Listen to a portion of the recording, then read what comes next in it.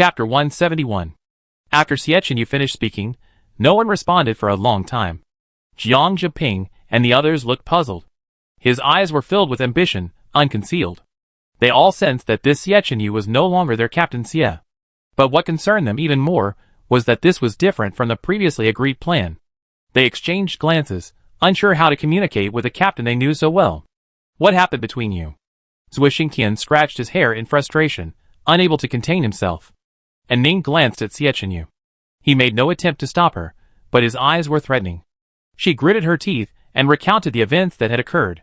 She spoke completely objectively, without a trace of subjective inference. She didn't dare to directly express distrust in front of him. That would be tantamount to seeking death. After she finished, silence fell again. What should we do now? Can we trust this captain with a split personality? Unconsciously, Baichuan became clearly divided.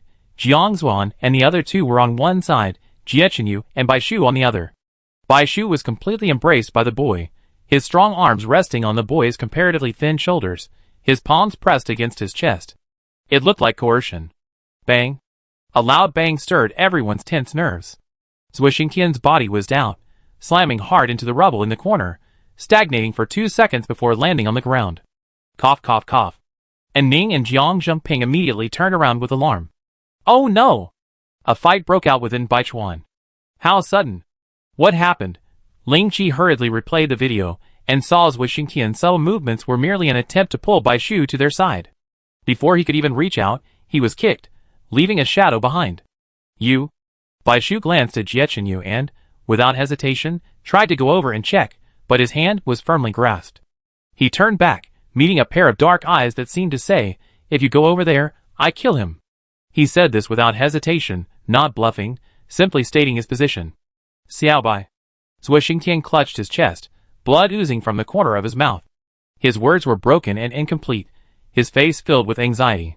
This ruthless kick completely exposed the truth Baichuan had tried to evade, completely revealing it to them. Their captain had become an extremely dangerous being, even more so than Mazhou Buji. But he didn't dare move, fearing to provoke the other party and injure Baishu. Unable to speak, he could only look at Baishu with an earnest gaze. "Come here quickly." Lingjiu. Mazhou effortlessly plunged Baichuan into internal strife. Baichuan's previous advantage is likely untenable. Lingqi, more than that. If Baichuan follows the same path as those previous teams, they undoubtedly lose. On one side was careful care, and on the other, a tightening grip on his wrist. The force was so intense that he thought his wrist bones were about to shatter. This also made Baishu realize that this was his first encounter with Xiecenyu's true power. As expected of someone who could single-handedly challenge an ancestor. Baishu pursed his lips and stopped moving forward. "Senior." Dong Feng sighed helplessly. "Okay." Needless to say, he understood Baishu's intention and walked towards Zui Xingtian. "I won't leave. Can you loosen your grip a little? It hurts," Baishu said naturally. It's no wonder Ning and the others acted so fearfully. Xiecenyu's appearance at this moment would make anyone let down their guard. It was a beast with its claws extended. "Okay." Xiechenyu stared intently at Baishu, as if to confirm his words. After a moment, he retracted his claws and agreed contentedly. Peace returned, but no one could truly relax. Jiang Zheping and Ning, one on each side, helped Zui Xingtian, who was gasping for air, to sit against the wall. He truly didn't hold back. The color of Zui Xingtian's bracelet changed a shade. Dong Feng immediately used Skill 1, then combined it with Skill 2, healing him as quickly as possible. The three of them finally experienced the bitter cold of winter. The air blowing in through the broken windows seemed to condense into streams of stagnant ice, flowing into their bloodstreams. It was enough to cause frostbite. The boundary between Baichuan widened. On the other side, everything was budding like spring. Xiechenyu slouched beside Baishu like an oversized koala. He was clearly much taller, but to reach the person in front of him, he clung to him in an uncomfortably tight position. One arm domineeringly held the person, his nose resting on his neck, sniffing, his face fascinated. The other hand restlessly brushed the boy's jaw, then pinched a strand of hair, his dark eyes filled with contentment. His eyes no longer focused on anyone else. Only when they tried to get closer to the vacuum bag, would his distracted glances be either contemptuous or as sharp as a knife. If Ning had previously hoped that Xiechenyu would change for the better after seeing Baishu, now, she just wanted to slap her former self. He had simply gone from an emotionless monster to a demon with lust written all over his face, a beast whose eyes and movements carried a primal savagery, ready to devour anyone in a second. Why number 3? This is different from our original plan. The silence was filled with only Bai Shu's voice, which also addressed Bai Chuan's deepest concerns. There was no fear or apprehension, and he remained as calm and gentle as ever. Jie Yu's eyes lit up, and the corners of his mouth curved even wider. This proved that the person he liked him back. The more they interacted, the more secure his position became, and the clearer his memories of this young man became. The dirty fantasies in his memory were no less than his own. Such passionate desire. He wasn't much better. But he loved those memories. Enough touching, enough playing, how about eating it? He was completely oblivious to the other's presence, and opened his mouth to the tip of his ear, which was so close to him. His. As the three stared in amazement, Bai Shu raised his hand to cover his ear. His fingers touched a slippery wetness, and his fingertips trembled and curled slightly. Jie Yu withdrew his tongue, his eyes gleaming. It didn't taste anything special, but it just made him feel good. It was delicious. Just as he was about to continue, a hand firmly covered his mouth. He frowned and looked over. Bai Shu stared at him unflinchingly. You haven't answered my question yet. The next second, Bai Shu's pupils trembled violently, and his heart involuntarily tightened. He gritted his teeth, his carefully controlled emotion surging wildly. This man. Absolutely unbridled. The dampness of his palm flowed from the base of his palm, following the lines of his palm to his palm. His tongue swirled twice, moving purposefully to the base of his middle and ring fingers, licking them vigorously. Above, Jie Yu's eyes stared at him intently, a mixture of defiance and pride. Bai Shu lowered his eyelids, his fluttering eyelashes betraying his true state of mind. He was not without alarm at Jie Yu's sudden change. But he had to hold on. Jie Yu, the pillar of support, was wavering, and he had to stabilize the team to prevent it from falling apart. Dealing with Ma Zhou alone was already a difficult task for them. The transformed Jie Yu could only, and had to, be one of theirs.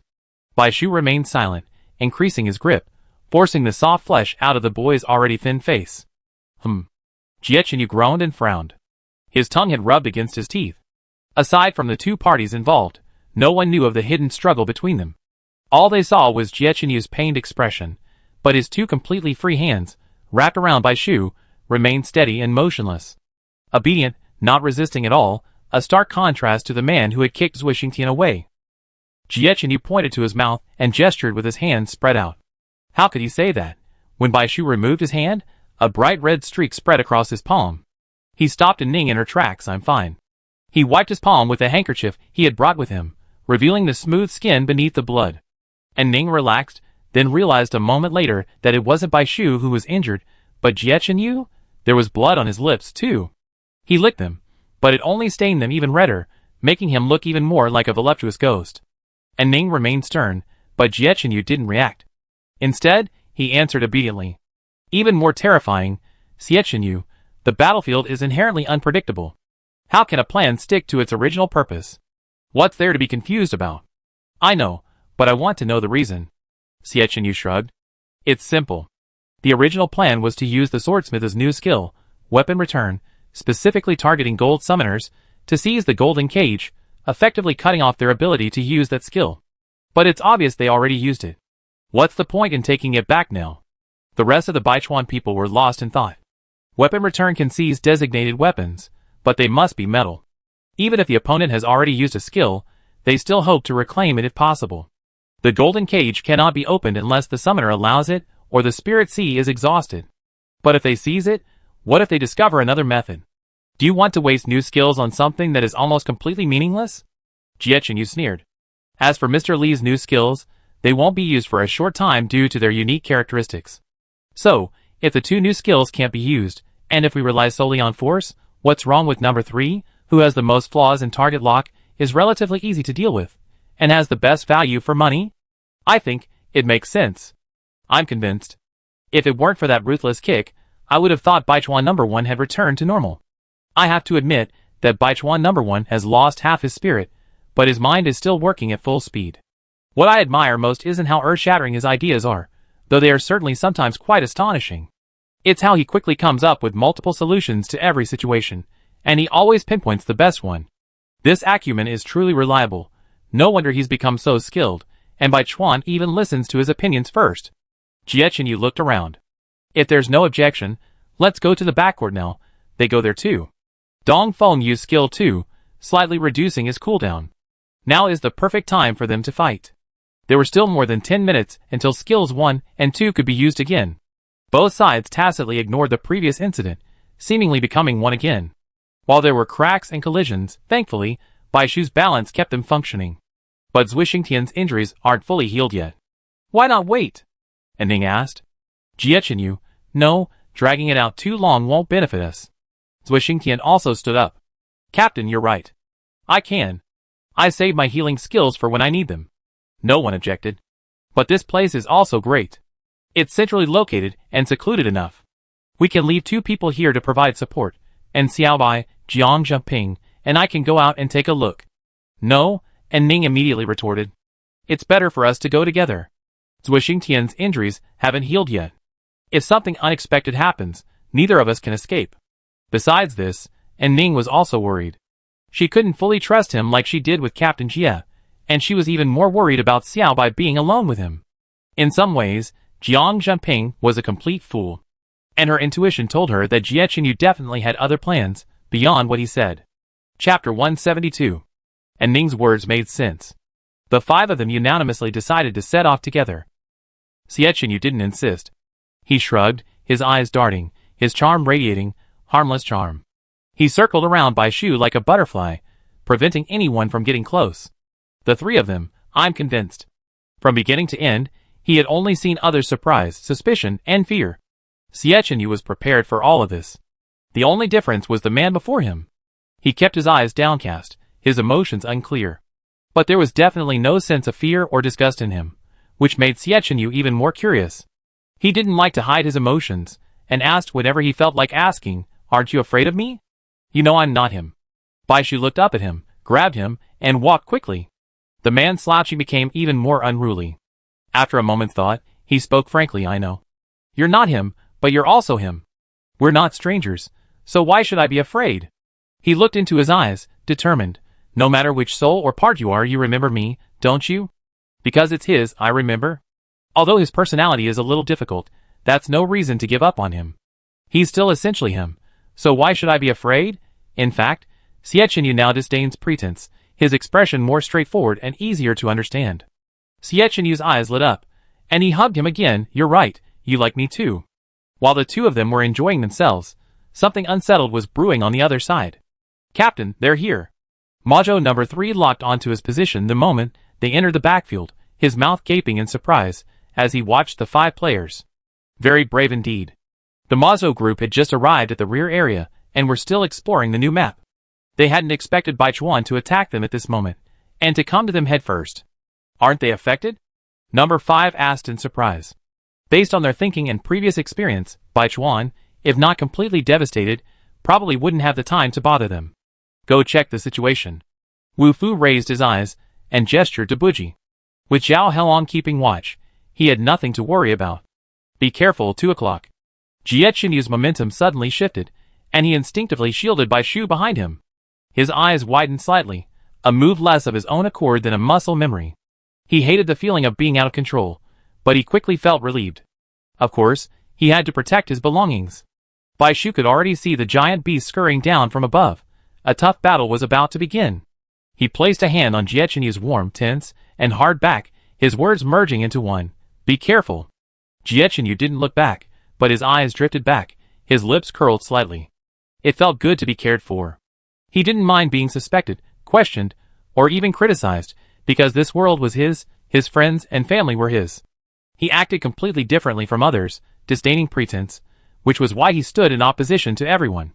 But that didn't mean he didn't like being cared for. After a moment's thought, he quickly lowered his head, smiling wickedly. He cupped Bai Shu's face with both hands, forehead to forehead. Watch me, I'm far more capable than him. With a crisp snap of his fingers, he looked up at the summoned, now much more wilted golden crow. His eyes were less friendly, and his tone was stern. Protect him. Seeing Bai Shu's disapproving look, he was about to speak when Jie Chenyu pressed his thumb to his lips. Shu. He was even more domineering, following his own set of rules. He wouldn't tolerate rejection, including from his possessions. With that, he immediately turned, gathering strength and kicking the tree trunk. His long arms clung to the outstretched branches, and his figure sped away, taking the initiative to meet the enemy. Ling Jiu sat up straight. They clashed. The situation was full of twists and turns, and every choice seemed to lead to a different outcome. Will Jie Qinyu betray? Will the others in Baichuan discover it? Can Ma Zhou successfully counterattack? Everything was unknown. Seeing Xiao pass through, Jie Qinyu dropped from the tree, grasping the smooth dragon horn with one hand, clamping his legs around Xiao's flank. After scanning every possible weakness, he mercilessly struck at his eyes. A killing move from the start. Xiao closed his eyes in pain, but his rage only grew. It leaped and tumbled like an enraged bull, but Jie Qinyu remained unmoved, one-handedly drawing a dagger from his waist and slashing at its face. This wasn't a fight between man and beast, but a battle between wild beasts. More precisely, it was his hunt. There was no reverence for the ancestral spirit in his eyes, only pure, intense killing intent. Ling Jiu remained silent, touched Ling Qi's arm, and swallowed. Do you feel that Baichuan No. 1's strength has actually increased? Ling Qi nodded. Does this mean that Jie Qinyu still has great potential, or has he been holding back? Even as an outsider, Ling Qi shuddered. It was too terrifying. Buji, who arrived shortly after, saw this scene, his eyes darkened, his steps paused, and he changed direction, emerging from the darkness. Jie Qinyu looked up, a blood-stained, horrified face entering everyone's view. The blood of a beast spurted across his face, gathering at his chin and dripping, a look even more feral than that of a beast. Not wanting Bai Shu to see him like this, he didn't stop Yu from leaving. Huh? The short knife in his hand was stained with blood, the blade twisted to pieces. He glanced down and tossed it aside. The moment their eyes met, it was like a clash of thunder and lightning, igniting a blazing flame, the kind of spark that only the strongest could create. Wu Fu, watching the whole process from a high place, frowned fiercely. He had destroyed a rational leader and created a mad beast. Whether it was good or bad, he couldn't tell. Baichuan's crisis wasn't over. After Jie Qinyu left, Gao Yuan roared and leaped from behind the trees on his right. Attacked from both sides, Ma Zhou's counterattack was relentless, and Baichuan was surrounded on all sides. Senior, hurry! Jie Qinyu single-handedly dealt with No. 2 and the spirit. Bai Shu had no time to worry, no hesitation, no excuses. Such a good opportunity, not a single second could be wasted, and Ning and the others also quickly switched to combat mode. With minimal time to think, command was fully vested in one person. No questions asked, no monopolization, only obedience. The sky suddenly filled with dark clouds. And Ning had summoned Mr. Li. They were too far away to reach Jie Qinyu, and the hail's deceleration was their only aid. Hopefully, it could help him. Bai Shu prayed silently, then threw himself fully into the battle. At this point, it was no longer possible to rely on Jie Qinyu to report on the situation of the others in Ma Zhou. They had to do it themselves. Jiang Jumping nodded, and the giant rose from the ground, half crouching with one knee on the ground. He reached out to Bai Shu and placed his hand on his shoulder. Jinwu, I'm safe now. Go set fire, and force No. 3 out. Bai Shu pointed to a small patch of naturally grown trees to the right. He didn't know the other party's position, so he could only make a tentative assumption based on the scene. Zhao Haolong must be in the direction of Zhu Fu's escape. Hidden in the bushes to avoid the hail? That's a good idea. As for Wu Fu, he was very stable, and his position was impossible to determine, but he couldn't worry about that right now. Bai Shu pretended not to know, and put it aside for the time being. No matter how bad the outcome, as long as they were protected, they wouldn't be in danger for a while. But Jie Qinyu. Bai Shu frowned and said, burn that patch of trees, then return to your master. Jinwu's green eyes darted back and forth, anxious and angry, and in a state of confusion. But his summoner told him to keep an eye on him. With Jie Qinyu suddenly acting like this, he dared not disobey him. In terms of both firepower and combat prowess, Jinwu had to admit that the summoner was superior to him. If he disobeyed, he would be punished, who caught Jufu's attack midair and flung him away with all his might. On the ground, they formed a triangle around Hu, with Zui Xingtian at the front, still recovering from his injuries. With the situation imminent, Bai Shu didn't have time to offer any reassurance. He quickly tapped the dark little head with his palm. I told him to come to me. Jinwu's eyes lit up, wings spread, and he soared upwards, having been waiting for those words. Below, Zui Jiangan and the other two joined forces to fight Jufu. Zui Xingtian wasn't in good condition, but with his shield control, he managed to draw even, albeit in disarray. Neither Jufu nor Hu used their skills. Both sides waited for the right moment. Bai Shu remained unfazed for the time being, gazing into the distance. As he gazed at this strange yet familiar place, and the largest abandoned villa in the heart of the highlands, the answer in his heart finally settled. It was here. The stadium was where he had once lived. The magnificent building in the center was buried in the dust of time. The lawn he loved so much was overgrown with weeds, swallowing up the fountain, the pergola, the pavilion, and the bench where he often rested and read. Above the bench, the hawthorn tree, which always bore sour berries, lay crooked on the ground. Homesickness. He thought he would be deeply saddened by the confirmation, but it wasn't. After seeing it, the memories that followed didn't sting much. Perhaps in the midst of the urgent battle, he simply couldn't feel any melancholy. The numerous dark brown bloodstains and the extensive, sharp, human-like scratch marks on the remaining buildings indicate that this base likely didn't escape the fate of being invaded and razed by zombies. One can imagine how many corpses are buried beneath these ruins, no less than a mass grave. Whether zombies or humans, buried over time, the aura of death here must be strong even after so much time. He must use his will-o'-the-wisp with caution. Fight while retreating, moving towards the high ground. Bai Shu whispered into his bracelet. Little did he know how much shock those few words would cause the people outside. With Jiechenyu in such a state, command must have been transferred, but the person being transferred was clearly the wrong one. Am I seeing things right? No, how dare he take command? And command so naturally? He's number 5. The submissive look on the guard's face, as he lifted him onto his shoulders, gave me a vague feeling that something was wrong. Isn't this the deputy's job? But their deputy's execution is faster than anyone else's. And he's really loud. Bai Chuan had adapted perfectly, thanks to his previous training at the military headquarters, which involved frequent team rotations, with Xiechenyu and Bai Shu commanding most of the time. Go! Right! Jiang Jinping's face flushed red as he shouted. The normally taciturn deputy captain would often yell when excited. Bai Chuan had long since grown accustomed to this quirk, and the 4 calculating men didn't even want him to shout in vain. Whenever he had to shout, he shouted out the actual command, to prevent anyone from missing the point. Of course, with the simplification and blurring, the other party wouldn't understand it all. Up above, Bai Shu kept a close eye on his wristband, still concerned about the person who couldn't get the message. A message popped up immediately, from Xiechenyu. It was just a single gloomy, angry, yet weak word, hello. What did that mean? Not only were the others stunned, but even Jiang Jinping and Ning, who were paying close attention, were bewildered. Only Bai Shu couldn't help but curl the corners of his lips slightly. How should I put it? It sounds like someone who doesn't want to show weakness has to do so awkwardly. Chapter 173. Senior Dong. Alright. A wave of white light emanated from Bai Shu, centered on him, followed by a second wave. Whenever possible, skills 1 and 2 would be unleashed simultaneously. They desperately needed healing, minimizing Dong Feng's skill cooldown and increasing their healing output. Luckily, Jiechenyu wasn't too arrogant and remained within the healing circle. Bai Shu glanced at his own health bar, roughly locating Jiechenyu's position and directing his guards to move as close to him as possible. Meanwhile, thanks to Jin Wu's efforts, flames shot up to the sky from the left. Shit! Cough cough cough. Bai Shu's sharp eyesight spotted a black speck swaying awkwardly in the flames. He took Zui Xingtian's bow and arrow, quickly drawing the arrow and drawing it. Through his natal aura, he saw an enlarged arrow feather flying towards him. Zhao Helong nearly jumped, then sat back. He saw the arrow feather lodged in the ground between his legs, its tail feathers trembling, piercing deep into the wood. He slowly uttered a single word, shit. The force was fatal.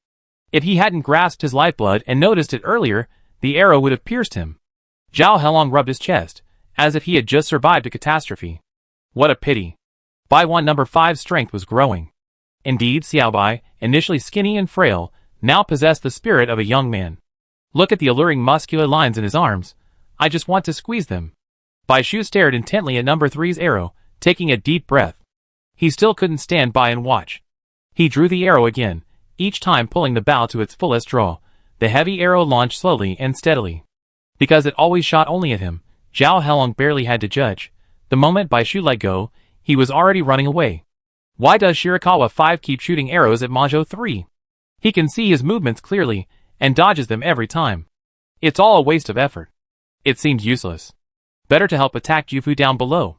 Are you kidding me? Putting aside the fact that archers are more vulnerable to bullying at close range, Jufu is a monkey. His agility is unmatched by humans. Even if he hits, He probably only hit his teammates first. Every arrow misses.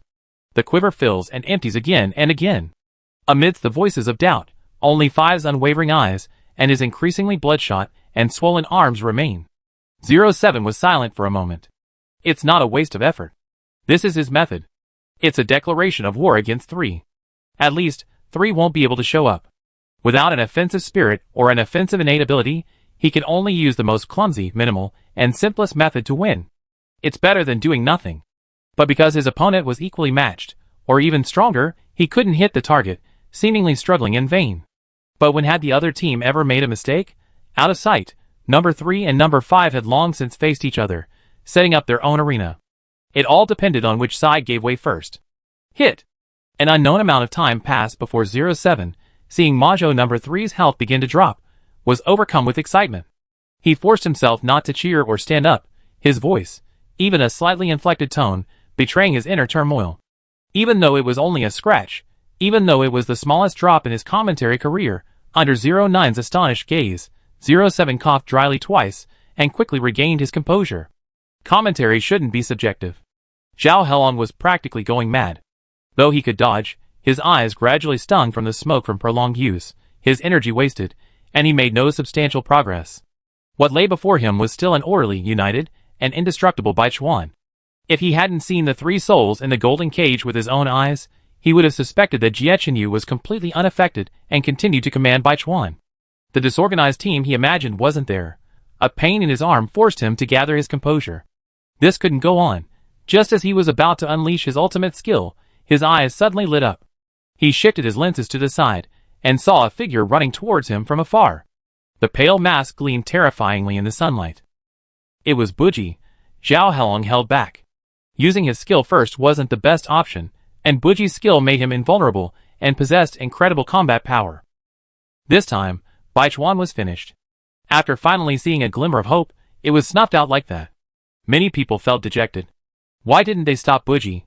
It's good that Baichuan number 1 was able to hold off a powerful attacker and a ferocious beast for so long. His strength is impeccable. The team is too young, and it's still a stretch to compete with the top 3. Thinking of this, many people turned to look at Jie Chenyu, and suddenly gasped. Beyond the blood red and a few scattered black scales, there was no other color in sight. Above the blood red, there was only a man, his hair dyed red, and the frightened, dying beast. It looked miserable, with many scales missing, especially one of the 2 horns on its head, which was broken off, clinging to the flesh. You could even see human teeth marks on the broken end. Jie Chenyu tilted his head and spat out half a black scale, still clinging to tissue. I seen so many long matches, but this is the first time I seen anything this bloody. What? What? Why is it censored? This is the first time I heard of such a feature. I'm determined to kill aliens, and yet I'm afraid of these things. Listen, kid, it'd be traumatic. No, I don't think it's censored because it's bloody, but because I'm afraid the child will lose trust in humans after seeing it. Number 1 is truly fierce and ruthless. If Buji hadn't been wearing a mask, ignoring the damage, he wouldn't have been able to catch up by now. This guy, when he gets mad, is even more alien than an alien. Elsewhere, Baichuan and the others soon spotted the figure running towards them, and the pressure in their hearts grew. Thanks to Dong Feng's secondary healing, Zhuo Xingtian's condition has improved significantly. His hand has almost recovered, but he still has some sluggishness when performing difficult moves. Jie Chenyu's kick was quite strong. He knew full well that even with a control shield and ample resources, his blades were blunt. Adding Buji to the mix would make it difficult to stop them without using skills. What should he do? Use the Swordsmith's second skill? The Swordsmith's second skill, once awakened, could attract all metal objects like a magnet. It was a powerful counter to metal elements, and one of their secrets to victory. Once used, Majo would surely be on guard. Even though Jie Chenyu said so, he preferred to use his skills on the golden cage. The golden cage had never been thoroughly studied, and in their hands, it might not be impossible to open. Meanwhile, hail continued to fall. Under Baishu's intervention, the battlefield slowly shifted towards the high ground buildings and Jie Chenyu's position. Lingjiu said, "It seems both sides are very cautious and reluctant to use their skills lightly. They were both the type to wait and see, so it went without saying that if either side revealed a weakness, they would be met with a fierce attack from their opponent. Clearly, now was the critical moment. The approaching Majo too would upset the hard-won balance. Watching the main force gradually approach, Majo 1 and 5, lurking in the buildings, gathered their strength. Be careful. Majo's patience was unexpected. They were arguably the most composed and aggressive attacking team Baichuan had encountered so far in the competition. As Lingzhou had said, they were stingy with their skills, and when they did, they used them effectively, like a patient, venomous snake. Zui Xingtian was kicked out by Jiufu, and unfortunately, the kick injured him. His face paled, he spat out a mouthful of blood, and he fell to the ground, unable to get up. Baishu's arrows also stopped, not because of the unpredictable situation below, but because Buji had already reached him. His face was completely covered in white bone, seemingly growing from his body, leaving no gaps, giving it a strange and terrifying look. With inhuman speed, he nimbly dodged the guard's flailing arms, not even glancing at number 4, who lay on the ground, awaiting death, but still fighting to the bitter end. To him, that was no different from a dead man. He also ignored the 2 players in the backfield. He had only one target. Number 5. He was barely a half-striker, and his arrogance made him disdain to target other non-strikers. Since number 5 wanted to be in the spotlight, don't blame him for being rude. The arrows that had been following him overhead finally dissipated, and Zhao Helong, using both hands and feet, rushed to close in. Only when he was back-to-back with Ju Fu could he breathe a sigh of relief. Covered in burns and bruised by stray arrows from exhaustion, his knees buckled. He was exhausted. No more delay. Seeing Buji charging straight at Baishu, Jiang Jinping froze in place before he could even utter the word Hu. A familiar feeling, mingled with unfamiliar memories, flooded everyone's mind. Death prophecy. A curtain of light appeared in the sky, enveloping the 4. Baichuan's skill activated, as if triggering something, and Emojo's attacks paused. The embarrassed Zhao Helong suddenly chuckled, and Jiang Jinping felt a chill run down his spine. The next moment, Jiufu activated his ultimate skill, raining down stones. Although Hu blocked them all. Jiang Jinping suddenly realized there was someone outside the protective barrier. The opponent's ultimate skill had a tracking function. 5 large stones traced opposite paths in the air, chasing in the opposite direction, smashing the approaching bloody figure into oblivion. Xie Qinyu's initially cheerful mood, fueled by the prospect of meeting someone, was shattered by this blow. His eyes were icy, and he didn't even bother to wipe the blood he spat out. He just stood up when another stone struck him. The second, the third. His hands bent awkwardly, unable to support him. Gang Ga. The golden crow flew out without summoning, its flames briefly rendering the stone powerless. The 4 stones struck the golden crow. Then the 5th. No! Baishu's shrill cry echoed in his ears. The distance was too great, and he could only watch helplessly as the other fell, and got up again. Jiang Jinping met those blood-stained eyes, and shuddered. He had no idea that Xie Qinyu would arrive so soon. Baichuan number 1 was eliminated. The scene was cut short, but a shadow loomed over everyone's mind. Baishu turned his head. Don't activate the shield. On one side stood number 4, about to be eliminated by Ju Fu, and on the other, Buji, drawing ever closer. Baishu's sudden order was simply outrageous. The confused crowd nearly exploded. Holy crap! Is number 5 Baichuan's undercover agent, not using a shield at this moment? That's like surrendering and handing victory over to the enemy. If you can't lead, then don't be one. Jiang Jinping gritted his teeth. Zui Xingtian fell to the ground, watching the earthen tortoiseshell shield envelop him. Before his vision faded, he caught sight of the deputy captain's pale expression. And so, except for Baishu, who was dual class, the 2 summoners' skills had cooldowns.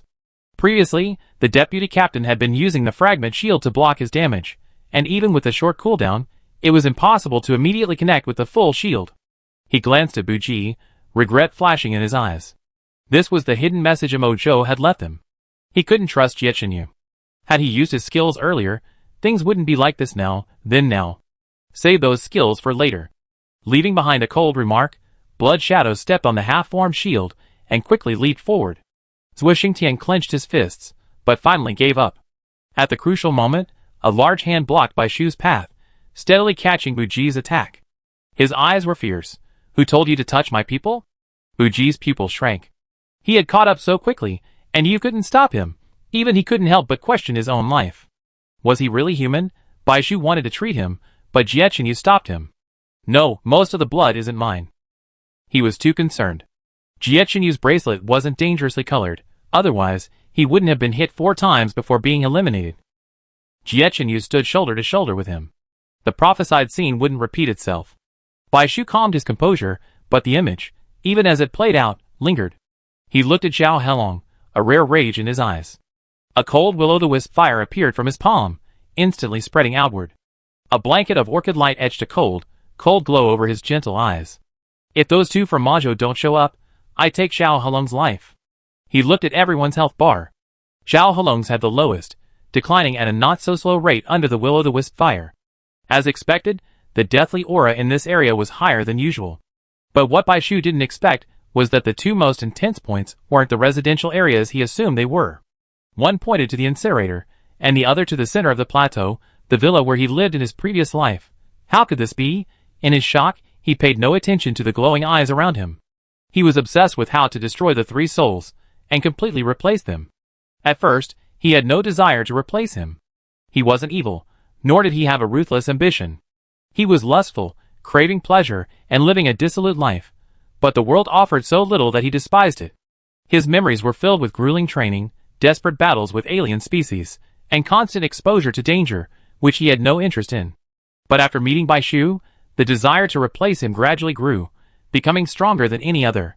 He knew that after the match, the three souls would inevitably return, and his time was limited to the field. What could possibly penetrate the golden cage and destroy the three souls without being noticed? Yang fire wouldn't work, it couldn't harm him or him. He had originally planned to use Yu, the most powerful beast on the field. But now he saw a better option. Wisp. Chapter 174. Here they come. Feeling the chill all around them, everyone inside and Wu Fu in the distance paused. Instead of rushing to run, Wu Fu and Di Rong even rushed in. In reality, the fire spread so quickly that they couldn't escape.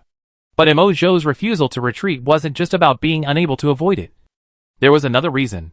They wanted to know what kind of skills the will-o'-wisp was. As a team that had climbed up from the bottom, Bai Chuan had no trouble gathering information on most of their skills, barring brand new spirits and skills. Of these, Bai Shu's will-o'-wisp was the most elusive. It appeared infrequently, and its damage was uncertain. According to the intelligence they gathered, opinions of the will-o'-wisp varied widely. Some said it was just a showy weakling with no real damage, while others said it dealt extremely high damage, even more potent than Yang fire. Faced with such polarized information, only experiencing it firsthand could reveal its true nature. So even though Zhao Helong's bracelet had signaled a danger, Wu Fu didn't send his ancestral spirit to shield himself from harm. Instead, he appeared directly with number 5. Xiechun Yu, finally. After much anticipation, the two figures finally came into view. His eyes immediately shifted to Wu Fu, who wasn't holding the golden cage. Xiechun Yu curled his lips in regret. It seemed he'd have to snatch it back. Buji's face was grim. When Xiechun Yu appeared, the two men recalled their ancestral spirits. Next to Buji was a wounded chicken, lying listlessly on the ground. When Xiechun Yu looked over, the restless wagging of its tail subconsciously slowed. This made Buji's face even darker. He made no move to reclaim the ancestral spirit, allowing it to be engulfed by the flames. Xiechun Yu had done it on purpose, catching Yu at his weakest moment, hoping the fire would burn more fiercely, but before that, he had to rescue his teammates. Meanwhile, Buji leaned toward Zhao Helong, and the golden crow entangled Zhu Fu, holding the flames to prevent it from reaching his summoner. To Wu Fu's surprise, the will-o'-the-wisp's lethality wasn't what he heard it would be, not strong, but not too weak either, just average to weak damage. Roar! The beast in the flame seemed to be reborn from the ashes, letting out a deafening roar that seemed both painful and exhilarating. Its size had grown, and the torn scales on its body, along with the remnant horn on its head, had healed, becoming even stronger. Its eyes, filled with hatred and malice, stared intently at the two men standing side by side in the firelight. It leaped towards Xiechun Yu. He looked at the ferocious beasts glaring at him, then at the two approaching from a distance, then at the three people wrapped in the ball, and the guards, whose abilities were about to enter cooldown. Xiechun Yu tilted his head to look at Bai Shu, his eyes gleaming like an eagle. We lured them here, but it seems we're doomed. You seem happy? Bai Shu turned his head. How dare I? Xiechun Yu bowed dramatically, his docile exterior masking his inner restlessness. He leaned closer, his tone flirtatious. I follow your orders. But he didn't report the location of the two men, and Hui Er's efficiency suddenly dropped dramatically. But Bai Shu didn't intend to force him. Having lost his three souls, it was normal for his behavior to change drastically. He just wanted him to treat Majo the same way he treated them. Have you heard of a ball game? Oh. Xietchin pretended to listen attentively. Bai Shu glanced at the silent earthen shell shield with a hint of apology. After hearing this, the three people inside the shell gulped. It's over, it's coming for them. As Shuayu grew stronger, Buji's face beneath the mask lost its joy and grew tense. Shuayu, already difficult to control, would become even more violent after its resurrection. The already weak connection with the summoner would become even weaker, becoming more difficult to control, becoming two completely different entities. Shuayu would no longer be under his control, and he could only ensure it wouldn't kill anyone by forcing it to be summoned. If he hadn't been pushed to a certain point, he wouldn't have resorted to such a desperate measure. But looking at the two people above, caressing each other as if no one else was around, Buji's anger surged, and he regained his resolve. Bai Chuan's repeated surprises had given him a sense of crisis. If he didn't do this, they would lose. Under Shuayu's attack, the protective shield began to falter. Buji and Jietchen유's eyes were fixed on number 3. Bai Shu glanced at the ground, then anxiously looked up at the sky, silently calculating the time. His unconscious clenched fist betrayed his impatience. Wait a little longer, just a little longer. If they could eliminate number 3, their chances of escaping safely would increase. Watching the enemy healer approach, Bai Shu added fuel to the fire. Zhao Halong's bracelet suddenly turned a dangerous red. Everyone stared at the screen intently. Majo is going to lose another player? Bai Chuan is awesome. If Majo can't inflict a significant blow on Bai Chuan this time, they might lose their advantage. I think number 3 can be saved. Number 2 has already arrived, and not far away, number 5 has summoned the spirit, and Shuyu is working hard to break through the wall. Who knows, maybe Bai Chuan will be killed in the end. Whose skill can't hold out any longer. 10 seconds. From within the shield, Jiang Jingping's voice was dry. And Ning's voice followed, Mr. Li's next skill, half a minute. 10. This wasn't good news for Bai Chuan. 8. Mr. Li's skill was crucial to their escape, but for another 20 seconds, they would be exposed to the forces of Yu Yu and Mo Zhou. How could they survive these difficult 20 seconds? 7. A cloud of worry covered Bai Chuan's face, while the other two remained calm. Xietchenyu suddenly stepped out of the shield and, before Buji could reach him, he kicked Zhao Halong from the ground, shielding himself with one hand around his neck. His face was filled with disgust, as if he had touched something foul. Zhao Halong's face flushed red, his body unsteady, like a dead dog, and he glared fiercely at the person behind him. Fuck. He's even showing off. Both the flushed Zhao Halong and the usually stoic Buji's eyes widened at this sudden change.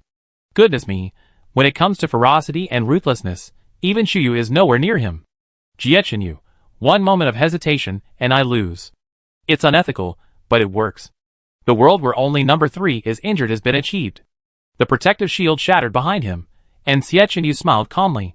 Would he watch his teammates get eliminated and then attack again, or be held back by his teammates and give up a great opportunity? Buji chose the former without hesitation, gritted his teeth, took a step back, and forcibly retracted Shuyu. When the healer arrives, he eliminate this guy himself. This? Lingzhou was puzzled. This isn't a particularly brilliant strategy. It would be better to eliminate number 3 once and for all.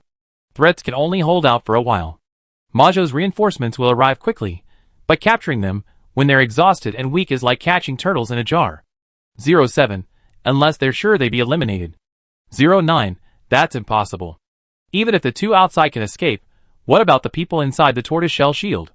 During the regional competition, Shirakawa number 2 exposed the shield's weakness, its limited mobility. 07, however, looked at the two and felt it wasn't a simple matter. Perhaps, but what's certain is that eliminating number 3 will definitely inspire the warriors. Ju Fu will use his ultimate skill at the last moment. Even though the guards still have the shield to block it, it's like catching a turtle in a jar. 09, no matter which choice, the outcome will be the same. Deputy Captain, get out of the way. Di Rong's voice behind them intensified the exchange of glances between the 3 men in the standoff. Clatter. The hailstorm fell almost simultaneously with Yao Lao's healing. The person in his hand quickly regained vitality, and raised his hand to grasp his fingers. It was too late for Xietchenyu to tighten his fingers. The long-term exhaustion had finally affected his reflexes. Without a second thought, he flung the hot potato in his hand away, and quickly returned to the giant. Go! The giant had already assumed a strange posture. One leg retreated, the other bent, one hand stretched backward, the other holding the earth ball that enveloped the 3 of them. It was already cold outside. Except for the extremely robust mutant plants that remained green, most ordinary trees were withered. Unnoticed, a layer of ice lumps had formed on the ground. These small ice cubes slowly melted into water under the golden crow's flames, then refrozen into ice in this hailstorm. The earthen shield had become incredibly solid. Direction 3 o'clock, push. At a command, she launched with all her might in the planned direction. The icy ground was perfectly smooth, and the stone ball advanced courageously. At the same time, she rushed at top speed, carrying the 2 men behind the ball. The boulder rolled diagonally towards them with unstoppable force. Ah! A faint scream could be heard from within the boulder. The 3 people inside the ball, Many people were stunned by this impressive maneuver. Damn ruthless. He's ruthless to his enemies, himself, and his teammates. Buji retrieved Zhao Helong and instinctively dodged. Wu Fu and Di Rong also did the same. Who could stop him? They don't have giants. Just like that, they ran away. So, in full view of everyone, Baichuan killed Yu, severely injured number 3, and then escaped? I have no idea how Baichuan number 5 came up with this escape plan. He must have been planning it from the beginning. But without number 1's final brilliant move to buy time, this plan would have probably failed. What a close call. Suddenly, I felt a little sorry for Majo. I wondered if Majo number 1 regretted using his ultimate on Baichuan number 1, creating a deadly weapon for Baichuan. When Zhao Helong regained his balance, all he could see was his receding figure. His face flushed red, this time from anger. Just as he was about to tell Jufu to use his ultimate, a hand stopped him. Captain! His face flushed with rage. The humiliation of being held hostage by the throat was too much to bear, and it made him desperate to turn the tables. Calm down. Now isn't the best time to use your ultimate. Wu Fu watched the men flee. While ordinary rocks wouldn't hit them in the rain, the tracking stones would stand out, making them easier to dodge. Captain, what should we do next? The captain always said to plan before acting, and he had indeed brought them this far. Buji had always agreed with him, but this time, he couldn't hold his composure any longer. In both battles, Baichuan had practically outmaneuvered them. Though not particularly strong, they always managed to catch people off guard at crucial moments, like an invincible insect, irritating. The bottom line was that the enemy's actions were meticulously planned, while they lacked a clear, unified plan. Wu Fu glanced up at the weather. The dark clouds caused by the enemy's spirit hadn't yet dissipated, but the faint light behind the clouds directly above indicated that it was almost noon. It was getting quite a while. Although Baichuan's methods were unique, there were definitely no signs of new abilities. Really? That wasn't their style. But the team members were starting to get impatient. Any further passivity would make them appear cowardly, which would be detrimental to morale. After a moment's thought, he said harshly, in a flat voice, of course, an eye for an eye, a tooth for a tooth. The other 3 cheered up, okay. Chapter 175. Wu Fu continued, eliminate number 4, lure number 3, and alienate numbers 1 and 5. Buji frowned. Number 4 is easy to eliminate, as his health is the most vulnerable. Controlling number 3 through dodgy isn't impossible, but... He hesitated. It wasn't that he questioned the captain, but it was clear that number 1 and number 5 had a special relationship. Even after losing 3 of their souls, they still held a special bond for number 5. It was hard to imagine someone so ruthless in a fight, with eyes so devoid of normal human emotion, obeying number 5's every command. To put it bluntly, he was as obedient as a dog. Even if they wanted to alienate each other. Wouldn't it be easier with someone else and number 1? Wouldn't it be safer to use Dodgy's ultimate skill on number 1 or 5? Wu Fu's expression was confused for a moment, and his pale face took on a touch of youthful energy. Are you sure? Everyone was silent. The withdrawal of the 3 spirits had no effect. Would the skill used to place Dodgy be effective on him? If used on number 5. Given that person's domineering personality, Dodgy would be in danger. The reason for this decision was that Wu Fu hadn't forgotten the look Jie Chenyu had given him just now. It was an expression of deep regret. Regret for what? Wu Fu's research on spirits made it easy to guess. He raised his index finger, and a golden cage formed on it, which had previously been empty. Number 1 wants to destroy them. How cruel. It seems we unleash something truly formidable. Too much is as bad as too little. If fear makes one indecisive, then lust makes one cold and paranoid. Clearly, the other person was the latter. A wolf is a wolf. No matter how docile it pretends to be, it will eventually bare its fangs. Just wait and see. We don't need to do anything. He come and take it, and then find a way to destroy it. If he really does. Di Rong looked worriedly at the 3 small balls of white energy in the cage. They lay limply at the bottom, huddled together at the edge, exhausted. As she approached, one of them suddenly burst out, knocking the cage loose, scrabbling and grumbling. If he really destroyed 3 souls, it would be troublesome. This kind of substantial damage is irreversible, and they didn't want to completely ruin someone over a single match. No. Firstly, Wu Fu was confident in his own life force. It wasn't uncommon for opponents, who had their souls taken away, to have the same idea in previous matches. But as long as he was there, no one could break his cage. He would be eliminated, and the cage would soon disappear. Secondly, remember our goal. If he succeeds, I will inform Baichuan immediately, especially number 5. His teammates won't allow him to do that. When Baichuan is in disarray, it's the perfect time for us to attack. Without his strong shield and number 4, Shirakawa is nothing more than a crazed captain. Without his weapons healer and weak control, let's end this battle quickly. Alright. The 4 nodded, all agreeing. Majo is finally taking action. Let's show them some color. Majo rarely misses a single blow. Shirakawa is in danger. But the match has been going on long enough. The other 2 matches have already been decided, and will soon be over. Wait, it seems that, except for some unexpected event, Shirakawa's men are missing. That's normal. It would be an accident if Shirakawa didn't have any accidents. He's used to it.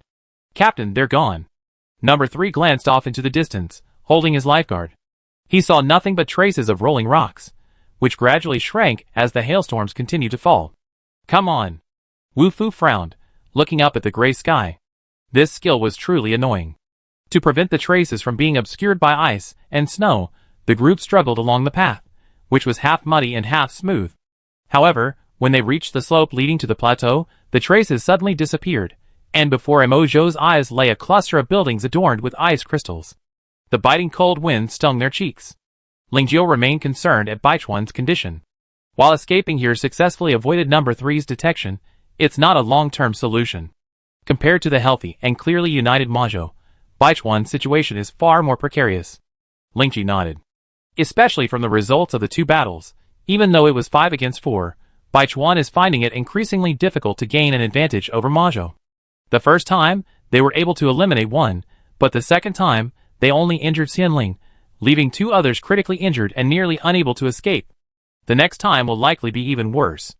Also, as Captain Majo predicted, Baichuan's trust crisis is growing. A few minutes ago. This way. Baishu supported Jie Chenyu in front, while the dazed Jiang Zheping and Ning carried Zui Xingtian behind. They had just emerged from their shells, and dared not pause for a moment. The mood of the people around him suddenly darkened, and Jie Chenyu glanced at them. Led by Baishu, the wounded group headed straight for the largest villa. To be honest, this is not the best hiding place. It is tall, intact, dirty, and extremely conspicuous. They should hide, and wait for the healing skills cooldown to pass, preferably in another, unremarkable house of average size. But the others remained silent, no one questioning them, and they followed Baishu obediently. He must have his reasons for doing so. Sometimes, the most dangerous place is the safest. Led by Baishu, the people Majo was searching for approached the house. The 3-story villa, with a misty blue and white exterior, featured a terrace, a swimming pool, and a large garden. The archway, made of milky white stone pillars at the entrance, still stood tall, even now half collapsed, revealing its former glory. But after all, its former glory was gone. Beneath the dust and cobwebs, the milky white walls and archway were stained with bloody handprints and traces of an unknown liquid. The building was surrounded by scattered grayish-white stones and scattered white bones, leaving almost no place to step. Baishu seemed to understand why the aura of death here was comparable to that of an incinerator. The villa was reinforced with the strongest materials of the time, and the metal gate remained unbreakable. It's no surprise that it became the last refuge of the people, attracting countless zombies, leading to its current state. The entire street was covered in dirt and scattered bones, but nowhere near as many as here. Approaching this spot, Baishu's eyes immediately flashed back to a scene from 300 years ago. A dense swarm of zombies swarmed in, and ordinary people, who had long enjoyed a comfortable life, were the first to become prey. The trained defenders fought hard to resist, but ultimately refused to be overwhelmed by the endless tide of corpses. The night when he finally felt his life slipping away, Baishu didn't even have time to contemplate the afterlife. His only memory was that clouds obscured the stars, just like the human race shrouded by zombies. The moon was surrounded by a hazy halo, foreboding something ominous. Even after being resurrected, Bai Shu deliberately avoided thinking about or dwelling on the tragedy of that night. However, the moment he entered this place, memories quietly and uncontrollably returned. Bai Shu didn't intend to enter through the front door or the windows, but instead went around to the back of the house. The extremely low temperature and damp air had frozen the broken windows. If they had chosen to break in through them, they would likely be tracked down by a mojo. The few of them made their way through the ruins and came to a small, half-covered door. Bai Shu quickly pried it open with a knife. Creaky. The old building emitted its first sound in 300 years, as if welcoming its former owner. Hey, there's actually a door here.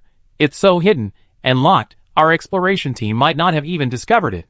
Oh my god, an unknown ancient site. It could very well change our current understanding of human history. I'm so excited. I hope Baichuan doesn't get eliminated. Xie Chenyu rolled his few eyes. Buried beneath the rubble, it wasn't noticeable from the outside. Not even Ho'er had noticed. The idiots behind him, dazed and half-surprised, clearly hadn't realized it yet.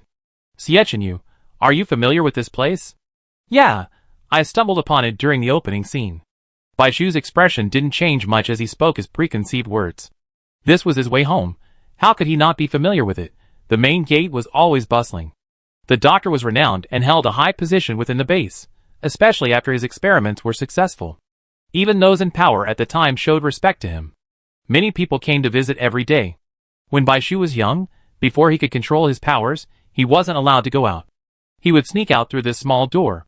It gradually became a habit, and even without explicit prohibition, Bai Shu would still use it. He disliked being out of place, disliked being looked at with strange eyes. The grand entrance door didn't offer him the comfort of this small door. Crack. Pushing the door open, Bai Shu stepped on something and broke it. Looking down, he saw, unsurprisingly, a skeleton, more complete than the ones outside, though fewer in number. Without further explanation, he walked past the wood, stones, and bones, making his way to his room, and gently laid Xie Chenyu on the bed. He was cold, his entire body covered in blood. His face and clothes were coated in ice. He struggled to keep his eyes open, staring at Bai Shu without blinking. Both of them are seriously injured. And Ning settled Zhuixing Tian down, leaving her words unfinished, but everyone understood the point. Having both attackers at critically low health was an extremely dangerous situation. Although Dong Feng could heal them, it would take time, and Ma Zhou could come in at any time. It was important to make arrangements in advance to avoid a chaotic situation. In the past, and Ning wouldn't have hesitated, believing giving it to the captain would be more advantageous. But with the captain's current state, even Jingjing couldn't give her a favorable answer. A difficult choice between two. Healing doesn't matter, just give me the white flower. Before Bai Shu could, Xie Chenyu said with difficulty. No. Bai Shu decisively refused. If I had white peach flower to clear my skill cooldown, Ma Zhou would have eliminated at least one more player. Bai Shu, undeterred by his words, said calmly, Buji ignores damage while wearing a mask. You can't risk using your skills. Secondly, you didn't eliminate number 3 even when he was in your hands because you knew that if any of their opponents died, they would be doomed, and our chances of victory were slim. So, there's no loss if I don't give it to you. Xie Chenyu's eyes grew menacing, causing An Ning and Jiang Zheping to feel their hearts tighten. This was his true face.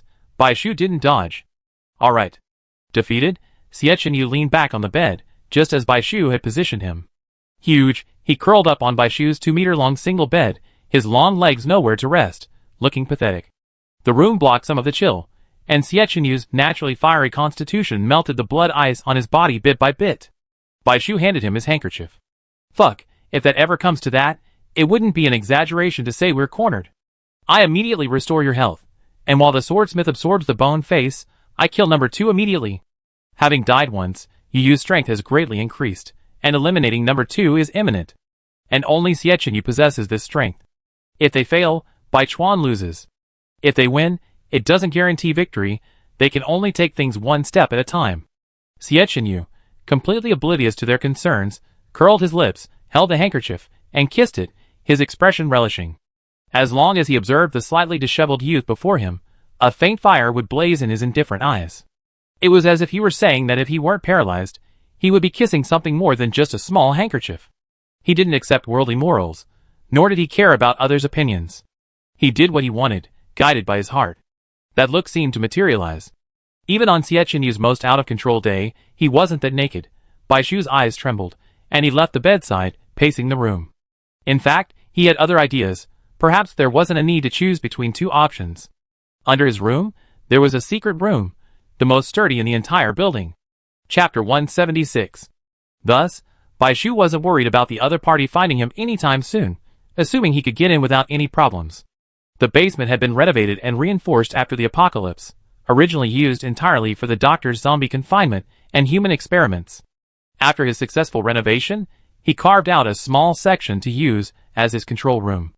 Faced with the sudden changes in his body and the indifference and disgust of others, his childhood lacked the ability to regulate his emotions, often causing damage. Upon regaining consciousness, he would sink into regret and fear. He feared becoming a zombie more than anyone else. As he grew older and gradually became accustomed to the situation, the basement became his treasure trove, a place for his own enjoyment.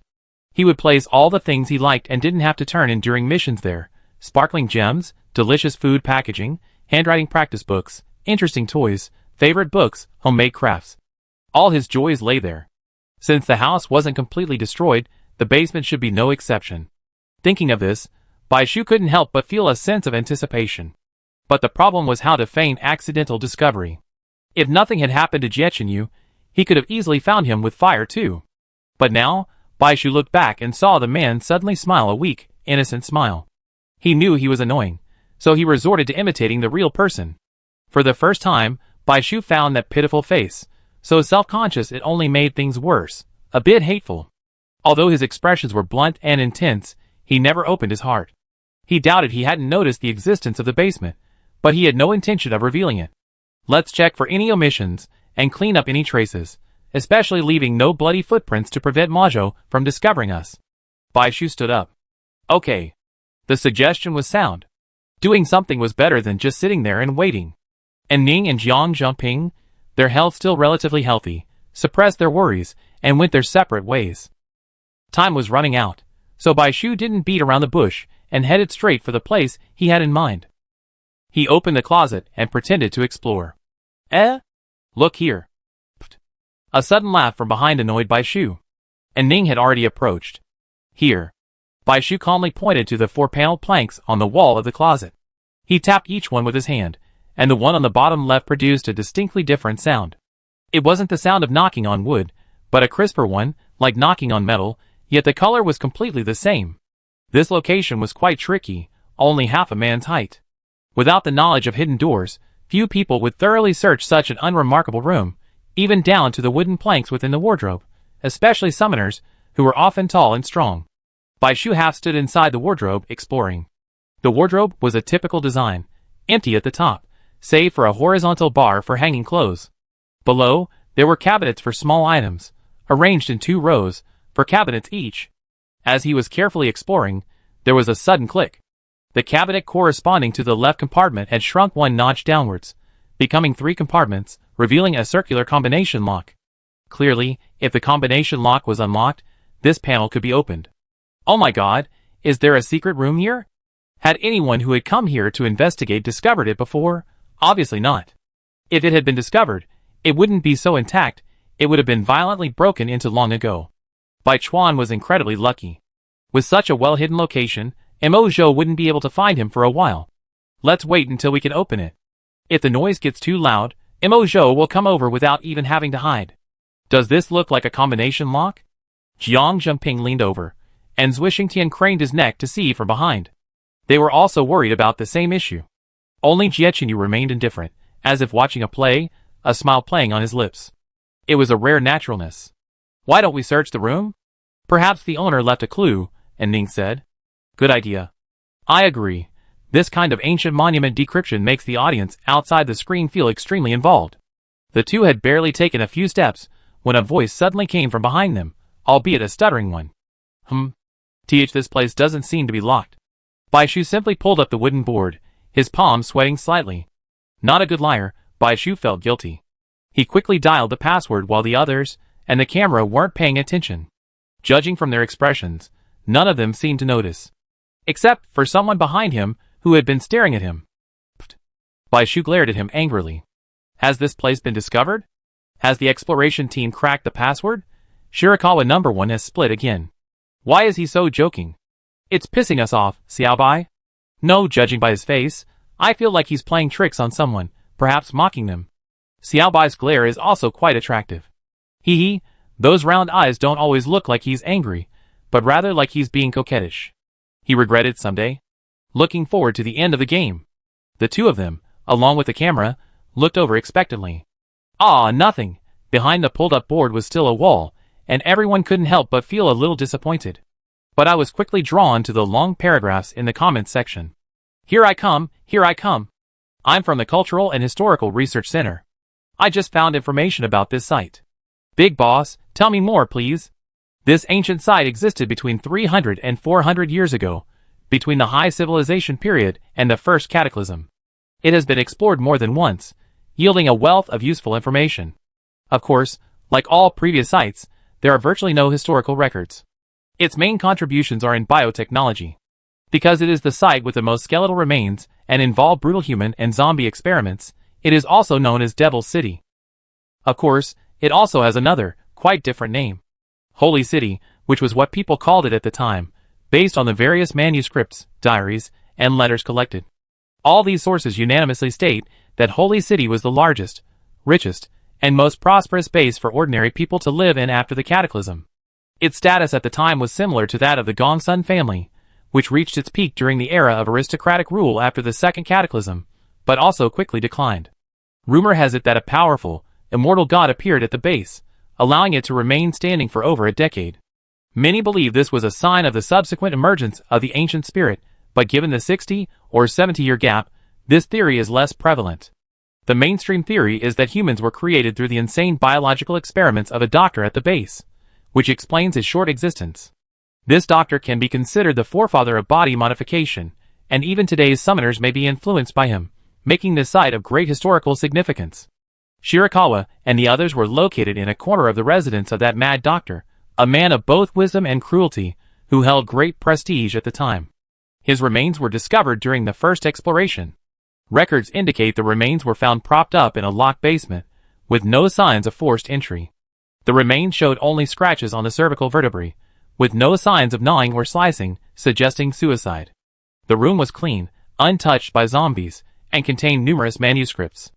After the exploration, in addition to paper materials, the team also recovered his skull, which was indeed larger than an average person's. It is now on display at the Central District History Museum. Even those with precarious lives lacked the resources or the desire to preserve the site. They simply brought back what they considered important for safekeeping. So what about the guardian spirit? Have his remains been found? This is the point of confusion in the academic community. He exists only in fragments of manuscripts and in the doctor's records, but there is no trace of his presence anywhere in the base, not even in the villa, let alone his remains. He is so mysterious that the theory that he is an ancestral spirit has become increasingly prevalent. Wait, what did they find? Something. And Ning stared intently at the patch of wallpaper peeked out from behind the template for a moment, then cautiously reached out and touched it. Sure enough, she felt a tiny crack, perfectly hidden within the intricate pattern, visible only up close. She circled around, tracing a low door barely wide enough for one person to pass through. Got it! If we hide inside, they won't be able to find us. And Ning's eyes sparkled. Yes. Bai Shu nodded vigorously. What are we waiting for? There's no time to lose. It was a narrow escape, but Ning didn't dare celebrate too soon.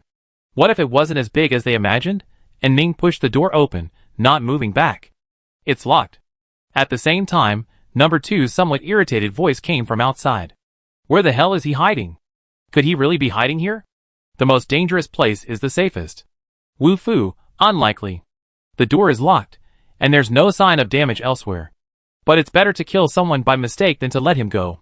Let's go in and take a look. There are only about 20 or 30 buildings here at most.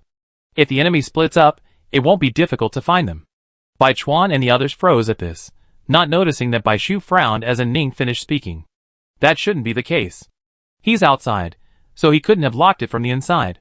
The only people who knew about this secret room were the doctor and his 2 warrior assistants. I do it. Bai Shu pulled out his dagger and mount, signaling the 2 to move the wounded. Dongfeng's skill was just right at this moment, but they didn't dare use it rashly, lest they expose their hiding place. Once they were in the basement, they were safe. It was dark, making heating and healing much easier. There was no time to think about anything else. The two men immediately grabbed the man. And Ning had initially worried that Jie Qinyu wouldn't cooperate, but she hadn't expected him to quietly allow her to be manipulated. Thankfully, he knew what was good for him. Finding his spot, Bai Shu, familiar with the area, pried it open with his dagger, then pushed the door open, revealing a dark passageway leading down. Perhaps due to the passage of time, something had fallen, blocking the door. After a palm-wide gap, it was difficult to push it open again. Footsteps were approaching from outside. No one's upstairs. Buji shook his head. No one's been on the first floor either. Bai Chuan's anti-reconnaissance skills are quite good, finding him won't be easy. There's a locked door here. Afraid of making a noise if he pushed hard, Bai Shu forced his way in through the crack. Crack. He stepped on a bone. Bai Chuan and the others froze again. The sound from the secret room to the outside was actually quite low, but summoners have keen senses. Is there a sound? Really? Just smash the door. Bones were everywhere. Bai Shu didn't dare use his will-o'-the-wisp, so he groped in the darkness, removing the bones behind the door. Beads of cold sweat broke out on his forehead. The three people outside the secret passage were even more so, their hearts pounding like thunder. Quick! Bai Shu cleared the way, flung the door wide open, and without a care in the strength of his hands, he directly ushered the two injured people in. Both of them were wrapped in blankets to prevent bloodstains, and were practically carried sideways. Quick! Jiang Zheping ordered Ning to step forward and apply a tortoiseshell shield to the shaky door. He quickly glanced inside, wiped the bloodstains from the closet door, and half-closed the closet in the secret passage. Then, the tortoiseshell shield broke under the weight, and the door opened. Chapter 177. I do it! Bai Shu carefully grasped Jiang Zheping's legs from behind to prevent him from slipping. After landing smoothly, he didn't care about being exposed. He leaned over and reached out to lift the cabinet compartment. He quickly pulled the panel down and discreetly flipped a button on the back to reset the lock sequence. During this time, he could feel Jiang Zheping's gaze on him. His back stiffened unconsciously. Before he could react, Bai Shu had already completed the set of moves. Jiang Zheping was stunned. In the pitch-black darkness, he couldn't see Bai Shu's movements clearly, but he could sense his mastery. He gave Bai Shu a thumbs up. As expected of Xiao Bai, his insight in this memory was unmatched. Click. Even though he had made the movements as gentle as possible, this was a 300-year-old building after all. How could it be as smooth as before? The cabinet was fine when it was raised, but when the panel was lowered, a piercing click sounded. Bai Shu nearly jumped out of his skin. Combined with the intense gazes around him, he felt like he was dying of nervousness. Instantly, his head buzzed, as if he lost his hearing. His eardrums could only hear the thundering throbbing of his heart and the pounding of his blood vessels. A fine layer of cold sweat broke out. He could hear no sound from outside. He couldn't tell if they heard the sound, if they followed it to find clues, or if they heard footsteps approaching. In a state of confusion, he forced himself to close and lock the last door. After doing all this, Bai Shu sat on the steps, panting softly. He was thankful it was pitch black, otherwise his uncontrolled, guilty, and terrified expression would have been clearly visible. He didn't know how much time had passed. The light of a fire in the darkness caught Bai Shu's attention. He looked up. Jie Qinyu had fashioned a torch from nowhere, and was approaching him. He reached out a clean hand, lifted Bai Shu's chin, and stroked his somewhat cold face with his thumb. His eyes held pity, yet a calm smile remained. Don't be afraid. I asked Jinwu to lead them away. Bai Shu was stunned. All his fears turned into uncontrollable rage. How could this man laugh so hatefully? The chaotic emotions he had nowhere to vent finally found a way out. Bai Shu suddenly stood up and pounced on him, pinching the flesh on his cheeks with both hands and pulling hard, his tone vicious. Why didn't you say so earlier? Huh, it felt good. I told him he'd get killed sooner or later if he kept playing like this. He deserved it. Time flashed back to a few seconds ago. Buji and Wufu had rushed in together. The difficulty of breaking down the door had already given them a hunch that someone was inside. However, when the door opened, there was no one inside. Only the wide-open window swayed in the wind. Though any trace of their presence had been swept away, they had left in such haste that the lingering smell of blood still lingered in the air. Suddenly, crack! What's that sound? The dark, gleaming eyes of Jinwu, peering out the window, swiveled. He flapped his wings and leaped from the branch. There! Chase! Buji dodged and rushed out. Wufu was still a little confused. He hadn't searched the room thoroughly, and the noise was clearly coming from the right. He flung open the closet, revealing a complete emptiness. Was he mistaken? Wu Fu frowned, then rushed out with Buji. Damn, I was scared to death. You know what? He's reliable when he's being reliable. Number 1 quietly accomplishes great things. So bad. Just watching his teammates fret and refusing to say anything, it's hard to imagine his mental state. Maybe he was too bored being unable to move and wanted to have some fun. Damn, it's even worse. Before I saw his perspective, I was as nervous as Shirakawa, my hands sweating from the pinch. Number 5, try harder. Many viewers were also fooled and equally furious. After luring the people away, the golden crow was recalled and spitted fire from its mouth. There were quite a few broken pieces of wood in the room, so Xiechenyu found a similar piece and fashioned it into a torch, illuminating the secret room. This led to the scene at the beginning. Ouch. It hurts. Xiechenyu staggered. He was still weak, far from as healthy as he looked. He stepped back 2 steps, leaning against the wall before he could barely hold the person. Muscle strain inevitably stretched the wound, but Xiechenyu showed no sign of pain. Instead, his expression hinted at enjoyment. He didn't resist. He waited until Baishu's breath had almost subsided. Then, with his large hand, he gently grasped Baishu's wrist bone and brought it to his lips, kissing her. Don't you want me to get treatment? I'm still okay, but I'm afraid if we delay any longer, that person will be dead. He glanced away. He's slandering me. Zui Xingtian glared at him. The color of his bracelet was much brighter than Xiecenyu's. Is it so hard to admit one's incompetence? After the commotion, Baishu calmed down and hurriedly summoned Dong Feng. Swallowed by the healing aura, Xiechenyu didn't let go. Instead, he took advantage of the situation and pulled him closer, letting out a long sigh of comfort. It feels good. Dong Feng's smile faltered. He just shoved himself in there like that. Shameless. Bad luck, and Ning pouted. There was no comparison, no hurt. She deeply missed the captain, who had a sense of self-control. Jiang Zhengping, who was casually given a torch, said, But after finally catching his breath after treatment, Shirakawa quickly stopped thinking about these things. Under the flames, several people gasped. Bones, all bones. The airtight room stank. It hadn't struck me as anything special, but now it was the lingering smell of decay. Thanks to the connection to the large basement, the ventilation was good, preventing this place from becoming a gas chamber. Otherwise, a massive explosion would have occurred the moment the flames ignited. The bones were intact, clearly human. Some large, some small, hugging each other, some kneeling as if in prayer, and many more lying on the ground, layer upon layer, spreading toward the staircase. Even though it had been a century, the intense sorrow and despair still took on a physical form, piercing the brains of the 4 present, as well as those outside the video's screen. They must have died of starvation, so many crammed into this tiny chamber. Since they could enter, they could leave at any time. The bones at the door were clearly responsible for exploration, awaiting rescue. But rescue was clearly unavailable. The city outside had been breached, and these people must have been the last to die in the city. They clung to hope, unaware of the despair outside. This is humanity in the midst of disaster. Compared to that, we are fortunate now, protected by the spirits and summoners.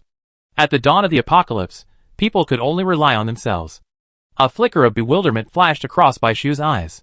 He hadn't expected so many people to be in his room. No wonder the closet was empty. The cloth used to wipe the blood was the curtains. It had all been moved here. The secret room was small, but it had everything.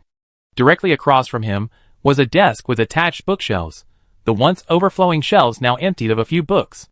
Aside from the wall where the desk sat, dusty glass cabinets lined the left and right sides, housing all his favorite items, neatly arranged, providing one of the few bright spots of color in the dark room. In the middle of the glass cabinets was a soft-looking sofa, not large, but large enough for Baishu to curl up in. There was also a door leading to the bathroom. Who lives here? As a local from a culturally isolated area, no one would be unintrigued by the mysterious ruins.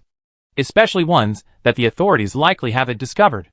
Zui Xingtian, supported by Jiang Zhengping, was determined despite his disability. He gaped in amazement at the bizarre exhibits covering the walls. And Ning was no exception, looking at the various gemstones. What the hell is this place? This darkened place felt like a prison cell, yet the expensive, cozy furnishings contradicted the atmosphere. But when it comes to cozying, the bones strewn across the floor hardly do. The bones were so densely packed that it was impossible to step. Xiechenyu finally cleared a space and thoughtfully placed a mat next to him, clapping his hands in greeting. His attentiveness was becoming increasingly baffling. When Bai Shu's deep gaze lingered on his unnaturally reddened and swollen cheek, he suddenly turned away. After regaining his composure, he felt a little embarrassed. He hadn't lost control simply because of Xie Chenyu's concealment, he was also affected by this place. He absolutely couldn't be distracted again. If he couldn't focus completely on the game, it would be irresponsible to his teammates. After all, none of this mattered to him. Bai Shu closed his eyes and sat down beside him. You look tired. Lean on me and rest for a while. No matter what happens, I'll always be by your side. He was a keen observer. In an unnoticed corner, he coaxed with sweet words. Why don't you let me lead from now on? I guarantee victory for the team. What do you want to do? Xie Chenyu's tone grew gentler. I remember the Ghost Fire has a high attack power here. With Majo's abilities, they'd be back soon. Give me White Peach Blossom. Let the Sun Fire and Ghost Fire activate together. We definitely kill them all. Bai Shu nodded, ruthlessly refusing. I think the Ghost Fire will be enough. For such a massive mass grave, the Sun Fire is just the icing on the cake. If all goes well, the Ghost Fire alone can wipe out Majo. If not, the Sun Fire won't be able to catch up. I don't think Majo will be so easily defeated. What if they manage to escape? Not to mention the Buji Bone faces extremely high defense. Although number 5 isn't a fully awakened ancestor, it has a considerable healing capacity. It's likely that it awakened its ultimate skill first. Given the wealth of the top 3, it's not impossible. Have Zhuixingtian use his skills to steal number 2's mask. Hail freeze their feet. And I? Xie Chenyu leaned in closer. You should give me the peach blossoms. I put an end to those who manage to escape. Sounds good. Xie Chenyu smiled with satisfaction. But I won't give it to you. Bai Shu propped up his chest with his hands, distanced himself. You're capable of single-handedly taking on Yu. With the addition of Jin Wu, even without Yan Hua, no one will escape. Let me protect my teammates with your skills. Those who are capable should take on more. Bai Shu patted his chest and turned away. Letting this bad guy possess the Yang Fire again, what would happen? Xie Chenyu, He realized what was happening, his smile widening, though it didn't reach his eyes. Not only had he failed to deceive anyone, he even been tricked. Bai Shu walked over to the desk. Though he decided to ignore his past life and treat this place like a stranger, he still had one thing on his mind.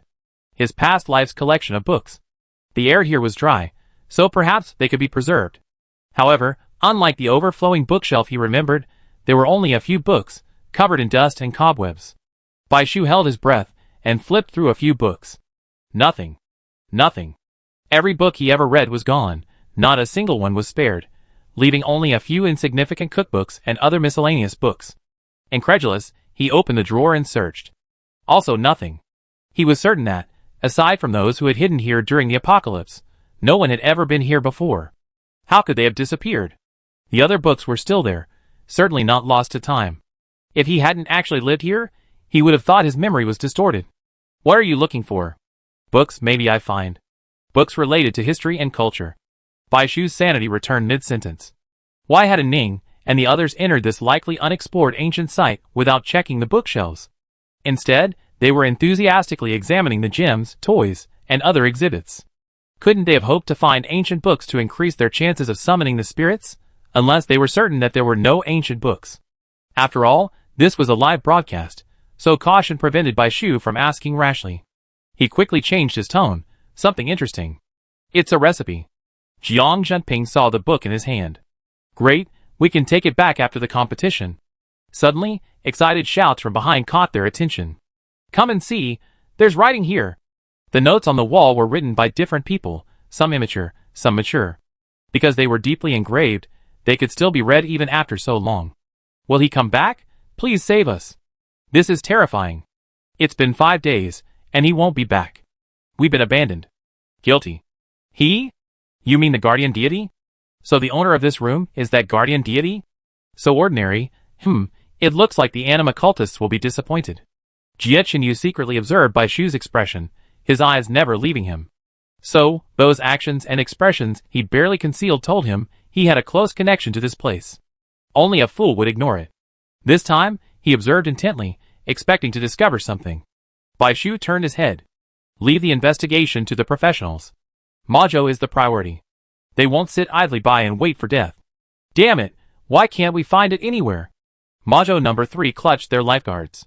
The cold had irritated their faces, and as time passed, they unconsciously took on traces of anxiety. No, something must be wrong. Wu Fu closed his eyes, the subtle feeling deepening in his mind. He suddenly said, "Go back." The only trace left was the villa. 5 people, 2 seriously injured, couldn't have escaped silently under their noses. Unless they hadn't moved their positions the entire time. The 4 returned to the villa, their faces grim. They had been completely fooled by this new team. Wu Fu raised his hand, his eyes finally changing from their previous indifference to a fierce look. No need to waste time. Just flatten it and dig deep. Chapter 178. Suddenly, the ground shook. The people in the basement felt the tremors most directly, coming from above their heads as dust and rocks rained down. If they can't find anyone, they might as well bury them alive. Bai Chuan quickly guessed their opponent's intention. Mo Zhou's reaction was faster than they had imagined, and Dong Feng was only just short of his second treatment. However, in the face of absolute strength, clever tricks are not a long-term solution. If no measures were taken, the basement would collapse, a fate Mo Zhou would welcome. Even Bai Shu didn't dare gamble on the building's resilience 300 years from now. Grabbing Jie Chenyu, his eyes fierce, he said, "What's going on out there? Tell me where the 4 of them are." The will-o'-the-wisp's fuel dwindles as it burns, so the first use is crucial. It's crucial to ensure there's someone outside, and not just the ancestral spirit. Jie Chenyu's towering frame almost completely engulfed Bai Shu, shielding him from the threat of collapsing rocks. He huddled with him in a corner, lowering his head and pecking at his deliberately tense face.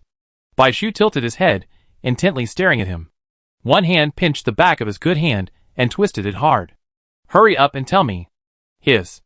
Being dodged, Jie Chenyu's eyes flickered with displeasure, but his narrow eyes quickly filled with gloating. He leaned close to Bai Shu's ear, and as Bai Shu eagerly leaned in, he whispered, "Use the white peach blossom on me, and I tell you." Bai Shu gritted her teeth, feeling the urge to slap him to death. Oh my god, what kind of apocalyptic romance is this? While they're both quite pleasing to the eye, if you didn't look at the expressions of the others in Bai Chuan. As a summoner, I feel incredibly involved. If my captain were to become like this, I'd be furious. In reality, the people involved were about to explode. Ugh. Jie Chenyu's neck tightened, and his eyes widened slightly. Bai Shu grabbed his collar and yanked it down hard, forcing the person looking down from above to bend down and look him in the eye. "Jie Chenyu, I urge you to use the remaining half of your brain and think carefully about whether you want to break off relations with us under these circumstances. I definitely have the guards throw you out first as bait. Not even the Golden Crow will stop us. Not only will this attract Majo, but it will also deplete their fighting power and lead to their perfect elimination." Bai Shu wasn't joking, this might be the best outcome for Jie Chenyu and them. Jie Chenyu immediately surrendered. Okay, don't be so heartless. I was just joking." He paused slightly, then said, "Unfortunately, Majo is very cautious. The ancestral spirits are above us, and the summoners are on standby in the distance. If we want to use our skills, it's best if we go out and lure them over." Seeing Bai Shu remain silent, Jie Chenyu reassured himself, raising his hand and swearing, "I'm not lying." Bai Shu studied him for a few moments. "I trust you this last time. If you lie to me again, you're done." A chill ran down Jie Chenyu's spine. Ah! Don't listen to him.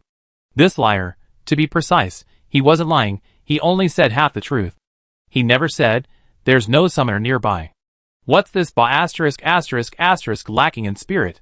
Is it virtue? The comments section was filled with screams. Outside, the 4 Mojo men had already cordoned off the villa. As Jie Chenyu had said, Yu and Ju Fu were there, while number 5 and number 3 had stayed away just in case.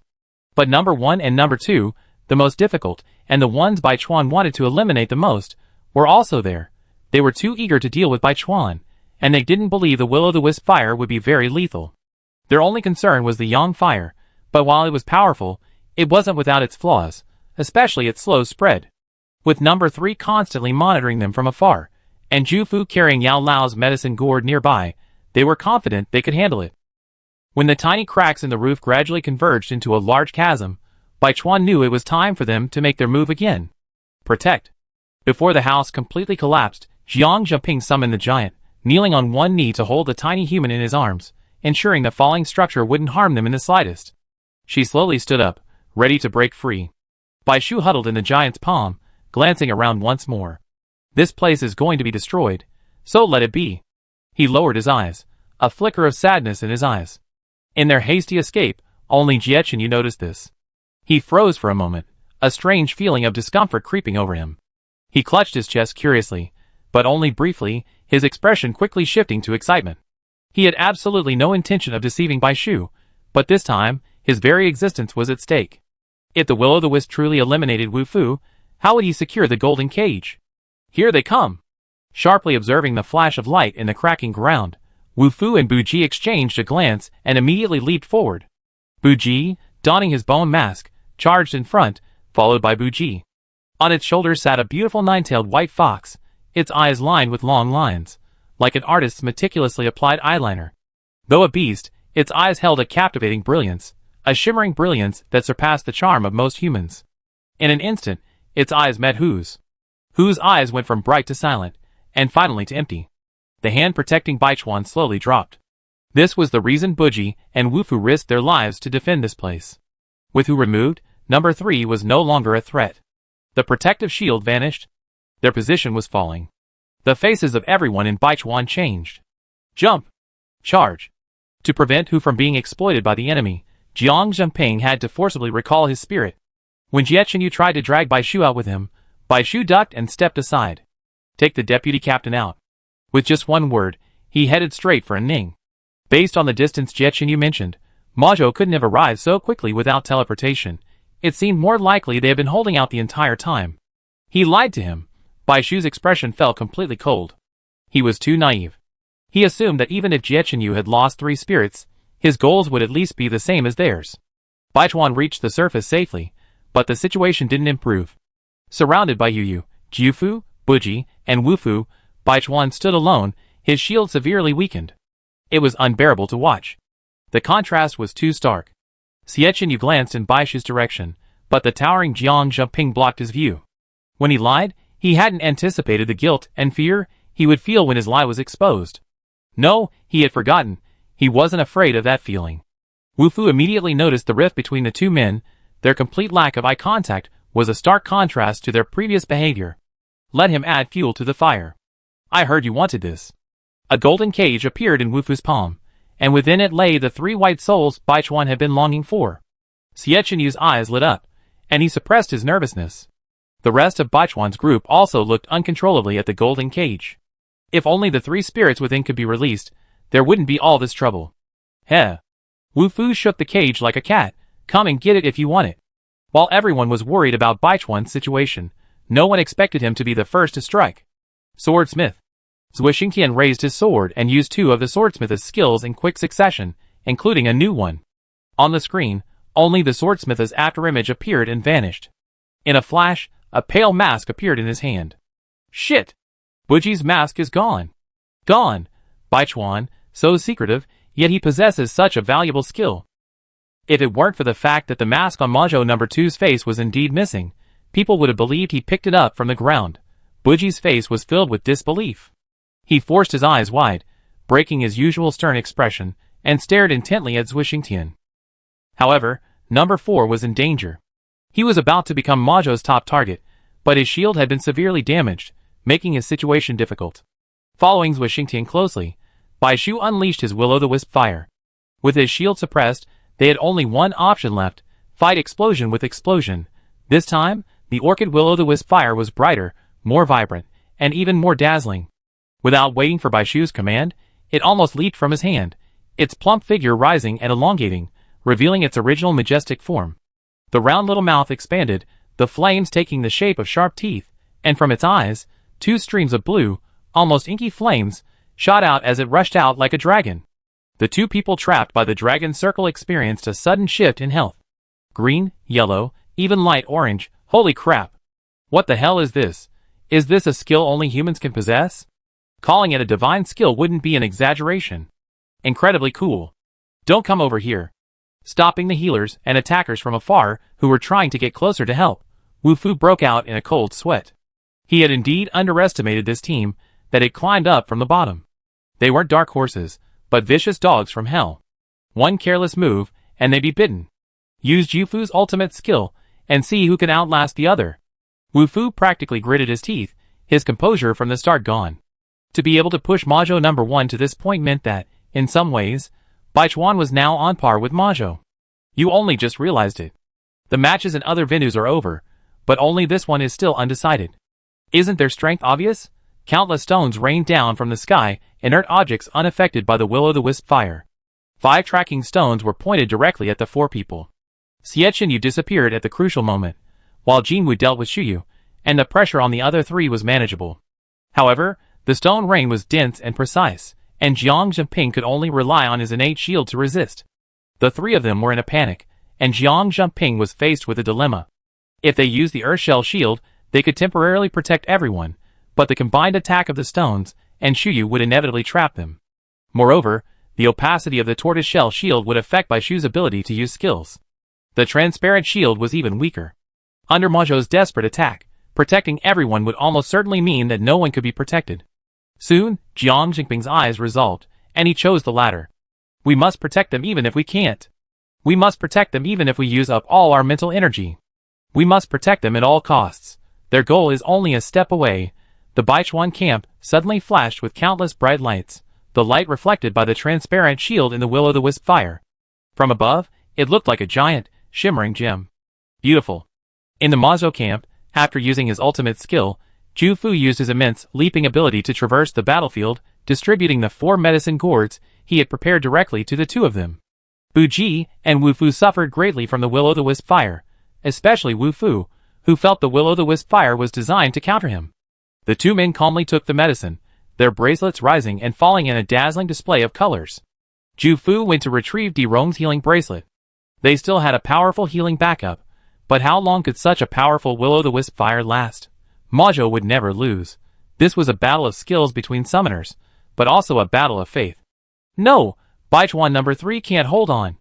His shield has become as brittle as glass. As expected, is Majo still the winner?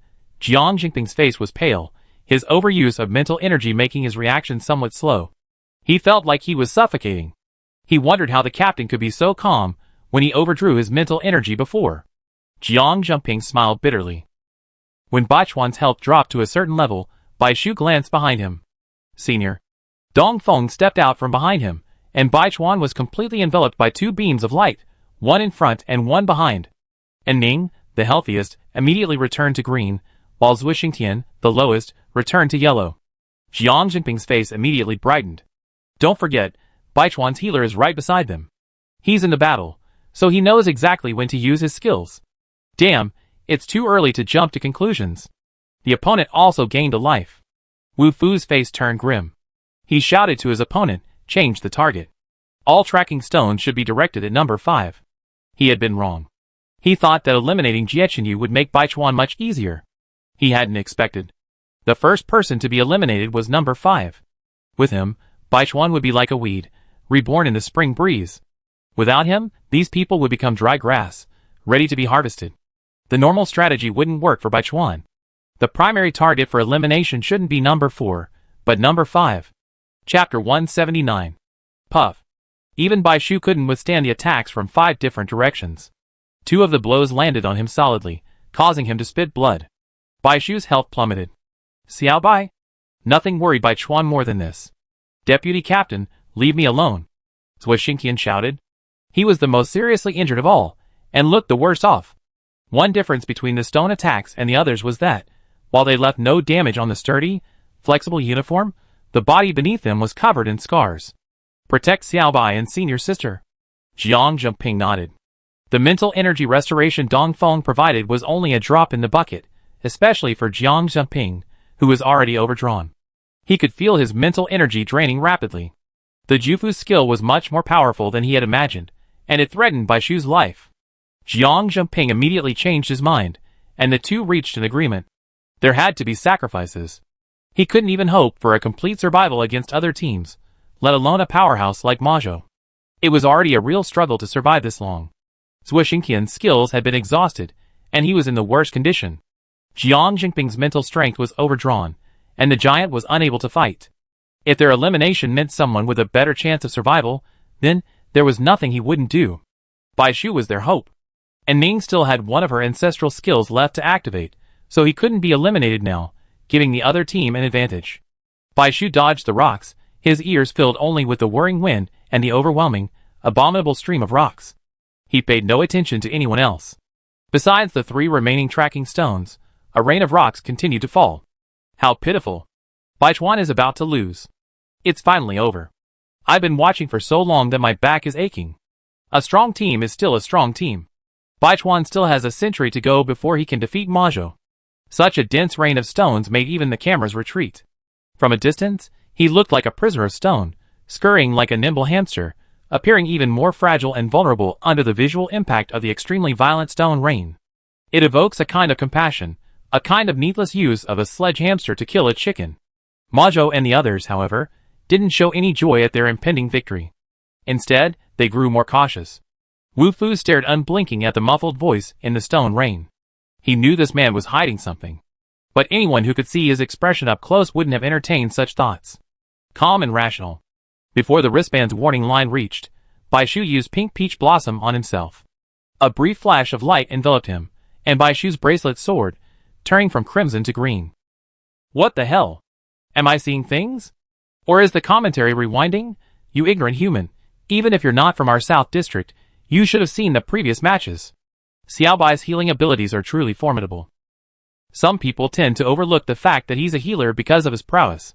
The South District's boastfulness was so strong that it was a bit hard for the other districts to adjust to. I never seen them so high profile before. But I can't help but admit it. I finally understand why Baichuan had no objection to the first-year commander. With such ability, I'd be happy to be his commander. You're so beautiful. It's not an exaggeration to say that he single-handedly carried the entire team. It's no exaggeration to say that Baishu's instant health recovery dealt a significant blow to the enemy. Speaking of supporting the entire team, where was Baichuan number 1? Forget Baichuan, the pressure on Majo was no less. Every second in the flames was torture. The 2 calmer men silently cursed this fluctuating skill. They expected such a powerful skill to last a short time, but they didn't expect another one after another. When they saw Baishu unleash a second will-o'-the-wisp fire, its lethality undiminished, even though they were battle-hardened, a chill still washed over them, and they felt a deep fear of the seemingly harmless young man. The shadow of failure beckoned them. This was unacceptable, so, at this moment, Wu Fu completely discarded his previous plan, and instinctively, facing danger, he gave the order, all-out attack number 5. This kind of tension, the feeling of being pursued without a single misstep, was truly unforgettable. But then, the opponent's instantaneous regeneration truly startled him. Even though he'd been prepared, the impact didn't diminish in the slightest. He clenched his only remaining bottle of elixir, and for the first time, he felt like retreating. Besides the shock caused by Baishu, there was also the unexpected absence of Jiechenyu. The golden cage had clearly been revealed, but number 1 hadn't come to retrieve it. No, wait a moment. How many times could number 5 use this regeneration technique? He still had 3 tracking stones behind him. Yes, 3 more. Baichuan and the other 2 looked at the 3 pitted, hideous stones, with a mixture of shock and resentment. We couldn't let Baishu use Peach Blossom again. The healing wouldn't keep up with the injury, and the subsequent battle would be even more difficult. Zhuo and Jiang exchanged glances. Jiang Jinping gave Baishu all the transparent shields he could mobilize, and the 2 of them separated, one in front and one behind. Baishu was panting, his expression relatively calm, unchanged. He glanced at his bracelet, unaware of the movement behind him. He had too much to consider, his nerves completely blocking out all senses outside of combat. The second will-o'-the-wisp was almost depleted. Perhaps Majo, in the act of manipulating it, didn't feel it, but as the actual controller of the will-o'-the-wisp, he could see the values and clearly sensed its decreased attack power. The density of the death aura didn't affect the will-o'-the-wisp's duration, only its lethality. After all, 300 years had passed, and while the corpses were numerous, they were still no match for the death aura created by alien creatures like sea monsters. Baishu knew the third will-o'-the-wisp's lethality would drop significantly, to just a few dozen per second. By then, the enemy would surely be aware of the problem. However, Wu Fu and the others still had 2 healing glass beads in their hands. Baishu pressed the dagger against his chest, his eyes sharp. He planned to risk a sudden attack. Now that things had come to this, he was determined to take those 2 heads. Wu Fu didn't miss the determination in Baishu's eyes. Suddenly, he caught a glimpse of Ju Fu, who was delivering the healing glass beads, and a flicker of excitement flashed in his eyes. Ju Fu, quick attack. Ju Fu, arriving from a distance, tossed him the glass bracelet. He turned and, raising his staff, attacked Baishu from above, forming a pincer attack with the tracking stone. Bai Shu dodged Ju Fu's sudden charge, but Ju Fu followed him from the other side, like a shadow. The layers of transparent shield surrounding Bai Shu shattered like glass, though only one was caught in his crotch. Be careful. Zhuo Xingtian dropped his knife, grasped his iron pot with both hands as a shield, and charged at Bai Shu without hesitation. The dazzling array of weapons he carried automatically retracted, leaving no one behind. When he achieved this, it was often the equivalent of running out of ammunition and food. He had been observing for a long time, his agility and speed comparable to his peak, and he successfully positioned himself between the 3 tracking stones and Bai Shu. Bai Shu, who had always remained calm in the face of danger, now felt a wave of fear. No! He watched as the stone smashed a concave surface into the iron pot, and then Zhuo Xingtian was knocked to the ground, leaving a deep dent in the ice-covered ground. But soon, the figure on the ground rushed forward again without hesitation. The last stone pierced through the iron pot and struck him, causing Zhuo Xingtian's face to turn pale. This was the most mental energy he had ever consumed. He was not a shield bearer, and his innate defense power was completely inferior to that of a shield bearer. The feeling of having his innate defense destroyed was not pleasant. Fortunately, he had been trained by the swordsmith. Cough, cough.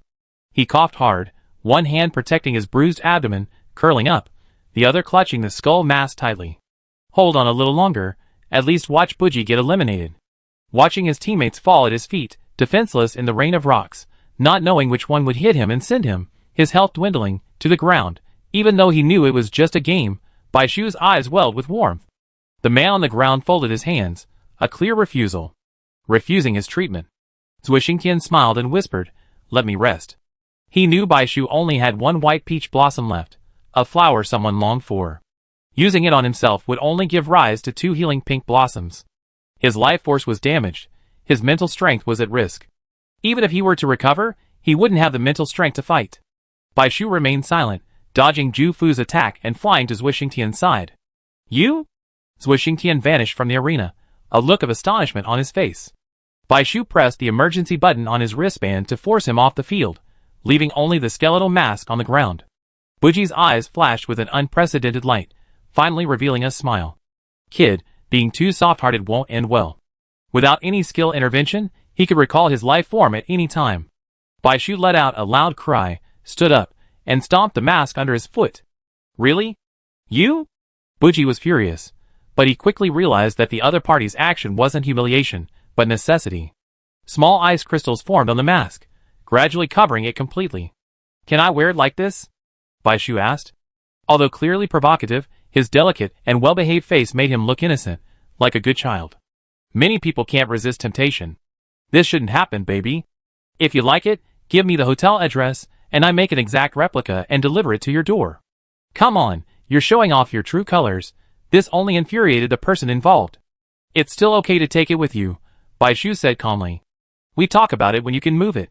He had already sensed the shift in the air. The temperature dropped several degrees.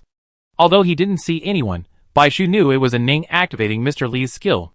Although it was much earlier than expected, it was certainly a good start. On the other side, as Zhuo Xingtian charged at Bai Shu, Jiang Zheping, his arms throbbing with blood, wielded the thick, simple iron blocks he received from Zhuo Xingtian to block the falling rocks. He then quickly pulled a Ning into the cracks behind him, created by the building's collapse. He roughly pushed a Ning in. Come in! And Ning tugged at his arm anxiously. Jiang Zheping, sweating coldly, shook his head. He didn't dare enter the deep crevice, so it was only deep enough for one person, though it could barely fit 2 if they squeezed in. But hiding inside was pointless. The falling rocks would quickly destroy the place. Just like now. He quickly raised the iron plate to block the incoming rocks. Though not as powerful as the tracking stones, the rocks, under the force of gravity, were like tiny cannonballs. Blood oozed from the knuckles of his iron shield, and his entire arm, along with half his body, went numb. Behind him, Xiaoyu approached step by step. Aside from Jinwu, no one cared about Xiaoyu anymore. Jiang Zheping used the iron plate to block the outside, frantically scraping at the exposed gray-white cement blocks with his hands. His palm soon bled from the rough surface. At first, Ning was confused, until she saw the familiar earthen shield gradually appearing where the blood had been. Ning's pupils trembled, and she grabbed his arm. Jiang Zheping. You're crazy, possessed. Her expression was extremely serious, and her tightly pursed lips betrayed her rage. no fury. Come with me, come in. Under normal circumstances, the good-tempered deputy captain would have never argued. But this time, Jiang Jinping shook his head, letting Ning hold her and wipe the blood as if by her own will. The space was small, and his strength was immense. Ning had no control over him, just as the golden crow, despite its fire-breathing power, couldn't control the movements of the scorpion. Behind him, the scorpion glared fiercely, consciously moving closer. Jiang Jinping seemed oblivious to the approaching danger, the trembling growing stronger. That's a shield forged from blood and essence, and Ning could barely hold back her tears, pounding him furiously. Crazy man, Jiang Jinping. Stop. What's so good about you? It's just a loss, so I can just start over. Worst case scenario, I can just quit. Are you going to ruin yourself over this? Jiang Jinping turned a deaf ear, nearly gritting her teeth. Fuck. And Ning's eyes darted back and forth, her resolve firm. Sorry, Bai Shu. She activated Mr. Li's second skill, 1,000 mistakes. Wherever the hail falls, it freezes for miles and creates a trap with a cooldown of half an hour. She had originally intended to wait until the ground was covered with hail before using it, but this was high ground, uneven, and she wasn't sure if it would spread to Bai Shu. And Ning checked the thickness of the ice, and decided it was a little early to use it, but she had to. This was also the first time she had used a skill on a teammate. Ice crystals formed beneath Jiang Jinping's feet, and quickly spread upwards. And Ning seized the opportunity to quickly press the button on his wristband. Ignoring the anxious expression on the other person's face, she wiped away tears and angrily said, "Get lost, bastard." Across from him, without Jiang Jinping's obstruction, and Ning faced the snarling Yu head-on. Relying on its own skin, it crawled out of the ice spike trap, covered in wounds. The accumulation of minor injuries was excruciating. The repeated attacks of the ants, with no results, filled it with shame and anger. Its eyes gleamed with a fierce determination to destroy both itself and the enemy. And Ning wiped the blood from the stone scrape at the corner of her eye and raised her head fearlessly, like a ferocious she-wolf, a queen of ice and snow. Come on, beast! The long-awaited announcement finally erupted. Chapter 180. But no one cheered at this moment. Human shield. The comments section fell silent. Although it lacked the visually magnificent, grandiose shield of the Xianling, the resolute use of one's body to block and protect was even more moving. It was a truly dramatic scene. Before the Xianling's historical buildings relied solely on human defense 300 years ago, the ancient defensive method of the human shield was revived. Shirakawa number 2 is eliminated. Shirakawa number 4 is eliminated. Majo number 2 is eliminated. Shirakawa number 3 is eliminated. Majo number 3 is eliminated. The elimination sounds erupted in a burst, almost overlapping, making them indistinct. Just when everyone thought Shirakawa was doomed, after a long while, some people gradually realized what was happening. Wait, who? Who's number 2? Who's number 3? They're both eliminated, right? I think I heard it twice. I also heard number 3 or number 2 shout twice. No way, I'm hallucinating. No, look at Baichuan number 1's perspective. This is real. And Majo is truly gone.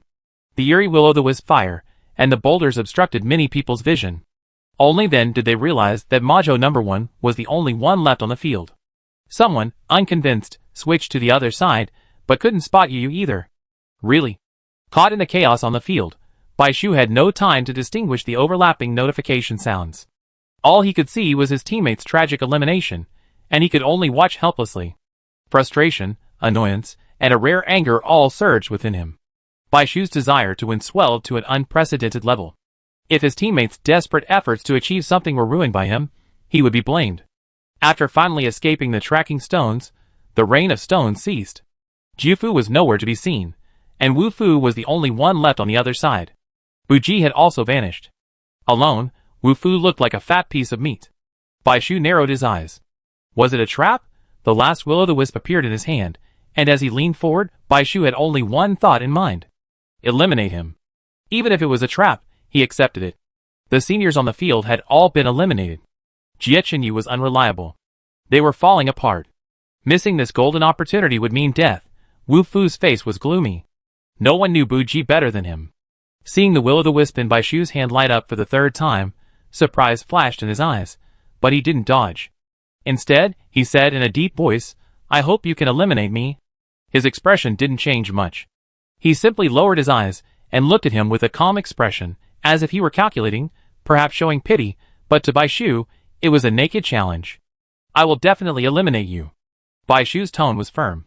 The moment he threw the will-o'-the-wisp, he rushed through the flames and reached Wu Fu before him. The will-o'-the-wisp's power was greatly weakened, and he was using it more for deterrence. His true killing intent was his own. Even in a one-on-one fight, even without weapons, Bai Shu was still confident he could defeat his opponent. Because his opponent was the same. Also, although he had more health, he only had one glass bead in his hand. With the will-o'-the-wisp support and, at worst, 2 peach blossoms to heal him, he had a chance of victory. Really? I didn't think you would. The moment Bai Shu rushed forward, the audience thought the tense situation hadn't occurred, as if time had stood still. In front of Wu Fu, a familiar figure appeared, blocking Bai Shu's way. Oh my god! No way, old Jia. Damn, Wu Fu Biming is so ruthless. Even someone like me who supports the top 3 can't bear to see Baichuan number 5 suffer. The bomb planted by Majo finally erupted at this moment. That figure was none other than the long-missing Jiechenyu. Captain Baichuan. With one hand, he easily neutralized Bai Shu's attack. While Bai Shu was stunned, he grabbed his wrist and pulled him into his arms. With his other hand, he held something incredibly familiar to everyone. The golden cage. He reached forward, attempting to immerse it in the will-o'-the-wisp fire. When he saw what he held, Bai Shu instantly understood. That was his long-planned plan, his true purpose. Looking at the giant hand gripping him tightly, Bai Shu gritted his teeth. On one side were Jie Qinyu's 3 souls, and on the other was his teammate's tragically one chance to survive.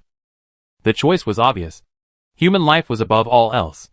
The will-o'-the-wisp fire that had single-handedly turned the tide of the battle trembled in the air before vanishing behind Bai Shu with a whoosh.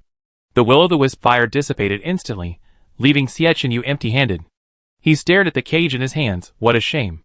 Without the will-o'-the-wisp fire, without Mr. Li, the sun broke through the clouds, and the temperature finally rose a bit, but Bai Shu felt a chill deep inside. He growled coldly, "Get out of the way." "No." Jie Qinyu decisively refused. He stroked the hair trapped in his arms, feeling the trembling of the person in his arms. As if nothing had happened, he coaxed him affectionately, "Help me burn these little things first, and then I promise to personally deliver him to you to eliminate him. Then, when Baichuan becomes the top 3, it'd be good for you, good for me, and everyone's happy, okay?" The audience couldn't bear to watch. I felt like Shirakawa number 5 was about to break. He knew it was impossible. No, I think he didn't know it was impossible. From a psychological perspective, people with split personalities, especially those with a negative personality, don't see themselves and their alter egos as a single entity. They only see them as 2 separate entities, competing with each other. So, what sounds absurd to us is his sincere hope that Bai Shu's choice between the 2 will tip the scales in his favor. Burn them. Everything is yours. The hand holding the cage lifted the lowered figure in his arms by the chin. Bai Shu lowered his gaze, and could see 3 air masses inside. The 3 leaned limply against the edge of the cage. When he looked over, they suddenly became alert and bumped into each other in the cage. Bai Shu took a deep breath to stop his trembling, purely angered by Jie Qinyu's words. Remembering that he was also a victim, Bai Shu managed to calm down. Finally, he couldn't help but kick him with all his might, causing Jie Qinyu's face to turn pale. "Let me go!" He offered no room for negotiation. Jie Qinyu's eyes dimmed. "No." Watching the 2 closest people in Baichuan turn against each other, Wu Fu, his rival, remained at ease, watching the show from the side. "If he won't help you, I help you destroy them, and you eliminate him. How about that?" His skin was already too pale, and now it was even paler, making him look like a vampire from nowhere. "Shut up." Jie Qinyu didn't bother to pay him any attention.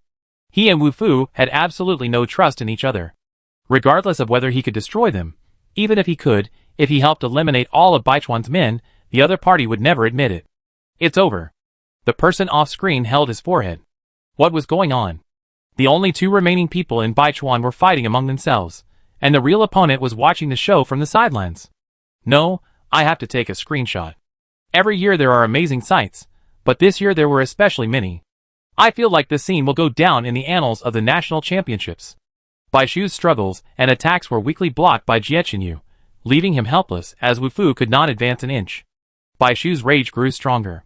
But Jie Qinyu was recklessly trying to stop him. "Okay? You're so good." Cough. Bai Shu suddenly spat out blood uncontrollably, and stumbled to his knees. Jie Qinyu froze. Got it wrong. Wu Fu, watching from behind, stood at attention. Opportunity. If you miss, keep moving forward. Jie Qinyu's tone was cold, his voice strained through his teeth, as he carefully lifted the man from the icy ground. Feeling bad now? What were you doing before, getting him so angry? Wu Fu didn't move, unwilling to accept this. Jie Qinyu glanced at him. You didn't think I'd done nothing all this time, did you? Wu Fu's bracelet flashed in time, and the voice on the other end was urgent. Captain, I saw Jin Wu lingering nearby. That bastard, number 1, came over while you were gone and eliminated He Long. Wu Fu looked at him fiercely. So that's what he was thinking. He thought he was solely focused on finding an opportunity, but he never imagined he was more concerned about the team and more cunning than he imagined. Found it. Ling Qiu excitedly clicked on the only camera following Baichuan number 1's perspective, switching back to a few minutes earlier. It was when the Baichuan group was hiding underground and Xie broke through the basement. Everyone was so flustered at the time that even most viewers didn't notice Jie Qinyu's departure.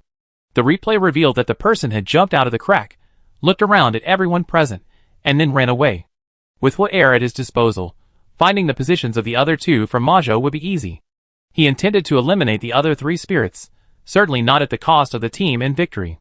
If he wanted to replace him, he would have to outperform him, and Bai Shu would probably favor him more.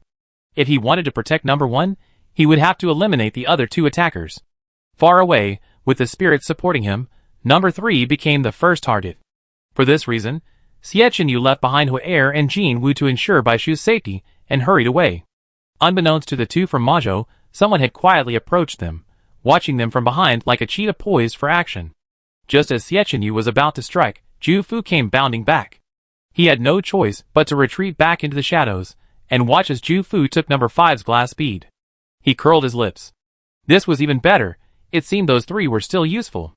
Even number 5's life force had been activated. It seemed Bai Shu's will-o'-the-wisp was quite effective, and Jie Qinyu couldn't wait to return. After Ju Fu left, he waited a few seconds before attacking immediately. Also, Daji was with the 2 of them. Daji had a damage blocking skill, but it wasn't a high-level one, and couldn't handle Bai Shu's will-o'-the-wisp that pierced directly into his soul. Therefore, after a secret attempt, Wu Fu had Daji leave quickly. It was an extra layer of assurance for Zhao Helong and Di Rong.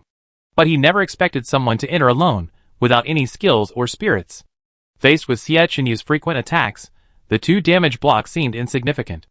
When Jie Qinyu saw Bai Shu vomiting blood after being hit by a rock from Hu'er, his attacks intensified. Zhao Helong, without support, was eliminated without even summoning his spirit to save his healer. This was the reason why Ju Fu and Shiryu suddenly disappeared from Bai Shu's side, giving him a break. After Jie Qinyu finished off the enemy and learned of Zui Xingtian's elimination, he immediately abandoned his pursuit of the fleeing healer and turned back. Everyone saw only Jie Qinyu's figure swiftly flitting back and forth between the 2 sides, escaping the shadows. Unnoticed, he appeared behind Buji and, before anyone could react, grabbed him by the neck with a decisive, forceful grip. Buji's eyes were filled with resentment, and the scene of his exit, filled with deep regret, was still fresh in his mind. Jie Qinyu's face was impassive, showing no remorse for his sneak attack. With Wu Fu's connivance, he easily grabbed the golden cage. And so it was that the following episode unfolded. 07 was stunned after watching. It only lasted a few minutes? He ran back and forth, and eliminated 2 people along the way. Although, realistically, the distance between the 2 ends wasn't far. After all, their teammates were fighting, and numbers 3 and 5 couldn't have completely ignored them. 9 was speechless. That's right, he was the busiest person the whole game. But they, with their god-level perspective, only just realized all this, not to mention the people fighting. If he had said it earlier, number 5 wouldn't have. Wu Fu left with a grim expression. Jie Qinyu ignored him, observing the pale face of the man in his arms. He took out a handkerchief and carefully wiped the blood from the corner of his mouth, then folded the handkerchief neatly and put it back in his pocket. Jie Qinyu sighed dejectedly. After all, Bai Shu wouldn't trust him as much as she trusted him. He threw the golden cage in his hand, kicked it, and carried Bai Shu forward. Where was he taking them? Everyone just watched him walk and kick, for so long that even when they couldn't help yawning, he didn't stop. I don't know, but I think he wanted to take number 5 somewhere warmer. He saw him constantly breathing on Bai Shu's swollen hands, and rubbing his body along the way. The ice where they fought was thick, and it was easy for someone who was unconscious to get cold. Don't we have the golden crow? Just sit down and build a fire. With so many buildings and furniture, there's no problem finding firewood. He must have other ideas. He didn't seem very excited. How could he be happy? He had finally gotten the cage, but Bai Shu fought hard and couldn't win, which wasn't what he wanted. He must be very upset. Is that so? Of course, it was more than that. Xie Chen Yu wanted to please Bai Shu. Before he vomited blood, the look in Bai Shu's eyes was so cold that it left a lingering fear in his heart. He had never seen him look so cold before. Xie Chen Yu thought he had nothing to fear, his fear gone, but there were emotions more painful than fear. Something from an inconspicuous corner suddenly began to eat away at his entire body and soul. Endless sorrow. He didn't miss Bai Shu's momentary loss when the basement was destroyed, nor did he miss Bai Shu's shot when Zui Xingtian was eliminated. He knew that place must be filled with uncomfortable memories for Bai Shu, so he had to stay away, preferably with a beautiful view, so that he would feel better when he woke up. Don't ever look at him with that resolute gaze. It's all his fault. Xie Chen Yu's gaze shifted to the ground. The three spirits within were restless, and somehow, inspired to try to break free from their cage again. Unlucky things. Xie Chen Yu kicked the golden cage. 3 balls of white mist were flung to the edge of the cage, where they clumped together in a daze. Xie Chen Yu kicked them away again, sending them flying again due to centrifugal force. If they had a physical form, they would have been foaming at the mouth. Xie Chen Yu chuckled maliciously, wishing they would just faint. He really was. I couldn't bear to watch. I hope Baichuan won't review the situation. I'm starting to feel embarrassed for their captain. Bai Shu woke to the sound of rushing water. He glanced around. The dark clouds had dispersed, and the sun was setting. It must have been near the base's walls. He spotted a bright ivy in the distance, a rare sight in winter. He was by the river where the front and back fields met. The water was plentiful, so the trees were now lush, evergreen pines, and an unknown species of red fruit tree. Each red fruit, with its green needles, was covered in a thin layer of frost, looking incredibly lovely. He held the warm golden crow in his arms, and beside him was a fire that even heated the ground he lay on. After a day of competition, without a drop of water, and despite drinking a pre-match nutrient solution, Bai Shu still felt hungry and his lips dry. You're awake. Bai Shu heard a surprised voice. The next moment, a familiar yet hateful face appeared before him. Pa! Xie Chen Yu was slapped across the face, turning away, a red mark quickly appearing on his cheek. The entire audience was silent. Even the golden crow, halfway through its wings, about to act coquettishly, quickly covered its face and curled up, silently becoming a black stone. Chapter 181. You hit me? Xie Chen Yu was stunned. His eyes instantly turned fierce and furious. No one had ever dared to slap him. He pressed his tongue against the side of his aching face, suppressing his rage as he stared intently at the person on the ground. He thought Bai Shu would at least question him next, that he would tell him the whole story. He believed he was not wrong, except for not discussing it with him, but they were on opposite sides of the matter, leaving no room for negotiation. But no. The other person simply closed his eyes wearily, not even glancing at him, but instead glancing at the filthy cage lying on the ground. This scene further stung Xie Chen Yu's nerves, and the suppressed anger in his heart surged to his head. Open your eyes. His voice was low and hoarse. Bai Shu wanted to reach out and press his head, but the heat from the ground was too high, making him feel dizzy. Adding to the fact that he hadn't eaten in nearly a day, he felt a little dizzy. The slap he delivered was pure muscle memory from before he fainted. When Xie Chen Yu stepped in front of him, he resolved to give this troublesome fellow a beating, but he lacked the strength to deliver just one. As for what Xie Chen Yu said afterward, he didn't hear a thing. He tried to open his eyes, but Bai Shu was suddenly lifted up by a force. Something rolled off him, and then he was twisted 90 degrees and grabbed by the waist. The scene before him whizzed backward. The arm around his waist felt like iron, making him uncomfortable. Bai Shu instinctively scrambled his hands around his shoulders. What are you doing? Put me down. He pushed twice, but he didn't budge. The man was as strong as an ox, as if his missing soul had been replenished. Bai Shu punched the man twice angrily, and lay flat on his back. Xie Chen Yu grabbed the man's waist with his arms, glanced at the countless light bulbs around him, and headed straight for the abandoned stone house, not far away. Passing by the golden cage, he gave it a venting kick. Seeing it roll away, his mood improved slightly. Only slightly. No matter what, people's inclination to gossip is unstoppable.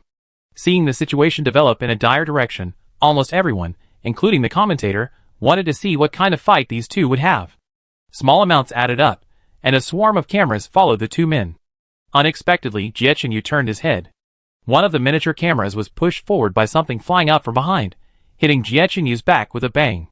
Before anyone could see clearly, there were two sounds, click and hiss. The camera flashed its last light in Jiechanyu's hand, and a wisp of white smoke emerged, signaling its end. All the tiny cameras suddenly gathered together, collectively taking a step back upon seeing this. The unmanned cameras, most capable of following the battlefield, were equipped with sharp danger-sensing mechanisms and, coupled with the most advanced AI programming, now took on a humanoid character. Dare you follow me in? I crush you. The people in front of the screen shuddered in unison. The glare was too venomous, making them feel all too present. It was as if he intended to crush not the cameras, but themselves. Too dangerous. Without looking back, he scurried into the house. Everyone watched helplessly as the flimsy door of the small stone house was slammed shut. The cameras exchanged bewilderment. He's damaging public property, someone typed tremblingly. No, more importantly, with his cannibalistic appearance, will number 5 be okay, right? It's hard to say. With number 1 so furious, will number 5 be humiliated by number 1? It's hard to say. I really want to see it. Why are you all so excited? Aren't you afraid that number 1 will just snap number 5? I bet a precious fragment that it won't happen. Yeah, otherwise, they would have done it long after being beaten. No, it should have been before. Don't be afraid, little cameraman. We can sneak in without being discovered. When one of them tried to move forward, he was blocked by a ball of dim fire.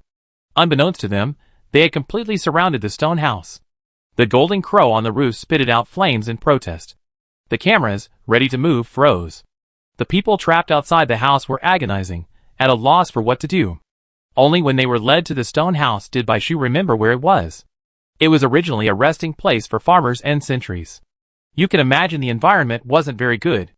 But now, it looked surprisingly clean. Bang. With a flick of his long legs, the wooden door shuttered shut. The light in the room dimmed. Jiechanyu's overly sharp figure made his eyes disappear into the darkness. It was a powerful presence. After working so hard for him for so long, not only was he not rewarded, but he was also slapped. Anger, bitterness, jealousy, sadness. For the first time, he felt such a rich and varied array of emotions. And so aggrieved, the moment the door closed, the complex emotions suppressed deep within him burst forth completely, even surging from being held back for so long. Jiechanyu impatiently pressed him against the wall, bending his knees, and forcing a gap between his legs. The hand restraining Baishu trembled, and the lips pressed against his forehead trembled slightly from the surge of adrenaline. The anger from being slapped had somehow transformed into excitement, his pupils sharp. The person under his command was soft and petite, like a rag doll, trapped in the narrow gap between the wall and Jiechanyu's fiery body. One large hand firmly grasped his slender waist, while the other gripped his delicate, pale neck, its long index finger and thumb clamping his jaw, preventing him from evading. He looked at his mercy. Jiechanyu's smile widened. This was right. This was the position that pleased him most. His legs were forced apart, his back pressed against the rough, hard wall. Baishu sat dazed on his lap, at a height he had never been before, with a completely new perspective. He could easily meet Jiechanyu's gaze without even looking up. One side of his face flushed slightly, and his narrow eyes were tinged with anger. But it wasn't just anger, there was also something else, longing. Baishu had a premonition that if he didn't say something, he'd lose control. He didn't even finish his words, and he didn't have the chance to speak again. A large hand gripped his neck firmly, pinning him to the wall, unquestionable. Every feeble struggle only resulted in a tighter living space. His usually gentle and calm face, eyes closed, brow furrowed, as if enduring something, took on an inexplicable look of vulnerability. Soft, moist touches washed over him, sometimes gently caressing, sometimes vigorously licking and kissing. From his forehead to the corners of his lips. He felt even more dizzy, as if someone was robbing him of the thin air, making it hard to breathe. Baishu couldn't help but raise his head, like a drowning man, seeking a breath. He reached for Jiechanyu's head, grabbing his hair and pulling it out. But it was no use. A stiff knee lifted, and a panicked cry escaped from tightly closed lips and teeth. Long-awaited air entered his wide-open mouth, but was immediately invaded by the soft, cunning red snake. His tightly closed eyes opened, revealing clear, water-washed irises, though unfocused and lifeless. Two wet streaks slid uncontrollably from the corners of his eyes. Outside, silence reigned, save for the faint, ambiguous sound of water and sobbing from within the stone house. When he tried to listen closely, it vanished, leaving him doubting his own imagination. The grip loosened, oxygen flowed freely, and his dazed eyes slowly focused, returning to their senses. Thinking back at the previous battle, there were so many things that seemed amiss. Why had Ju's father suddenly disappeared at the crucial moment? How did number 2 and Yu vanish? And how did Yu suddenly appear? But at the time, he was suffocating under the weight of the stone rain and irritated by the successive eliminations of his teammates. He didn't have time to think about many things. But if he thought about it carefully, he could roughly understand that it was Yu who was behind it. But he didn't regret that slap at all. The kisses gradually grew heavier, covering him from top to bottom. From the initial cautious and trembling explorations to the increasingly domineering and fierce possession. He was relentless, even daring to continue down his neck. Like a dog, he wouldn't give in. Enough was enough. To be honest, it wasn't that he couldn't tolerate kisses. He was Yu, after all. He hadn't expected the other party to be so unstoppable. Baishu raised his hand, circled behind Yu, and, like a mad dog by the scruff of the neck, grabbed Yu's hair and yanked it back. This time, he used all his strength. Yu felt the pain, his scalp almost ripped off, before he reluctantly let go. Baishu didn't hold back. He left Baishu's lips, his eyes brimming with lust. The person in his arms looked petite and soft, her neck, arms, and waist no match for his. If he wanted, he could easily control her. Do whatever he wanted. But that wasn't the case. His eyes were clear and penetrating, reflecting his flustered breathing and his unquenchable lust.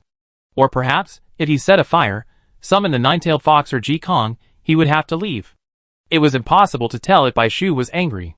He rolled his eyes inexplicably, and Yu leaned over to lick his lips, swollen from his abuse. The wicked complained first. He looked up at him sadly. He can do it, but I can't. There was even a hint of grievance in his eyes, the anger of being slapped long forgotten. He thought to himself, if this is the compensation, it's not impossible. He was even feeling wronged. Baishu almost laughed out loud. Does one person have to be divided into two? Even if it's divided into two, what was he doing just now? He's so capable, but there was really no point in arguing with a patient. Baishu calmed down and decided that a head-on confrontation was the worst option. At this point, the key to defeating Mazo no longer lay in the opponent's strength, but in Jiechun's stance. If he couldn't give up his crazy thoughts, Mazo would never be eliminated. It would be best if we could release the three spirits without anyone noticing, allowing him to recover quickly. The thought gave Baishu a headache, but he had to calm him down no matter what. Wiping the moisture from his mouth, Baishu gently brushed Jiechun's hair. Okay, why not? In my heart, you two are the same. Let me down. You're making me uncomfortable. This trick really worked. The boy's face finally turned from gloomy to cloudy, though his expression faltered for a moment when he heard the word same. He finally let Baishu down. His feet finally touched the ground, and Baishu felt much more grounded. After a moment's thought, he stood on tiptoe and kissed Jiechun on the cheek. Thank you, I feel much better now. Jiechun's eyes widened, and he rubbed his face, his happiness noticeably rising. It's been so long, could both of them be injured? It's too quiet. No, if they want to fight, they need to avoid us. I wonder if there's something going on inside. The door opened. Completely different from the state before they went in, the two walked out side by side, the atmosphere incredibly harmonious. So fast. TSK, those two faces. Winter is here, can spring be far behind? Look at how worthless number 1 is. Just now, he was so angry after being beaten that he wanted to kill him on the spot, and now, he doesn't know why he's smiling foolishly, covering his face with his hands. Less. The influence of the three spirits on a person is still profound. Gurgle. Something brushed against his toes. Baishu lowered his head, bent down, and scooped up the golden cage that had rolled back. As if knowing this person could protect them, the three air masses within were lined up, even the most timid one. If they had facial features, they would surely have a pitiful expression, begging for adoption. Jiechun felt his private territory invaded, and his fury flared. But considering their newly improved relationship, he asked in a relaxed tone, have you thought it through? Do you want to help me destroy them?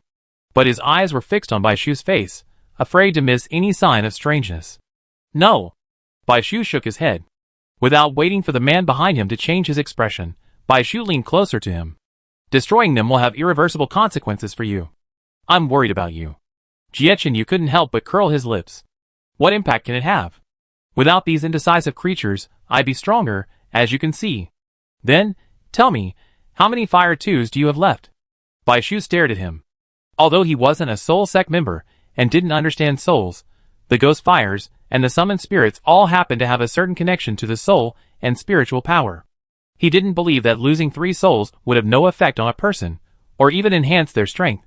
He specifically asked Dong Feng, but he said that wasn't true.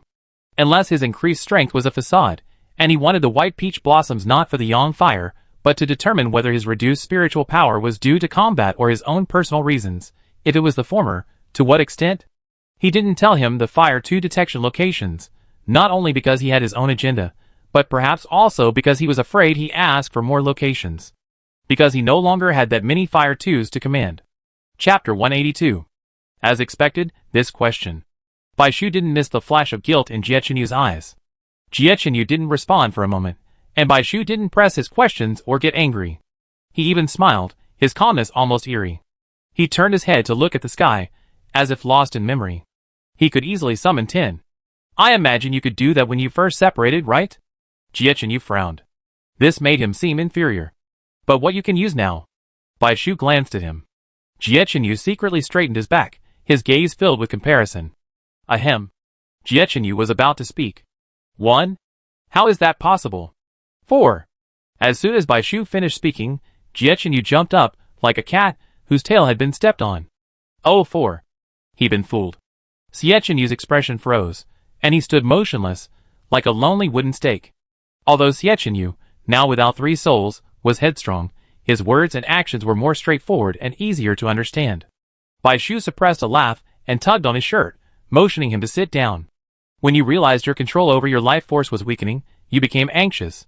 So you asked me for the white peach blossoms to experiment with, to see if I could still control the already difficult to control Yang fire, right?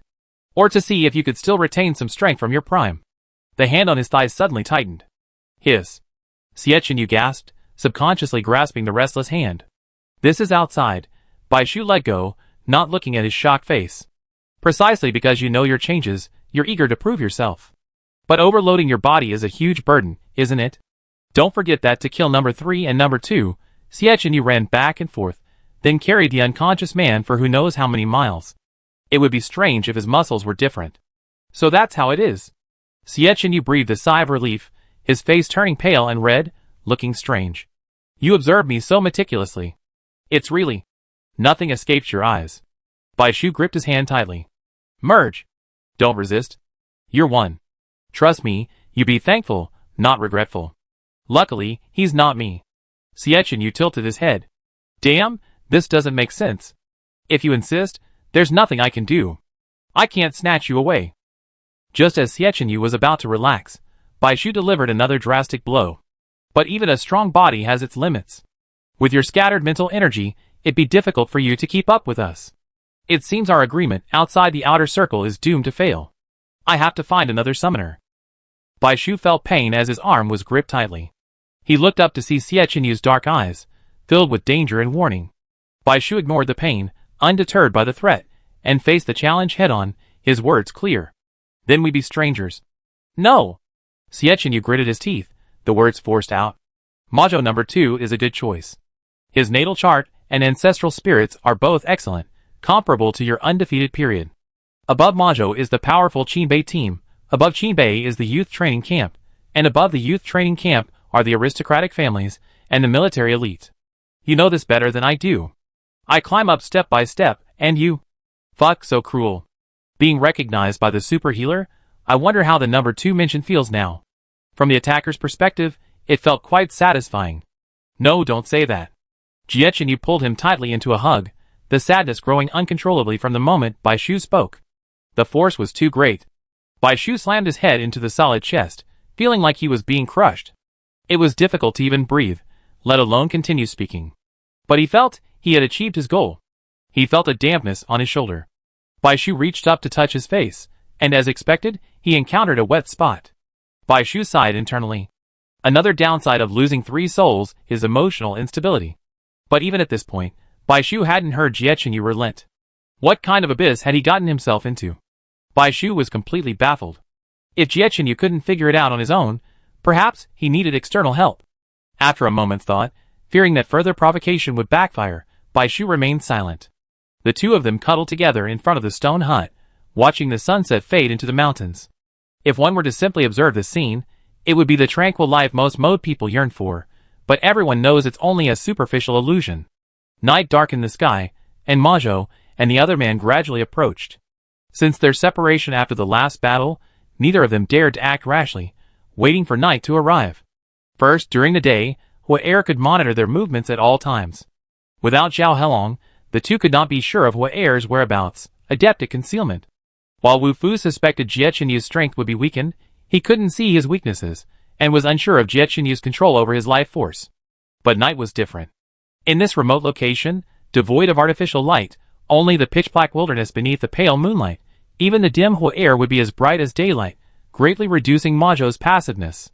Second, after nearly a day of fighting, both sides were significantly weakened, and they cherished their hard-earned rest. Majo feared Baichuan, but Baichuan was not without his concerns. Third, there was something that could only be used at night. Watching the two men on the screen, unaware of the approaching danger, calm and composed, Lingqi couldn't help but worry for Baichuan. The luminous vine is alive. Judging from Majo's actions, it seems he's trying to lure the alien species into battle, exploiting the situation and gaining success. Lingzhou had already seen the slender shadows beginning to wriggle in the darkness, and the two of them couldn't help but sweat. Baichuan's position is too close to the luminous vine. The luminous vine, resembling a creeper, appears dead during the day, indistinguishable from ordinary plants. But at night, it begins its hunt. The seemingly ordinary vine will occasionally emit tiny dots of fluorescent light, creating a dreamlike, beautiful scene in the pure black night. But often, behind beauty lies danger. Just like its other name, the land of gentleness. Its damage isn't high, but that beautiful fluorescent light is actually a psychedelic powder from an alien species. Inhaling large amounts of it can relax the mind, lulling one into a false sense of happiness, causing them to gradually forget their guard and die painlessly, becoming its food. Initially, before its characteristics were fully understood, due to its rapid reproduction and unpredictable nature, it was classified as a dangerous, near high-level alien species. Only after methods were developed to combat it was it gradually downgraded to a level 5 alien species. The anxious crowd suddenly fell silent after reading a comment. Could it be that Shirakawa and the others didn't recognize the night-glowing vine? It's possible. The night-glowing vine is almost universally known in the Central District, but it's less certain about the South District. After all, the environment there wouldn't likely allow it to survive. Yes, with the unrest in the South District, the noctilucent vine would undoubtedly grow at a terrifying rate. How could they dare? They would eliminate it at the slightest sign. Even so, anyone who has taken basic courses would be familiar with this knowledge. The noctilucent vine was once quite famous. The world is full of wonders. Even though alien species have appeared for centuries, even today, new and unexpected species continue to emerge. Remembering them all is impossible. But Bai Shu and his team currently operate no further than the Central District, so knowing all the alien species within the inner circle is not difficult. Not to mention, the noctilucent vine is often used as a research subject in the medical field. The reason for the downgrade to level 5 is that the noctilucent vine has significant weaknesses. It has no killing power during the day and is easy to eliminate. Moreover, if it is isolated and protected from fluorescent light, it will wither rapidly without nutrients for a long time. Because of its research value, these alien species are generally not targeted. And the noctilucent vine has found fertile ground for its survival. But over time, the nutrients eventually wear out, and the noctilucent vine craves fresh blood. Bai Shu didn't know this. Though he tried to catch up privately, his time was limited, and so was his alone time, so he only read the condensed version. He simply thought the ivy's greenness in winter was a little off, but it was indeed quiet, and posed no threat. Watching the fluorescent light gradually approaching from the distance, Xie Qianyu grew even more silent. He knew about the noctilucent vine, and planned to immediately throw the golden cage into it, destroying the 3 souls. The best scenario would be that after being exposed to the fluorescent light, the 3 souls would fall into a slumber like a human, forgetting their instinct to return to their bodies even after being released. Then, all the problems would be solved in Majo. But, Xie Qianyu stared at the golden cage in Bai Shu's hand. Should we throw them in? Even though he feigned indifference, Bai Shu's words hit home, and he hesitated, unwilling to give in. Let's go! Xie Qianyu grabbed Bai Shu's hand and turned. However, a brilliant white wave with a hint of blue suddenly appeared in the air, surging at a rapid pace, blocking them right in front of him. The two were surrounded by fluorescent light from both sides. Wu Fu was a man of action. As darkness approached, he immediately took action after confirming that Hua was not spying. Thanks to the golden cage, he easily located the two. To his surprise, they were only a short distance from the nightlight vines. It was a blessing in disguise. Using Daji's 3 attempts to block damage, he took the risk of luring the aliens towards Bai Chuan and the others. He wore the beads given by number 5, his expression a desperate one. This was his last chance. He made no predictions about success or failure, because it was useless against Bai Chuan, a freak who defied common sense. This was the first time they'd been pushed to this point by such a brand new team. Golden Crow. After nearly an hour's rest, although they hadn't fully recovered, both of them had regained most of their health. But at this point, Bai Shu simply didn't have the stamina to race against these light points. While the Golden Crow's flames could burn through the incoming vines, its dead trunk would immediately become nutrient for other vines, emitting more light points. But the flames had little effect on blocking the escaping light points. This was the tricky part about dealing with the night-glowing vine. After running for a while, Bai Shu could feel his strength rapidly draining away. Jie Chenyu pulled Bai Shu along, and he could clearly feel the weight in his hands. Get up. He didn't stop, but with a powerful tug, Bai Shu was lifted up single-handed. The situation was tense, and being lifted by the waist wasn't comfortable, but Jie Chenyu slowed down because of him. Bai Shu gritted his teeth and climbed onto Jie Chenyu's shoulders, one arm around his neck, the other pressing on his shoulder for leverage, and with a deft, light touch, he landed on his back. Jie Chenyu readily carried Bai Shu on his back, picking up his pace. The tangle was like an acrobatic performance. The coordinated movements were breathtaking. Are these two people too familiar with each other? More than that, they're incredibly familiar. Listening to Jie Chenyu's increasingly heavy breathing, Bai Shu looked around. At night, the familiar ruins of the base became a completely unfamiliar sight. Fluorescent light approached from both sides, and areas without it were completely invisible, making their escape even more difficult. This, in turn, allowed the instigator to hide in plain sight. Bai Shu didn't forget who had caused the luminous light in front of him. This wasn't a solution. No matter how strong Jie Chenyu was, he was still a flesh and blood creature, and he would tire. After trying to cast Will-O-the-Wisp fire, and finding it useless, Bai Shu glanced at the profile of the person beneath him, and made up his mind. A white light, warmer than Fan's blue-green fluorescence, appeared in Bai Shu's arms. He was incredibly grateful that he hadn't given away the last white peach blossom. Bai Shu handed the golden cage and the white peach blossom to Jie Chenyu. Jie Chenyu hadn't expected him to give him these two items at this moment. He panted so hard he couldn't even speak, and simply tilted his head to look at him. When the two long-desired items finally came into his hands at the most unexpected moment, he felt no joy at all, but instead felt a growing sense of heaviness. It was almost a no-brainer that he had to protect his attacker. Bai Shu was weaponless and had expended too much energy. Bai Taohua's gift to him could only help them hold out for a moment longer, but it wouldn't have made much difference. But Jie Chenyu was different. He had limitless potential. Without him as a burden, he could run even faster. More importantly, only he could find Wu Fu's location, fight him single-handedly, and defeat him. Shu. Just as Jie Chenyu was about to speak, Bai Shu pressed a finger to his lips. Don't waste your energy. Instead of carrying me, save it for dealing with number 1. Bai Shu said weakly. What's wrong with you? Leave it to yourself. Jie Chenyu tried to turn his head, but Bai Shu covered his eyes. Bai Shu smiled, his eyes a little dreamy, and he was incredibly grateful to be on his back. As the fluorescent light, along with the glowing vines, sank into his body, he felt no pain. With their current strength, Bai Shu didn't even consider dealing with the vines. He unleashed every skill Dong Feng could muster, leaning down to whisper into Jie Chenyu's ear. His voice, slow and frail due to his weakness, was firm as he commanded, eliminate Majo. I want to win. With a firm shove, he turned and threw himself at the voracious green vines. Jie Chenyu's pupils constricted, and a struggling no escaped his throat. Bai Shu opened his mouth, muttering something silently. Then, before losing himself completely, and without giving Jie Chenyu any time to react, he resolutely pressed the elimination button. The figure vanished in the fluorescent light. Bai Chuan number 5 is eliminated. Chapter 183. Back at the teleportation array, Bai Shu received medical attention. After his chaotic thoughts returned to normal, he declined to be sent to the infirmary, and headed straight for the backfield locker room.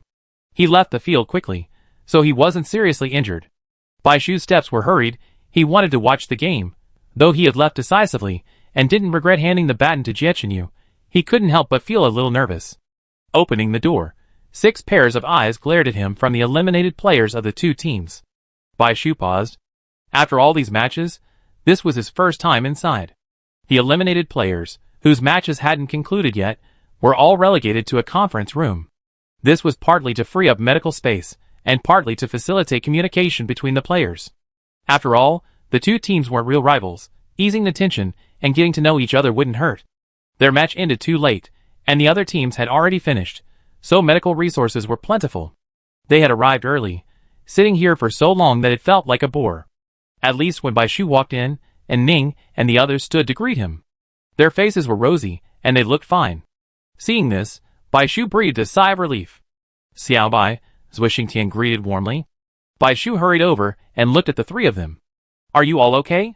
Their departure had been so chaotic. He remembered Zui Xingtian had been hit by rocks several times, and he had been worried about internal injuries. And Senior Jiang, he was severely exhausted. "It's fine." Zui Xingtian patted his chest.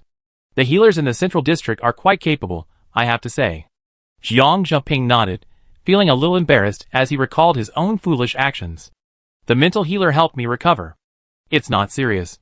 I'd be fine after a few days of rest." And Ning gave him a sidelong glance. Jiang Zheping chuckled awkwardly. "I was impulsive. I won't do it again." He wouldn't have the guts to do it again. Bai Shu felt completely relieved. The gaze behind him was so noticeable that it pierced his back. He turned his head. It was someone from Mazhou. While he hadn't directly eliminated them, he was indirectly responsible. Bai Shu rubbed his nose, unsure how to react. In the past, he always been left at the end of every match, teleported away, healed, and then returned directly to the waiting room to await the final results. Aside from handshakes before and after the matches, there wasn't much social interaction. Even though the fight had been intense on the court, now facing them was a bit awkward. Squeak! Buji stood up with a grim expression. His tall, powerful figure cast a large shadow on the ground, and the 3 of them instinctively stood in front of Bai Shu. Zui Xingtian raised an eyebrow, the tall boy looking like a bare-toothed corgi against Buji. Hey, what do you want? On-field grudges are nothing personal. Buji, bow-faced tribe, attacker. Hope to see you at the youth training camp. The large Tibetan Mastiff before him extended his hand to Bai Shu. 3 familiar pieces of information. Bai Shu hadn't expected him to introduce them so solemnly. In short, Bai Shu felt no ill will. Although this man looked shabby, carried human bones, and had a rather sinister look, he was surprisingly gentle. Bai Shu tilted his head, took the offered hand, and smiled. "Thank you, I will." Amidst everyone's astonishment, Buji actually gave a clumsy smile. "Don't worry, Buji is just like that. He's trying to please you," Xiao Helong said with a smile. Buji glared back, but said nothing. The strong always yearn for the strong. He introduced himself, but not the team name, and his 2 teammates were not surprised. They didn't object to Buji's attempt to find new teammates. After the game, they would go their separate ways. One would return to the West District, while the other would join the youth training camp. Although the word sounded a bit cold, they all conceded that this was a short-term collaboration. All good things must come to an end. Baichuan eliminates another player. Match point. Without backup support, Baichuan's number 1 is in even greater danger. But Mazhou isn't safe either. The Golden Crow is attacking indiscriminately from above. 2 Mazhou players have been repeatedly affected but haven't dared to move. Number 5's health is already critical. After a friendly greeting, Bai Shu returned his gaze to the large screen. On the screen was a magnified image of Jiechinu lying in the dark. The different perspective gave him a novel feeling. Jiechinu casually swung the golden cage in one hand, while holding the other hand before his eyes, his gaze intensely fixed on the bracelet on his wrist. Apart from this, he made no unnecessary movements, remaining completely motionless. If it weren't for the occasional flashes of fluorescent light and the golden crow's flames, illuminating his dim, intertwined eyes, everyone would have mistaken him for a sculpture. The light flashed by, and he quickly faded into darkness again. Although Bai Shu's elimination had deeply shocked him, he had taken advantage of the moment when the luminous vines were distracted to find a way out and temporarily hide. Bai Shu was no exception to Jiechinu's quick escape from the luminous vines and his refusal to retreat. He was a natural fighter, and even without 3 spirits, his combat acumen remained unwavering. That's why Bai Shu used himself as bait, rather than eliminating this stubborn, incoherent bull himself. but his expression left the usually confident Bai Shu unsure of his intentions. The comments section was abuzz with speculation. What was he thinking? Number 5? Revenge? Or the golden cage? I think it's the latter. Don't underestimate number 1's golden cage. I'm not entirely sure. Human nature is complex. It all depends on the magnitude of Bai Shu's elimination. I agree. No one can stop him now, and with such a prime opportunity, he didn't throw the golden cage either. But he didn't seem to be going to eliminate Ma Zhou either. Besides, if they were all eliminated, why was he studying the bracelet so closely? Didn't he have a location? Could he be feeling bored and planning to leave? Haha, in his current state, he could actually do that. Bai Huan would be furious. The video then split in two, with the other side showing the location of Ma Zhou and the other man, moving towards Jie Chenyu. Bai Shu's heart tightened. He had chosen what he thought was the most likely way to win. But there's no denying that his judgment might have been biased. He had a strong premonition that Jie Chenyu would go the way he wanted. But from the perspective of others, and even himself, it was undeniable that this decision was too subjective. Bai Huan number 1 changed his stance. He was looking at us. Wait, what kind of boyfriend's perspective is this? The boy's face in the video gradually zoomed in. His eyes finally removed their bracelets and stared directly at the screen, deep and focused. Suddenly, his lips curled into a smile, revealing a hint of bright white teeth. It was a smile Jie Chenyu never wore. It wasn't his usual perfect smile, nor was it a foxy grin. It wasn't warm nor sarcastic. Bai Shu was startled, a premonition that he was watching him, making a promise. His heart settled, but his face inexplicably became agitated. Bai Shu averted his eyes. Fuck, that smile, I'm so tempted. What else could it be if not blatant seduction? Unreservedly unleashing his charm. What else could it be if not a courtship? This frivolous man, reaching out, he randomly picked up a microcomputer from the one beside him, and held it between his fingers. Jie Chenyu knew Bai Shu was watching him. Whether to keep Sampo or not, he had already made the decision. He touched the machine between his fingers. If he was destined not to have her all to himself, then he would do his best to leave a mark in his heart. Even if he was gone, Bai Shu would never forget him so easily. As for why he didn't act, the other party had escaped Huair's surveillance, and it would take time to find them again. Besides, it wouldn't be long before the other party came knocking. He had to make full use of this time to recuperate and flirt a little while longer. Winning the competition became his primary goal, and he not only had to win, but win beautifully. Elsewhere, Mo Zhou quietly approached Jie Chenyu, intending to repeat his old trick. When he heard that number 5 had been eliminated, Wu Fu was genuinely surprised. He assumed that even if number 1 was eliminated, number 5 would definitely make it to the end. Logically, he should have been relieved, as number 1 would be the last one left, making it easier for them to succeed. But for some reason, he had a bad feeling. Perhaps it was the psychological scar left by Bai Chuan's unconventional play. Wu Fu calmed himself, but he didn't rush forward. He could sense that the golden cage hadn't moved, but something was inching closer. Sweat streamed from his forehead to his eyes, but despite the sting, Wu Fu didn't even blink. All he could see were clusters of flames, large and small. Even in the dead of winter, the surroundings were as hot as an oven. Under these conditions, fire too was truly pervasive. Wu Fu couldn't sit still any longer and pulled number 5 along. Let's turn back. No, since we're here, don't leave. Jie Chenyu pushed aside the rocks blocking his view and, as he hoped, saw the two men give a cruel smile. I found you. The three of them locked eyes. Jie Chenyu's smile faded, and he flicked his wrist. Let's get this over with. This is getting boring. As soon as he finished speaking, Jie Chenyu attacked. His final decision was self-evident. Not only was the audience astonished, but even Bai Chuan, and Ning, and the others were stunned. They had deeply experienced the depth of Jie Chenyu's desire to kill them, but now, he had completely forgotten his original intention. From his own perspective, what difference was there between this, and willingly serving as a pawn, willing to die, to change such a cold personality to this extent? And Ning's gaze shifted to Bai Shu. Bai Shu glanced at Ning in confusion. And Ning shuddered, her heart half melting. She smiled softly at him. Was this the lethality of cuteness? She suddenly felt that in their relationship, the one to worry about might be the captain.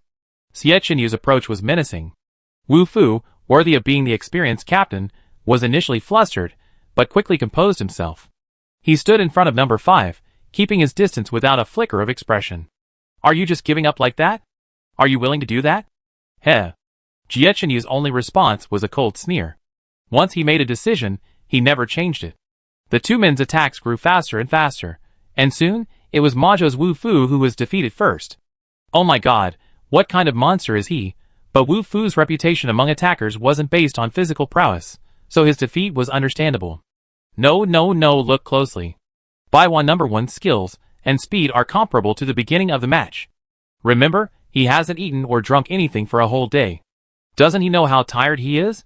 What the audience thought was also what the two Majo players were thinking. Is this guy still human? Ah, they're making too much noise. The night glowing vine has noticed, and fluorescent is coming. Captain, leave me alone.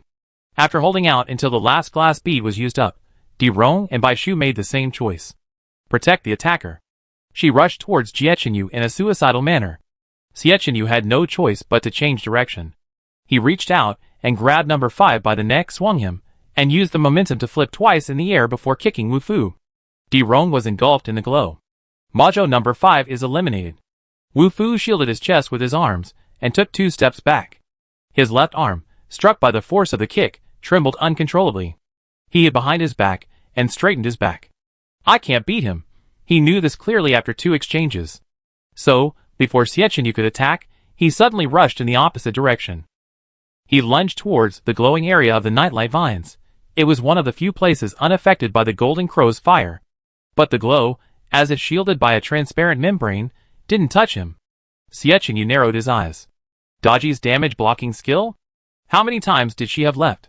1, 2? It doesn't matter. He rushed forward as well. The nimble black shadow dodged the countless incoming points of light, and as Wu Fu was about to step into the encirclement of the fluorescent light, he grabbed his arm from behind.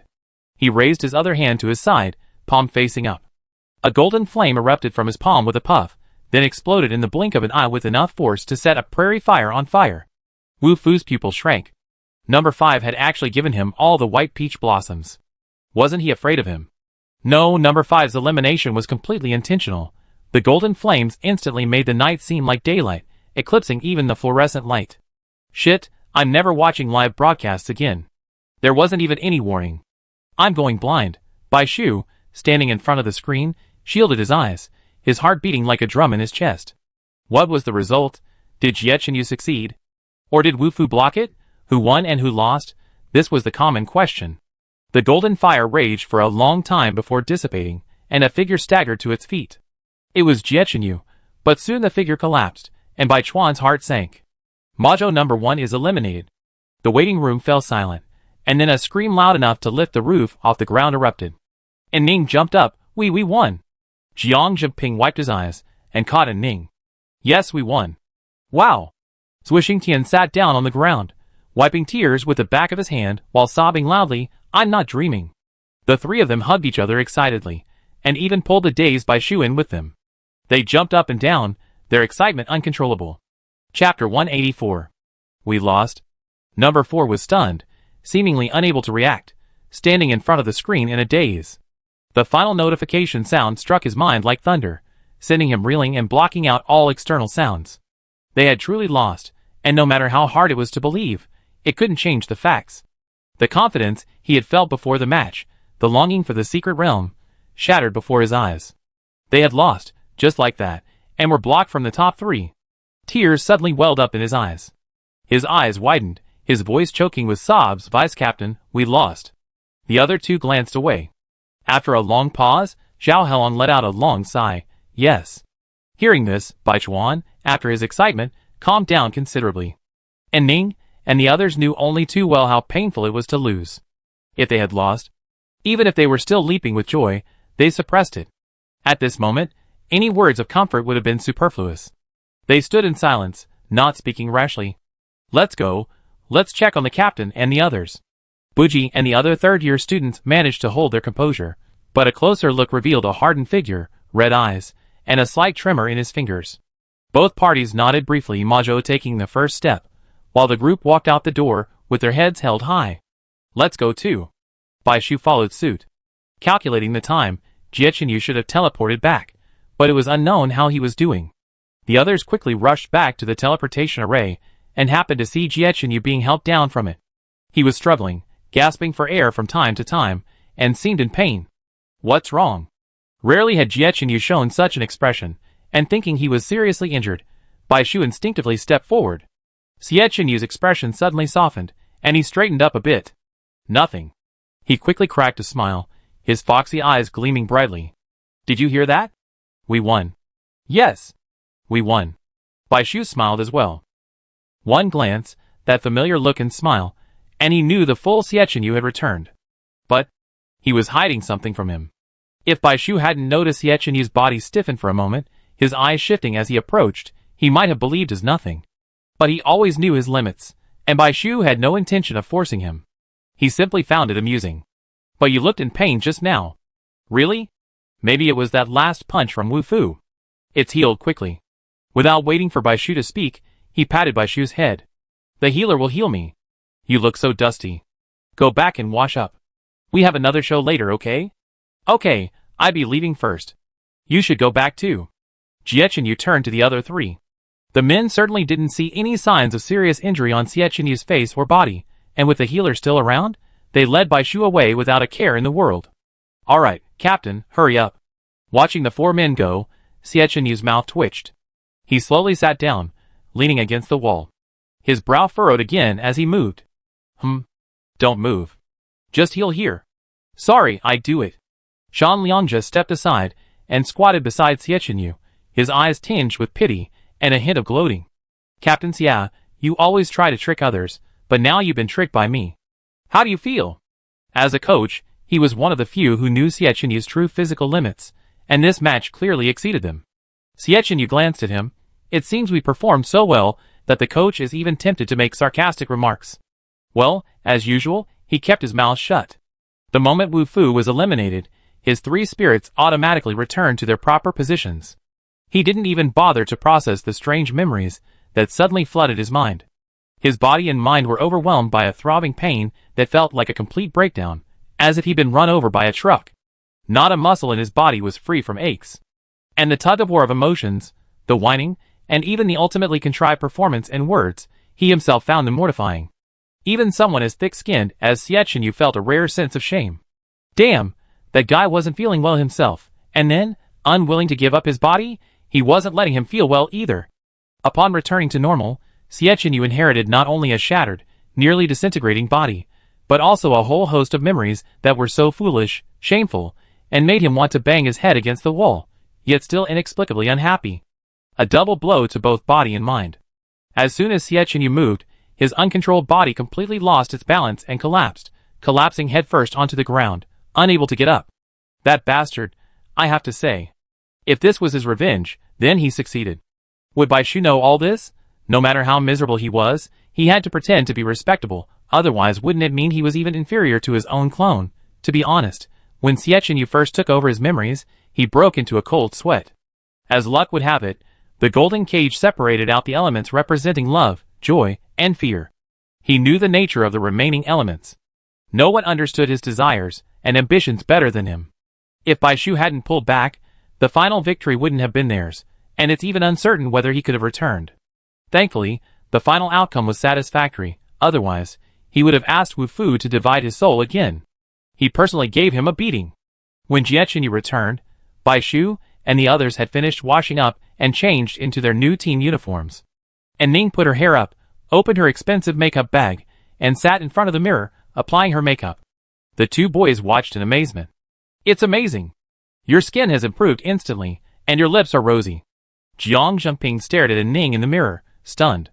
Senior, why don't some for me too? I want to look handsome too. Zui Xingtian enthusiastically massaged Ning's shoulders. They were the new top three, ready to shine in the spotlight and celebrate their glory. One could imagine how many cameras they would face later. His teammates were all so handsome, and he didn't want to be a drag. Okay, what do you want to put on? Draw on my eyebrows? No, I want this. It make my skin as smooth and beautiful as Xiao Bai's. And Ning, about to raise her hand, withdrew it, expressionless. I can't do it. It's natural, and she's envious. Speaking of this, and Ning's eyes flickered to the lipstick in her hand. If it were Bai Shu, she'd be happy to put it on for him. It would definitely be beautiful. She also has a stockpile of dresses she loves, but never has time to wear. And Ning's lips suddenly curled, looking incredibly sinister and vulgar? Huh? Zhuixingtian's danger radar went off silently. Seeing Ning grinning foolishly in the mirror, he gasped, and Jiang Zhiping had to cover his hand to muffle the cry. Hush. Jiang Zhiping lowered his brows, shook his head gravely, and pointed toward the door. Based on his experience, that expression meant something bad had happened. Zhuixingtian didn't even bother putting on makeup. The two of them quickly retreated, supporting each other. Bai Shu, still unaware he escaped danger, was carrying new clothes to the bathroom, when a nearby door suddenly opened and two people rushed out, too frightened to notice him. Bai Shu shook his head. He knocked on Jie Qinyu's bathroom door. Brother Jia, the new clothes are at your door. I gave the dirty clothes to Auntie. The sound of running water gradually died down, and Jie Qinyu's voice soon rang out. Okay, thank you for your help. I be done soon. It's okay. As Bai Shu left with the laundry basket, he noticed a flash of light inside. It was a bracelet. A timer? Bai Shu picked up the bracelet, and a sound clip popped up. Aside from the rustling of leaves and the rustling of the wind, the intimate sound of lips against teeth was clearly audible. A flirtatious kiss. Mom? I be back, wait for me. Pfft. Bai Shu chuckled and replaced the bracelet. He'd done something wrong himself, so he might as well hear it for himself.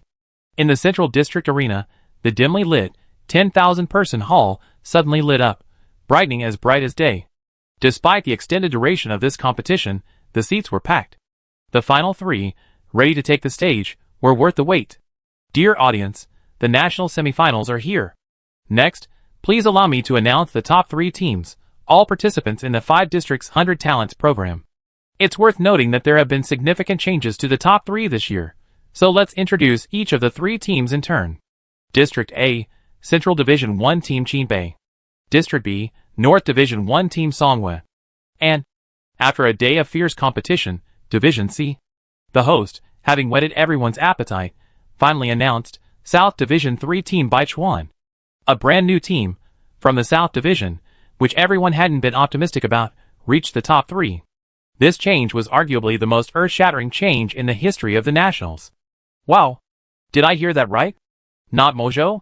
Everyone not watching Division C was stunned. You heard right. The Nationals are about to change. Even Team 1 lost to these monsters.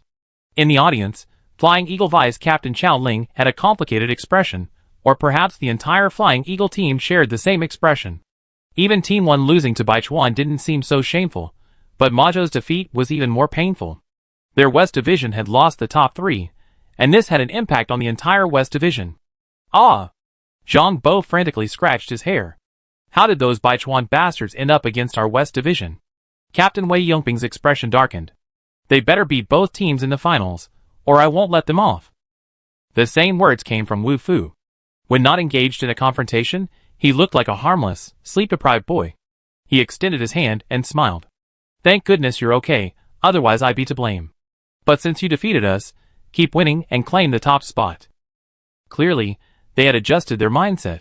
Even after losing, they showed no sign of embarrassment or resentment, displaying the demeanor of a strong team. Zhao Helong continued, yes, otherwise, we won't be polite when you come to the West Division. Of course. Xie Qinyu shook Wu Fu's hand, his smile polite, but his words unabashedly modest. Our goal is more than just this. As he spoke, his eyes involuntarily glanced at Buji. He remembered this man as quite capable, and Bai Shu had once compared him to him. While it was meant to provoke him, didn't it also reflect Bai Shu's deep appreciation for this man's abilities? Thinking of this, his gaze became more scrutinizing. Buji noticed but didn't flinch. The two attackers exchanged glances for several moments in silence, neither backing down. Compared to the competitive nature of the attackers, the exchanges between the backcourt players were much more subdued. You're amazing.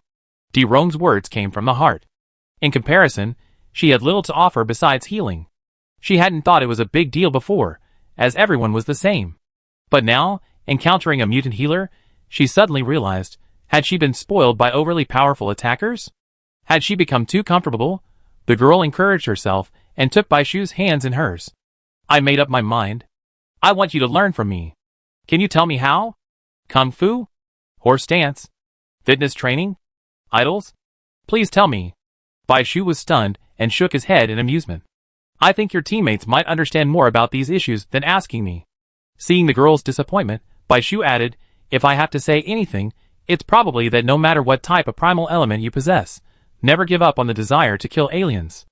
Admittedly, healers don't have the relevant skills, but sometimes, picking up a weapon and killing with traditional methods isn't impossible. Those words hit home, like a bolt of lightning. Rong had never heard anything like it before. Ever since she awakened her true nature, everyone around her had told her that a healer's eyes should focus on their teammates, not the aliens. I understand, idol.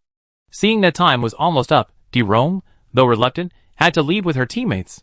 After a moment of hesitation, she leaned close to Bai Shu's ear and whispered, if ever, you enter the youth training camp and choose teammates again, you can consider our vice captain and captain. They're both very good and capable people. She quickly waved her hand. I'm not trying to sow discord between you and the captain. I just think our captains are safer than yours. Well, not really. Never mind. Just pretend I didn't say anything. I know. Huh? Rong met Bai Shu's eyes, clear, and with a hint of a smile. With this, the semifinals conclude. Please wait for further notification for the finals. Another reminder, the youth training camp will open tomorrow. Invited players must report as soon as possible and complete the registration within 3 days. Late arrivals will not be entertained. Please leave in an orderly manner. The venue will close in half an hour. Let's go, Xiaobai. Let's go back and rest. Jie Chenyu, with a large group of people, approached, nimbly walking between the two of them. He casually severed their handshake and, with a sweep of his long arms, swept the woman into his embrace, his possessiveness undisguised. Completely lacking the gentlemanly manners expected of a woman, the taller man, as if he were alone, lowered his head and spoke to the shorter man. I'm starving. What do you want to eat? Let Jinwu light the fire, and I cook it myself. Zhuo Xingtian hugged himself, swallowing silently. Let me think. For some reason, he thought of the voice message on his bracelet. Then, looking at Jie Chenyu's pretentiousness, Bai Shu felt a pang of joy.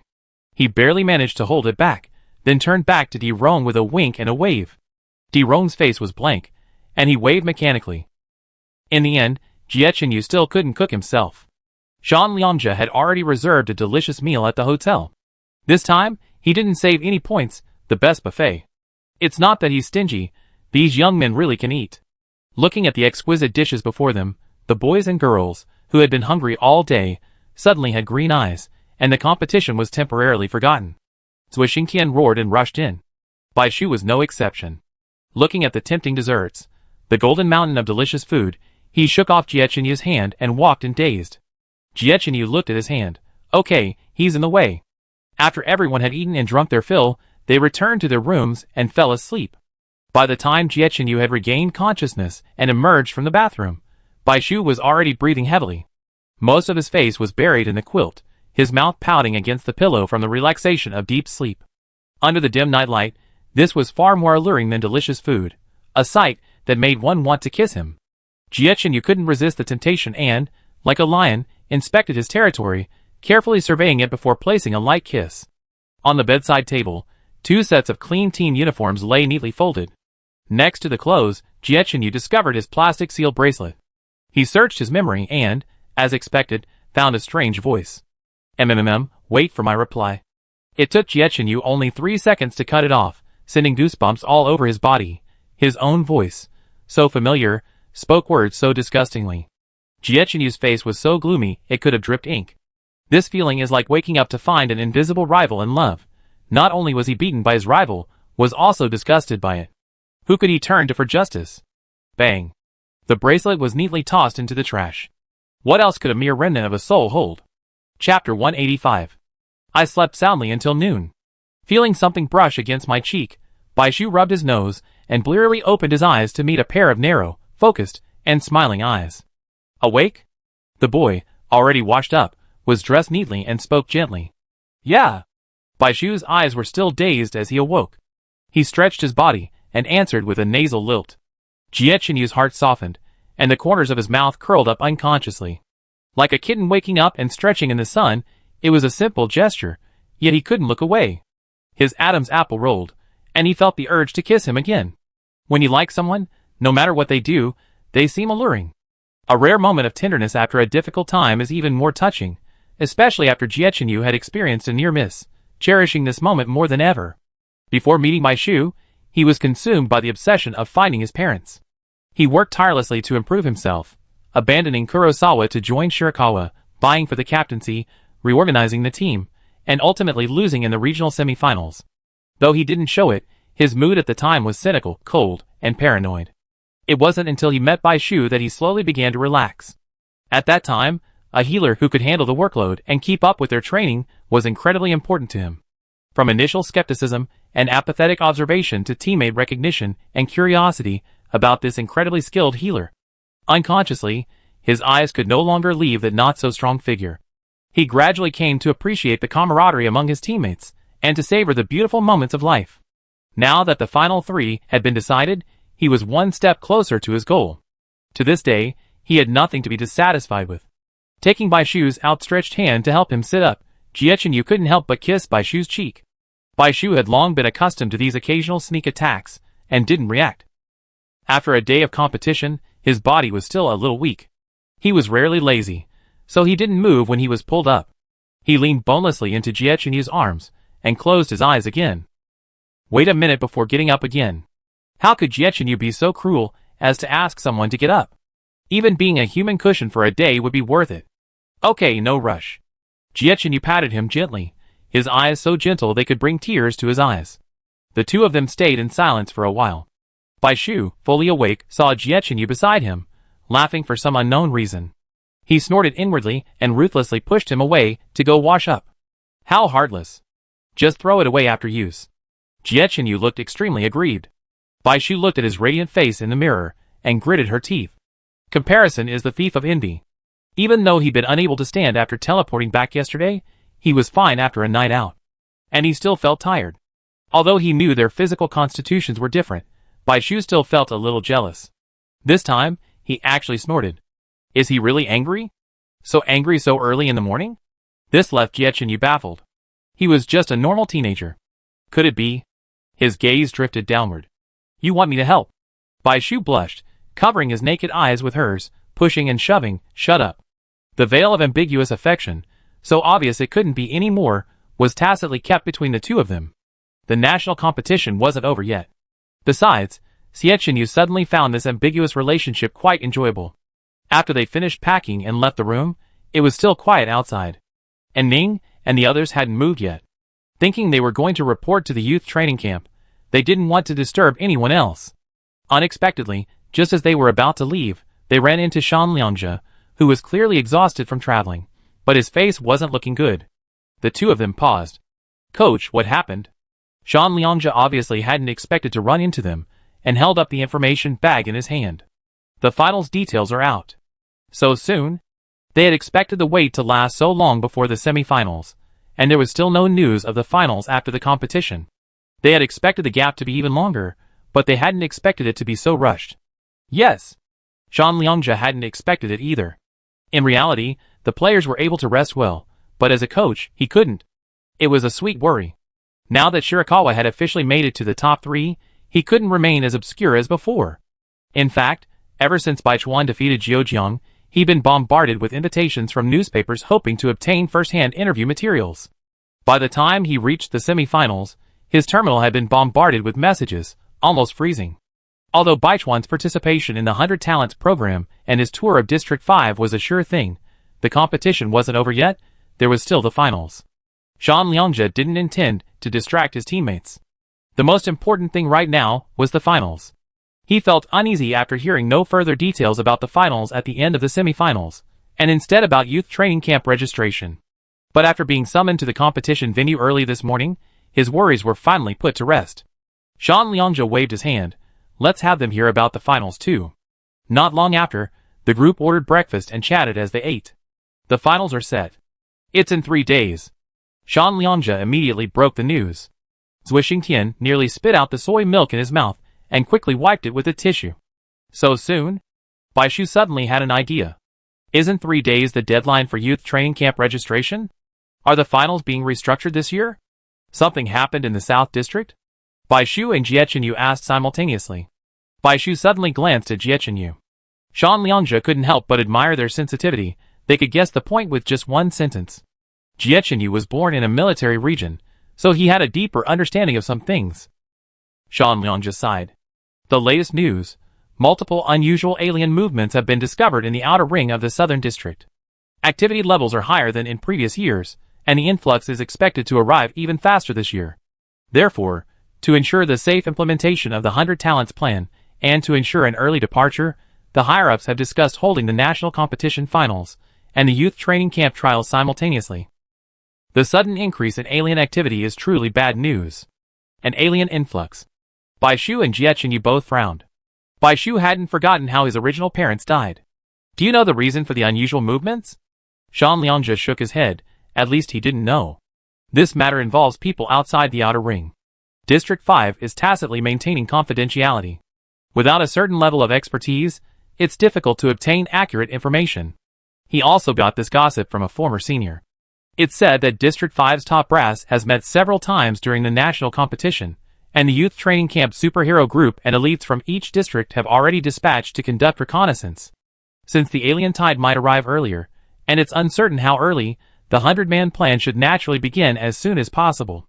Now that the top 3 have been determined, it doesn't matter if the 3 teams rank ahead of the alien tide. Wait, it's happening at the same time as the youth training camp selection? How will they compete then? Zui Xingtian scratched his head. After all, only a few of the top 3 would need to go through the youth training camp selection. So what's the format for this competition? A points relay race. Shan Liangjia explained. Basically, it's the same as before, a 3-team free-for-all, but this time it's not a competitive match, it's a points race. The initial stages are the same as before. The 3 teams take turns deciding which team will ban the primordial spirit, and then they be deployed to the same location. Killing aliens counts as points, and there's no restriction on teams attacking each other to try to steal points. Baishu understood. It's not like they haven't participated in points races before, but the national competitions have always been competitive, so the concept of a points race is a bit unfamiliar. But the focus is on the relay race, as it also ties into the youth training camp selection process, so this competition highlights individual ability. Relay race? This was the first time I heard of it. Shan Liangjia nodded. This competition is limited to 2.5 hours, divided into 5 stages, each half an hour long. Each team of 5 players will be assigned to each of the 5 time periods. The final ranking will be calculated based on the team's total points, while individual points will form one of the criteria for youth training camp selection. During the competition, you can choose to kill aliens to earn points, or steal points from others. Please note that in addition to Qin Bei and Song Yu's team members, there are also attacks from other youth training camp participants in the same area.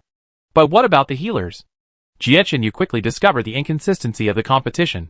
Going solo to kill the aliens, the shield controllers could still protect themselves, which was a test of their abilities, but what about the healers?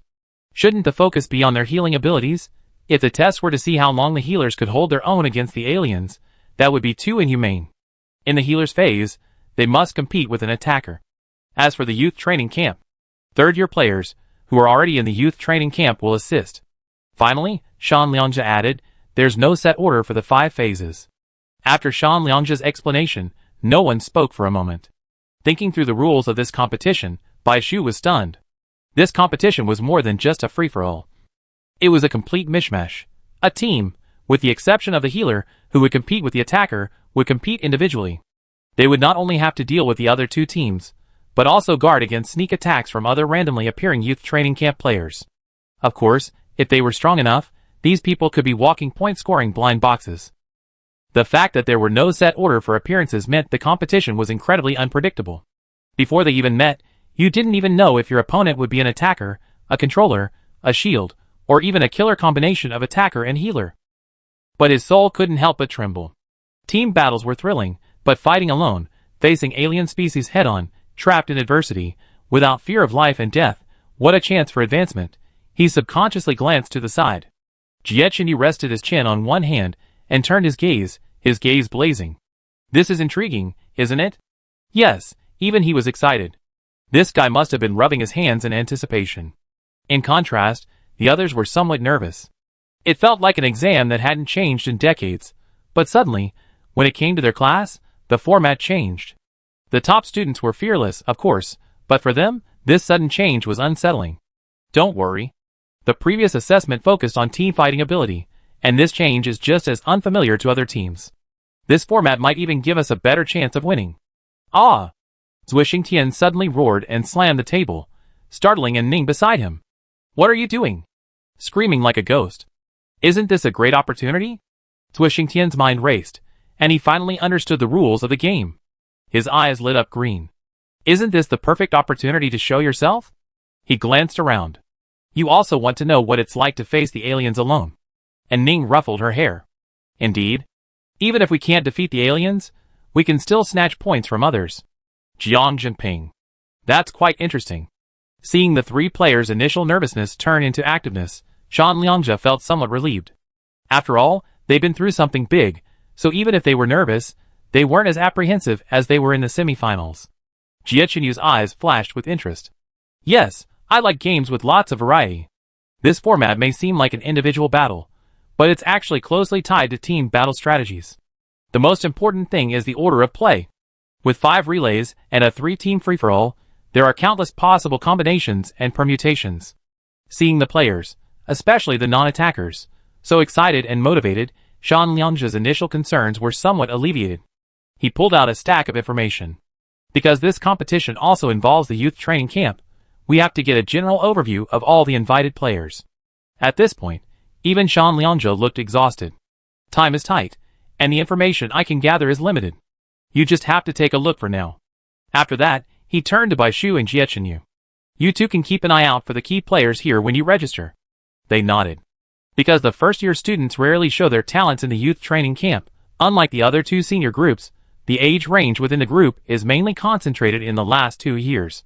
With the promotion of 1 level in the youth training camp, only the third-year students remain, a total of 17.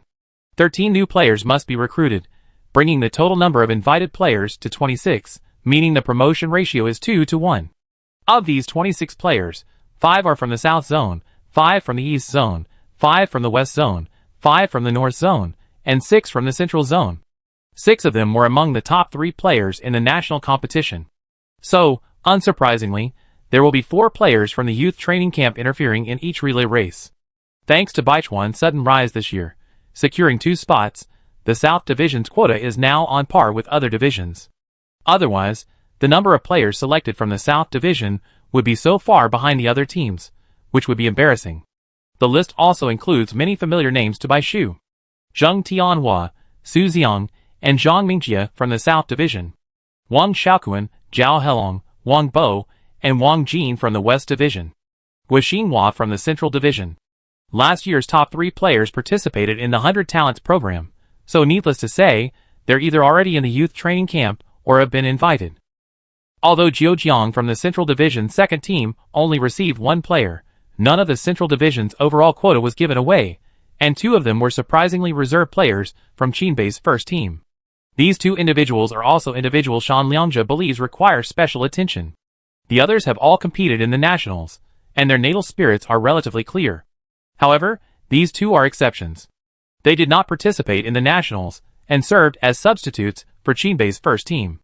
Logically, with so many people and teams participating in the nationals, it's unlikely that substitutes, who haven't even competed, would have a chance. But a closer look at their backgrounds reveals their abilities, which are irrefutable. A second-year student, Su Wuqing, is an attacker and a graduate of the Tianji sect. Although a substitute, he simply didn't participate in the nationals. He has been very active in various other competitions, clearly being groomed to become the next captain of Qinbei's first team. Here is a unique characteristic of Qinbei. All previous captains have always been from the Tianji sect. To balance the forces in the central district, Qinbei, as a team, must include representatives from various factions. Since the third-year students all come from aristocratic families, the second-year students have to choose from the military to maintain balance. But next year, once the third-year students leave, the captain will be chosen from the second-year students. To ensure the captain remained a member of the Tianji sect, they placed the next captain among the backups.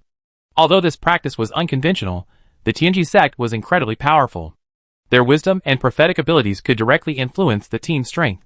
Furthermore, among the aristocratic families, the Tianji sect was considered one that cooperated with the military, so all the factions in the central region were unanimous in their decision. If such a person's selection was inevitable, then the other backup was truly surprising. He was the only first year among the invited guests besides Baishu Jiangyu. He was from the beast sect and possessed the ability to control beasts, including alien species. He was also an extremely valuable psychic healer. Since they had decided to invite first years, all of whom were related to psychic healing and had strong survival skills. The youth training camp had already made the decision and invited them all. Jie Chenyu subconsciously glanced at Bai Shu, thinking what a coincidence. Bai Shu didn't seem to mind him, but simply looked forward to the competition even more. Chapter 186. Following the route on the map, the two gradually reached the remote inner-city walls, gradually becoming deserted. Passing through a narrow passage flanked by two stone walls, a gust of cold wind greeted them. The view suddenly opened up. The cold wind whistled, and dry grass was scattered everywhere, with occasional thorns blocking the path. Beyond, towering mountains rose from the ground, the only bright spot being the tenacious pines that struggled to survive among the rocks. Looking at the end point on the map, then at the empty space before them, there was no sign of the youth training camp, not even a house. The two paused and exchanged glances. Bai Shu asked youth training camp, "Is this really here?" Jie Chenyu examined the map, then looked ahead. The reason they didn't go any further was that the mountain was surrounded by a tall, unadorned iron fence, with a yellow no trespassing sign precariously teetering on the ground. He pointed upward. If the map's correct, it should be up the mountain. Another gust of wind blew, and a corner of the sign fell off, spinning 90 degrees and swaying slightly like a pendulum. The two, I thought the youth training camp was so famous, and the rebuilt competition area was so luxurious and grand, but I didn't expect it to be so low-key. From afar, the forest rising from the ground within the fence showed no trace of artificial carving. Not even a trampled trail was visible, leaving it pristine and natural. Even in the apocalypse, where the human population has plummeted, places like this are rare. After all, this was just outside the inner city, and there must be many summoners coming and going. If it weren't for the map, Bai Shu would have suspected this was some wildlife sanctuary established before the apocalypse. They took a few steps forward, and as they neared, the invitation in their hands suddenly vanished, as if by some kind of induction. A man in a white coat, about 30 years old, with medium-length hair, suddenly appeared. Bai Shu was startled. "Baituan Jie Chenyu Bai Shu?" The two nodded, and the man looked at the list in his hand, then at their faces. A man of great discernment. He nodded, and ticked the box on the list in his hand. Reporting completed. Bai Shu was stunned. So fast. Compared to the numerous tedious procedures before entering the base in his previous life, reporting to the youth training camp, rumored to be overflowing with talent, was as simple as a makeshift team. "My name is Yu Qing. I'm the rookie mentor and training director for the junior team, a referee, a data analyst, and the logistics and life manager." "Isn't this the general manager? It looks more like a makeshift team. Please follow me." Yu Qing waved his hand, and a straight stone staircase suddenly appeared in the pristine forest. The two men's expressions froze, finally feeling as if they had arrived in the land of the powerful. It was hard to imagine how powerful someone could directly control a mountain, yet this young man didn't even raise his eyes, appearing to do it with ease. "Please," the man repeated. Though shocked, Jie Chenyu had seen many truly powerful people, especially those skilled at playing it safe. He quickly recovered, tugged at Bai Shu, and said with a smile, "Come on, let's take a look." Bai Shu suddenly realized something, his eyes sparkling with surprise, and he tugged at Jie Chenyu's sleeve. Jie Chenyu leaned over, leaning forward to listen. "Will there be a lot of delicious food in there?" Jie Chenyu, Having reached the mountainside, the buildings hidden in the forest finally emerged. Unlike the predominantly gray and black buildings within the city, the milky white gate before them towered majestically, its bright color naturally creating a relaxed atmosphere. That was due to their confidence and strength, their fearlessness of alien invasion.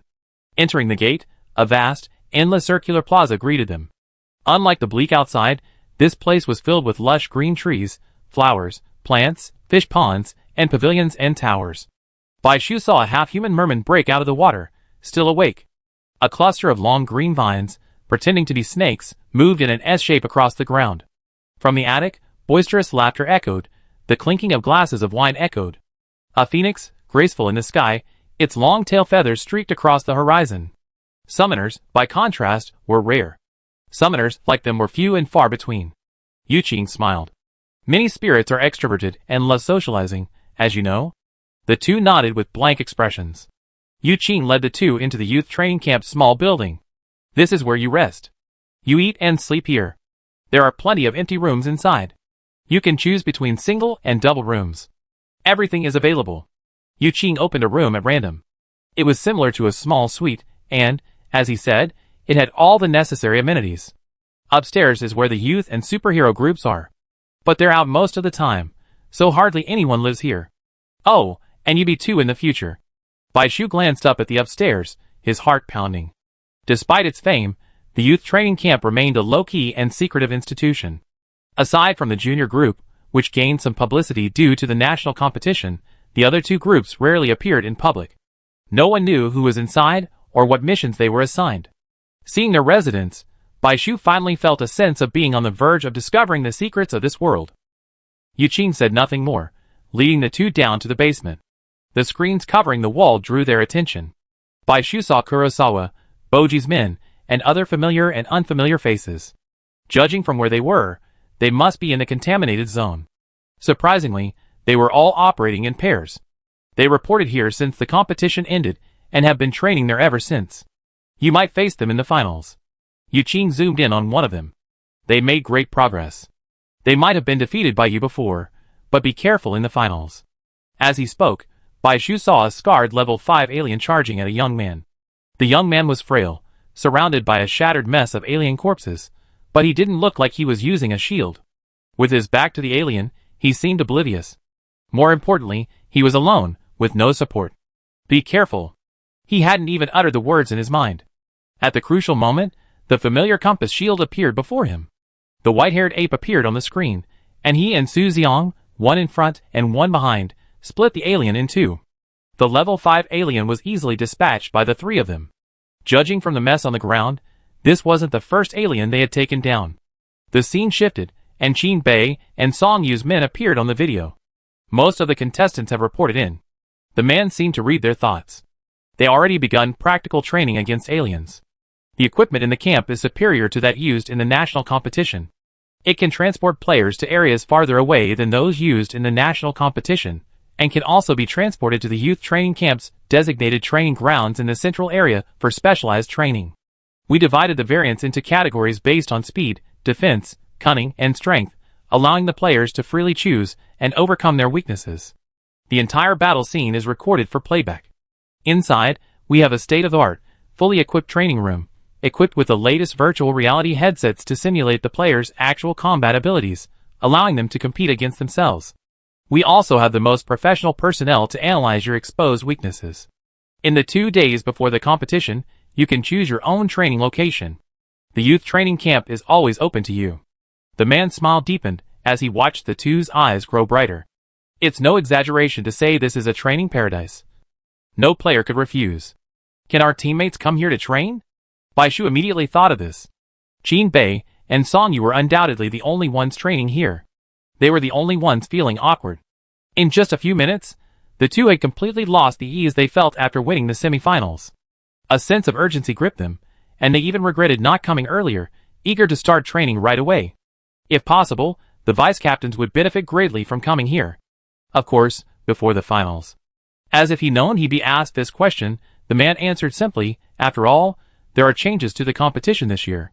The 5 people who arrived at the youth training camp were like dried-up sponges dropped into the ocean, frantically absorbing water and replenishing themselves. Sometimes, the youth training camp coaches would also provide guidance. During training, Baishu was completely immersed, completely oblivious, as if someone was secretly eyeing him. Gongsun family. I never thought Baichuan would actually make it to the top 3. The Gongsun family was still resentful about not being able to obtain the magical weapon, but Baichuan was lucky to be facing the West District, a place they had no control over. Gong Sunyao said, even if we're the top 3, father, this time the national competition is combined with the youth training camp selections, so the field is mixed. With a few more people, getting that thing back won't be difficult. Gongsun Pei, head of the Gongsun family, thought for a moment before frowning. No, we can't make a big fuss. It would be bad to attract the attention of other families. The fewer people who know, the better. 2 days later, the national competition finals officially began. Although combined with the youth training camp selections, to ensure the youth training camp participants were not visible to the audience, they would cover their faces and be identified by numbers on their clothing. In reality, most people were unaware that the finals and youth training camp selections were combined. The 3 teams appeared at the competition venue as scheduled. This time, there was only one stage, and the competition officials hadn't lowered the partitions, making the stage appear overly empty. However, the audience seats were packed. As the 3 teams appeared, the lights and cameras gathered around them. Instantly, the entire crowd erupted in excitement, everyone pumping their energy and cheering for their favorite teams. Xinbei will win. Xinbei. Songwei, Songwei, Songwei. Baichuan, keep going. After a moment, the host raised his hand for silence. The national finals are about to begin. I'm sure many of you are aware of the changes to the format for this finals. To avoid any confusion, let me briefly explain the rules. This final will be a points relay race, consisting of 5 rounds. Each of the 3 teams will send 1 player to compete. When it's the healer's turn, they must bring along an attacker. Each round lasts 30 minutes, for a total of 2 hours and 30 minutes. During this period, you can earn either 10 or 100 points, depending on the level of the fragments you obtain. Eliminating a player earns an additional 100 points in addition to the points earned for the elimination. If eliminated within half an hour, all points will be lost. The team with the highest cumulative points after 5 rounds of relay races will win first place. In each round, there will be 4 disruptive players. Their points and combat strength vary, but eliminating them will still earn you bonus points. Be careful to identify these players. In addition, the wristband tracking function will be enabled for this competition. The decision to enable or disable it is entirely up to the individual. The competition venue is located in the central P zone, near the Yellow River waterfall. Without further ado, please announce the first player to take the court. At this point, the 3 teams had returned to their respective waiting rooms, with the situation in each room being broadcast live. Inside the Baichuan waiting room, everyone wore a serious expression.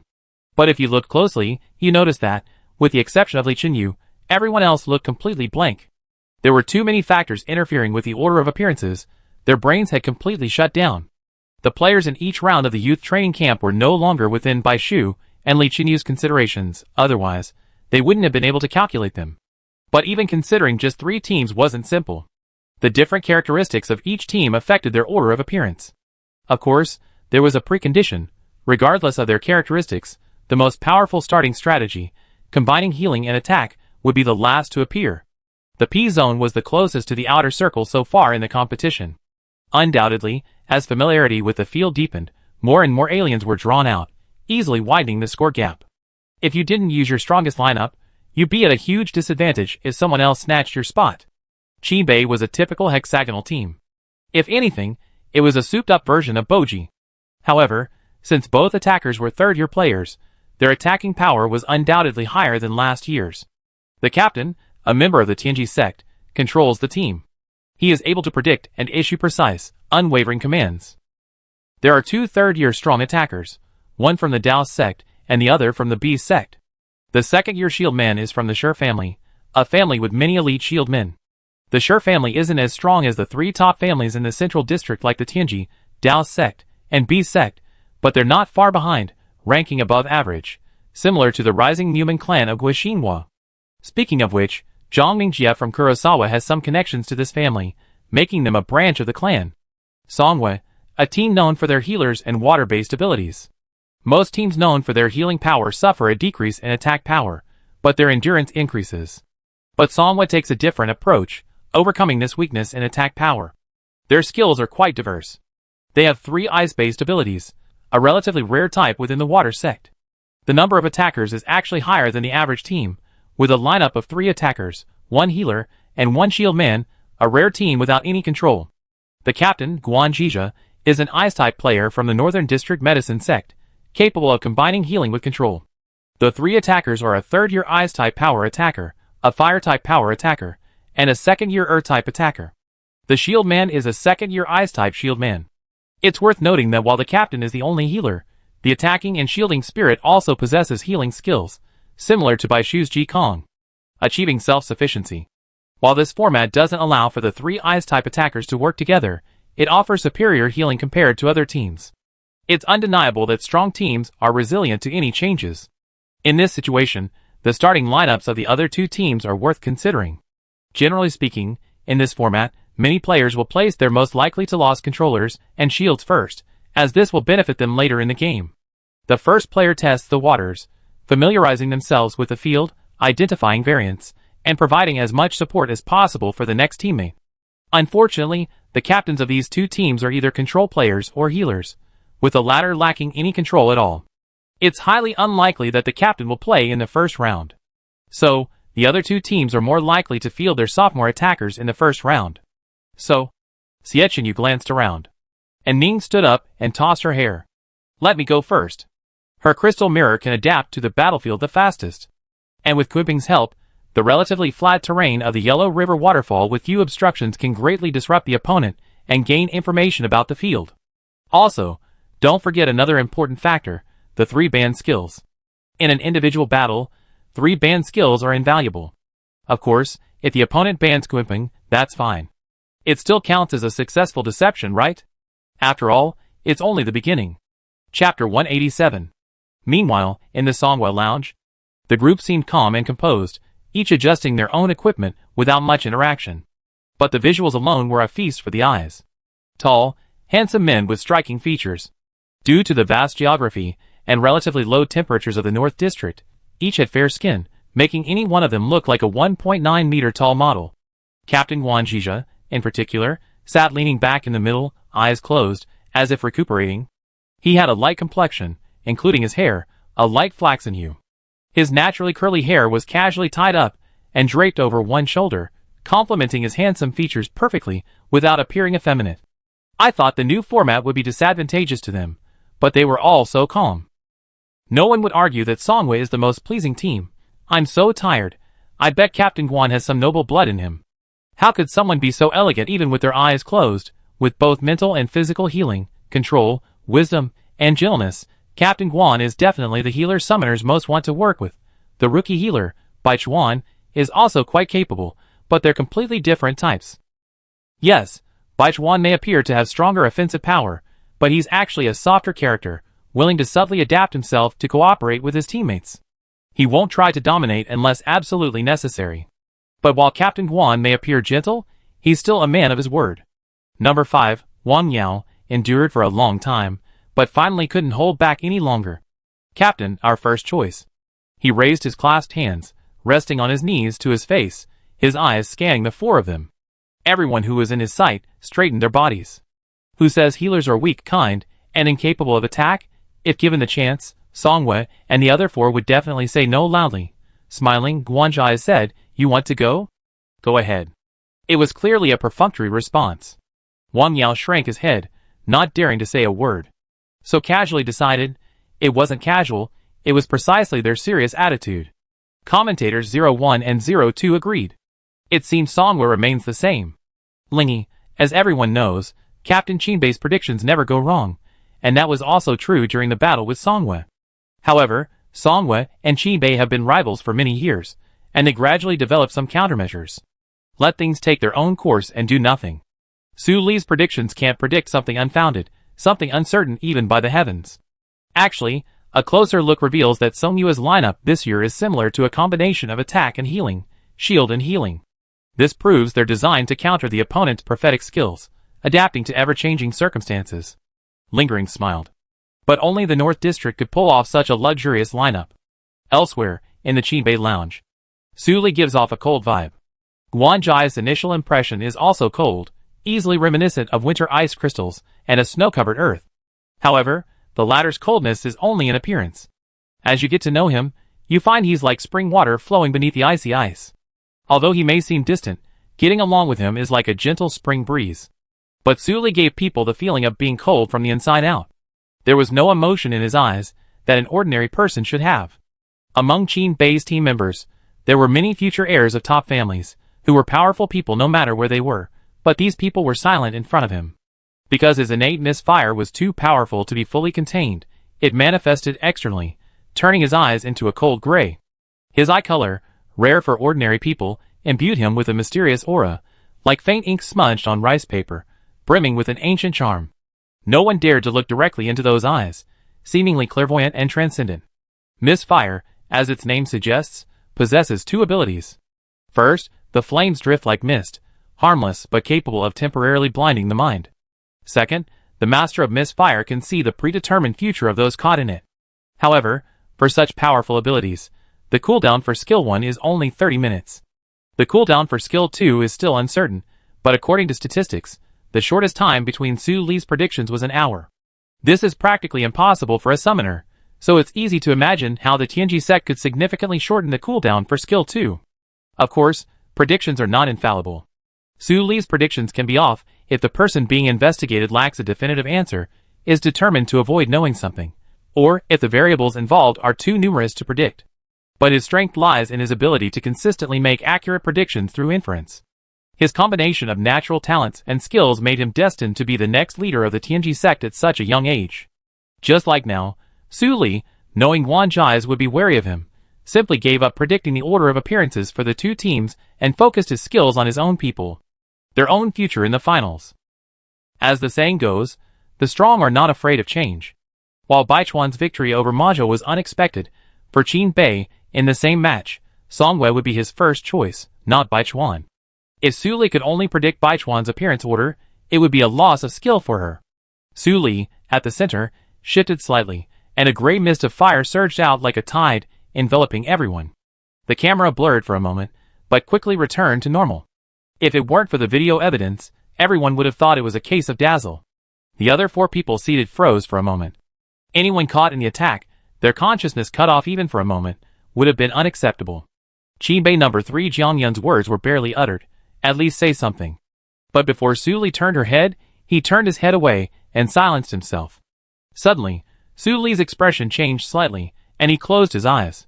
When he opened them again, the whites of his eyes were bloodshot. "What's wrong, Captain?" Deputy Captain Zhang Yian keenly noticed the subtle change. Variable. Su Li frowned, because he hadn't seen the final outcome of the variable. It had been a long time since he had encountered such a situation. Zhang Yian, a Taoist monk with some rudimentary experience, quickly grasped Su Li's meaning. He immediately asked, "What's the variable?" Su Li's surprise was fleeting. He quickly calmed down and relayed the prophecy he had received. "For gates have opened for us, but there's something standing between me and the last one. The variable lies at the end. So, you go ahead for the first round." "Okay." Number 4, Zhang Jingxing, the shield bearer, stood up. Su Li's message was clear. Those less likely to score should go first, conserving their strength for the finale. The first round of the 3 teams has been selected. Qin Bei, number 4. Song Yu, number 5. Baichuan, number 3. The 3 of them walked onto the stage together. Now we're going to the first round of Xianling bans. The order is as follows. Qin Bei bans Song Yu bans Baichuan bans Qin Bei. Please choose. Give up. Give up. Give up. The 3 barely hesitated. It seems all 3 teams have held their composure. Since Xianling has no bans, please choose Xianling. Looking at the results, Xiechenyu rubbed his chin. These 2 teams are indeed tough to deal with. They're formidable. Qin Bei is the shield man, Song Yu is the attacker, and Baichuan is the controller. This puts Song Yu in the best position. While it wasn't exactly what Xiechenyu had expected, it was within acceptable limits. He had never expected his guess to be so accurate. After all, those 2 captains weren't pushovers. Song Yu's unwavering decision to ban Ning Xianling wasn't a big deal. After all, he was just like everyone else. Everyone wanted to wait and see in the first round. What really irritated him was the 3 of them standing in the stands, Song Yu and Qin Bei on guard against each other, while Ning seemed like an insignificant outsider. Unconscious underestimation is even more infuriating. But the 2 second-year students have reason to be proud. Qin Bei number 4, Zhang Jingxing, second year, from the Shi family, Earth-type shield bearer. Natal stone core. This core is embedded in rock, randomly generating a stone protector to protect a specific target. After 3 uses, it goes into a cooldown of 30 minutes. There are 2 fully awakened ancestor spirits. The solitary stone temple god, a deity-type ancestor spirit. Originally a huge rock in the river, it was washed away by rain and gradually took on the appearance of a temple. After receiving worship, it gained spiritual energy. It has 3 skills. Skill 1, Temple, protects those on the stone for 10 minutes, with a cooldown of 25 minutes. Skill 2, Transfer, increases speed on the ground and teleports on stone. Duration, 10 minutes, cooldown, 25 minutes. Skill 3, Stone Hide, causes the target to hide within rock, avoiding damage. Invisible, group action skill, cooldown, 20 hours. Ancestor 2, a demon-type ancestor, wielding a white staff, a green-robed elder, capable of manifesting psychic powers in confined spaces. There are 2 skills. Skill 1, Blessing, protects those hidden in confined spaces from one fatal blow. Cooldown, 25 minutes. Skill 2, Curse, in confined spaces, descend upon the enemy, casting a curse that follows the target until they cease to exist. Cooldown, 20 hours. Songhua 5th, Wang Yao, 2nd grade, Earth-type attacker, innate strangulation technique, allowing him to alter the shape of Earth at will, exceptionally skilled in strangulation attacks. 1 fully awakened ancestor, Earth Dragon, a beast-type ancestor with a donkey-like head and a slender body. It can move freely within the Earth. Its size is unknown. There are 3 skills. Skill 1, Tracking. Extremely fast underground, allowing anyone above ground to quickly locate it. This skill lasts 10 minutes, with a 25-minute cooldown. Skill 2, Strangulation. Using a powerful body, this skill strangles the enemy, causing the ground to crack and trap them. This skill has a 25-minute cooldown. Skill 3, Healing. A crybaby with a voice like thunder, its tears can heal wounds. This skill has a 20-hour cooldown. Partially awakened ancestor. This demonic ancestor resembles a child in black, 1 foot 4 inches long, wearing a red crown, and carrying a sword and a halberd. Skill 1, Boost strength by 20%. This skill lasts for 10 minutes, with a 25-minute cooldown. Skill 2, Trapped combat. Creates a world where the enemy's strength is weakened by 50%, resulting in a defeat and a breakthrough. This skill has a 20-hour cooldown. Qibei number 4, Gushimiation, Songhua number 5, Tulong, and Baichuan number 3, Kunping. These 3 contestants will be fully prepared. The competition is sure to be intense. So, all 3 contestants, take your positions and prepare to teleport. And Ning, they're defenseless against you. Don't miss this rare opportunity. Jiechin circled his opponent, emphasizing the last 3 words. Although this was an individual competition, due to its unique nature, teammates on and off screen could still communicate. Even on the other side, and Ning had arrived at the competition area. She stood beside the waterfall, glancing at the murky water as she passed by. The sound of the waterfall filled the background of her voice. Understanding? Isn't that just taking advantage of the situation? She smiled brightly. I'm the best at being the captain. Chapter 188. And Ning clearly defined her role. Ensured her survival, and avoided being robbed of heads by the other 2 teams. Based on this, she would create as much chaos as possible. Qin Bei, the shield man, not only possessed defensive power, but also the abilities of teleportation and stone hide, making him the most unpredictable and fast shield. Song Yu, the attacker, not only possessed offensive power, but also tracking and healing abilities. Neither side was a match Ning could face head-on.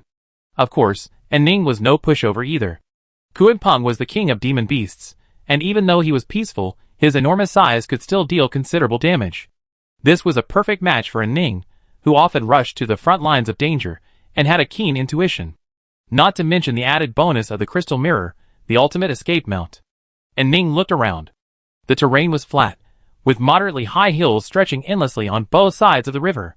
A few withered trees dotted the mountains, and he knew he could see everything from above. She was at the point where 2 mountains converged. The river, once 100 meters wide, suddenly narrowed to a width of just over 10 meters, descending layer by layer, making the water flow with incredible force, continuing to surge even in the cold of winter. However, the rocks on either side of the river, near the shore, were already thickly layered with hanging icicles. And Ning carefully traversed the ice, leaning against the mountain wall. She checked her wristband. Great, no one has activated their location yet. Everyone was so quick to react, and some contestants were already closing in on each other. After all, it's only been half an hour. If they wait any longer, the flowers will have wilted. Hey, are those men in black the obstacles for the finals? They're so powerful. The spirits are all fully awakened. The competition is quite challenging. The contestants are competing alone, not only facing alien species, but also facing so many men in black. Can they still score against them? That puts the non-attackers on the field in a difficult position.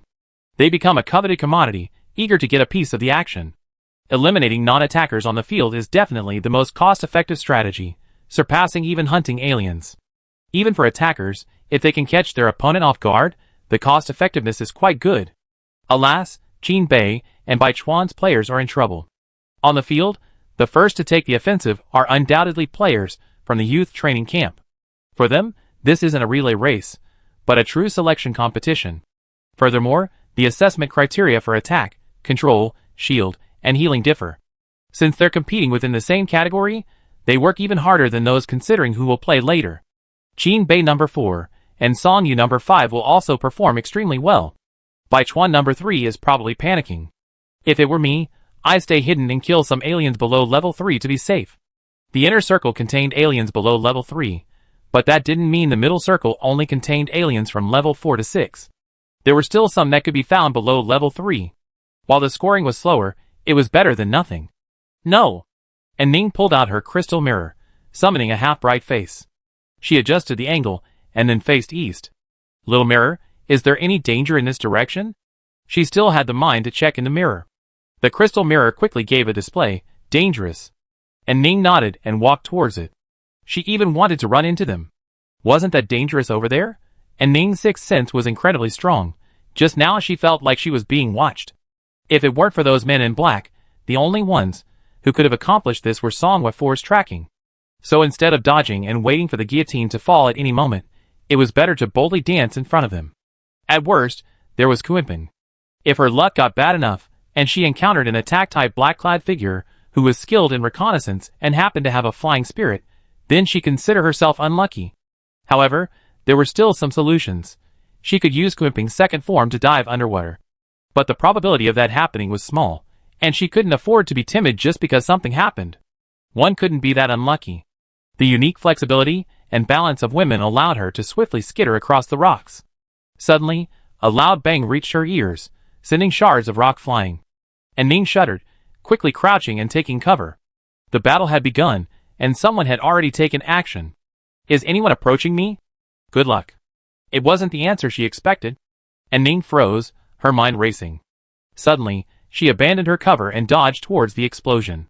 She assumed the attacker would be Songwen number 5. After all, he was an attacker and had tracking skills, so he'd likely be the quickest to locate the opposing teams. With such an advantage, it's only natural to strike first. But the result was auspicious. This was only the second time I asked. There was no reason why the crystal mirror wouldn't be accurate. And Ning's eyes wandered for a moment. Was he planning to play the long game? As you think, so follow your heart and go boldly. Jie Qinyu's voice, emanating from the bracelet, reassured Ning of her thoughts. Song Yu was clearly more greedy. If he was truly hiding out of fear of the attackers, hunting low-level aliens would actually suit Song Yu's purpose. Use the control advantage to figure out the alien distribution on the field, and be a little more cunning. The Earth Dragon's tracking skill has a 25-minute cooldown. If used right at the start, it means it can be used a second time in the last 5 minutes of the match. At this point, she was only focused on harvesting low-level aliens, even using up her skills. What difference did she make from a bunch of leeks waiting to be plucked? At the very last moment of the match, she was harvested. All that hard work, and in the end, it was all for nothing. Damn! Cunning! And Ning cursed inwardly. Her initial liking for Song Yu, which had begun with her looks, suddenly faded into scheming. As expected, beautiful women are scheming, except for Xiaobai. In that case, it was imperative that she get closer to take a look. Kuenpeng's summons were too conspicuous, making them easy targets. And Ning wanted to stir up trouble, but she didn't want to be surrounded.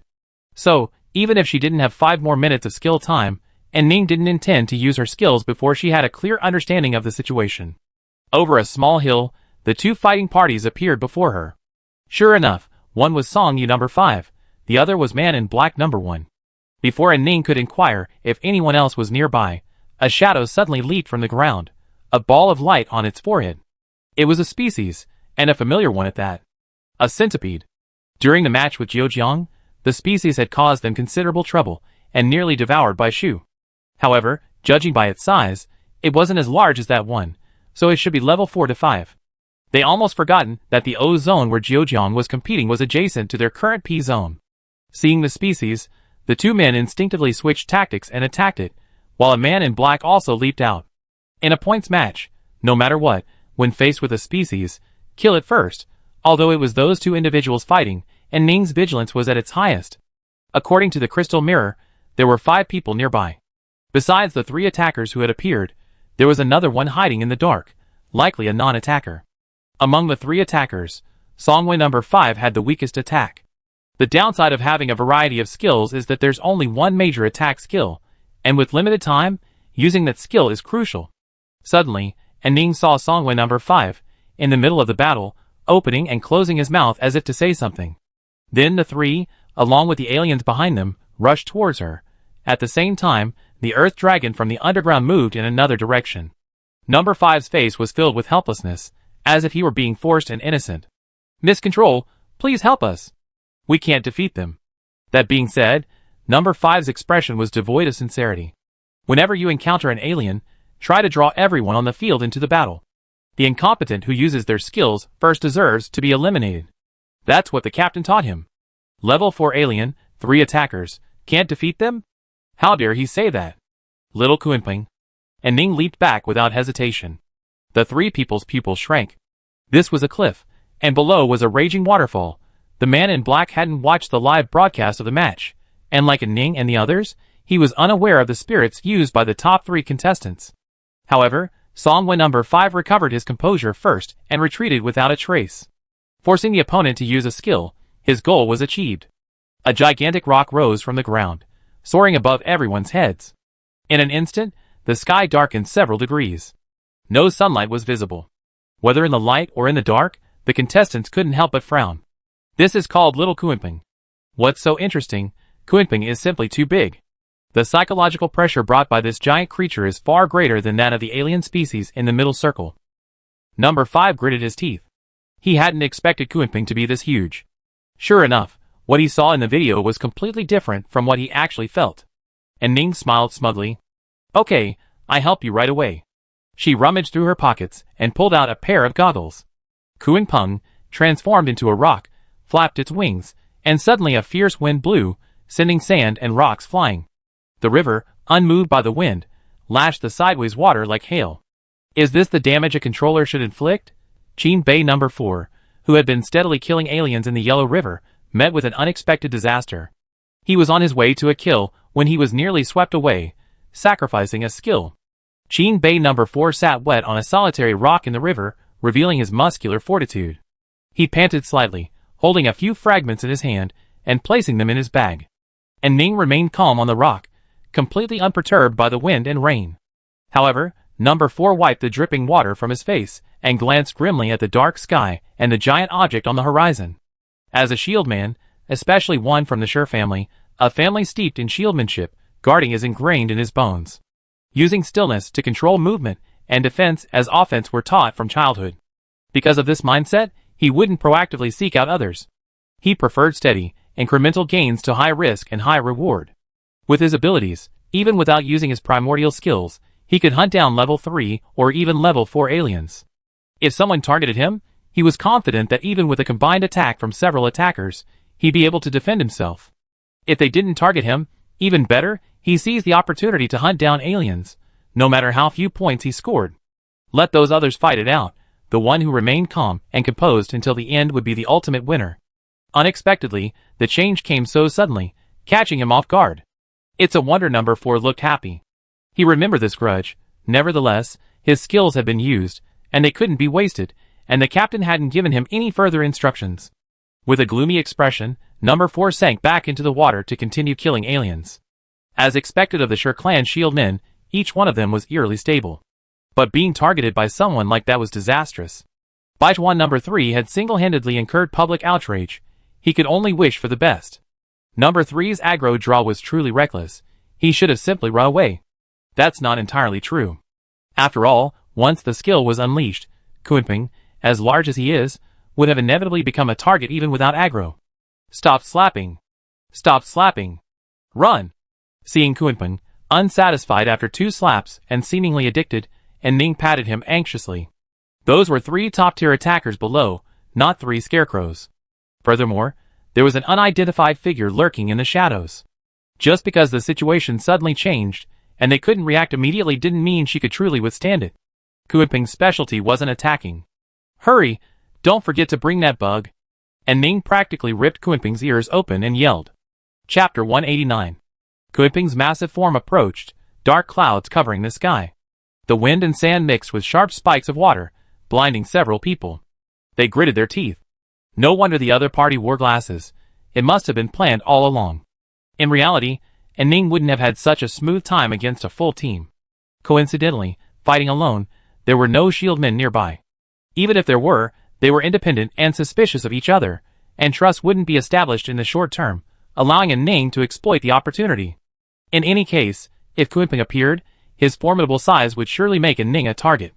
Taking away the alien would certainly aggravate the hatred. He quickly scooped up the centipede, which looked like a tiny insect in comparison, with his claws. The shadow above his head vanished in an instant. "Haha, by everyone." A clear female voice echoed back from the sky, the arrogant tone tinged with laughter piercing the ears of the crowd. "Alien! Catch her!" They were practically being attacked head-on. They were all proud sons of the rich, so how could they let their pride go? They achieved their goals so quickly, attacking in unison. Even the men in black hiding in the shadows took action. It was control. Transparent nets appeared before Ning's eyes. Little Kunpeng. The nets descended from the sky, making it difficult for even Kunpeng to dodge them at full speed. The enormous bird suddenly flipped in midair and vanished, sending the captured alien flying in an arc.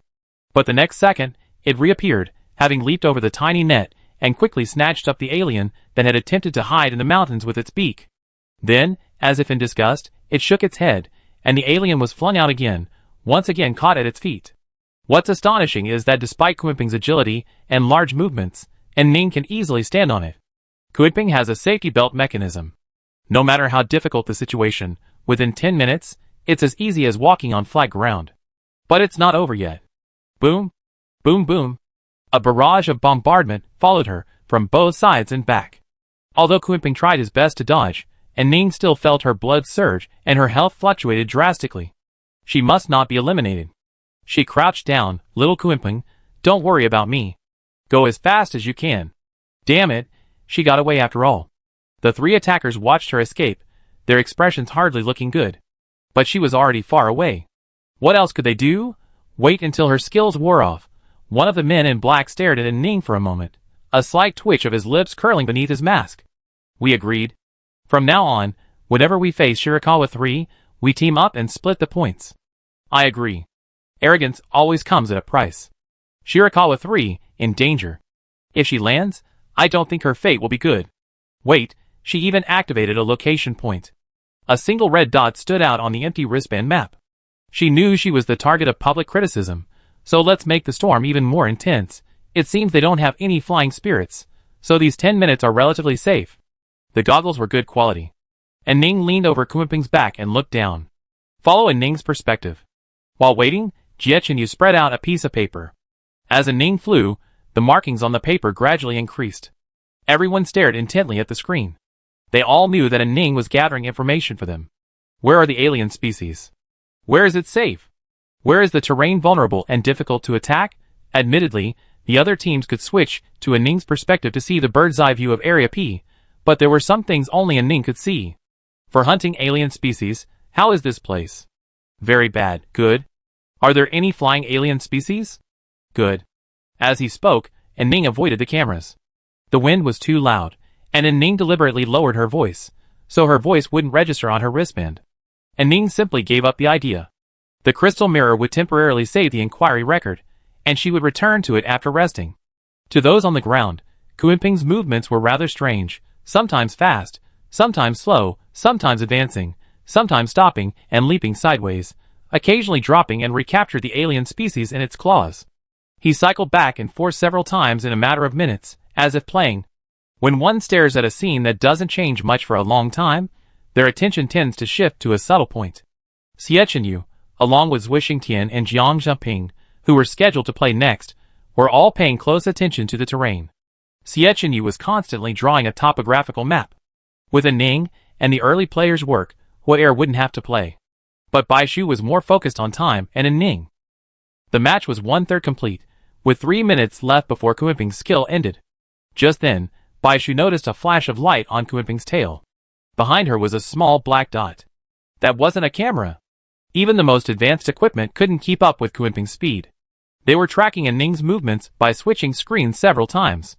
Baishu narrowed his eyes, and quickly switched screens to observe from different angles. So, the one following closely, neither too far nor too close, must be the ancestor spirit. Senior Ning, be careful. There's a spirit following you.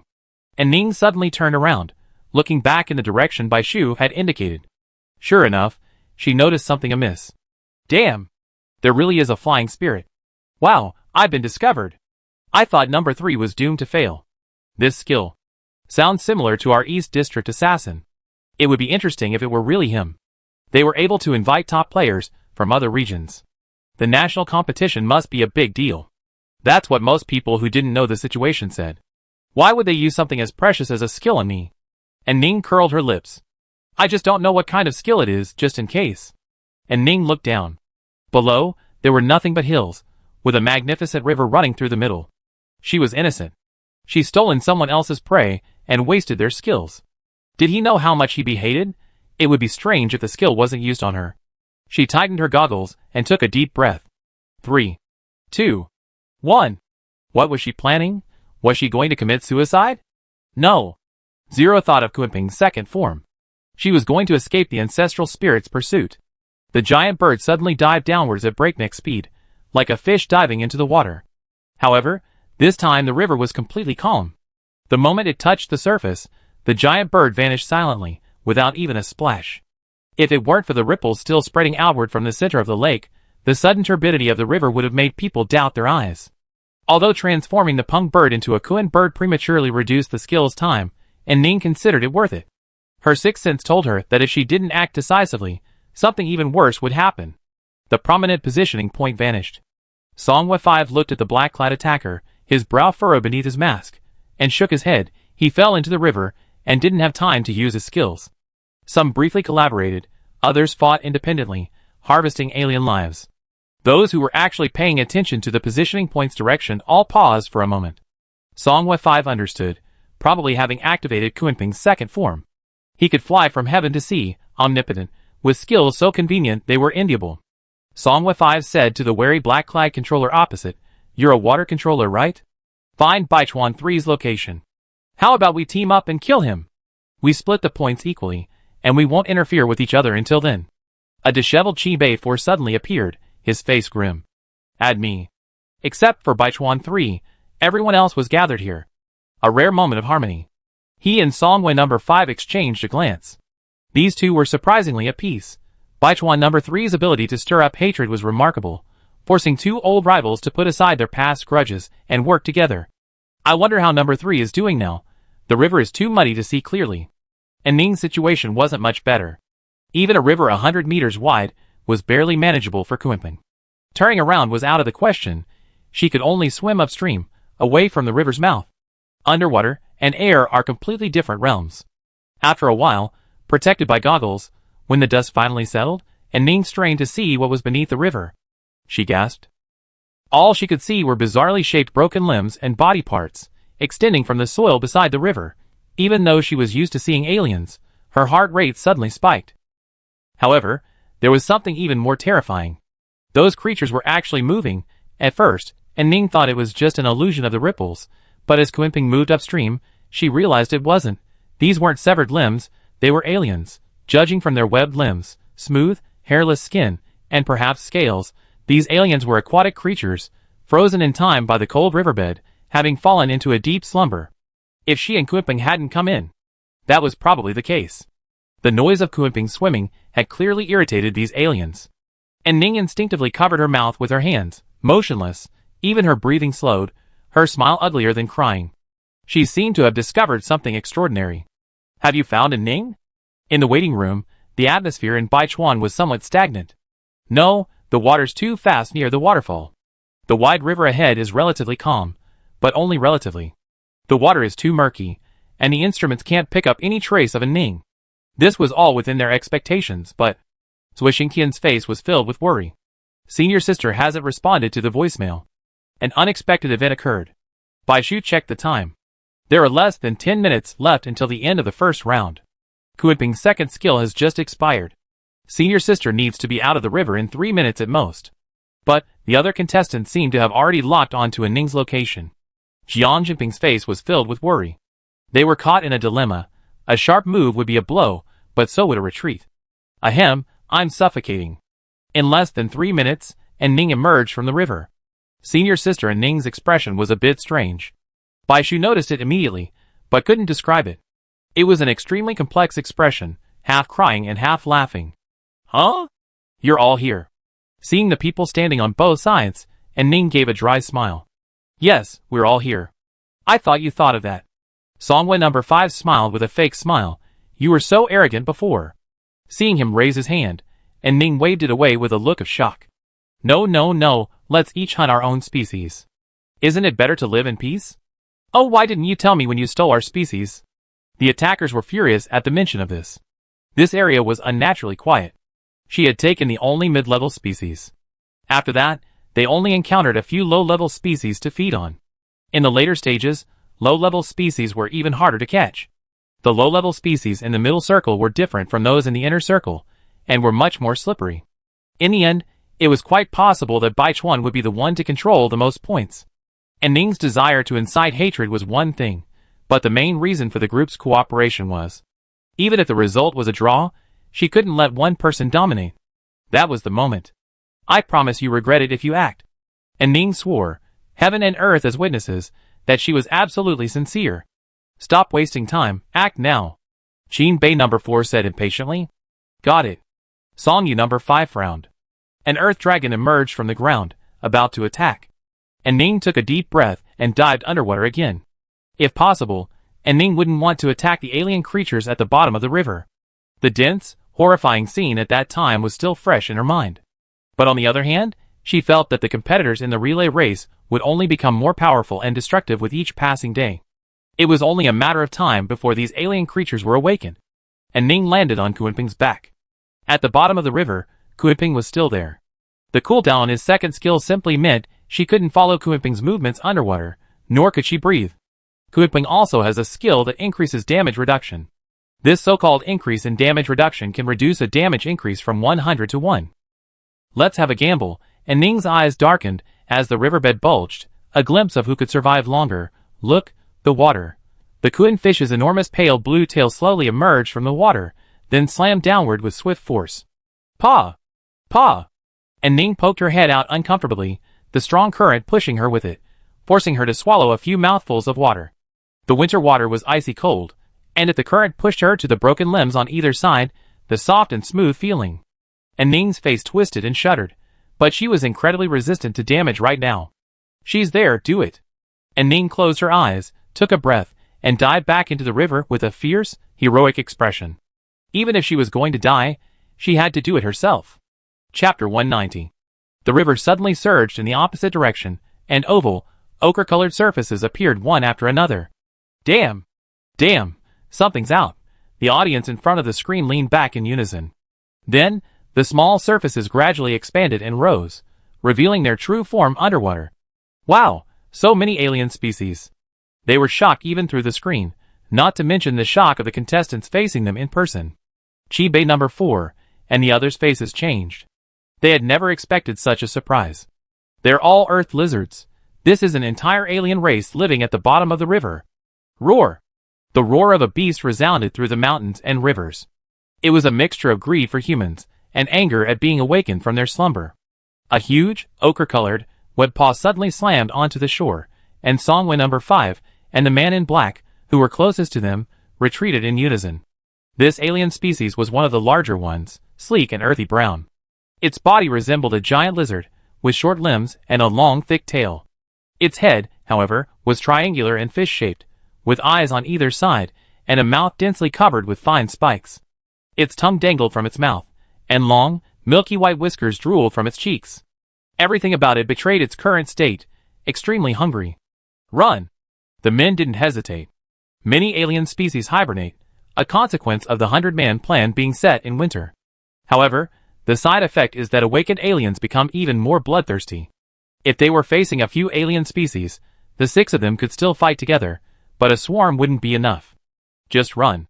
Whoever survives to the end, without being eliminated early, wins. The first round goes to the last minute. Lingy checked the time. He hadn't expected the first round to end like this. The competition on shore was so intense, let alone the hell underwater. Shirakawa number 3 was still underwater. She was still holding on. Hadn't she been eliminated? No, there were no voice announcements on the field. The bracelet couldn't have made a mistake. In the locker room, Jiang Jumping couldn't hold back any longer. He suddenly stood up and paced anxiously, frequently turning his head to look at Jiechenyu. They had been out of touch with Ning for so long, it was unsettling. What if the bracelet fell off? What if she was unconscious? In shock? Well, these bracelets could detect it.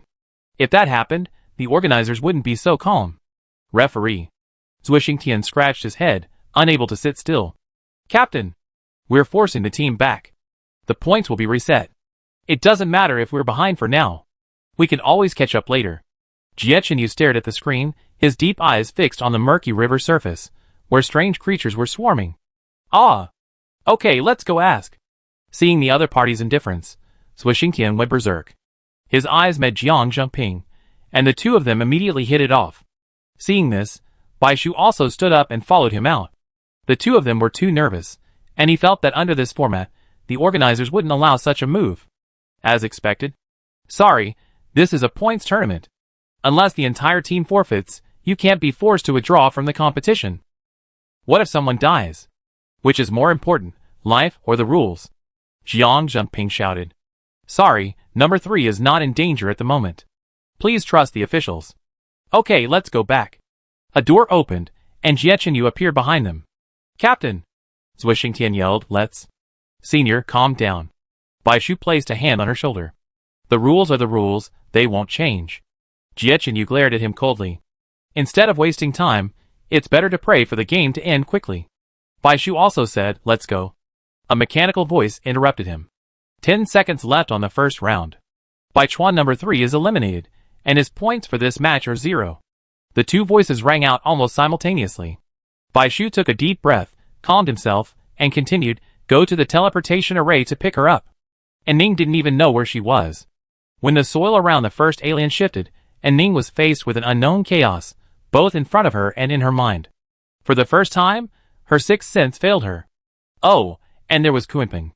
With so many aliens, Kunping, stuck in the river and struggling to move, was a perfect target. She wanted Kunping to return to the spiritual sea, but he resisted. A current of water brought her to Kunping's presence. His round, dark eyes looked at her with a hint of pleading.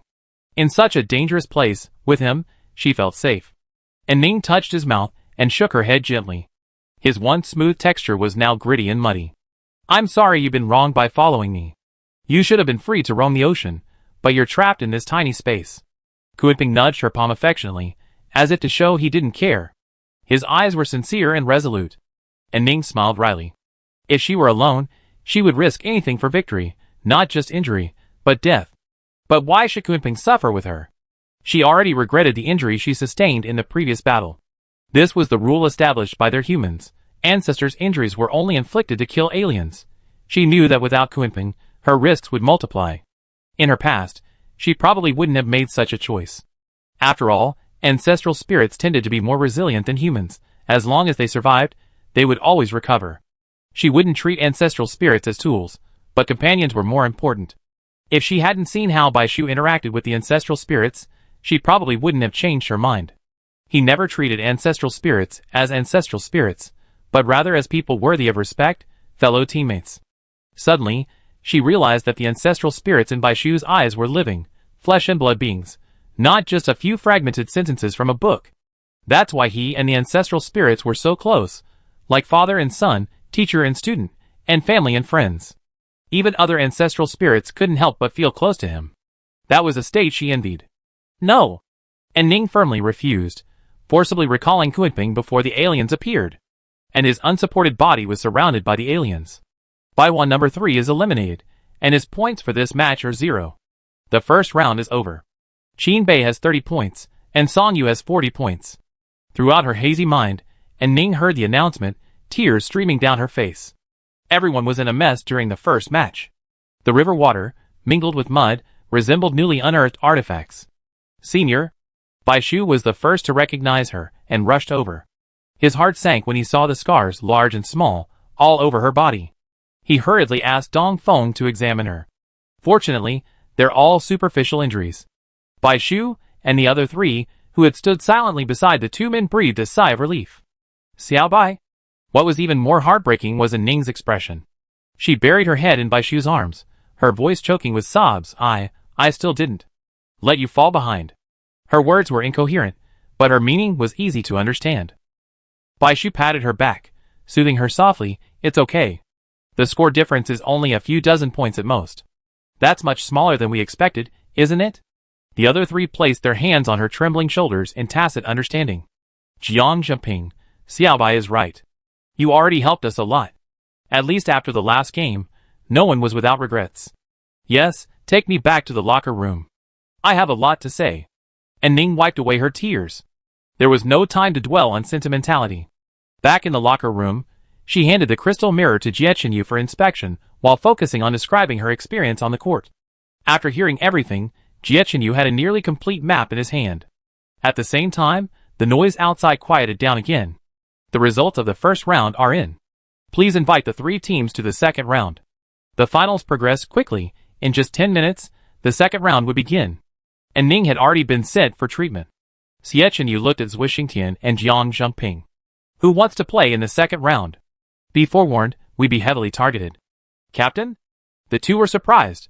Shouldn't they analyze who would play? You go first. Jiechenyu interrupted them. With the first round's experience, the second round selections for the North and Central districts could be roughly guessed. To be precise, there were only a few players who could play. Overall, both teams have the advantage. It's understandable that they send their sophomores first to preserve their strength, but sending their third-year players in the second round would do them no good. North Division's number 4 Ice Shield player should be their number 4. Qin Bei is more difficult to deal with, and their other second-year player is a healer, so either a third-year attacker or the captain's controller player will likely be deployed, either of which will be extremely challenging. Bai Shu and Jiechenyu share the same sentiment. Incidentally, they tried using the crystal mirror to predict the two teams' choices, but neither Qin Bei nor Songwei could predict them, and the crystal mirror's results were mixed. While I don't know what Su Li thinks, Bai Shu is more inclined to believe that Qin Bei will send its attacker. Qin Bei's number 3, with his beast control abilities, is much more comfortable in a zone teeming with aliens than a controller player. It's no exaggeration to say that the second round will be an extremely stressful one for them. Internally, the resentment from the previous match remains, and this battle had the most significant impact on Baichuan's morale. They almost certainly be crushed by the second round. Outside, the playing field was rife with danger and teeming with alien creatures. I go! Zui Xingtian tensed his nerves and stepped forward without hesitation. I'm a striker. I definitely make up for the gap. Jiang Zheping clenched his fists, lowered his brows in silence, and after a moment, opened his mouth. I want to go too. Jiechenyu lowered his brows and pointed at one of them. Deputy Captain, you go. Why? Zui Xingtian took 2 eager steps forward, but was stopped by Bai Shu. Bai Shu looked at him disapprovingly and lowered his voice. Senior, calm down. Because you're not in good shape to play. Jiechenyu glanced at him, then turned to look at Jiang Zheping, who was approaching the door. Deputy Captain, this match is up to you. Jiang Zheping paused slightly, responding to the crowd with a brief, low voice. The more depressed one is, the less impatient one should be. Bai Shu and Jiechenyu exchanged glances, seeing the same emotion in their eyes. Please introduce Bai Chuan, the second round contestant. The referee had said it for the second time. There was a vacancy in the teleportation array. The audience's chatter grew louder, and everyone murmured among themselves. What's going on? Is Bai Chuan forfeiting? Not really. Honestly, even though number 3 was eliminated, I genuinely think she performed well. Yeah, the fact she held out for so long in a river full of aliens is truly astonishing. What a shame! It was only 10 seconds off. Otherwise, with the alien she stole, she might have taken first place. Sorry I'm late. Jiang Zheping ran onto the stage, his chest rising and falling slightly. His voice remained as calm as ever, but a closer look revealed a fighting spirit lurking in his usually calm eyes. Please begin. I hadn't expected Bai Chuan to send him out. The referee paused. Oh, okay. Then the contestants for the second round are Qin Bei number 3 Jiang Yun, Songwei number 4 Han Pu, and Bai Chuan number 2 Jiang Zhengping. It wasn't just him. The other two teams were a bit surprised when Jiang Zhengping appeared. Guanzhai smiled. Even Su Li couldn't predict such a capricious appearance order. It's a sure thing. The combination of 1 attacker and 2 shields is extremely advantageous to Qin Bei. Most people in Qin Bei relaxed. The crowd murmured. Other teams always send out the second-year players first, but Baichuan goes the other way and sends out the third-year players first. That's not how the Tianji horse race works, is it? You don't know this? Baichuan's team is peculiar. The younger the players, the stronger they are. Look at the most famous number 5 and their captain. But the second-year players, and even the first-year players, overshadow the third-year players.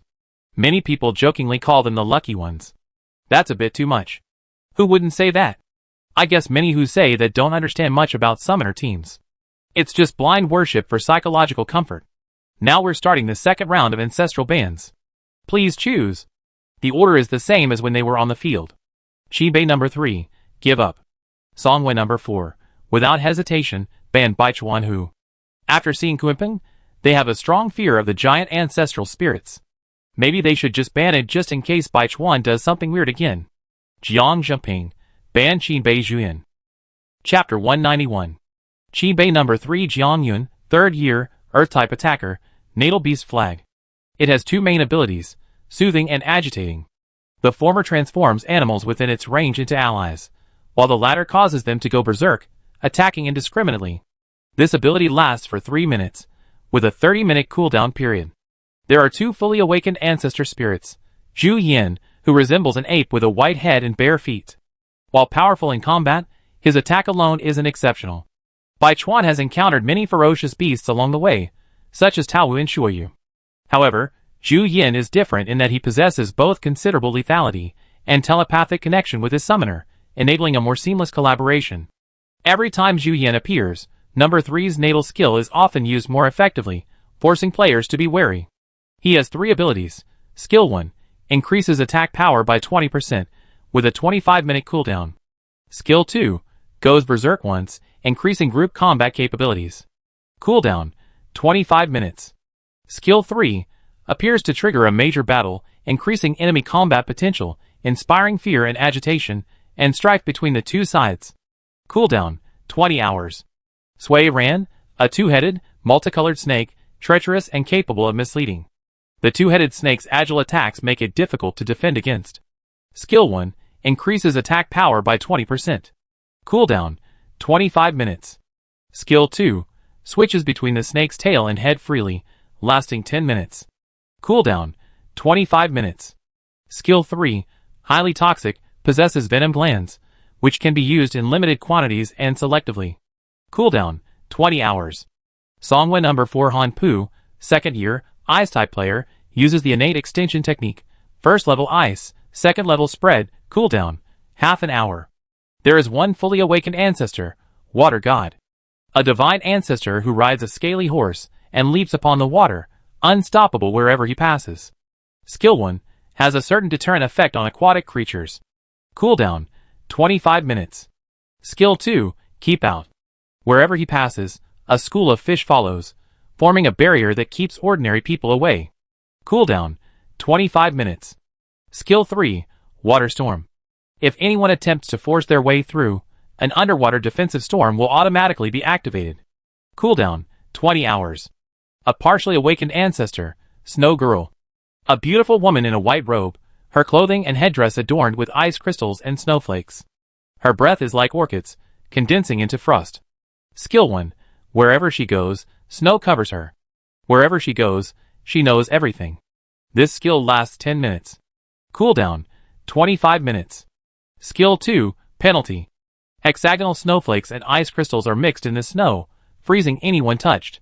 Cooldown, 20 hours. Jiang Zheping walked onto the stage. The first thing he saw was a broad-shouldered, narrow-waisted man.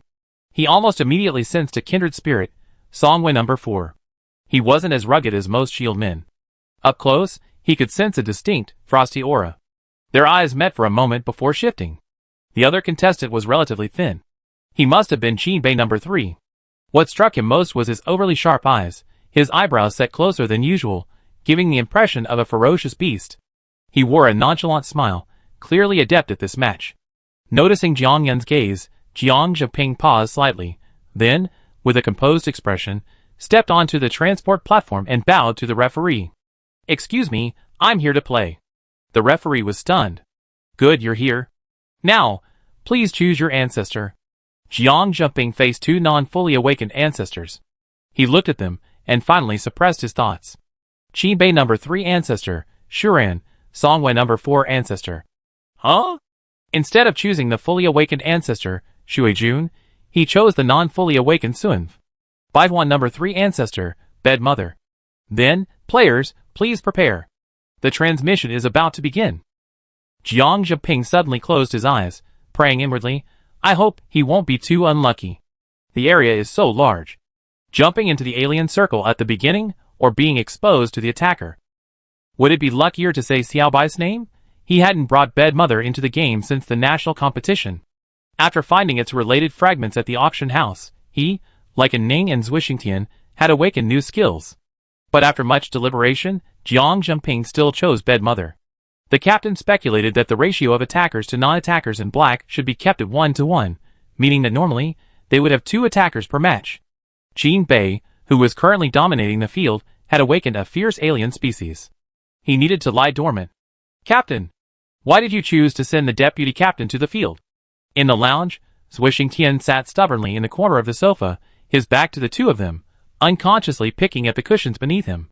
Bai Shu smiled, walked over, patted his shoulder, and said, Don't you trust the deputy captain? Of course not. Zhuixingtian lowered his head slowly. It wasn't so much dissatisfaction as nervousness. In this match, Song Yu had a shield man, so he was confident he could score some points. The players would only get stronger as the relay race progressed, and he was actually underdogs. Xietchen Yu leaned back on the sofa, a smile playing on his lips. Don't pull the rope too tight, or it break. Of course, keeping it loose all the time is useless. A balance of tension and relaxation is optimal. Showing weakness appropriately can earn others' trust. Only the deputy captain can do this. Zhuixingtian grabbed a handful of his hair, poking his head in disbelief, and looked at Bai Shu pitifully. Bai Shu gestured for him to look at the screen and rewound the video. Look here, what do you see? Zhuixingtian scratched the back of his head in confusion. Isn't this the time for the deputy captain to take the stage? Bai Shu zoomed in on a certain spot. The video froze on the intersection of Jiang Zheping and Songwei No. 4's gazes. As the saying goes, there are no eternal enemies, nor eternal friends. Qin Bei has the advantage in this match. As shield bearers, isn't it reasonable for 2 weaker parties to form an alliance? If it were an attacker, gaining trust and forming an alliance would be difficult. By showing weakness, he could quickly reverse the situation of being targeted by both teams. Furthermore, if Zhuixingtian were to play, with the high probability of Zhuanzhu being banned, he would be at a disadvantage with the swordsmith. Zhuixingtian suddenly understood. He glanced at Xietchen Yu awkwardly, feeling a little embarrassed. Who could possibly match his cunning? Why was he worrying so much? Jiang Zheping silently chanted Bai Shu's name. Feeling his body fall to the ground, he suddenly opened his eyes. All he could see were mountains, and the roar of a giant beast drifted off in the distance. Jiang Zheping was delighted. It really worked. You're currently in the northern part of Area P, a good location. According to Ning, there are low-level alien species to the east. The Yellow River alien species are spreading in all directions. The narrow-mouthed alien species downstream are smaller, and relatively safe. Jiang Zheping, got it. Bai Shu glanced at the other two's positions. No one had fallen directly into the river area, where the aliens were most numerous. It seemed the central zone had superior control over the teleportation array. Of course, teammates were not allowed to reveal the other players' positions while waiting. However, Jiang Yin looked eager, as if he was about to approach the aliens, but he clearly didn't dare rush in rashly. Han Pu was also in the mountains. As soon as he appeared, he summoned the Snow Maiden. The sky turned misty, and heavy snow fell. Thank you, go ahead. Han Pu's eyes softened. The Snow Maiden's face was beautiful, like a deity. Her dress and headdress were adorned with shimmering snowflakes, as translucent as diamonds, shrouded in a hazy blue light, which made one sigh in admiration. The only flaw was her lifeless eyes, which were common to all non-fully awakened ancestor spirits, but were particularly noticeable in hers. Only when she met her summoner's gaze did her eyes light up and soften for a moment. She leaned over and nudged Han Pu's face, then vanished into the sky like a swift swimming fish. Jiang Zheping looked to the direction of the sudden change in the weather and continued walking eastward. Cooperation is one thing, but timing is more important. Even the smallest mosquito is still meat. Unlike the last round, this time the attacker's attention was drawn to the aliens. In fact, if it weren't for the youth training camp selection, there wouldn't have been any need for mutual targeting in the first few rounds, and all the accumulated strength would likely have been completely lost in the final match. Confident in his strength, Jiang Yin threw himself into the monster killing. Song Yu and Bai Chuan kept a low profile, and the 3 teams remained peaceful. Qin Bei's points increased by 100, 200. Qin Bei's points increased rapidly, standing out among the three teams. Baichuan's points increased by 10, 10, 10, 10. Songyue's points increased by 10. 0-1. In just 10 minutes, Qin Bei has already killed 2 mid-level aliens. They're truly a strong team. 0-2. Baichuan and Songyue's points are also steadily increasing. However, because they're only killing low-level aliens, the increase is a bit slower. For a shield man, this is already an excellent performance. 0-1. However, one thing surprised me. Although both are shield men, Baichuan's points increased more than Songyue's. In the video, Jiang Zhiping was at ease. His affinity for the land allowed him to easily dig several pits, and then cover them with a layer of cover, creating a perfect trap perfect for dealing with low-level aliens. Or, relying on his immense strength, he attacked with the most primitive methods. Once the aliens were scattered, he simply smashed his shields, and knocked out some of the smaller ones. Lingy, I have to say, this method is quite ingenious and effective. As his points rose to the same level as Songyue's, Jiang Zhiping felt a chill on his cheeks, and snowflakes fell on his palms. He suddenly stopped and sprinted towards the river, toward Jiangyun. What happened? What happened? Many people were confused. However, some clever people had already seen the clues. Could it be that Songyue and Shirakawa had teamed up?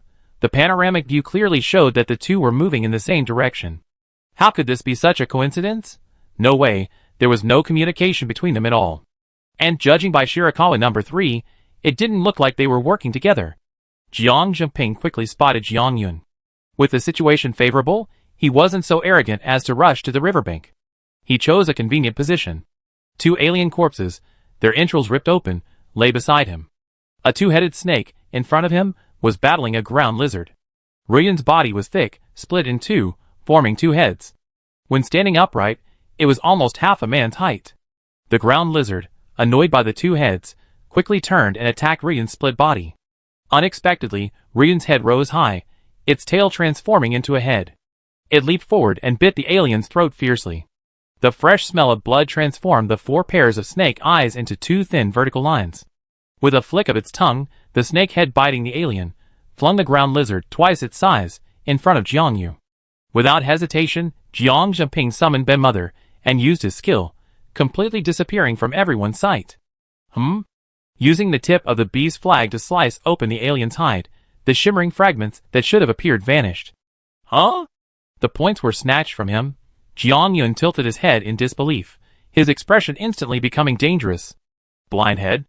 Almost instantly, his gaze fixed on a single point. He swung the bee's flag in his hand, wielding it like a sword, and thrust it downwards with a sharp, swift thrust. Chapter 192. Jiang Zhiping was startled, but his legs forced themselves to resist the urge to flee. He hastily summoned a transparent shield to block his vital points. The attackers on his team knew how sharp their perceptions were. Any significant escape move would be detected by Jiangyun. Bang! The swiftly descending spike slowed down abruptly, as if encountering some kind of obstacle. Jiangyun raised an eyebrow, grinning grimly, as he pressed down with both hands. At that critical moment, the Snow Maiden suddenly flew in from behind, bringing with her a cloud of fluttering snowflakes.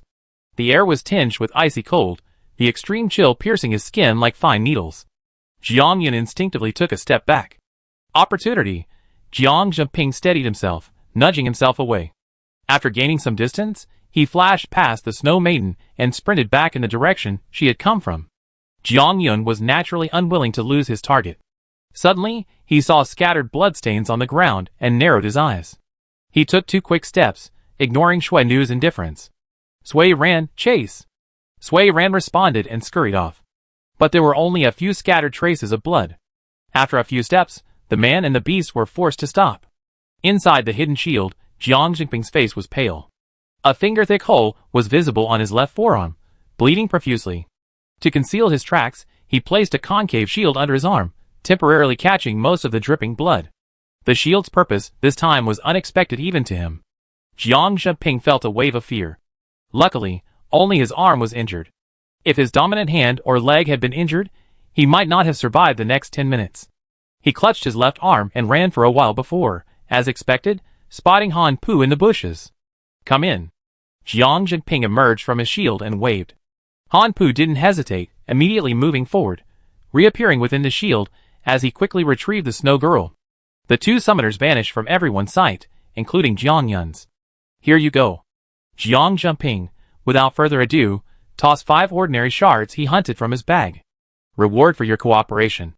Han Pu instinctively raised his hand to take the items, then froze, completely unprepared for Jiang Jingping's straightforwardness.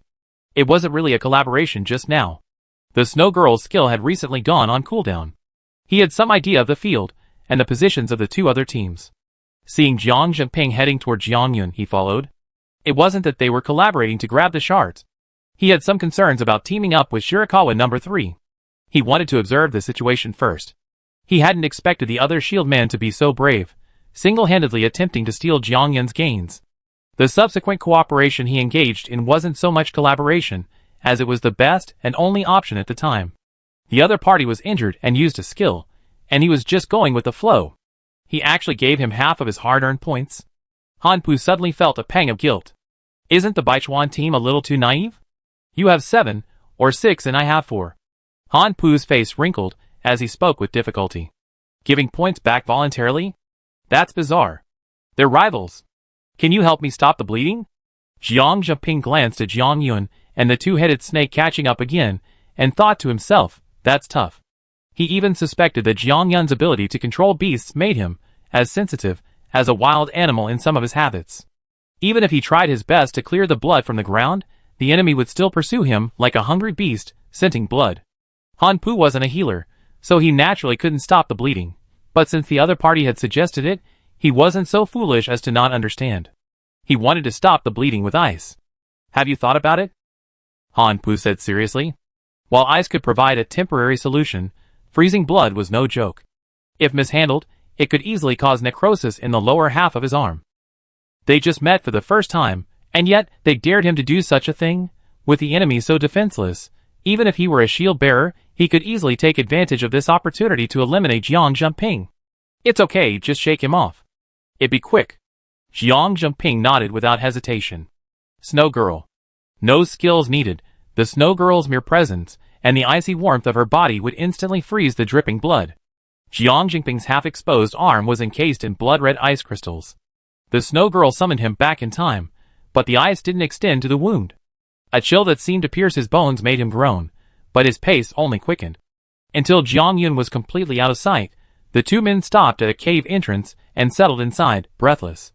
The opponent's timing was impeccable, and the ice crystals on his arm quickly faded. Jiang Jingping bit a piece of cloth to bandage his wound. This time, he was fighting alone, and the officials allowed a small amount of medical supplies for matches without healers. Thank you. After cleaning himself up, Jiang Jingping finally had time to formally communicate with the shield man of the second-best team. No need. I have my reasons. Their true opponent was Qin Bei. While eliminating Jiang Jingping would earn more points, it would also increase his own risk. Ultimately, allowing Jiang Yun to continue to grow would be a case of losing the greater good for the greater good. By the way, what did you say on the way here? Sorry, I didn't catch it. Han Pu's back stiffened. I forgot. It's probably nothing important. He saved his life, so a 50-50 split isn't too much. Jiang Jingping didn't ask further, but asked sternly, then shall we cooperate? Okay. Jiang Jingping's uninjured arm shook the other man's raised hand. As expected, the 2 had formed an alliance. Why was Han Pu suddenly appearing to save No. 2? No. 2 had dared to challenge Jiang Yun, because they knew Han Pu would be there. Yeah. Forming an alliance now? What about what happened just now? Is it because they're just loyal to each other? Or are Baichuan and Songhua actually close and private, used to the scheming and deceit of the previous match? This one was incredibly sincere. Baichuan wasn't surprised by the outcome at all. In the Baichuan lounge, and Ning hurriedly pushed open the door. Feeling better? Yeah, nothing serious. And Ning immediately glanced at the screen, where the 2 of them were shaking hands and collaborating. She laughed and looked at Jiechenyu. The second round is sending out a socialite deputy captain? You're quite the expert. A calculating person. Socialite? Deputy captain? Bai Shu was shocked. It was hard to imagine someone as stern and masculine as the deputy captain being associated with a socialite. Is this a 300-year generation gap? She unceremoniously sat between Bai Shu and Jiechenyu and pinched Bai Shu's soft face. There are many smart people in this world, but some people look like cunning shrews. That's why it's so hard to be close to them. Xiao Bai, you need to be aware of them. Jiechenyu gritted his teeth. And Ning spread her hands, completely ignoring the noise behind her. Although the deputy captain doesn't talk much, when the team was still young, our external communications relied entirely on him. She added, external affairs are now also managed by the vice captain and the coach. Xiechun quickly leaned over and smiled softly at Bai Shu. I'm mainly responsible for internal training and tactical arrangements. For a long time, there was no response. Ignored. Bai Shu thought of the previous Southern Division regional competition. Although Xiechun was easily targeted, Bai Chuan seemed quite popular. A sudden epiphany struck him. Zhui Xingtian glanced at the three people sitting in strange positions, shook his head, and nodded timidly. Socialite was just a nickname from the seniors. In terms of approachability and trustworthiness, the vice captain is definitely the best on our team. Before Xiaobai arrived, the team's image depended entirely on the vice captain. Of course, there was another point that no one mentioned. How many teams in the country could muster such courage to accept the then first-year Xiechun as captain, voluntarily giving up his position and defying all odds? Even Xiechun remembered this sentiment. The apocalypse has left many who survive it scarred, either voluntarily or involuntarily, and makes it difficult for them to trust others. But Jiang Zheping is willing to believe that while his skills may not be the most powerful, he sees others clearly, as well as himself. He's not overly dominant or arbitrary, and even possesses the courage to sacrifice for the greater good. In the apocalypse, intrigues are rampant. Who wouldn't want to associate with such a person? The two of them conversed on the video and decided to lie low and observe, allowing Jiang Yu to return his attention to the aliens. Jiang Yun must have already used Ru Ran's ultimate and secondary skills, but they couldn't afford to be careless.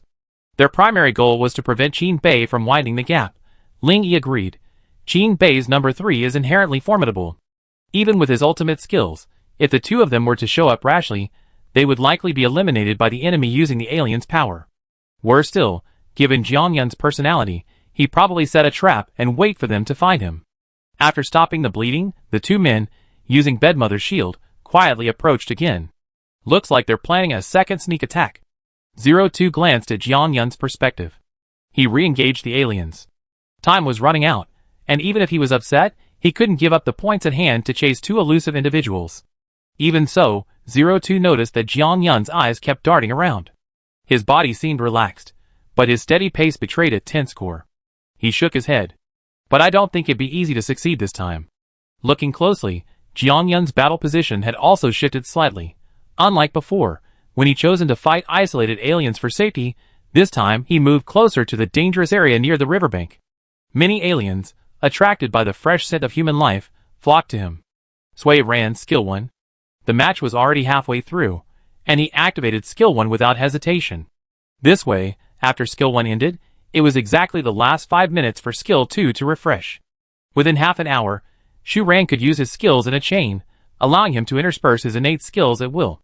Because of the potent toxins in Ruren's ultimate skill, it could only be used against aliens, so using it early was exactly what he wanted.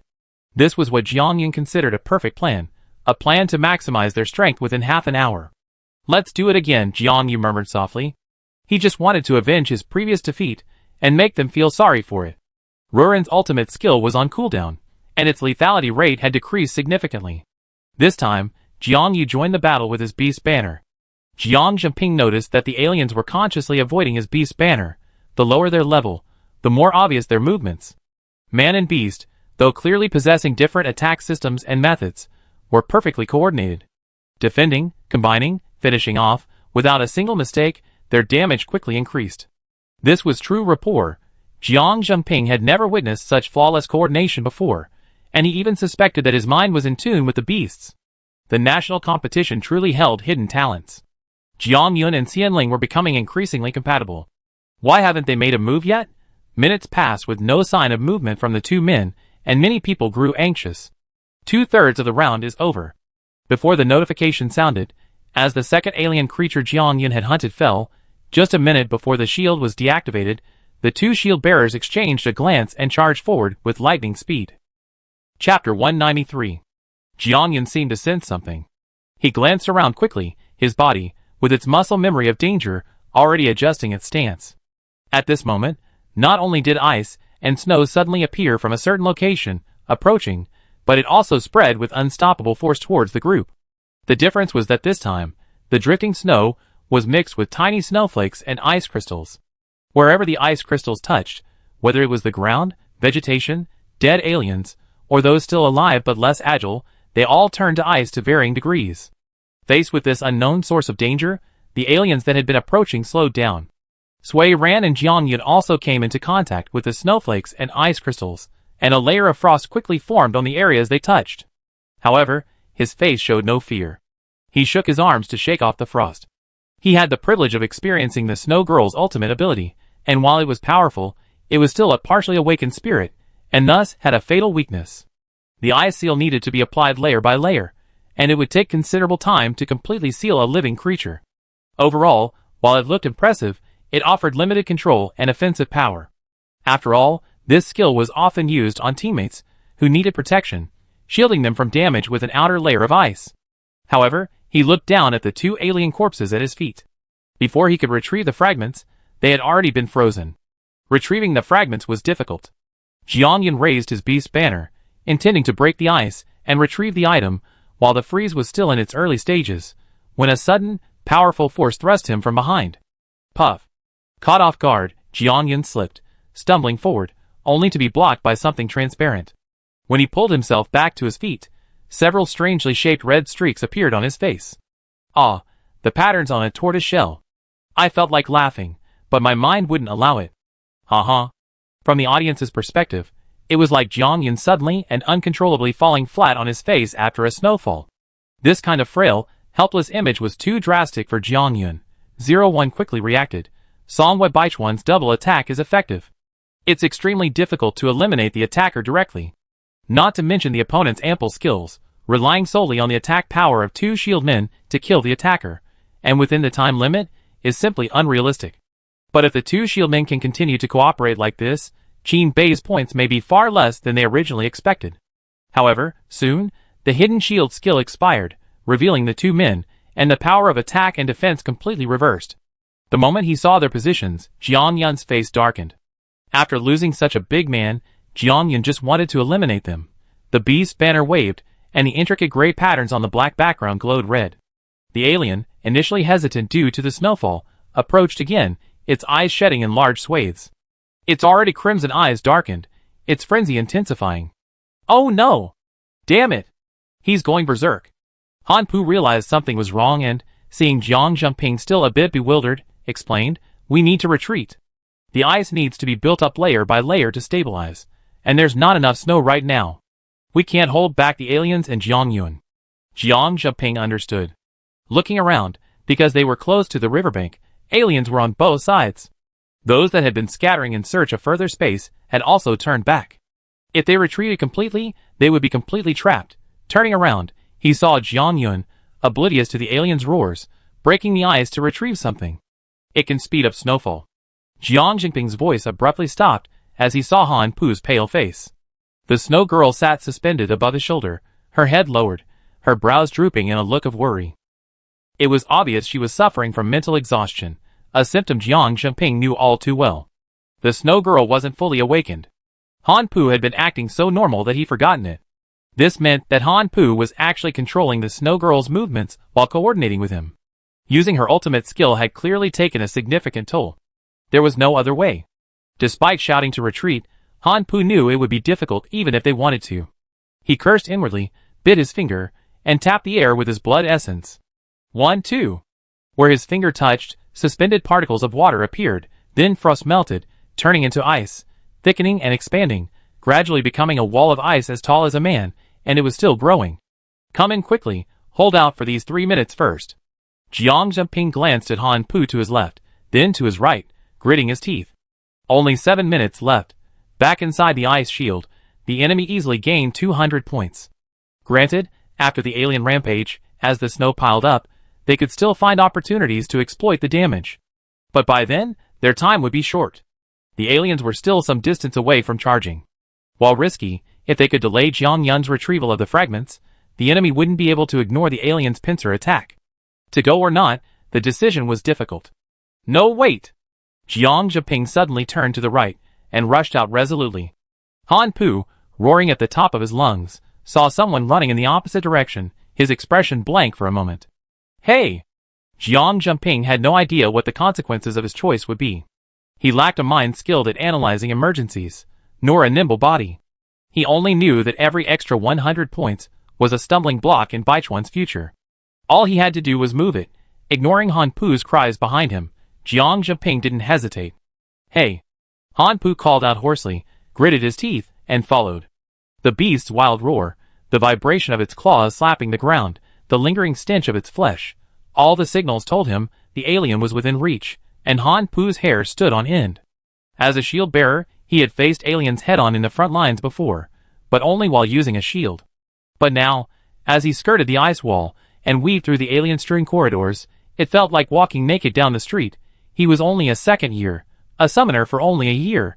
He could have just stood there indifferently watching him challenge Jiang Yun while he stayed on the sidelines, perhaps even benefiting him in the end. But his legs relentlessly chased after him. What the hell was he doing? I'm going to die. Those were the thoughts of Han Pu, who followed behind with dead eyes. I'm tired of living. Those were the thoughts of Jiang Yun as he saw Jiang Zheping approach. You dare to come this far? I have to commend your courage. Jiang Yun stepped on the alien and drew his beast banner, pointing it at the approaching creature. With even greater points within reach, he decided to temporarily abandon the alien beneath his feet. But it was just reckless bravery.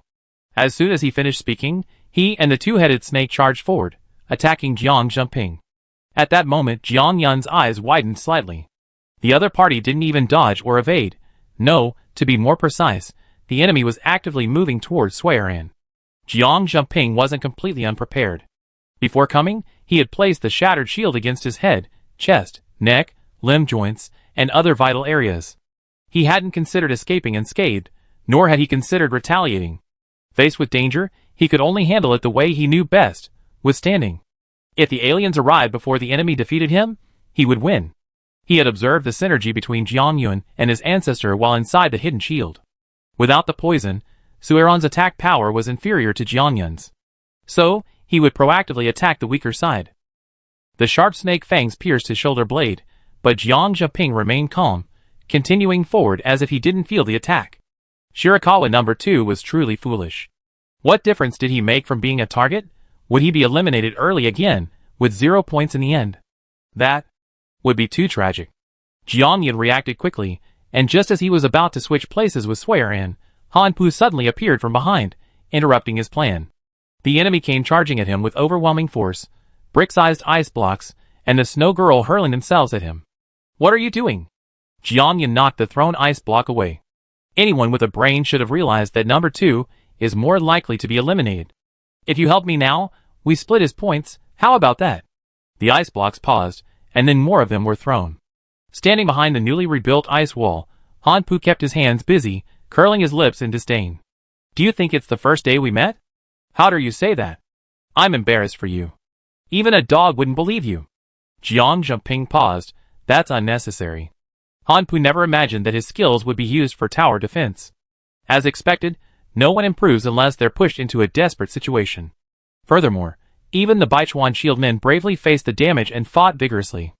As a Songwei shieldman, was he supposed to retreat and reap the spoils of others? Impossible. Jiang Zheping hadn't expected Han Pu to show up to help. What a pleasant surprise.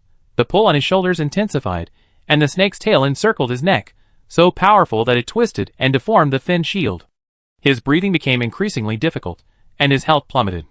In fact, the interference had achieved its intended purpose so far.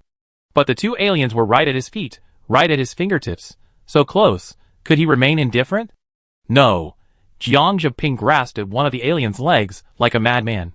The ice on it froze him, but even the alien's corpse, covered in ice crystals, was much lighter than he had imagined. His heart pounded like a drum, and in an instant, blood rushed to his limbs. A powerful thought filled him with strength. He grabbed each of its hind legs with one hand and bolted in the opposite direction. Damn it! Having been delayed by Han Pu for a moment, Jiang Yun was furious to see his prey stolen once again. But a multitude of ice walls and snowflakes blocked his path. A fierce look flashed in his eyes, and he raised the beast banner and hurled it. Whoosh! With a piercing sound, the tip of the beast banner pierced through the body of one of the aliens, driving into the ground with a piercing depth. The red lines on the beast banner illuminated for a moment. The roars grew more frantic. The latest batch of aliens had arrived. A trace of blood trickled from the corner of Jiang Yun's mouth, but his eyes were filled with joy. He said to Shuran, "Let's go!" With a few swift steps, he retrieved the fragments that had been driven into the aliens, then turned and left without a second thought. Jiang Yun had been forced to exhaust his mental strength. The cooperation of the two shield men should not be underestimated. Yes, it's ridiculous that it took me all these years to realize that non-attackers are inherently inferior to attackers. A truly powerful non-attacker could easily hold off several attackers simultaneously. Indeed, they're just different systems. There's no superiority or inferiority. Seeing the Earth lizard charging at him, Jiang Jumping, no matter how reluctant, had to abandon the alien species Han Pu had stabbed, and was dragged by Han Pu into the protected ice circle. The ice wall instantly formed a circle, and with a roof, it firmly protected the two of them. Thanks to you. Jiang Jumping finally felt exhausted. In the cold winter snow, sweat broke out on his forehead, his face flushed unnaturally, and even his feet felt weak, a weakness that the person involved hadn't noticed. After setting the alien species down, he could barely feel his arm. He slumped to the ground, his body in a state of disarray, his shoulder bleeding profusely. The wound on his arm, which had barely stopped bleeding, had opened again. We're still 50-50. Han Pu retrieved the fragment, looking at the precious fragment in his hand, and the frail Jiang Jumping with mixed feelings. Suddenly, he pulled out 6 ordinary shards, and stuffed them into Jiang Jumping's hands. I'm not one to take advantage. You contributed so much, so you deserve more. He stood up and, before Jiang Jumping could say anything, said, 10 or 20 points, we Songwei aren't afraid. Jiang Jumping said nothing. He was desperate for points. Even with only 10 points, he couldn't offer a humble word. He mumbled, thank you. But the crisis wasn't over. Outside the ice, the Earth lizards, previously restrained from attacking each other due to their level, began to slaughter each other, becoming killing machines. The roars of the alien species, just beyond the wall, were so deafening that they shook the ground to the point of trembling. The ice wall was breached several times, and Han Pu replaced it one by one, but it was clear that the rate of replacement was far slower than the rate of damage. The ice shield probably won't last 10 minutes. Han Pu checked his watch. 1 minute left before the skill expires. My life force should be able to hold out. But there are still about 3 minutes left until the end of the match, and it's hard to say whether the ice shield will last until the end. That's okay. Bedmother still has 1 skill left to use, so holding out until the end shouldn't be a problem. Bedmother's second awakened skill is a large-scale damage-reducing skill that grants a group shield. Jiang Yun suddenly realized, no wonder you dared to go straight to Jiang Yun. Jiang Jumping smiled, a little worried. But stopping Jiang Yun in the last 3 minutes will be difficult. There's no doubt that there will be many casualties among the aliens outside. The last 3 minutes are probably where Jiang Yun will harvest the fragments. Deputy Captain, activate the tracking. Enable the tracking, our generous shield bearer. The 2 wristbands rang simultaneously, and Jiang Yun's back stiffened slightly. But it was a good idea, and the 2 immediately followed it. The black-clad figure's low presence made them almost forget there were other forces that could hinder Jiang Yun. With so many alien species and points, who wouldn't want a piece of the action? 3, 2, 1. 30 minutes have passed. The second round of the relay race is over. Competitors, please prepare to teleport. Jiang Yun, the last to appear at the arena's teleportation array, had a sour expression on his face. He glanced coldly at the 2 and snorted. Second round scores for the 3 teams are as follows. Qin Bei, 470. Songyu, 150. Baichuan, 180. Totals, 500, 190, and 180. Han Pu looked at Jiang Jumping with some surprise. Since their collaboration, their points had been similar, and he assumed Jiang Jumping would have scored 46 points in their second collaboration, with Jiang Jumping 10 points ahead. But the total difference was a staggering 30 points. This meant that in the first 10 minutes, when they didn't meet, the other party had hunted at least 2 more low-level alien species than he had. After all, when you're unlucky, there are times when the alien species you kill don't even have fragments. Jiang Jumping turned to meet the worried and excited eyes of his teammates, who had rushed over, and the pain in his body miraculously vanished. He moved a little, and was gently slapped. It wasn't so much a slap as a touch. Stop moving. Do you even know what a mess you are in? And Ning said angrily, but she gently helped him onto the stretcher. But you performed well. Those last 10 minutes were the most manly I ever been since I met you. And Ning winked at him. Jiang Jumping smiled and nodded at her, feeling a bit embarrassed. Xiechenyu and Bai Shu stood in the back. Although he knew medical personnel were waiting to treat the players promptly, Bai Shu still grabbed his medical bag as he hurriedly left the waiting room. Watching Jiang Jumping being carried away, he let out a deep breath. What's wrong? Xie Chenyu lowered his head. Nothing, I just felt we had to win. Bai Shu glanced at the final score on the big screen in the distance. During team fights, there are so many variables. I'm used to having my teammates' unwavering support, so some feelings aren't as clear as seeing them off screen. He looked at Xie Chenyu. Seeing how much they sacrificed for victory, I'm just a little excited. Say such words earnestly with those clear eyes, it was so adorable. Xie Chenyu was struck by a heartbeat. We win, I promise. After bidding Jiang Jumping farewell, the four of them had just returned to the lounge when the announcement outside quickly began. The third round will begin soon. All three teams, please prepare. Zui Xingtian leaped to his feet, his expression practically ready to say I. Xie Chenyu held him down with a faint smile. I go for the third round. Aww. Zui Xingtian was stunned. Chapter 194. Zui Xingtian didn't even have time to argue. All he could see was Xie Chenyu's back as he strode forward. Tense, overwhelmed, breathless, seeing Zui Xingtian about to collapse, Bai Shu hurried forward and helped him up, his face filled with worry. Are you okay?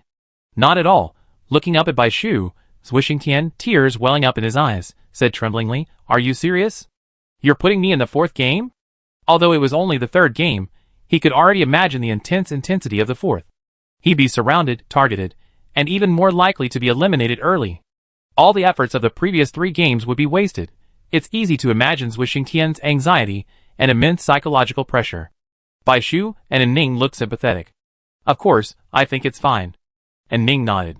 Even if you don't trust yourself, trust the captain's judgment. Don't worry. Zui Xingtian's expression darkened even more when Xie Chenyu was mentioned. Bai Shu patted his shoulder. Don't be afraid. Let's see how this match goes. Zui Xingtian clutched his head and collapsed onto the sofa, dazed. There was nothing he could do but accept what had happened. Okay, let me take it easy. Off-screen, the 3 teams had all taken the stage. Okay, the third round players are in place. Qi Bei number 2 Zhang Yiyan, Song Wei number 3 Guofanyu, Baichuan number 1 Xie Chenyu. As soon as he finished speaking, the initially noisy audience fell silent for a moment, then intensified the chaos. I thought Baichuan would definitely send number 4, but it turns out it's the captain. Yeah, could it be that number 4 is hiding his abilities? Just for today? Stop kidding. How could this be possible? He's not Qin Bei, so how could Baichuan know about the finals rule change? This time, they weren't the only ones surprised. Qin Bei, Song Yu, and the others in the 2 waiting rooms all shared expressions of surprise. Guan Zhai's rested his hand on his chin, his face filled with confusion. What do you think Baichuan is planning? He had never doubted that Xie Chenyu would be the finale, so this was truly unexpected. No matter what, Fan Yu, you must be extra careful. Whether it's Qin Bei or Baichuan, avoid excessive contact in this match. The score difference isn't a big deal. Guofan Yu, got it. A new variable. Su Li's strong premonition made it impossible for him to remain indifferent. His eyes turned from dark to gray, and the mist dissipated, indicating that his prophecy skill had been activated again. How is the captain? Seeing that the captain was so concerned, even willing to use his skill once more, the rest of the Qin Bei team gathered around. Advance and you die, retreat and you live. Su Li's fingers trembled on his knees. This is the instruction given by the prophecy. Since the instruction has appeared, it means the danger is real, but it's still under control. Zhang Yiyan. Yes, Captain. Be especially careful of Captain Baichuan this round. He's incredibly powerful. Keep your distance and avoid direct confrontation. Does this mean he should actively avoid attacking? During a match, avoiding the attacking power of other attackers is psychologically difficult for attackers, especially powerful main attackers. But Zhang Yiyan simply paused. I understand. In the third round, all 3 teams have tacitly sent out attackers. Is the competition about to enter a fierce stage? Let's wait and see. Now, players, please select your ban. The other 2 teams are as follows.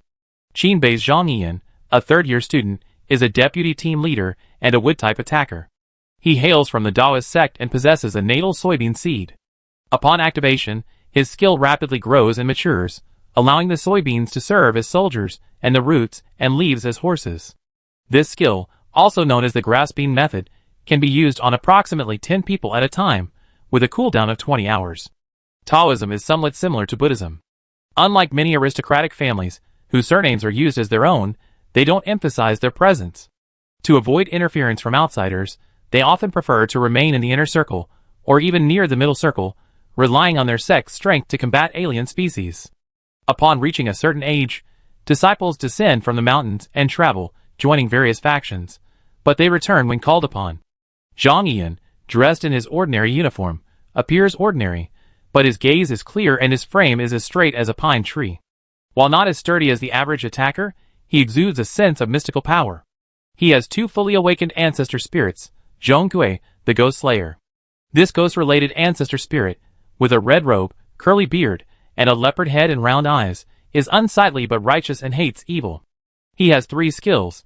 Skill 1, Talisman to suppress ghosts, which stuns evil spirits, demons, and beasts, reducing their attack power by 20% for 10 minutes, with a 25-minute cooldown. Skill 2, Zhongkui's Talisman, which summons a Zhongkui clone to slay ghosts. After one use, it goes into a 25-minute cooldown. Skill 3, Purple Gold Gourd, which absorbs elements representing evil in the world and releases them after judging them.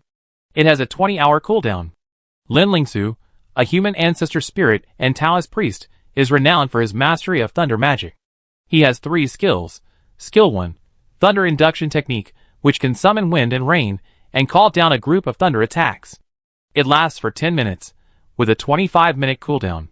Skill 2, Thunder Technique, Talisman Power Bonus 20%, cooldown time 25 minutes. Skill 3, Talisman. Every 20 hours, 5 talisman sheets are obtained. Usage depends on the talisman drawn. Songwei Guofanyu, 3rd year, Ice-type attacker. Innate ice arrows, group attack, and ranged attack. This person's presence is not strong. Among his teammates, who are all very attractive, Guofanyu, who is of average appearance, is not so conspicuous. Although he is a rare ice-type attacker, with 3 of his 5 teammates being ice-types, he becomes even more unremarkable. But it would be a grave mistake to underestimate him for this reason. This person is like an iceberg on the sea, seemingly ordinary, but unaware that it is only the tip of the iceberg, and a much larger entity lurks beneath the sea. Like an assassin, he usually holds back, but when he strikes, his attack is lethal. He has 2 fully awakened ancestor spirits, Mirage, a beast-type ancestor spirit, resembling a giant snake, a sea monster with red hair on its head and neck, and scales growing inversely from its waist. He has 3 skills. Skill 1, increases combat power by 20%, with a cooldown of 25 minutes.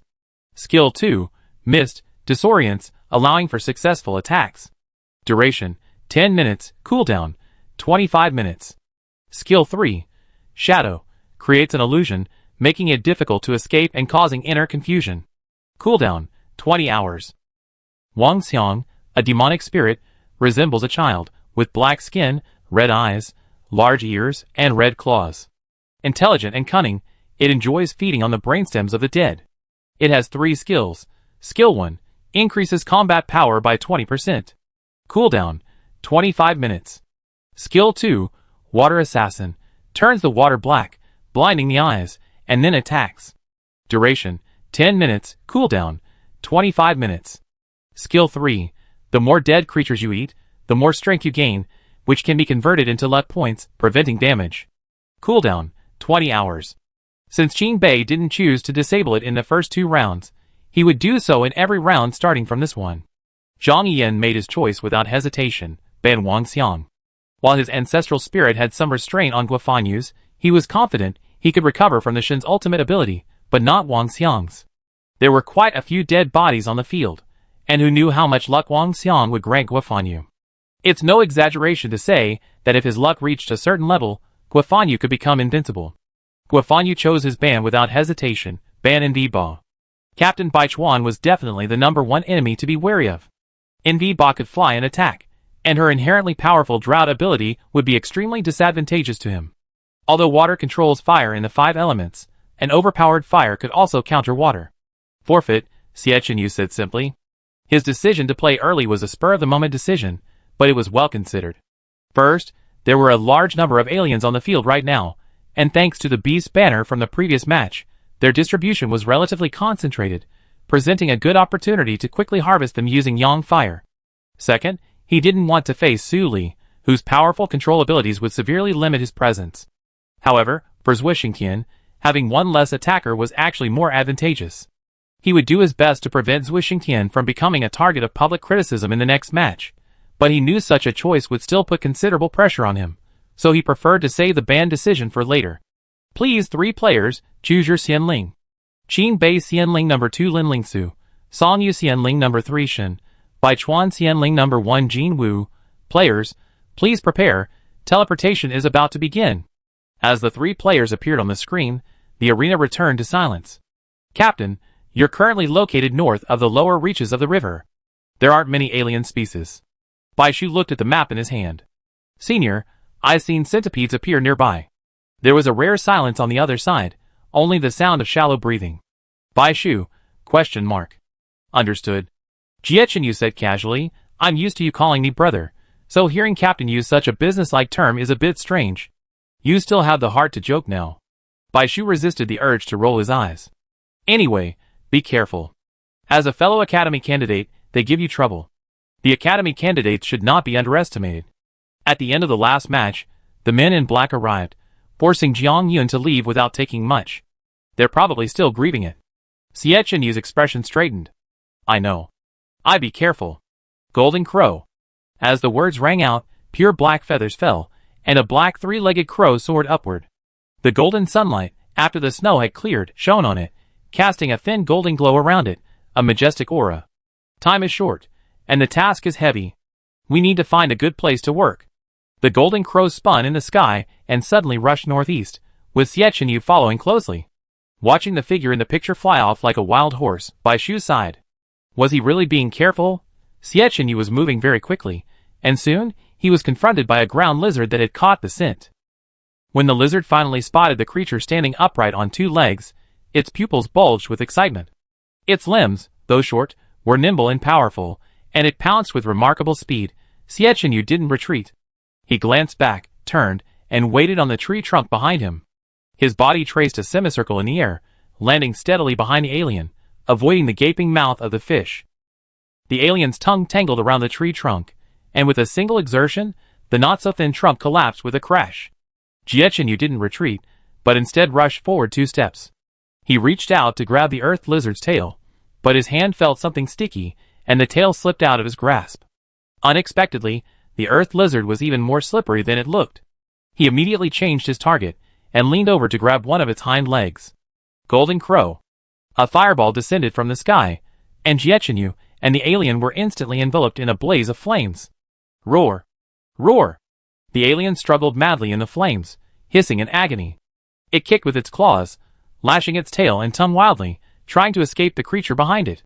Accustomed to the cold river water, the scorching flames inflicted even more pain. However, Jiechin Yu, ensconced in the flames, remained unmoved. With a decisive kick, he deflected the swung tail, using the momentum to lift his hind legs and flip the alien onto its side. The earth lizard's limbs scraped at the air comically, its crimson eyes filled with panic. Xiechin Yu slowly straightened up from the firelight, half his face buried in the shadow cast by the flames, revealing only the crimson flames in the dark pupils of his other face. The eye showed no emotion or fear at the tragic scene before it, only cold, disgusted, and wary stare. So wild. Before the match, I thought he was the gentle and cheerful type, but how come he fought even more wildly than Qin Bei number 3? Yeah, even Jiang Yun wouldn't fight an alien in close combat. It's too dangerous. If you didn't know better, you'd think he was the ancestor spirit and the firebird was the summoner. Bai Shu stared intently at the screen. From a different perspective, he saw a different Xiechin Yu. It wasn't a superficial, deliberately contrived performance, nor was it the usual slightly malicious, clingy, and childish person. He saw his deep hatred for the aliens, his coldness, and also a subtle vulnerability beneath. The flames faded, leaving only a charred, stiff corpse on the ground. The light of the debris rose from the cracks. The commentator's excited announcement echoed in his ears. Less than 5 minutes into the match, Shirakawa number 1 gets the first kill. 100 points. Chapter 195. Baichuan, who had been at a disadvantage, was the first to score points, rather than the familiar team name. People were subconsciously surprised, but when they thought about the person who took the field, they felt relieved. That person was a fierce individual capable of single-handedly battling aliens. Undoubtedly, this announcement instilled a tremendous sense of urgency and pressure on the other players on the field, including the man in black. For a moment, everyone simultaneously sped up their work. Baichuan's points increased by 100, 200, Qinbei's points increased by 100, Songyue's points increased by 100. The summoners, in coordination with the ancestral spirits, unleashed a flurry of new moves. Qinbei's Zhang Yiyan tossed a few bean seeds, and a few green sprouts emerged from the ground. A few sprouted and grew rapidly, but only a handful of bean pods ultimately formed amidst the vibrant green. Each bean pod could transform into 2 or 3 sturdy, armored, masked soldiers. Adding the warhorses transformed from the rhizomes, they formed a formidable cavalry squad. Lin Lingsu activated her skills to increase her combat power, forming a formation with hand gestures. Where they stood, no alien could approach. This is the true demeanor of a powerful warrior. Even surrounded by aliens, she remained calm and composed. This is what magnanimity is all about. Elsewhere, Songwei Guofanyu, due to his water-based nature, took the initiative to head for the riverbank, but he chose the narrower bank below the waterfall, where the number of aliens was relatively small. The dragon-like mirage alternately sloughed into the water, then surged through it, separating the approaching aliens and selecting their prey, maintaining steady control of the situation. For the first 10 minutes, the three of them tacitly seized the opportunity to score as many points as possible. Compared to previous matches, this one saw a spurt of points, with Baichuan leading the way. Lingy, this round has seen the first overtaking point.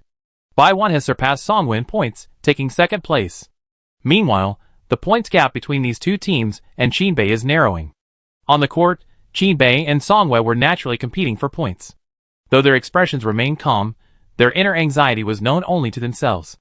No matter what, the opponent was gaining points too quickly, and that was before their killer weapon, Yang Fire, was deployed. Using Yang Fire once would have been fine. They could easily make up the points in the following rounds. But the problem was that the opponent's number 5 could shorten their cooldown, so they would have to try again in the 5th round.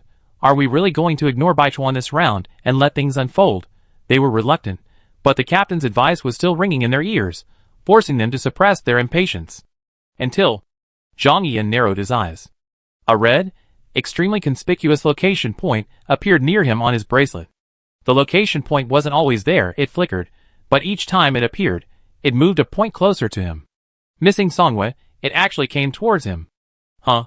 Zhang Yiyan couldn't help but let out a faint sigh of disbelief. A blatant provocation, it was obvious who was coming. He was genuinely surprised. He hadn't caused trouble for Baichuan, but the other party, unsatisfied, had actually taken the initiative to attack him. How arrogant. As a strong deputy captain, he was accustomed to seeing expressions of admiration, worship, and envy, but he had rarely been provoked so bluntly. Compared to his surprise, Xiechenyu was actually a little puzzled. He thought his behavior was extremely high profile, just to attract hatred, preferably to lure others into him, saving him the trouble of searching for them. He hadn't expected to be completely ignored. In the end, even releasing the positioning point didn't cause a single ripple on the field. This shouldn't be right. If he hadn't seen the opponent's points skyrocketing, Xiechenyu would have suspected his opponent was actually a bot. He rubbed his nose, unsure whether this was a good thing or a bad thing.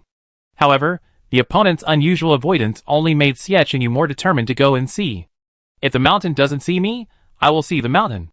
As for which mountain to go to, if he had to choose one, Xiechenyu would rather choose Qinbei. Firstly, Qinbei had the highest points, so eliminating him would be the biggest gain. Secondly, having suffered the bitter experience of the crow going to the golden cage, Xiechenyu now steered clear of all psychedelic abilities. He had never experienced the psychedelic abilities of Songyu's mirage, and if he got caught in one, it would be troublesome. Most importantly, for the sake of a smooth next round, he had to eliminate Qinbei, not Songyu. Hunting an alien species inevitably involves considerable commotion. Over the past 10 minutes, the golden crow in the sky had already pinpointed the two's approximate location. Feeling his warm-up sufficient, Xiechenyu set out to search for his opponent and, incidentally, to kill monsters. To attract his opponent's attention, yet also to prevent them from figuring out his route, Xiecenyu's tracking device flickered on and off, never expecting it to be misinterpreted as a provocation. But even if he knew, he didn't care. He turned the tracking device off again, and the sky above him suddenly darkened. Xiechenyu stood still, focused, and looked up. Here it comes. The sky was still clear in the distance, but only above him was a thick, dark cloud. The thick layer completely blocked out any light, and within the vast black cloud, a faint, purplish-white stream could be seen fleetingly. Boom! Yu quickly jumped out of the way as lightning struck his spot, scorching the ground. You deserved it. I told you to provoke others instead of just catching the aliens. Now you got it. His abilities, including his innate yang fire, are impressive, but this is Qinbei, the team that's won consecutive championships. Zhang Yiyan's abilities are not bad either. While it's unclear why he's avoiding Baichuan, it seems Yu can't find Zhang Yiyan's exact location. His yang fire is difficult to use, while Zhang Yiyan's ancestral spirit's group attack skills can indiscriminately strike. Honestly, I really like to see a serious duel between the two. There are many powerful attackers, but one-on-one battles are rare. Currently, individual rankings are mostly based on speculation. On the field, Yu's performance was different from what everyone expected. The second lightning bolt still didn't fall. This lightning bolt wasn't a signal to start a fight so much as a warning not to interfere with each other. Yu was truly baffled. Vice Captain Qinbei was so soft-tempered. He had no self-awareness at all, unaware of how cunning and treacherous he was in the eyes of the other two teams.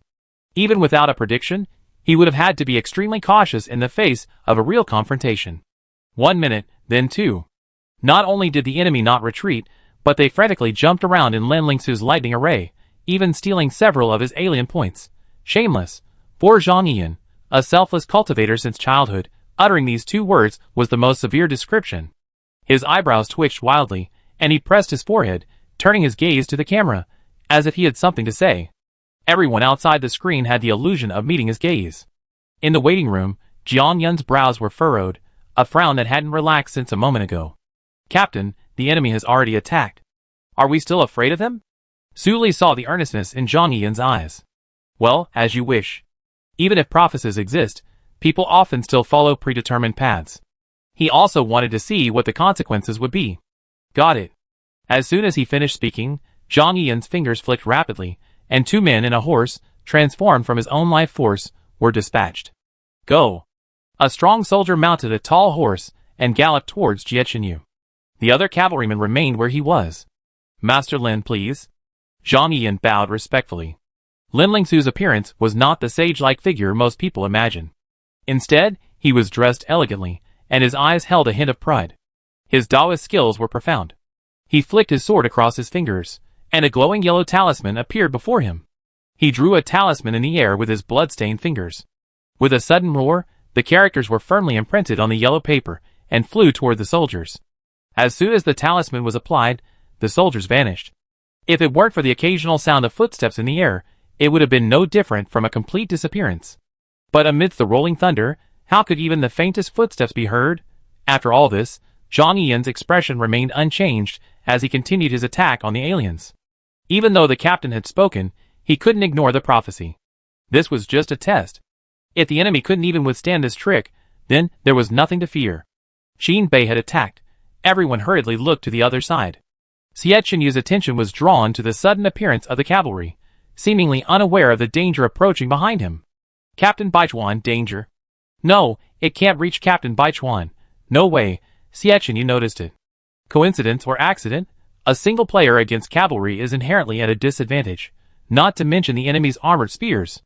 In this situation, most people would give the position back to the cavalry.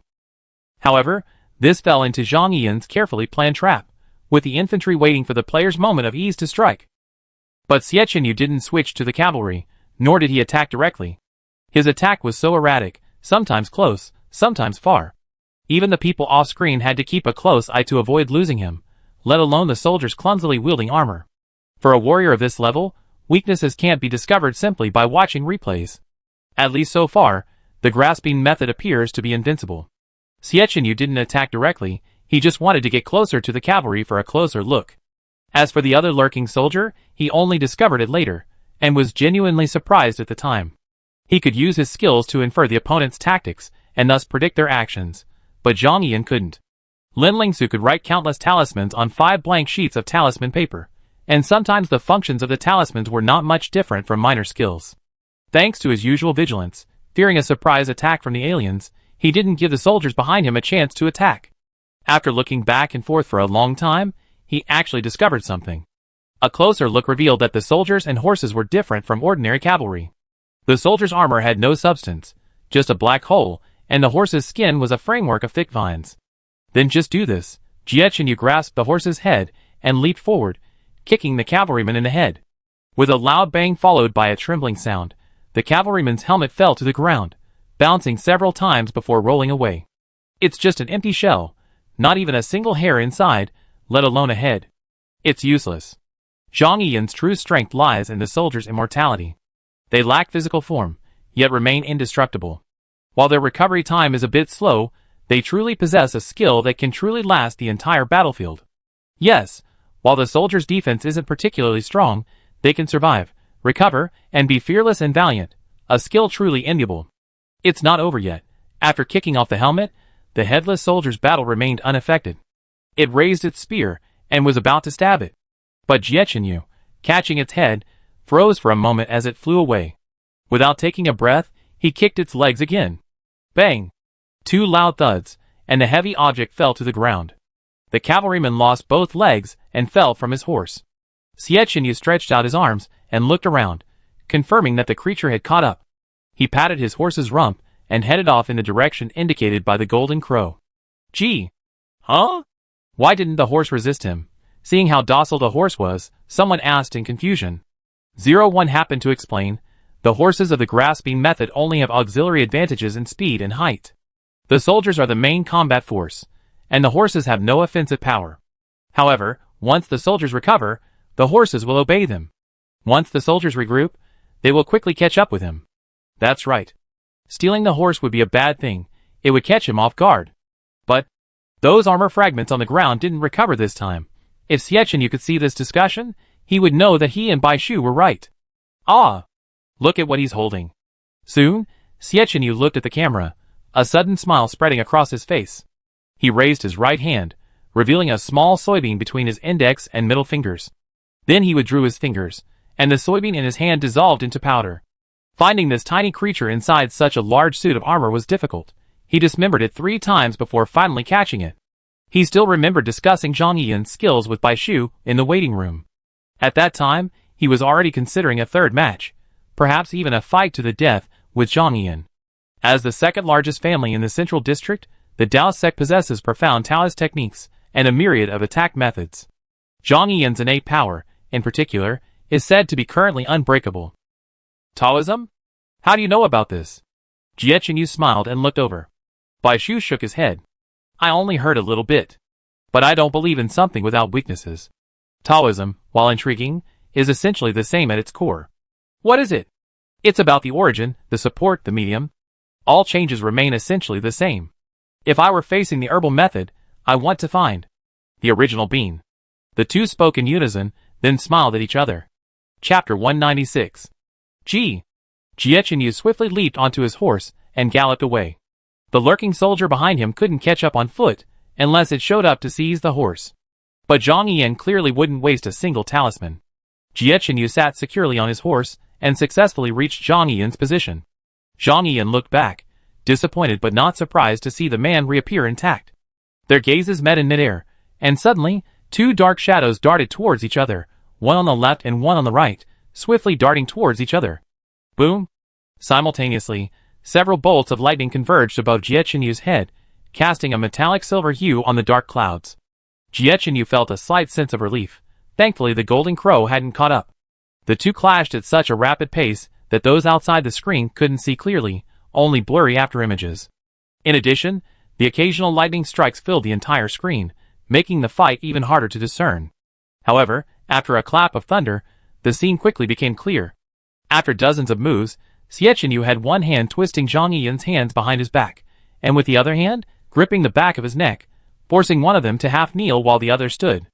Zhang Yiyan's eyes widened in disbelief, horrified.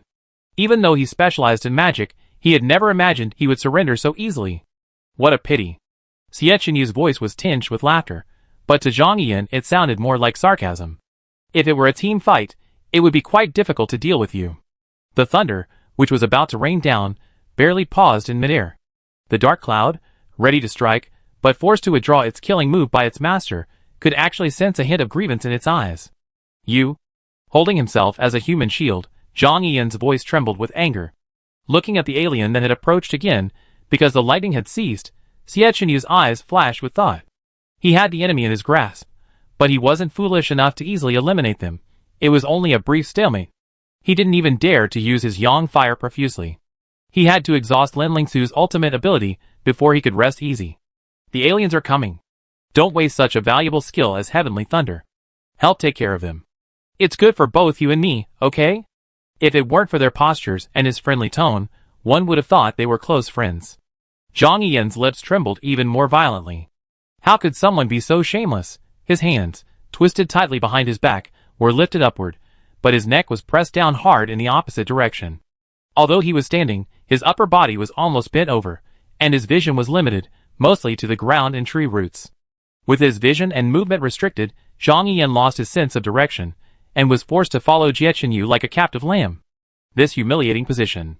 Zhang Yiyan's face flushed red. If he hadn't retained his sanity, he would have fought to the death. Calm down, he still had a chance. Lin Lingsu still had 4 blank talisman sheets left. He could definitely turn the tide. Okay, loosen your grip a little. I'm choking, Zhang Yiyan said with difficulty. Jie Chenyu didn't seem to care, loosening his grip slightly, but still maintaining a steady hold. Cooperate. Don't have any ulterior motives. I just want to even out the points, and wait it out peacefully. You don't want to see us both fight to the death, do you? Bah. Anyone who believes that is a fool. Translated, it means, although I want to beat you and use you, I have no ill intentions. Please cooperate. Not only Zhang Yiyan wouldn't believe it, but even the spectators outside wouldn't believe it. His gaze flickered towards the lounge representing Baichuan. So this is Baichuan's style. He had seemed quite upright in the first 2 matches. As Baichuan's men, the 3 people in the waiting room, and Jiang Zhengping in the medical room blushed. Captain Jia's ability to lie with his eyes wide open was unmatched by others. Zhang Yiyan was clearly no ordinary man. His chest rose and fell sharply for a few moments before finally settling. Why are you targeting me so much? It only helped Songwei gain an advantage. He meant to provoke and unsettle the other party, but it was also a genuine question from his heart. Aren't you afraid of the fishermen profiting from the conflict? Yes, Baichuan had just finally overtaken Songwei, but now, during his time competing with Qin Bei, Songwei has successfully captured another alien, and Baichuan's points have dropped back to 3rd place. If it weren't for his stubborn struggle with Qin Bei, it might have been possible for Baichuan to surpass Songwei and take 2nd place this year. But Baichuan's best chance of widening the gap is in the 3rd round, where Jie Chenyu is playing. If they can't widen the gap there, even with the captain of Songwei playing in the final round, even Baichuan's 2 strongest players might struggle. However, Jie Chenyu remained unmoved, smiling faintly and saying nothing, his grip not loosening at all. Unmoved. Zhang Yiyan, eh? What on earth is this guy laughing at? Zhang Yiyan wasn't exactly a talkative person. After a few words, he lost his temper when no one responded, and simply turned his head away. His eyes saw his own ancestor, Lin Lingsu, who was standing in the thunder and lightning and was entangled by the golden crow outside, also turned back to look at him. He nodded with a serious look. Attack! The calm river's surface suddenly began to surge restlessly, as if swept up by a hurricane, raising a mighty wave tens of meters wide, the crests surging towards the 2 men. Sweeping along with it were the remaining alien species in the river. Wind spell, water draw spell. The opponent had unleashed a killing move. The oncoming waves, the gathering lightning, and the sound of footsteps behind him, completely extinguished by the roar of the river and the whistling wind. Although his goal was to force the opponent's spirit to use a powerful skill, he hadn't expected the talisman to be so powerful. Thinking of the remaining 2 pieces of the same talisman paper, even Jie Chenyu found it difficult. Caught between a rock and a hard place, Jie Chenyu made a quick decision. He had originally planned to eliminate the opponent safely, and then accumulate as many points as possible for the next 2 matches. Now that seemed difficult. So let the storm intensify. Zhang Yiyan, who had thought he could break free during the opponent's panic, discovered that the opponent's strength had increased. It was almost as if it was strangling him to death. The bracelet's color was rapidly changing, but he couldn't be eliminated. The river was already within reach, and he still had the talisman paper. Once the water came, he'd be dead. Why didn't Baichuan duck? Quickly let go of Deputy Captain Qin Bei. There's still time to retreat. It wasn't just Zhang Yiyan who was anxious, but so were the thousands of people in front of the screens. However, what awaited him was not Jie Chenyu's retreat. Whoosh! Golden flames eagerly shot out from Jie Chenyu's hands, quickly spilling out from between his fingers, meeting the overwhelming wave. Huh? Before they could even utter a cry of surprise, the huge wave arrived. The flames weren't extinguished by the water, Instead, a layer of scorching, pulsating golden light covered the murky river water, like a cloak of flame. Mixed with the tormented roars of an alien species, it swept towards the two men with even more terrifying force. A hint of panic flashed in Zhang Yian's eyes, and he silently shouted at Lin Lingsu, his voice almost hoarse and inaudible, "Right the talisman." Though his voice hadn't reached him yet, Lin Lingsu knew the situation was urgent. This was a fair competition. Based on the river water, the breeding ground for alien species, Zhang Yian's talismans and lightning battled against Jie Qinyu's yang fire. Both men threw their all, a battle to see who could outlast the other. Time was running out, and the remaining two talismans were quickly written. One for water repellency, the other for fire repellency. Lin Lingsu, having been summoned back, pressed herself against Zhang Yian's back. Zhang Yian looked at Jie Qinyu with a desperate, ruthless look. If this man hadn't suddenly appeared and intervened, his ultimate move wouldn't have been unleashed, completely disrupting his plans. These interests will eventually be paid to him. Boom! The long-suppressed dark clouds finally found an outlet at the last moment. Thunderbolts struck down mercilessly, their explosive power piercing the waves and then spreading along the current across the entire river area. The golden fire also spread outward, with Jie Qinyu as the center. Even Song Yu in the distance was affected. The mirage suddenly leaped out of the river, and he and Guofan Yu moved away from the water. He looked up into the distance. The sky was pitch black, and the golden light and glitter were dazzling even from a distance. What a huge event! Uninterrupted by others, he used his skills methodically, killing the aliens. Seeing the other two teams competing, he should have been happy to see it happen, but for some reason, he felt a vague sense of unease. Of course, no matter how uneasy he was, he couldn't risk bad luck at this time. Even the mirage far away couldn't withstand the current in the water, let alone Jie Qinyu, who was at the center of the vortex. The golden crow anxiously soared to the clouds, spitting flames at them furiously. But in the water, Jie Qinyu was numb and in agony. Even his mighty willpower couldn't undo his uncontrolled body, and the grip on Zhang Yian loosened. Zhang Yian managed to escape, but he didn't retreat. Instead, with bloodshot eyes and a ferocious gesture, he reached for Jie Qinyu's neck. Return everything that had happened before. The scorching heat of the yang fire was equally painful, and Zhang Yian wasn't much less vulnerable than Jie Qinyu. He had only just realized how high his opponent's skill level was. Even the fire-repellent talisman wasn't working. Thankfully, with the water-repellent talisman, he wasn't restricted by oxygen in the water, allowing him to move more flexibly. This time, he was the one under control. Grabbing Jie Qinyu's neck with his backhand, Zhang Yian mercilessly exerted all his strength. Jie Qinyu's face was agonized. Already lacking oxygen underwater, his face quickly turned purple. Bubbles escaped his lips, and the color of his bracelet darkened rapidly. Ignoring the astringency of the water, Zhang Yian stared at the pulsating colors, his eyes wide with excitement. Orange, orange, warning. Just then, he caught a glimpse of the corners of his lips curling up. Did he see it wrong? How could he smile in this situation? A faint crackling sound. Jie Qinyu finally managed to control his trembling hands and unzipped the small bag around his waist. Zhang Yian's pupils shrank slightly. He's gone crazy. Red, green, gold. A five-colored light shone through the narrow gap. Token fragments. The aliens covet token fragments, so every points race is equipped with an isolation bag. Inside was what Jie Qinyu had obtained in the first half. At a glance, there were at least 4 precious fragments. The energy released was enough to drive the aliens into a frenzy. In the murky water, several red eyes, the size of light bulbs, gazed at them serenely. Their level must be high, not even the yang fire could deter them. The token's light was obscured. Having attracted all the aliens, this guy had zipped up. The thunder array had long since cooled down. The aliens, fearing the yang fire, hadn't immediately attacked. But the yang fire was clearly weakening, yet Zhang Yian, trapped within it, could no longer feel the damage or pain. The fire avoidance talisman's effectiveness intensified. Zhang Yian hurriedly released his grip and pulled the man out of the water. He couldn't let him be eliminated now. Escape and then find a way to kill him. Zhang Yian was a man of unyielding character. He wouldn't give up even at the slightest chance. But, so heavy, the man in his hands felt as heavy as a dead pig. His eyes were tightly shut, and aside from the hand he was holding, his other 3 limbs drifted with the current, seemingly unconscious. If he hadn't felt the pulse in his wrist grow stronger, Zhang Yian would have believed it. Cursing countless times in his heart, he sternly dragged the man upwards, pulling him out of the water. Stop pretending. Zhang Yian patted his cheek, wanting to strangle him.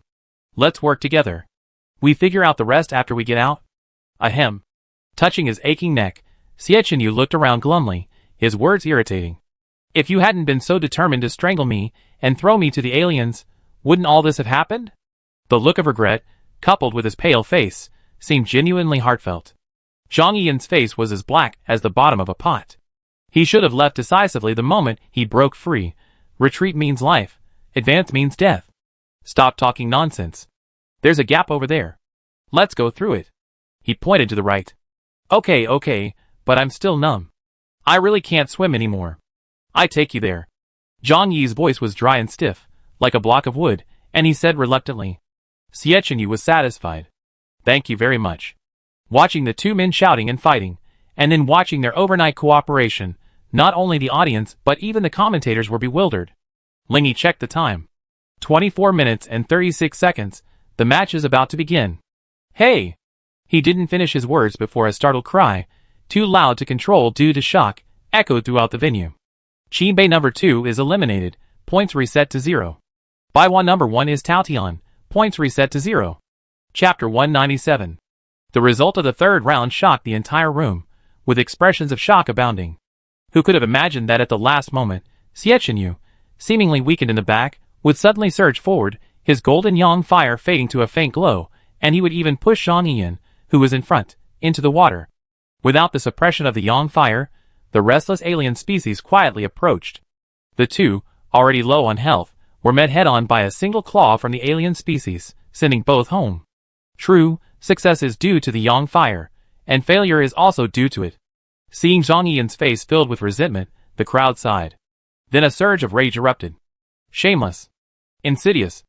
Aw, my Qinbei. Just got screwed. Trapped to death. The reigning champion Qinbei had long been a sacred and inviolable place in the hearts of many. How could many, especially those in the central district, accept that their prized prospect, their future glory, would be brought to such a tragic end by a rising star from the south district? Of course, some cursed, some cheered, and a small number rejoiced. For the north district, consistently placing second was a bittersweet pain for the entire district. This time was different. The score difference was so vast. The top spot had never been so close. When the two were eliminated, there were still a full 5 minutes left, which happened to be the first point where skill cooldowns could be restored. The area where the two fought had become a hotbed of competition. Lightning, sunfire, and river water had injured all the nearby aliens, even causing a significant number of casualties. It was a golden opportunity to take advantage of the situation. Guifanyu, who had been watching from the sidelines, rushed to the scene as soon as he heard the elimination announcement. From then on, Songyu's points index skyrocketed. Of course, the man in black also joined in later, but because the fight between the two had a far-reaching impact, and given the tragic precedent of their previous fight, in the last 5 minutes, no one was willing to take the risk and let the points return to 0. Thus, an agreement was reached, and no conflict occurred until the end of the match. 550, 750, 850. Time for the third round is up. The third round is over. Qinbei, Songyu, and Baichuan's points are 0, 850, 0 respectively. The current total points for the three teams is 0, 1040, 0. Congratulations to Songyu for breaking 1,000 points and taking the lead. Xietchen Yu was barely able to exit the teleportation center. He could only barely move. His mental energy was depleted, a feeling he had long since grown accustomed to. The most important thing was the severe aftereffects of the underwater suffocation and electric shock. Both he and Zhang Yiyan had horrifying red marks on their necks. Baishu took a few steps forward to help him down. He could clearly feel him trembling as he touched him. Just as he was about to carry him to the infirmary, a hoarse voice came from above him, "Go back to the lounge first." Baishu pursed his lips, but still turned. "I'm sorry to have worried you." He laboriously touched the boy's head with his fingers. He knew he was worried, but time was of the essence. Xietchen Yu glanced around, seeing Ning's deep eyes, and the visibly anxious Zui Xingtian. He knew Zui Xingtian was under considerable pressure, and for that reason, he needed to explain everything clearly. But this wasn't the place to talk. Xietchen Yu patted Baishu's shoulder soothingly, feigning a casual air. "Will I be putting too much pressure on you?" Baishu glanced at him, and made a move to make room. "Then let me help. I'm very light, very light." Forgetting that this was Baishu's most difficult time, Xietchen Yu didn't dare tease, and quickly begged for mercy. Waiting time. Xietchen Yu, shirtless, Bai Shu bandaged the wound inflicted by the alien. Both of them remained calm, seemingly unfazed by the daunting points difference. The former felt no sense of urgency about reaching 0 points, while the latter was even more calm, seemingly oblivious to their agreement to be number 1 in the nation. Zhuo Xingtian finally felt free to suppress his composure and frantically circled around the two men. What should I do in the next round? That's 1,000 points. I need to kill at least 10 level 4 or higher aliens to make up. And that's assuming Songwei doesn't kill a single one in the next round, which is simply impossible. He covered his face with his hands and wailed bitterly.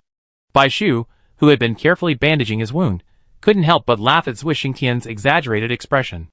Xiaobai, you're still laughing. You learned bad habits. Zhuo Xingtian accused. And Ning Yuan was also anxious, but she didn't rush to speak.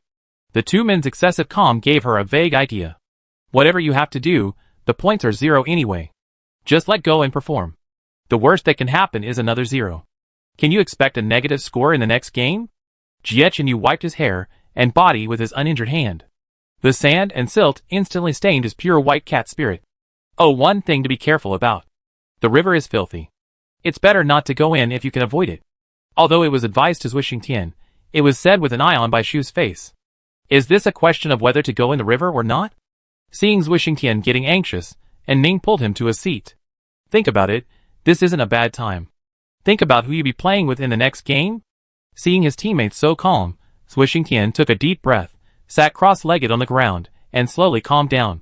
Captain Qin Bei. Jie Chenyu nodded. No matter how powerful a person is, they're just control agents. It's hard to get points from aliens, right? And Song Yu as vice captain. Bai Shu, he's a third-year attacker who's been through the 100-man plan, and he's also recognized as the strongest fire-type attacker.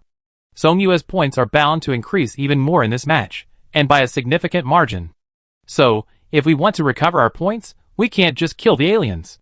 We have to. Zhuo Xingtian's mind, a light bulb moment returning to its normal state, excitedly said, we have to eliminate him. Qin Bei has the same idea, but it's nearly impossible for a controller to eliminate a strong attacker, so... And Ning continued, unable to suppress the smile on her face. Captain Jia's heart was broken. How could C be so wicked? So he could only win over Baichuan attackers, who shared his interests and goals. Jie Chenyu nodded. Congratulations. You're teaming up with the nation's strongest control. Of course, there are exceptions. For example, among the men in black, there's a player from the Central District who's willing to cooperate and whom he trusts. At this point, Bai Shu said with some concern, it all depends on how you seize the opportunity during the competition. Zhuo Xingtian nodded, now feeling more confident. Understood. His teammates had laid so much groundwork for him. He couldn't afford to fail to overcome even the slightest obstacle. We're already halfway through the finals, and the competition is taking an unexpected turn. Let's look forward to the next match.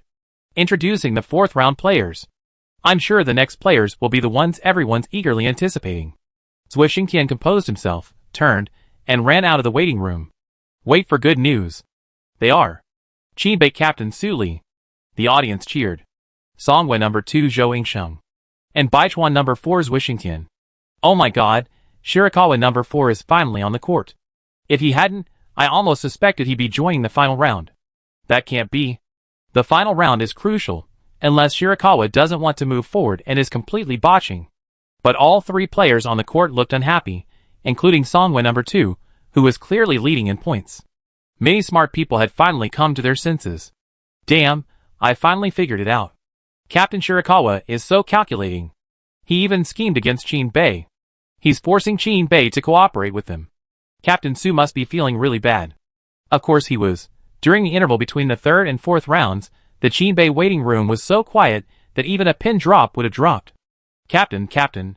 I'm sorry. Zhang Yiyan didn't even dare to look up. Blood was still dripping from his injured arm. A deep breath sounded from the front, and Zhang Yiyan suddenly shut up. Su Li closed his eyes, then opened them again, his resentful anger hidden. He stood up. It's nothing, don't worry about it. In Su Li's mind, the situation was far more serious than Jie Chenyu had suggested. He couldn't participate in the final match, and the prophecy wasn't working yet. Su Li doubted Qin Bei could gain an advantage. But the championship streak couldn't stop in his hands. That would be a grave humiliation. Equalizing the points in this match was the bare minimum. No one dared to step forward, no one dared to speak. The other four simply watched him leave with complicated expressions. Meanwhile, Song Yu wasn't as relaxed as everyone imagined. Deputy Captain, we be the target of public criticism from now on. Hold on. Guanzhai's eyes were serious, but he added with a hint of resignation, Yu is truly a man of deep thoughts, as cunning as a fox, moving people with his every move. He looked at the crowd. The excitement in the second year's eyes hadn't faded yet. Guanzhai's was unusually stern. Be careful not to be arrogant or impatient. Yes, Captain. I will, Captain. Zhou Yingxing's expression was firm. I will persevere. The three stood on the teleportation array, their eyes meeting, a myriad of hidden emotions lingering in their gazes. Round 4 officially begins. Please select your band. The three expressions froze. There's no need to mention Captain Su Li of Qinbei. Every captain of Qinbei is a familiar figure. A third-year student, a member of the Tianji sect, possesses fire control, his natal element is misfire, and he possesses powerful prophetic abilities. Thanks to the prophecies of successive Tianji sect masters, humanity has avoided numerous disasters. They know all the world's affairs, but they can't predict events unless they are world-changing. However, this inability to predict is itself a significant sign from the Tianji sect. Of course, powerful prophetic abilities come at a price. The average lifespan of a member of the Tianji sect is even shorter than that of a summoner among the alien species. To prolong their lives, most members live an ascetic lifestyle, avoiding strong emotional fluctuations, excessive eating and drinking, and so on. Over time, this has led to a strict set of rules within the sect. Su Li has 3 fully awakened ancestor spirits. Xiaofu, a divine ancestor spirit, the dragon master of the ancient human emperor, who cultivated into an ancient immortal, drinking and consuming floral dew. He has 3 skills. Skill 1, Fire Ascension, when used, causes an ally to soar into the sky on fire. Duration, 10 minutes, 25-minute cooldown. Skill 2, Longevity, increases health by 50%, duration, 10 minutes, reverts after the duration expires, 25-minute cooldown. Skill 3, Dragon Spirit, summons a phantom dragon figure that can terrify all creatures on Earth and in the sky. It disappears upon depletion of energy. Cooldown, 20 hours. Shui Wuing, a ghost-type ancestor, appears as a black shadow, with no visible features, voice, or personality. Similar to Yuan Kan's Lan Lan, this fully awakened ancestor is formed after gathering all the fragments. He has 3 skills. Skill 1, Avoiding Evil and Seeking Fortune, detects good and bad luck with 100% accuracy, lasts 10 minutes, cooldown 20 minutes. Skill 2, Resentful Fire Nail, netherworld fire refined by resentment, rendering the ground it is nailed into immobile, lasts 10 minutes, cooldown 20 minutes. Skill 3, Shadow Snatcher, steals the shadow of another, weakening their health, making their movements uncontrollable and unable to see sunlight, cooldown 16 hours. Hor, a beast-type ancestor, is over a foot long and resembles a rabbit, with golden fur on his back and white fur on his belly, and eyes like bells. He has 3 skills. Skill 1, Enormity, expands to the size of an elephant, allowing him to run swiftly, lasts 10 minutes, cooldown 25 minutes. Skill 2, Sharp Eyes. Anyone staring at them will have their abilities reduced by 20% for 10 minutes, with a 25-minute cooldown. Skill 3, a deafening roar that silences and immobilizes those who hear it. Duration is variable, with a 20-hour cooldown. Songwei Vice Captain Zhou Yingxing, a third-year fire attacker, is the only one in Songwei who appears too fierce to be easily provoked, but is actually just introverted and quiet. The natal fire circle causes no pain when touched, but causes continuous health loss. Only buffs or healing skills can interrupt this continuous health loss. Its fully awakened ancestor has 2, Smoke Dragon, a demon-type ancestor, nurtured by years of using tobacco pipes. Its shape resembles a swimming dragon, so called. It has 3 skills. Skill 1, Calming and Soothing, which increases health by 20% for 10 minutes, with a 25-minute cooldown. Skill 2, Consumes Human Essence, reducing mental strength by 10%, cooldown 25 minutes. Skill 3, Dizzies and Intoxicates, slowing the opponent's reaction time, cooldown 20 hours. Song Wuji, a divine spirit, originally a floating ball of fire, can transform into a humanoid form and possesses a peculiar personality. He has 3 skills. Skill 1, Avoids fire and establishes a safe zone, cooldown 25 minutes. Skill 2, Increases attack power by 20%, cooldown 25 minutes. Skill 3, Darling of the Fire, uses fire as a hearing aid, traveling through flames, disregarding space and time, cooldown 20 hours. Su Li. Ban Song Wuji. Given Song Wuji's immense advantage in fire, any opponent with a fire-based summoner will ban him, a fact Zhou Yingsheng has become accustomed to. Zhou Yingsheng glanced at the furious Zui Xingtian beside him, and said, "Give up." Zui Xingtian's shoulders relaxed. Although he knew the opponent would save their last option for the 5th round, being able to use Zhuan Zhu was too important to him. But he couldn't completely relax yet. He glanced at his own screen, which listed Su Li's 3 ancestors, and his head suddenly felt overwhelmed. Among their age group, Su Li was the only one with 3 fully awakened ancestors, and all 3 were powerful and unique. Disable Shui Wuing. Zui Xingtian pressed the option, Xie Qinyu's words still ringing in his ears. Bite Su Li to death. Try to isolate all attack power except yours from him. Compared to other ancestral spirits, Shui Wuing, with all his token fragments, is the most aggressive. After all, reducing the opponent's attack power is no different from increasing your own. Please select your ancestral spirits. Qinbei number 1 Ancestral Spirit Xiaofu, Songwei number 2 Ancestral Spirit Yanlong, Baichuan number 4 Zhuanju. Please prepare. The teleportation array is about to activate. Chapter 198. Don't act rashly. Don't let Songyu's heart falter. Qinbei is even more eager than we are. Judging by the spirit he chose, Su Li will surely make a big move at the start. Recalling Xie Qinyu's words, Zui Xingtian decided to hold his ground for now. Suddenly, a large shadow passed overhead. Zui Xingtian looked up and saw a vast cloud of fire. His palms clenched slightly. Xiufu's skill 1 had already been activated. As the captain had said, it also exposed Su Li's eagerness. Don't rush. Take your time. Xie Qinyu's voice rang out. Fortunately, the opponent is also wary of Song Yu, and has disabled Song Wuji, who has powerful offensive power. Smoke Dragon's abilities are relatively mild, and his healing skills divert the power of his offensive abilities. However, this means that eliminating Zhou Yingsheng will be even more difficult. Xie Qinyu observed the situation of the 3 teams. Meanwhile, Bai Shu was tracking the men in black. The men in black were still 2 attackers and 2 non-attackers. As long as the 2 attackers weren't from the center zone, the area could even be narrowed down. As long as Qinbei wasn't on the bench. And Su Wuqing, also a powerful attacker from the Tianji sect, was on the field, they would have room to maneuver in this match. The 3 teams playing in this match didn't have any candidates participating in the selection process. Since there were no competitors, the candidates likely didn't want to get involved in unnecessary disputes. They probably wouldn't be so unlucky as to actually run into Su Wuqing, and the youth training camp wouldn't want to see such a situation. But, Bai Shu glanced at the list of candidates again, eliminating each suspicious candidate one by one, his expression stern. Of course, with a brand like the Tianji sect, there would be no shortage of people trying to take advantage of it. The lineup for this match, if Captain Baichuan hadn't changed the order, it would have been 3 fire summoners. Yes, if Captain Baichuan had played in this round, he wouldn't have been as successful as he was last time. Xiufu alone would have been enough to give him a hard time. And then, there's the Smoke Dragon stun. It seems Captain Baichuan is particularly wary of mind-affecting abilities. No, there's no Smoke Dragon. I doubt Qinbei would even ban Song Wuji, who specializes in countering fire-type attackers. But it's too late to say anything. This time, Baichuan is the newcomer, so let's see how he plays. This time, Zui Xingtian went lightly, putting all his weapons away except his signature sword. A cloud of fire passed overhead, making it impossible for the opponent to miss him.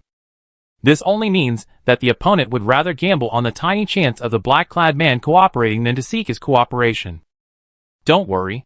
It seems I messed with him quite a bit last time, Xie Qinyu said in a relaxed tone. It's okay, Captain. I just rack up some points first. It's possible that Captain Qinbei finds him weak and unreliable. But actively seeking cooperation in this situation would be a huge disadvantage. Zui Xingtian thought to himself, he needed to remain calm. Thanks to his teammates' efforts, he now knew the map by heart, the entire arena map imprinted in his mind. The river flowed from west to east. The northern bank, ravaged by the previous wind, water, thunder, and fire, looked somewhat desolate, while the southern bank, thanks to the snow goddess's snowfall, was thick with snow. The earth lizards spread out from the wide river. The centipedes roamed deep underground, but seemed to avoid the earth lizards, always appearing near the hills. Needless to say, the hard rock caves hidden within the hills were where the lowest level alien species were most abundant. The alien species within the river were already good. As the captain had said, that place was either fraught with danger or fruitless, not the best place. Watching the red cloud recede, Swishing Tian headed for the narrow riverbank. It was a necessary passage to cross the river safely. His teammates didn't want to put too much pressure on him and didn't ask him for anything, but Swishing Tian couldn't just sit there and put the burden on his teammates. Regardless of whether he could reach a cooperation with Qin Bei or not, he would try to eliminate Song Yu. Until the very last minute, Swishing Tian's eyes were filled with determination. Everyone was surprised to see the sudden change in the dynamic of this match. Completely unlike the previous match, with its aggressive points rush, this match hadn't seen a single kill of the alien for nearly 10 minutes. It was like the darkness before dawn, the calm before the storm. But the aliens wouldn't let the three of them remain silent. Their innate desire for humans would bring them to their doorstep. Be careful. Almost instantly, the cry of alarm echoed from his bracelet. Without even taking in the object before him, Swishing Tian spun around and leaped onto the treetops. The centipede, attacking from the soil, missed its prey. It gazed discontentedly at its prey in the tree, circling the trunk several times before hesitating for a moment before continuing its attack. Seeing the alien about to ascend the tree, Swishing Tian roared, "Zhuanzhu!" A stocky, ordinary-looking man appeared beside him. Compared to other ancestral spirits, some beautiful and sacred, others hideous and grotesque, human ancestral spirits are rather ordinary in appearance, and Zhuanzhu is a relatively unremarkable figure among them. So many people forgot about him for a moment. Has this ancestral spirit appeared before? A new one? I just checked, and it did appear, coincidentally, during the match against Zhoujiang in the Central Division. He's quite capable, skilled in flashes and assassinations, but his appearance wasn't long. I wonder if he could hold up in a full half-hour solo battle. Swishing Tian's palms were slightly sweaty. This was his first time facing an alien species alone, and the feeling of having no support behind him wasn't exactly pleasant. Luckily, the centipede before him wasn't large, probably somewhere between level 4 and 5. He could do it. The centipede greedily coiled itself around the thick tree trunk at breakneck speed. Its unique limb structure and hundreds of pairs of legs allowed it to scale walls and climb rooftops as if it were flat ground. Without much time to think, his well-trained body reacted. Seizing the perfect moment, Swishing Tian leaped down. Forward. Just don't get caught and dragged underground. That was his only thought. A single blow chopped off the small, faintly glowing ball on its head. While it wouldn't do much damage, it would temporarily blind it. Centipedes don't have good vision in bright light or complete darkness. Zhuanzhu, coming from behind, leaped onto the alien's back. His position was strategic, right in the middle. The centipede's armor, covered in a ring of armor, wasn't as agile as a snake, much less able to cling to a human. Zhuanzhu quickly inserted his dagger through the gaps in its carapace. The alien went into a frenzy, but this minor injury wasn't enough to frighten it. Its upper body twisted towards Swishing Tian even more ferociously. It could distinguish between aliens and humans, and it knew the difficulty of capturing the ancestral spirit. It attacked the human in front of it with all its might. The alien's maw opened wide, but Swishing Tian didn't retreat. His body, as light as a ball of cotton wool, was carried high into the air by the alien's airflow, and he adjusted his body with incredible speed. Everyone's eyes flashed as the person in the alien's mouth deftly planted rice seedlings on the almost upright alien's back. That's right, planting rice. People wondered where he pulled out so many different weapons, stabbing them one by one into every gap on the alien's back. Perhaps the word stuck wouldn't be more accurate, but thrown would be more appropriate. He was like an aerial acrobat, relying on readily accessible, inserted sword hilts, probing branches, the outstretched hands of the ancestral spirits, and even the alien itself, all aiding him. Baichuan points plus 100. The perfect acrobatic performance concluded. When the alien died, over 20 weapons were pierced through its body. The fragments of the token rose from the fragmented body, and were grasped by Swishing Tian. Bumping fists with Zhuanzhu, Swishing Tian's initial nervousness and solemnity gave way to a triumphant exhilaration. Keep it up. Good. God damn it, how did he pull that off? So Baichuan number 4 is actually quite capable. He single-handedly killed an alien without even using any skills. I hadn't noticed before. Because Baichuan's room is full of humanoid weapons. Which one of them isn't strong in close combat? The captain, needless to say, is not the only thing. The team's non-attackers are also strong, and the healers are just as capable as the attackers. They're versatile in both long-range and short-range combat. I wonder how Baichuan managed to gather all these people when he was so weak before. There are rumors that this team was secretly trained by the Southern District Military Headquarters, and I'm starting to believe it. Regardless, Although number 4's spirit is a bit mediocre, judging by his summoner power alone. With time, he could easily be among the best in the district, not to mention the spectators. Even Bai Shu was amazed. Compared to the busy two, and Ning and Jiang Zhengping, who trained with them daily, seemed to have a better understanding. And Ning, surprising. Lil's was rapid growth astonished me too. His physique and reflexes are a gift from heaven. I think he'd be on par with the captain in the future. Bai Shu blinked and nodded vigorously. Did you give him intense training? No. And Ning smiled, glancing at Bai Shu, and then at the people behind him. Why would we need you? With just the two of you on the team, who wouldn't feel a sense of urgency? Besides, you all know that Guy is a stubborn person. Once he sets his mind to something, even 10 oxen can't change him. Jiang Zhengping shook his head helplessly. He had seen the training volumes Wei Xingqian had set for him, and it had shocked him. He thought he was capable of giving it his all, but after looking at the list, he suddenly realized he was old and didn't have the energy of young people. With 100 points from leading the charge, Song Yu seemed to be no longer restrained and soon scored points as well. Unexpectedly, the sound of Qin Bei's points being credited could also be heard. 200 points, faster than the attacker. This is terrible. Everyone in Baichuan's face darkened. It seemed Su Li had chosen a partner. It's okay, Xiechun, you said. Wait a little longer. No. Zui Xingtian gritted his teeth, interrupting him strategically for the first time. I need to go check it out, Captain. His voice was earnest, his determination firm. Xiechun was stunned and silent for a moment. Bai Shu's brows relaxed. This is your home court. Everything is up to you. Senior, go ahead and do it. We'd be there in the end. Xiechun shrugged. Do whatever you want. I'm not on the court, so your opinion is for reference only. Thank you. A warm feeling washed over Zui Xingtian. He recalled Zhuan, carefully treading on the smooth stones as he crossed the river, and rushed toward the flaming cloud on the horizon. Su Li and a man in black stood on the cloud, observing below. Captain Su, we locked onto Song Yu's position. Of course, they also spotted the tiny figure approaching them, and the man in black grew excited. Isn't that Baichuan's guy? How about I help you eliminate him first? Su Li glanced back, her expression still impassive. Don't do unnecessary things. Yes. Who is this man in black? Baichuan paid special attention to this man in black, who had suddenly appeared and interrupted their plans. But even when the screenshot was enlarged, all that could be seen was a pair of eyes. For observant minds like Jiechun and Bai Shu, they could identify a person simply by their eyes, voice, and mannerisms. Bai Shu shook his head. I don't know, but it's definitely not from the team we played against. And not from the Central Division either, Jiechun continued. The man's behavior towards Su Li was fawning, but it was superficial. There was more calculation in his eyes. Given the Tianji sect's lofty status in the Central District, a Central District player wouldn't behave like this. The rest of the Qinbei team's attitude towards him was clear. Even the proud sons of aristocratic families were respectful and humble. He seemed more like someone who had long admired the Tianji sect's reputation, but had never truly experienced it, and therefore lacked awe. Probably someone selected for the third team in one of the districts. It was previously said that unless someone was from the Central District, no one from the tryouts would be willing to wade into the muddy waters. But there are always exceptions. For example, someone who felt they wouldn't be selected for the youth training camp might see collaborating with Su Li as a shortcut and be willing to take the risk, even if it meant they wouldn't gain any benefits from the Tianji sect. Team 3. And Ning nodded. The crystal mirror had already given the answer.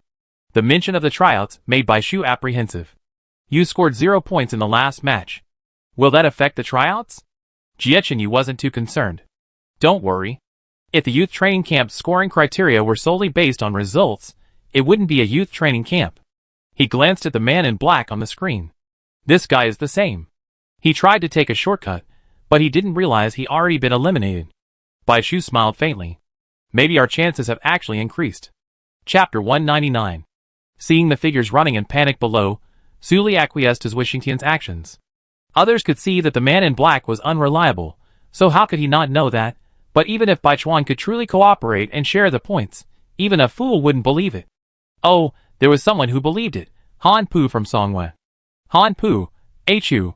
But even if those two successfully joined forces, it was based on a crucial premise. Neither of them was an attacker. Su Li thought expressionlessly. What he needed was a sword that could attack, an obedient tool to eliminate Zhou Yingsheng. Even if Baichuan unexpectedly got the upper hand, it didn't matter, He could use the tool to reclaim the points. He didn't care whether he wielded a heavy stone sword or a sharp blade. Baichuan wanted to force him to cooperate. Impossible. Zhou Yingsheng felt uneasy as he watched the red cloud drifting across the horizon. Before the match, the captain told him to avoid a poor performance. Their points had become a thorn in the eyes of others, and doing nothing was better than hiding. But he could dodge people, but not the aliens that rushed out of the river and scattered across the map. Facing the centipede's crimson eyes, he had to fight. And he wanted to fight. For a skilled attacker, playing hide-and-seek with an alien was more painful than killing him. Fighting aliens was when a powerful attacker thrived. Like Zhuo Xingtian, his well-trained body had become conditioned reflexes, and the movements to deal with the aliens were so skillful they were ingrained into his bones, becoming instinct. Baichuan number 4's points increased by 100. The voice announcement sounded just as the alien fell to the ground, dead. Shit! When Zhou Yingsheng came to his senses the next second and saw the fragment of the token in his hand, his face was as vibrant as a palette, black, red, white, and green appearing one after another. When had he ever suffered such hardship before? Zhou Yingsheng's face was filled with grief and indignation. It was too late to throw the fragment away. Zhou Yingsheng turned and plunged into the woods behind him. When a deep dragon roar exploded in his ears, it was like a thunderbolt from the sky, striking Zhou Yingsheng's heart with a devastating impact. Cold sweat immediately broke out, and his adrenaline surged. Zhou Yingsheng didn't dare hesitate for a moment. He unleashed all his skills, including his ultimate skills, recklessly. No one understood Su Li's pressure more than he did. Once the opponent seized the initiative, he was truly crushed. Fortunately, he wasn't an attacker. If he could just get a moment to breathe, he could handle it. A third of the half hour had already passed. His flying skill had lost its effect, and without a favorable angle, he could dodge it. Before they even met, the ultimate attack was already unleashing a barrage of attacks, leaving everyone stunned. Zhuo Xingtian was even more stunned.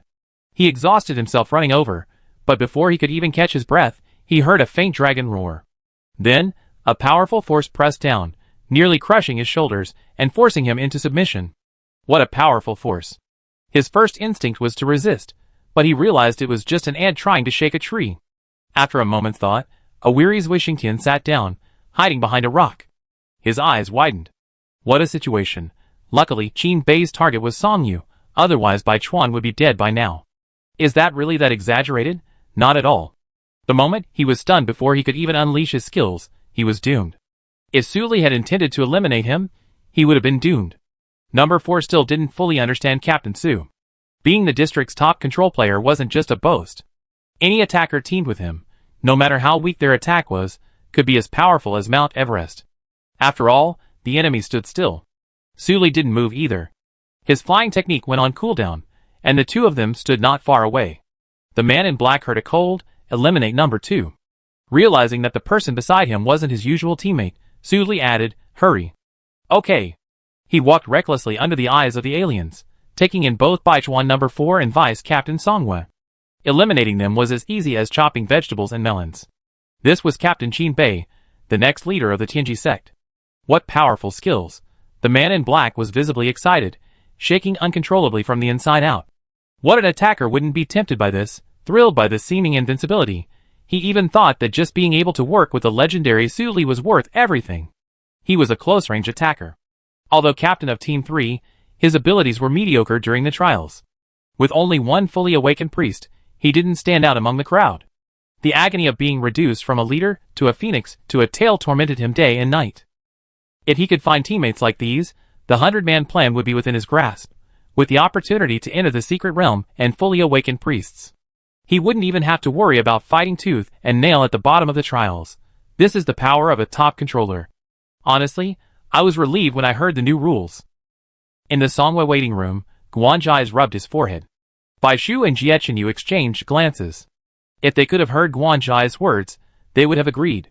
However, no skill, no matter how powerful, is invincible, and Zhou Yingsheng's countermeasures are one of them. The dragon spirit can intimidate, but it has no effect on activated skills. The smoke dragon's smoke had already spread out from him, and Zhou Yingsheng breathed a sigh of relief. His innate skill, the fire circle, had split into 3 groups, circling twice in the air. One remained beside him, blocked by the smoke dragon, while the other turned and flew towards the man in black. The man in black's face suddenly darkened. Not daring to be distracted any further, he summoned his innate water snake to counter it while, with some pain, using his ultimate skill, the only one capable of long-range attacks. An invisible cube appeared around Zhou Yingsheng, enveloping him, the water level inside rising from his feet. Zhou Yingsheng acted decisively, unleashing his spiritual power-reducing skills, and the final fire circled simultaneously towards the man in black. When the second skill was activated, both the water level and the amount of water needed to counter the fire circle decreased. Aside from Jiechenyu, summoners, like Su Li, generally don't have strong spiritual power. Su Li's eyes were slightly cold, revealing a mixture of undisguised disdain and confusion. He couldn't understand why he was so slow to use his skills, even missing the perfect time. The man in black was trapped by the circle of fire, his movements inevitably slowing down. Fortunately, the fire was like a slow knife, so he wasn't killed instantly. However, he was being pushed forward towards the smoke dragon's mist. Fear flashed in the man's eyes, but even after unleashing his remaining two skills, greatly increasing his attack power and stabilizing the fire circle, he couldn't avoid the sight of the green smoke carrying a certain plant fragrance enveloping him. Zhou Yingsheng wasn't much better off. He was completely submerged in the water, his face purple from holding his breath for so long, and he gulped down water in panic. Zui Xingtian watched, anxious. But he found that he was slowly regaining control of his body, albeit a little clumsily. But that was good enough. He pulled the bow from his back and, like Parkinson's disease, unleashed an arrow. He tried to draw the bow a little closer, but halfway through, his body gave out. Damn it, it wouldn't open. 01. Songwen number 2 has used his last health recovery skill. It's the most critical moment. 02. The dragon spirit's intimidating pressure is weakening. Ah, the man in black has managed to break free from the two rings of fire, and is running back. 01. It seems Qin Bei ultimately has the upper hand. Even though Vice Captain Songwe was endangered by the man in black's skills, everyone's focus was solely on Captain Qin Bei. He was the primary focus of this battle, and everyone agreed. Whoosh! Off-screen, Bai Shu's ears twitched, and he grabbed Jiechenyu's hand. No, Songwe isn't dead yet. At that speed and sound, even by ear, one could tell it was a powerful arrow shot from a fully drawn bowstring.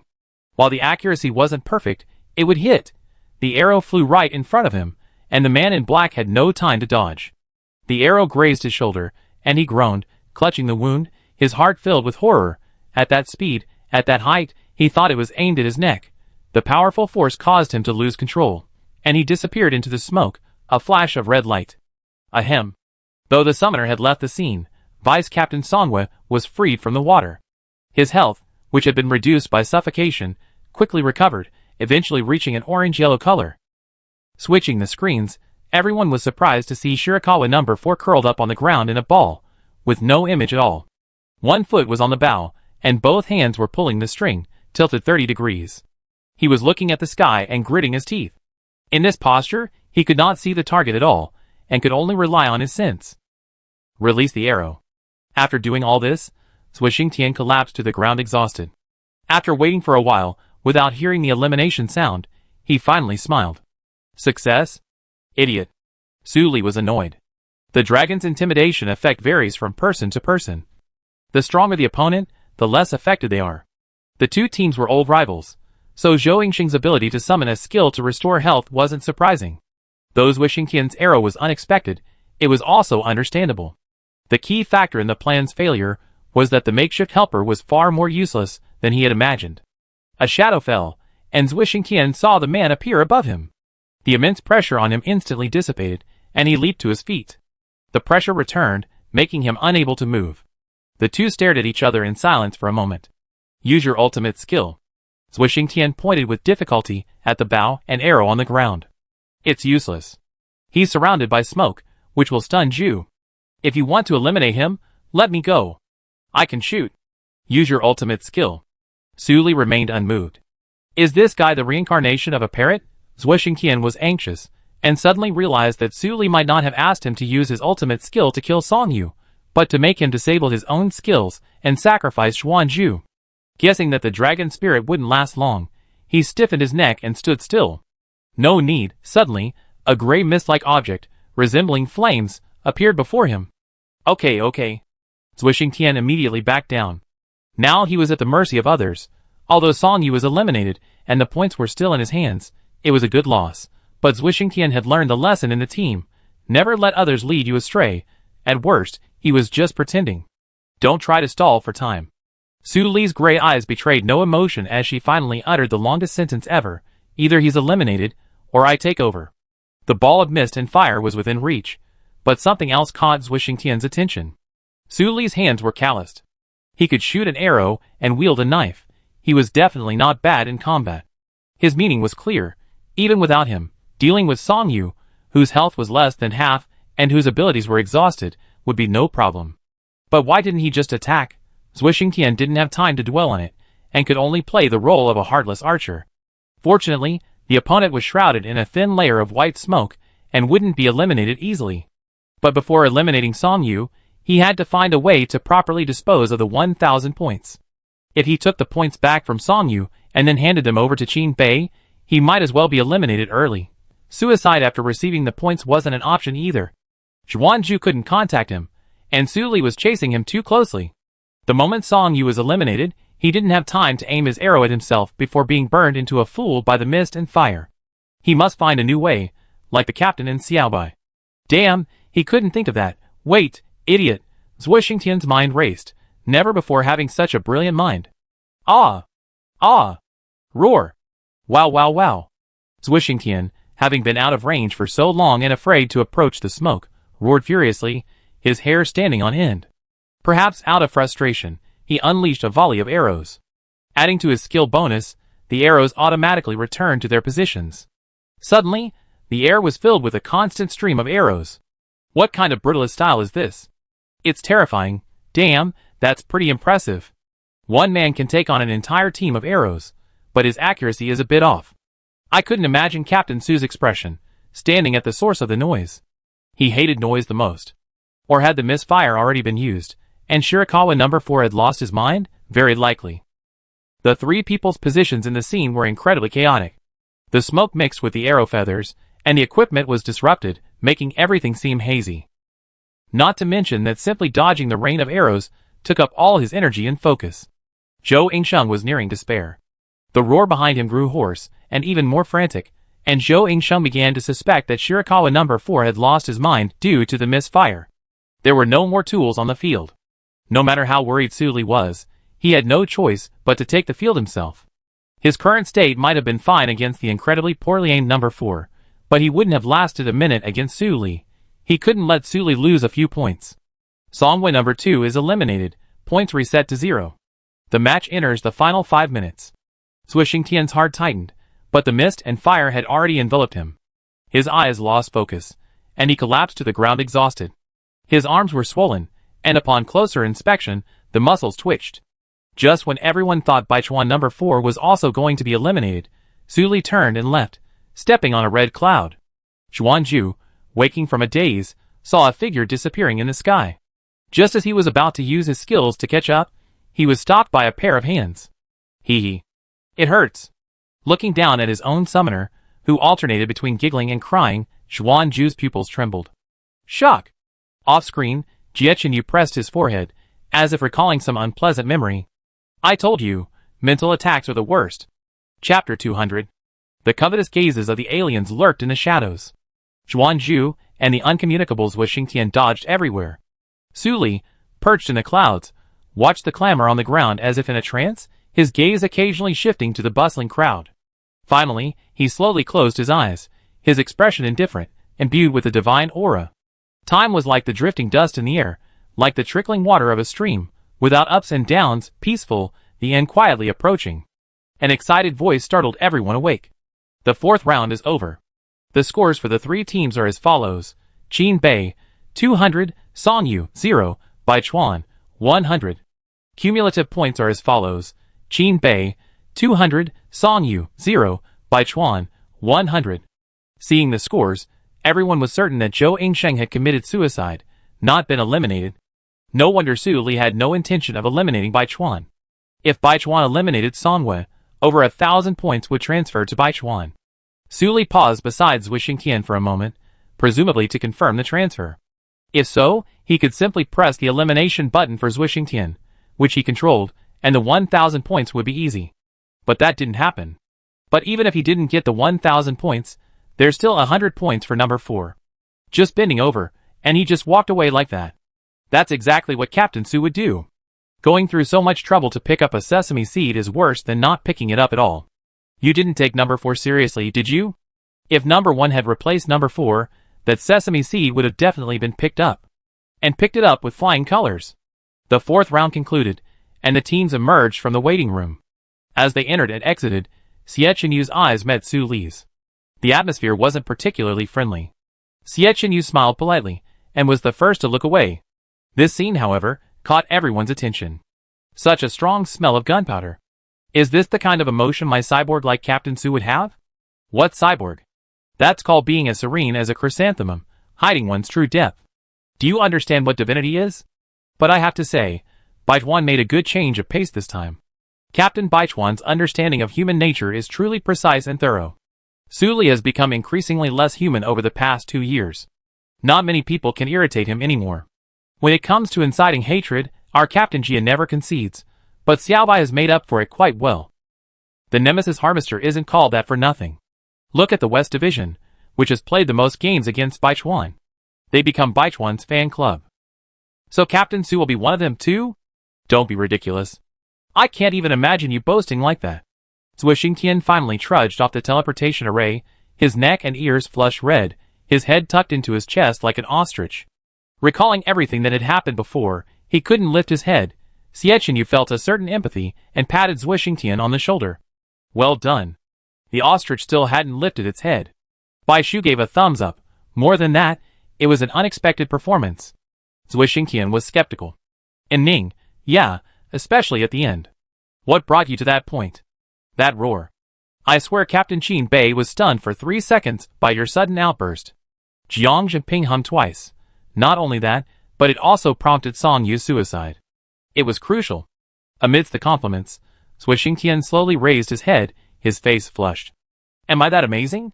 Haha, I guess I'm just one of those people who's good at thinking on the spur of the moment. Bai Shu couldn't help but chuckle at the cocky Zui Xingtian and the mischievous expressions of his seniors. Alright, go back and get some rest. We take care of the rest. Xie Qinyu put his arm around Bai Shu and walked away with a smile. Bai Shu looked up to see a pair of excited eyes. His master couldn't wait any longer. He then looked down at his slightly trembling palms, clenched his fists, and his eyes shone. His eagerness was no less than Xie Qinyu's. The wait had been long. He strode out of the darkness. The lights on the stage were blindingly bright, and everywhere he looked was a dense crowd. As he stepped across the black and white dividing line, cheers rose, like a tsunami, crashing towards him. Bai Shu was stunned for a moment. So many people. Let's go! It's just one last fight. His vision went dark, and a gentle push carried Bai Shu to the center of the stage. Listen carefully. They're all cheering for you and me. Xie Qinyu inadvertently blocked most of Bai Shu's view and led him to the stage. Bai Shu would become nervous and slow when surrounded by people, something he noticed early on. Though he was much better now, it was still hard not to feel uncomfortable in such a situation. Bai Shu pulled his hand down. I heard someone cheering for us. Next, as expected, will be our most exciting match, and the one that will determine the winner. Now let's invite. Under the watchful eyes of the crowd, 6 figures of varying heights lined up neatly, 2 by 2, in teams. Qin Bei, number 3 Jiang Yun, number 5 Jiang Ruochen. Bai Chuan, number 3 Guofan Yu, number 1 Guan Jizha. Bai Chuan, number 1 Xie Qinyu, number 5 Bai Shu.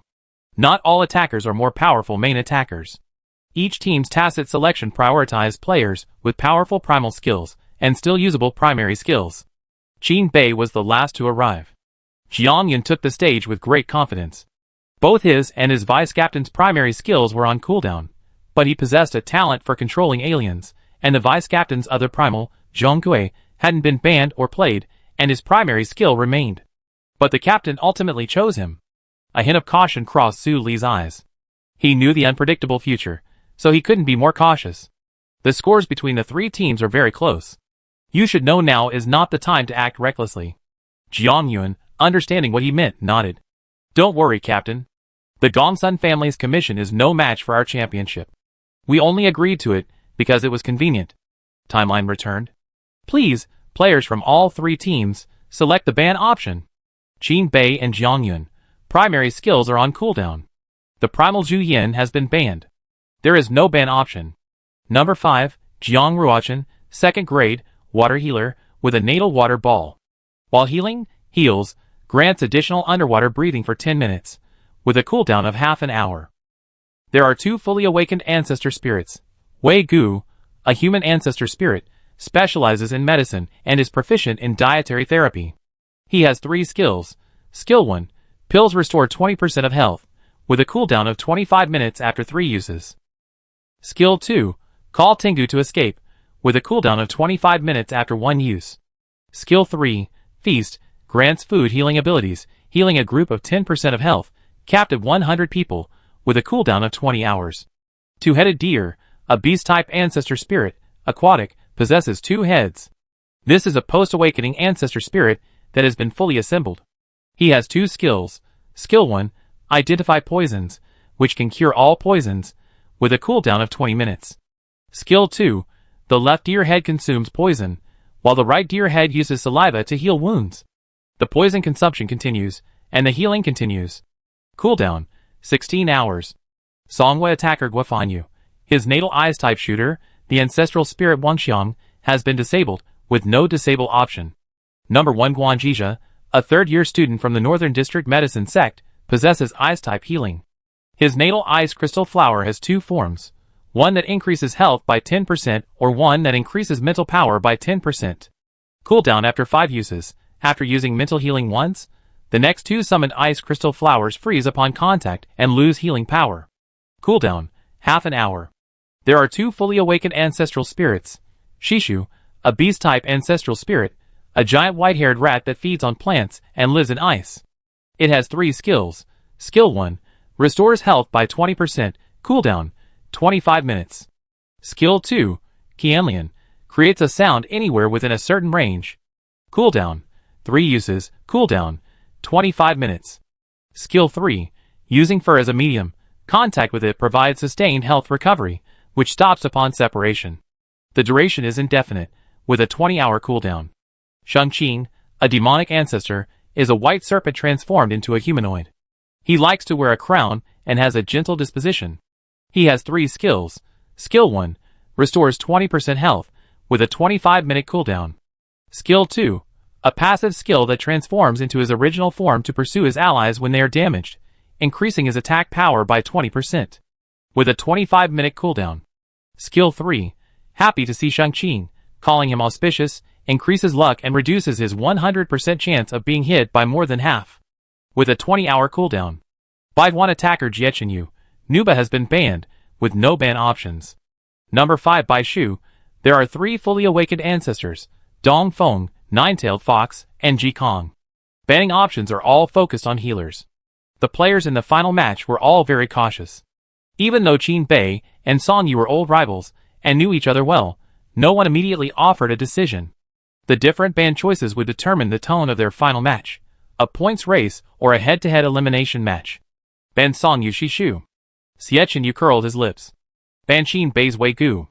The number of healers was already small, and Qin Bei had 2 fully awakened healers in their 2nd year, which was impressive, but unfortunately, they were pushing the envelope a bit. To him, banning either one didn't make much difference, except that Wei Gu's escape skill would make them more troublesome, so he banned him. Xietchen Yu had originally intended to ban Zhong Kui, but unfortunately, Qin Bei didn't let Zhang Yian play. He was surprised to see Qin Bei and the others for the first time. It's the format. Otherwise, Qin Bei wouldn't be this strong. Although they definitely have an advantage in team fights, that doesn't have to be attributed entirely to the format. A truly strong team should be able to handle any situation. Bai Chuan was so weak in the first few matches that the final result was a draw.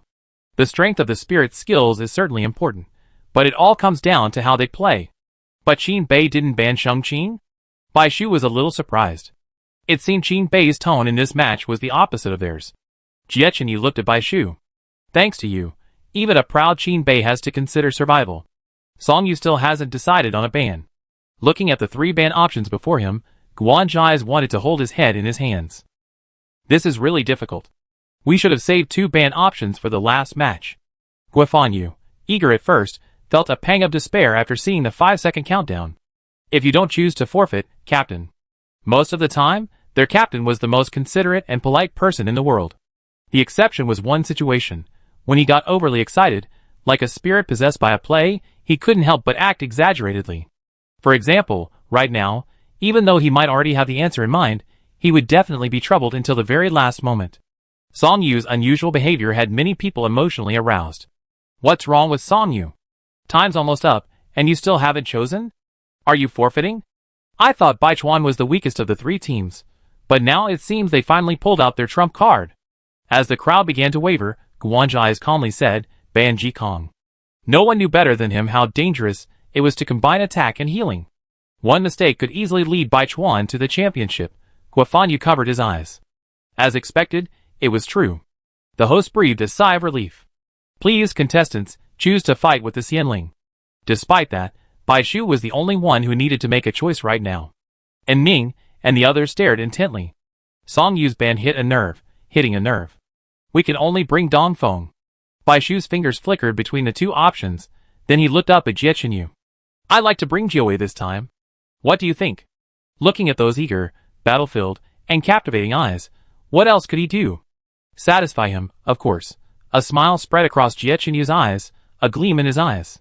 That's truly the choice I've been dreaming of. Chapter 201. The three teams' chosen spirits are Qin Bei, Sui Ran, Two-Headed Deer, Song Yu, Shen Sheng Qing, Baichuan, Jin Wu, Nine-Tailed Fox. Transmission initiated. At the last word, the other two teams instinctively looked up at the large screen, their expressions in disbelief growing more serious. Perhaps this time, they were about to face a two-man attack force roaring down like a giant beast. No need for healing. Baichuan is truly courageous. I never expected this lineup. Could Baichuan be the champion this time? How could it be possible? Too reckless and ostentatious. Beware of being surrounded and attacked by both teams, and then capsized, but I think, even if number 5 chose healing, the two teams would still unite and attack. After all, if I were one of the two teams, I'd rather see my old rivals competing for the championship than a previously unknown new team. In that sense, Baichuan's dominance is actually necessary. Opinions abounded, and we waited to see the game begin. Nine-Tailed. The moment his feet touched solid ground, the enormous beast appeared beside Bai Shu. Its eyes narrowed, claws gripping the ground, its icy blue irises flashing with vigilance and coldness. A chill washed over him. He gazed at the jagged rocks, the bare, withered trees forming a dilapidated, crumbling wall that blocked out the bright sunlight, casting a shadow over the sky. Having a rough idea of his position, the beast passed the fixed rope to Bai Shu. He took the reins, stood on tiptoe, and swiftly straddled the nine-tailed beast's back. The tall, powerful beast towered over him even when crouching. Its 9 tails fluttered like clouds in the sky, seemingly soft but in reality a deadly weapon. The bright tip of its tail hinted at danger. But now, with the most innocuous gesture, it supported the small summoner's waist, offering support. Holding Ninetail's neck, Bai Shu lowered his body, his red figure almost blending into the white fur. He reached out and stroked the soft fur on the beast's neck. Let's go, Ninetails. Woo! The beast raised its head high, its melodious, ethereal howl echoing throughout the valley. Bai Shu stared at his bracelet. A red dot suddenly appeared in the upper right corner of the empty map. He smiled knowingly. The white fox had transformed into a streak of white light, darting through the dim forest. The melodious howl and the bracelet's location were also exposed to the other two teams. Truly unscrupulous, that's way too much. Dare to reveal your position before even reuniting with Shirakawa. Really out of control. Number 1 is quite consistent with his personality. Didn't he also set up a location in the third game? But it's rare for number 5 to be so high profile. In previous matches, he was extremely cautious and low-key, the kind you have to look under a microscope to find. Is he trying to go against the grain? He thinks the more unusual he is, the more wary the other two teams will be. That makes sense. Especially since Qin Bei has suffered a loss, his concerns would be even greater. 02 watched the discussion with gusto, thinking it made sense. The forum is full of talented people, and their analysis is no less impressive than theirs. 01 observed the reactions of the three teams. When they saw the red dot appear, the expressions of the other two teams weren't exactly calm, they were merely showing temporary patience. I have a different idea. 02 said, Oh. What idea? One opened the positioning point, the other screamed far away. Shirakawa was practically shouting his position through a megaphone. Was he just betting that the other two teams wouldn't be moved? It would be more accurate to say he was inciting the anger of both teams. Why provoke the two teams? To turn the match into an elimination match. 02 was even more confused. How would this benefit Shirakawa? Given their strength, a simple points match would clearly be more advantageous. 01 shook his head. That's precisely why they're doing this. Shirakawa is the strongest and has a significant advantage in the final round. Everyone can see it clearly. Don't the other two teams know this? Shirakawa knows that the points match is more advantageous for them, but they also know that in the middle and late stages of the match, it will inevitably become a 2-on-1 elimination match. Rather than expending considerable energy and skills to gain numerous points only to be eliminated, it's better to let the storm come from the beginning. A collaboration between Qin Bei and Song Yu. 02 shook his expression of impotence. That team was a recognized rival. Unthinkable. They will. Qin Bei's previous feud with Shirakawa will tempt him, and Song Yu will too. They have the lowest combat effectiveness of the three teams, definitely last in the pure points competition. Especially since Qin Bei banned Guanjia Shishu, leaving Sheng Qing, who is more suited to the knockout rounds, in a way forcing Song Yu to join the three-team competition. So the outcome is inevitable. It just depends on whether the other two teams are willing to accept the challenge early. 02 suddenly realized. He had actually believed the final match would become a points competition, and he was the only one who took it seriously. That's fine. That's more fun. Shirakawa wasn't sure if this little leverage would sway the other two teams, but it didn't matter. Just add more. Baichuan's points increased by 100, 200, and 330. Qin Bei's points increased by 260. Song Yu's points increased by 200. Baichuan's points skyrocketed, sometimes even adding up simultaneously, truly stunning everyone. You have to remember that the two of them were fighting in separate areas. Jie Chenyu was fine after all, he was an attacker, but what about this healer? His points were no less than an attacker's. It must have been the ancestral spirit. The ancestral spirit was incredibly powerful. I won't say who broke through the defense. However, the person who said this quickly vanished. On the screen, a man and a beast worked in perfect harmony. From afar, a white shadow darted through the withered forest like an arrow of light, unafraid of the crimson eyes lingering in the darkness. Watching their kind fall one by one, the aliens watched with greed and fear, their mouths watering at the flying white light. As if their patience had reached its limit, they suddenly pounced at the moment the white shadow was about to burst through the confines of the dimly lit forest. Surrounded, the nine-tailed fox was forced to stop, its azure eyes gliding backward. Its 9 naturally drooping tails suddenly stood up and spread out, deflecting the attack from behind, while baring its fangs fiercely to intimidate the aliens in front. The two sides were in a stalemate for a moment. But people off-screen, like a Ning, remained nervous. There were too many aliens. Even the strongest couldn't stand up to 4, but Xiaobai knew Captain Jia's location, but Captain Jia didn't, so it would be difficult for him to catch up. Be patient. The nine-tailed fox had already opened a gap. If he used his skills, escape was still possible. However, the social earth lizards were more coordinated than the powerful aliens. Noticing the gap open from behind, one of the earth lizards, noticeably larger in size, slammed its tail against the ground with all its might. The earth lizards moved in unison, closing in again, this time faster and more fiercely, attacking without mercy. The aliens directly opposite Nine-tailed Fox, undeterred by its tail, were approaching even faster. Nine-tailed Fox lowered its front, digging its claws into the ground, gathering strength and charging forward. It was over, it was over. The Nine-tailed Fox's voice must have attracted all the aliens. Shirakawa shouldn't have been so high-profile. The aliens hadn't given them a chance to escape. Even if Nine-tailed Fox used its abilities now, it wouldn't be possible to escape unscathed. Even if they survived, they wouldn't be able to escape even if they were injured. And the problem was, they had no healing. Damn it, in the chaotic scene, the tiny red dot, almost lost among the soft fur, went unnoticed. Just as the aliens attacked, a blinding blue light erupted across the screen, and the audience in unison shielded their eyes. When their eyes adjusted to the light, and they looked back at the screen, the image was blank. No massive white beast, no gathering herd. Just schwa. The bone spur ripped from the fallen alien's eye with a clean, sharp strike, piercing its entire head. The tip flung back, and the blood from the spur drew a streak on the ground. Under the faint blue light, the purple-brown blood spurted out from the circular hole. The boy's dark eyes now held a cold, blue glint. The bone spur had barely scratched the alien, and before he could lean over to pick it up, 2 token fragments, one large and one small, flew towards him eagerly.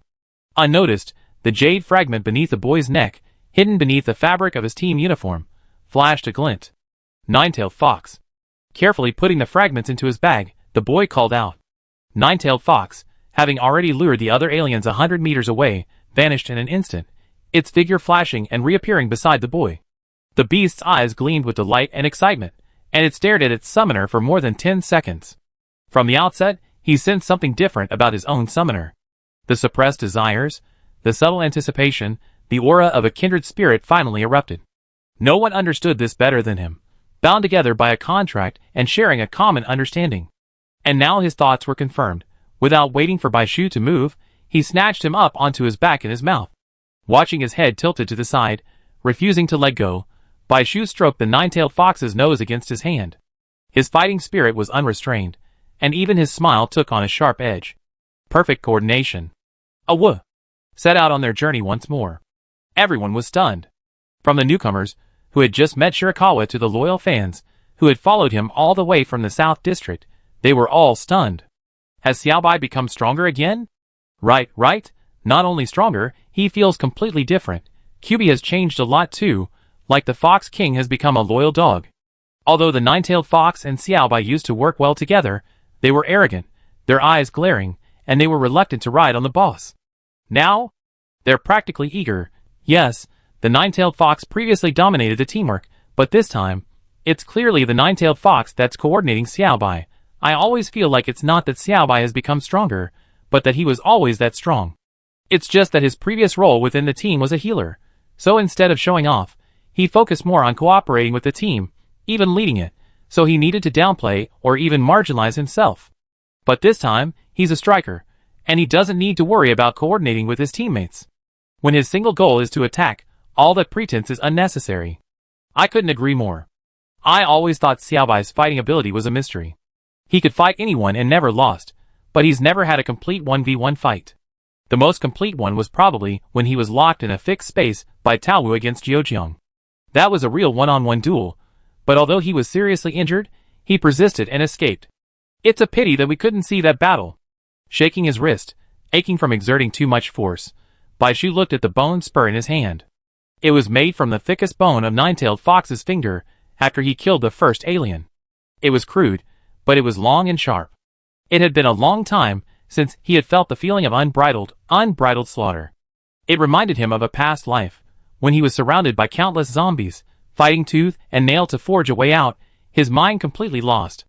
Without teammates behind him, he had no concept of teamwork, let alone coordination.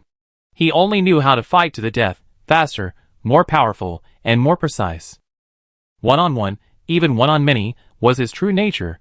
While he didn't possess an invulnerable, tireless body in this life, his ancestral spirit, a connected soul, was his other immortal body. As for whether his body could withstand such an intense battle, his physical fitness was much better than before. Half an hour should be no problem. 500, 600, Shirakawa's points are now approaching the combined total of the other two teams.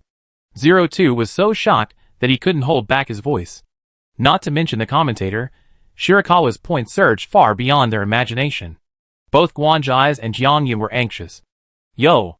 The two teams, having reunited, bumped head-on as they emerged from the hill, facing each other across the river.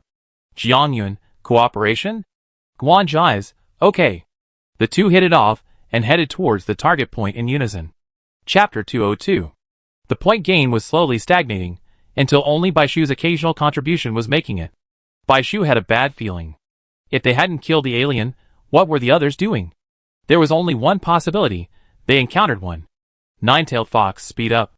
Number 5 was very sharp. What a shame. Isn't that great? Why was it a shame? It was a shame that his initial positioning was too far from number 1, and he was entangled by the alien, wasting time. Now number 1 had been successfully intercepted and surrounded by the other two teams, and Bai Chuan's two attackers were about to be defeated one by one before they could even reunite.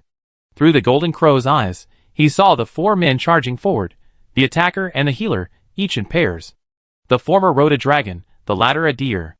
Jiang Yun held the beast banner. Although his ultimate skill had a cooldown and wasn't as effective, it could still help them avoid the aliens. No wonder they arrived so quickly. The two sworn enemies worked together harmoniously, like a single team. Jiechenyu felt distressed but helpless. Before the people who were supposed to arrive arrived, the people who weren't supposed to arrive arrived. But he couldn't hide. Otherwise, not only would Bai Shu, who was searching for him according to the positioning point, miss the target, but he would also walk unprepared into his opponent's trap. He could only try to buy time. Golden Yang fire slowly emerged in his palm. Just in case, Bai Shu had given him the white peach blossom before the match. Closer, closer. Just as he was about to step into his attack range and prepare to strike, the opponent stopped. Guafanyu and the second-year healer retreat, the others continue forward. Guafanyu didn't object and took a step back, but the first spirit mirage followed Guanzhai's. Qin Bei number 5 was a little dissatisfied, but seeing that Jiang Yun didn't say anything, he obeyed. Xiechenyu raised an eyebrow. Guanzhai's was the temporary captain of the four. A healer capable of leading a team independently was no mean feat, especially since he was the captain. It made sense that he would be the leader. But what surprised Xiechenyu was that the prickly-looking Jiang Yun had no objection. Well, that wasn't something worth exploring. His gaze shifted to the red-haired sea dragon, and he immediately sensed the deep hostility between the two teams. After finalizing the plan, the four didn't immediately separate, staring at each other. Guanzhai's gaze was scrutinizing. Since we've been reduced to the point of having to cooperate, don't be cunning. Use your skills where they matter. Now is the perfect time to attack Baichuan. A temporary partnership, no matter how seamless it may appear, still had a fatal flaw. It wasn't trust that bound the two teams together, but mutual interests. He simply hoped that the two teams wouldn't fall apart before Baichuan was dealt with, especially given the other side's skill at instigating conflict. Jiang Yun crossed his arms. That's right. I heard Captain Baichuan isn't very good at mental attacks. Captain Guan, don't be stingy with using Mirage's ultimate skill when necessary. Of course. The contract was sealed. The target has appeared, Jiang Yu suddenly said. His vanguard had already locked onto the target. Everyone immediately moved, and Mirage had already leaped out. A strip of something was flung flying. Xiechenyu hissed, looking at the two bleeding holes on the back of his hand.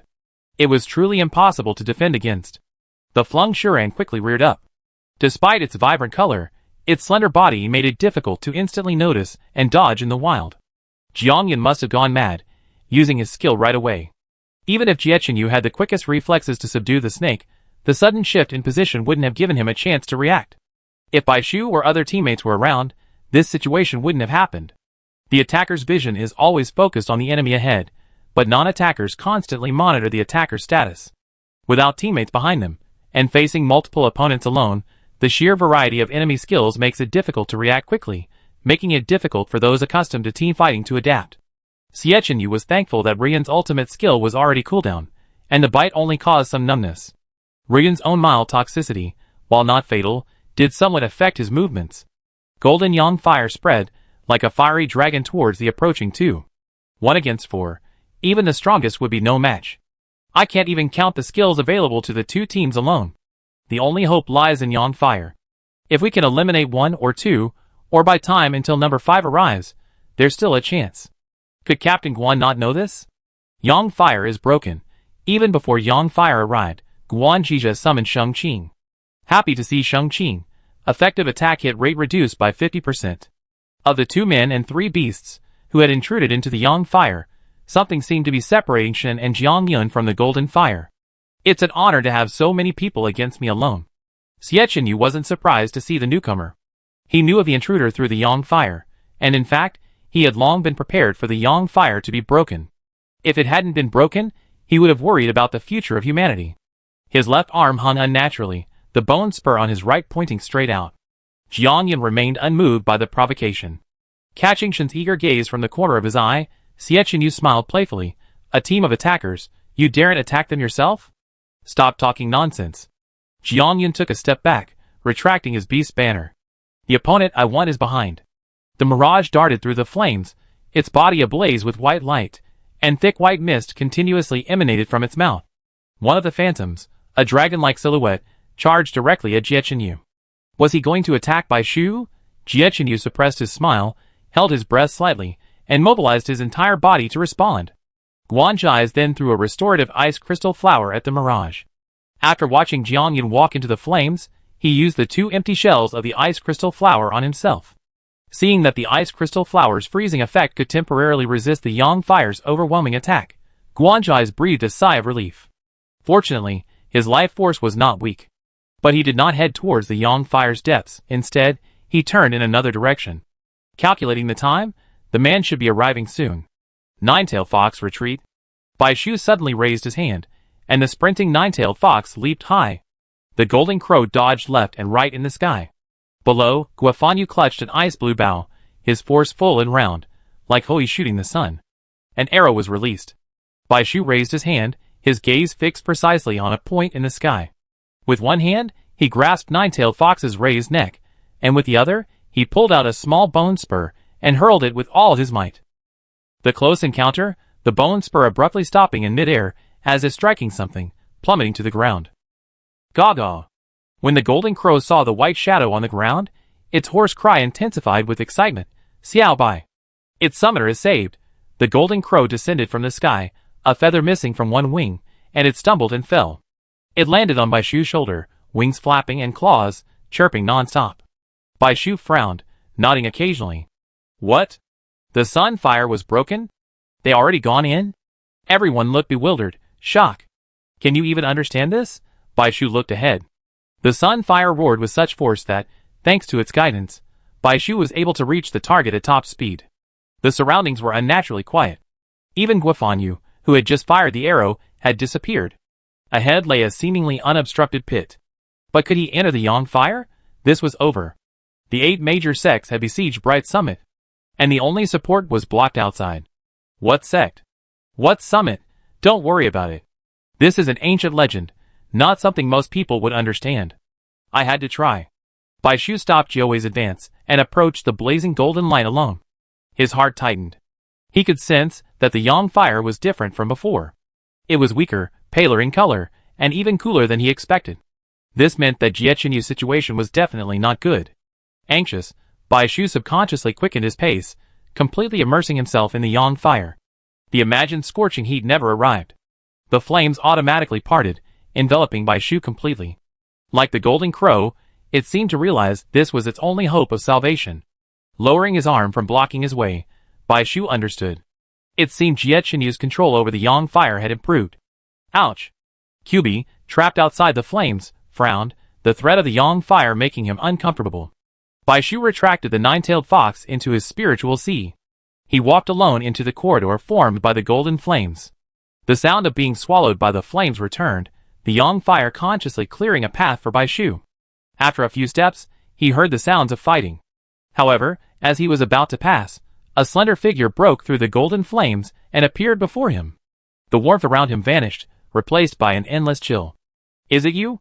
Bai Shu took 2 steps back. It was Guanzhai's. He was covered in a thick layer of frost, a world apart from the heavy flames surrounding him. Time was running out.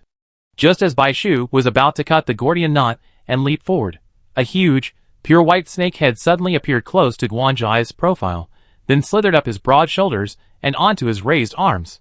It was as if there was a bottomless pit behind him, with no end in sight. Shang Qing hissed and spit out his tongue.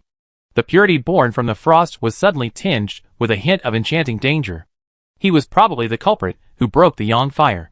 I hadn't expected the ice crystal flower to actually resist it. No, the ice crystal flower wasn't the key. After all, there were only 5 of them, and there were others who had entered the Yang fire. The key was Shang Qing's ultimate skill. How many skills had they used? In the flames, 2 swaying and twisted shadows, one tall and one short, stood facing each other. Bone thorns were unsheathed. Bai Shu attacked without hesitation. Jie Qinyu's condition was probably not good. There was no time. Guanzhai's, on the other hand, was completely calm. He dodged the attack, still taking his time. I've been interested in you for a long time. Don't be so impatient.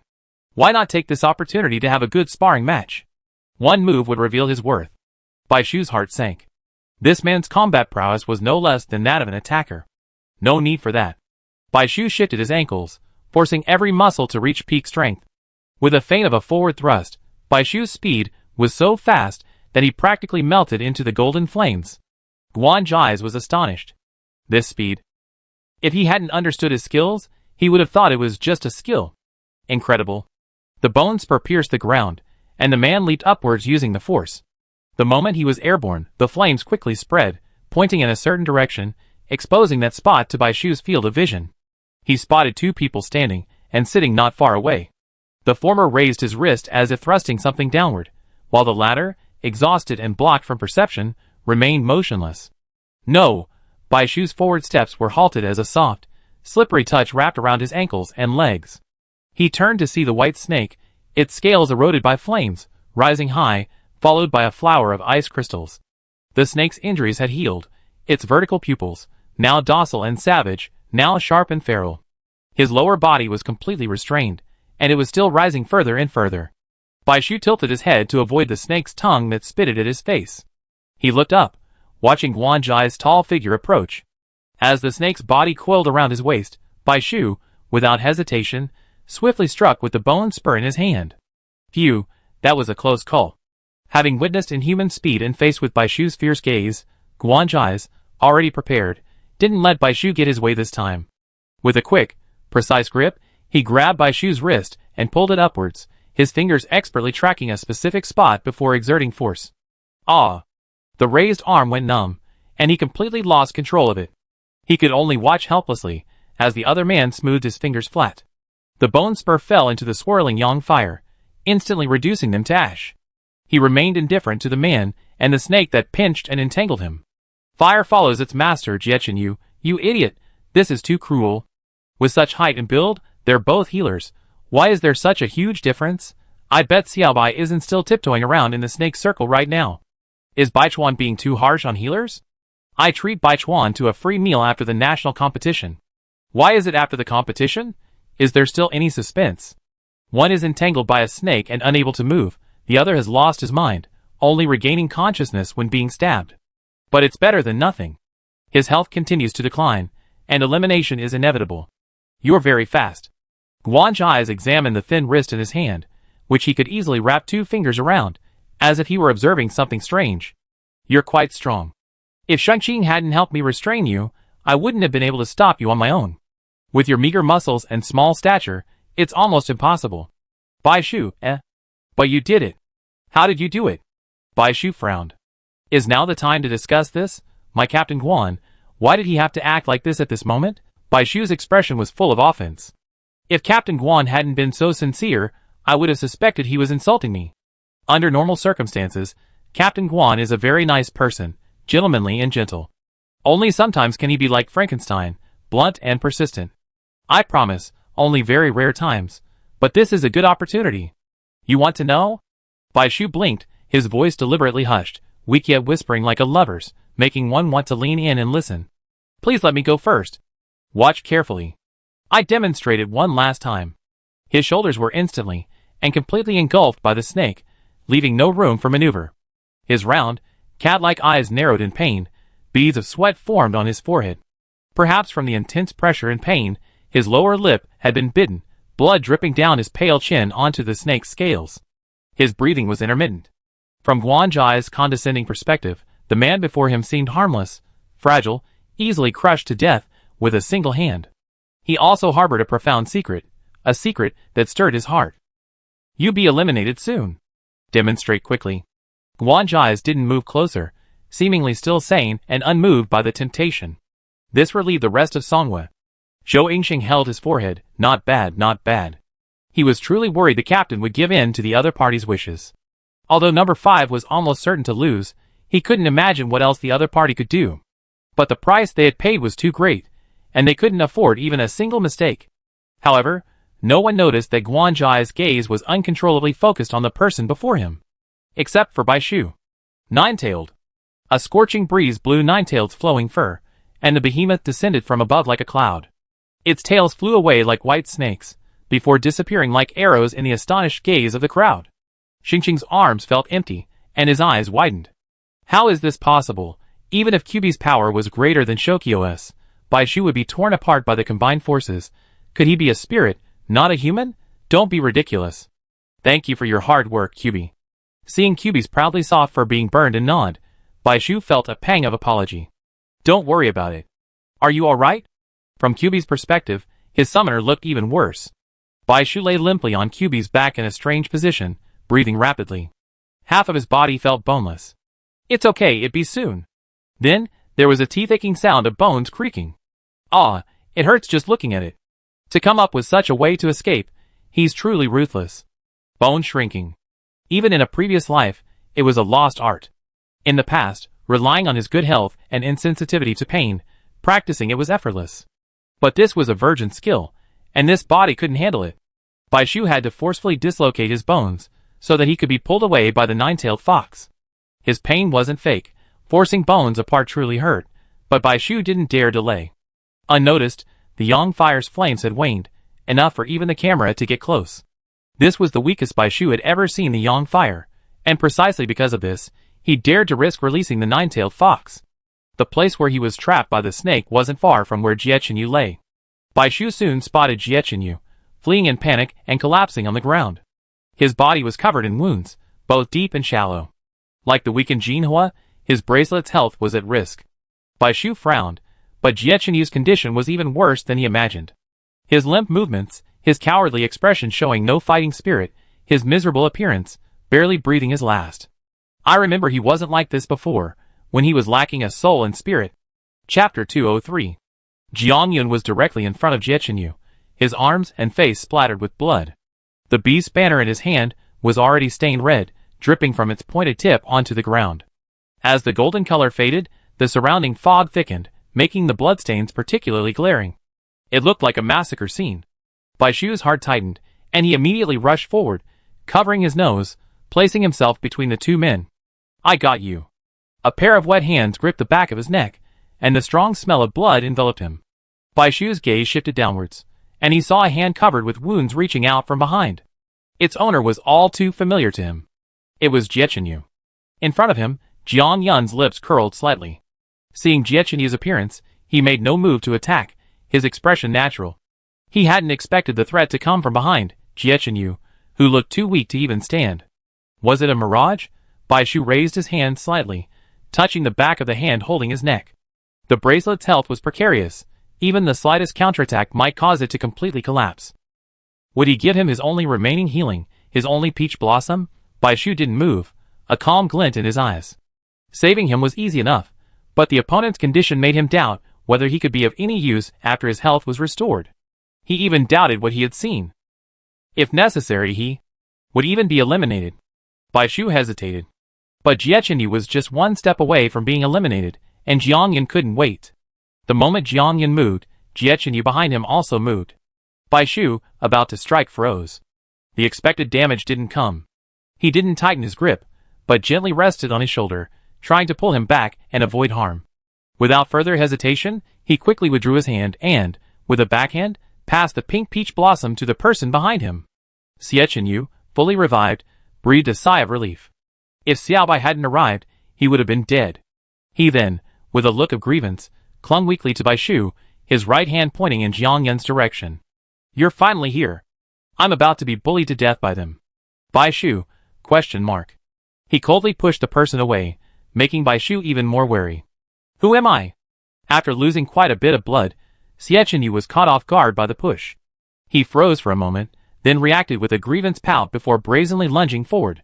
Xiaobai, my Xiaobai? His eyes were tightly closed, the strength in his embrace astonishing. His voice was weak but filled with longing. His outburst was sudden and intense. Like an addict finally finding his antidote. TSK, TSK, TSK, TSK, TSK? I bet there's something fishy going on between Captain Shirakawa and number 5. More than that, that look made me feel uneasy. If I hadn't known the match was only halfway through, I have thought the two had finally reunited after not seeing each other for half a lifetime. Something wasn't right with Jie Chenyu.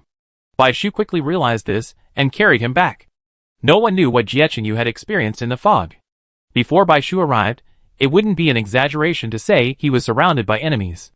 Mirage unleashed his abilities one after another, casting a blanket of white mist around him, burying even Jiang Yun and the other two in a pristine white.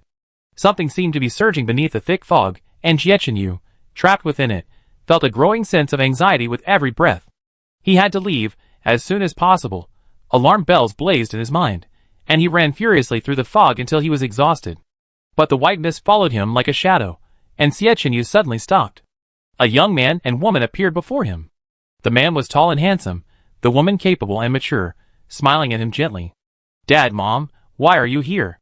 Despite a splitting headache, Jie Chenyu remained alert, but deep in his eyes, a vulnerability was about to burst forth. "We're here to pick you up. You suffered so much over the years." "Pick me up? Where to?" "Outside the outer circle. We weathered countless hardships, and finally seen a sight never before seen by humans. Deep beyond the outer circle lies a paradise unreachable by the aliens."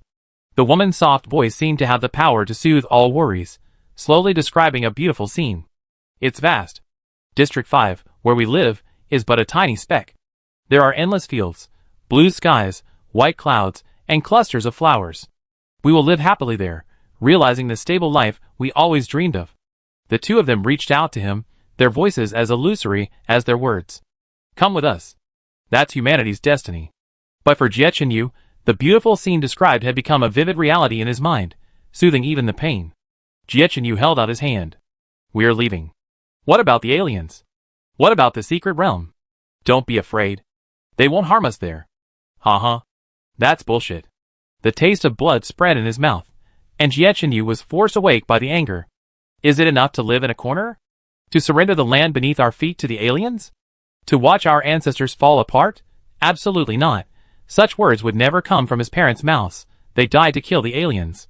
The figures of the man and woman quietly shattered, the mist dissipating, to meet Jiang Yun's sharp attack, aimed directly at his vitals.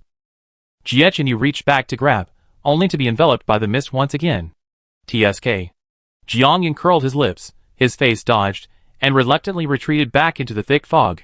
Even if he didn't want to admit it, he and Shin combined wouldn't necessarily be this man's match in a head-on confrontation. Jiechenyu shook his head. After the illusion shattered, his headache intensified. A mirage isn't just an illusion, it also subtly emanates a confusing element. Because of this, those caught within it sink deeper and deeper, unable to see a way out or stop their demise. After a few steps, the figure that appeared this time felt more familiar and more plausible. Jiechenyu initially observed intently, but this time the mist wised up and didn't elaborate, attacking with a clean, decisive blow. "Xiaobai." Jiechenyu stepped forward quickly, only to be met with a blow directly in the heart. Thanks to his powerful body reflexes, the wary Jiechenyu barely dodged the blow, but a hideous scar inevitably remained on his chest. The pain briefly sobered Jiechenyu, but the relentless appearance of Bai Shu had him hopelessly bewitched. Without exception, they were all fake, even becoming ruthless due to their repeated success, luring people in and then killing them, their methods becoming more brutal each time. Bai Shu appeared again, and even when the pain was enough to sober him up, Jiechenyu would still believe him again and again. He was sure Xiaobai would come. Rather than letting the other party know that he was unaffected and using someone else to deceive him, it would be better to play along. Jiechenyu was waiting for the real Bai Shu, one who wouldn't hurt him the moment they met. But his lucid time grew longer, and so did his frustrations, his health gradually dwindling, to the point that Jiechenyu would feign attacks every time to give himself more time to react. Although, unsurprisingly, his opponent would retaliate with even more ruthless tactics. Only the real Xiaobai. Facts proved that Jiechenyu had finally waited. "Xiaobai, you are my Xiaobai." The antidote to save him, the person he had been longing for, had finally arrived. When Jiang Yun first saw Bai Shu, he thought it was an illusion. It wasn't until they hid in the thick fog that he realized he had caught the duck flying away, and he cursed inwardly. How could he have gotten in here? What was Guanzhai's doing? This thick fog couldn't stay for long. Bai Shu was already starting to feel a slight headache. Nine-tailed fox. Bai Shu grabbed Jiechenyu's shoulders and brought him onto Nine-tailed Fox's back. Just as he was about to climb up and let the Nine-tailed Fox escape, his battle experience suddenly struck him. He abruptly stopped in midair, leaned back 90 degrees, and leaped down from the Nine-tailed Fox's back. An icy arrow streaked past his head. The yang fire had completely vanished, but the fog still lingered, signaling the enemy's presence from all directions. He heard hurried footsteps approaching. Bai Shu jerked sideways, but didn't dare leave the Nine-tailed Fox. Sure enough, Jiang Yun emerged from the thick fog, one hand forming a claw and striking directly at his neck, while the other, equally at work, stabbed at him with a swift beast banner. This tactic struck Bai Shu as odd. How strange. Instinctively seeking advantage and avoiding danger led him to prioritize dodging the beast banner, revealing the enemy's intentions. A weight fell on his neck, and the necklace, revealed in his movement, was yanked off. Jiang Yun smiled triumphantly. "I told you it was just a matter of convenience." Bai Shu's face paled. "Don't." Kicking the beast banner away, Bai Shu rushed to grab it, but missed, watching helplessly as he vanished again. This disturbing fog. Bai Shu gritted his teeth. Thinking of the consequences of not having the jade shard, he paused in his tracks. He lowered his body slightly, concentrating his attention to carefully distinguish the deep and shallow patches of pure white before him. Finally, his gaze fixed on a single direction. Nine-tailed fox, use your skills. None of them can escape. Nine-tailed fox and Jie Qinyu returned, the latter's gaze shifting to Bai Shu's disheveled collar and the empty neck, his expression grim. Bai Shu, I go after them. If anyone else comes after us, help me block them.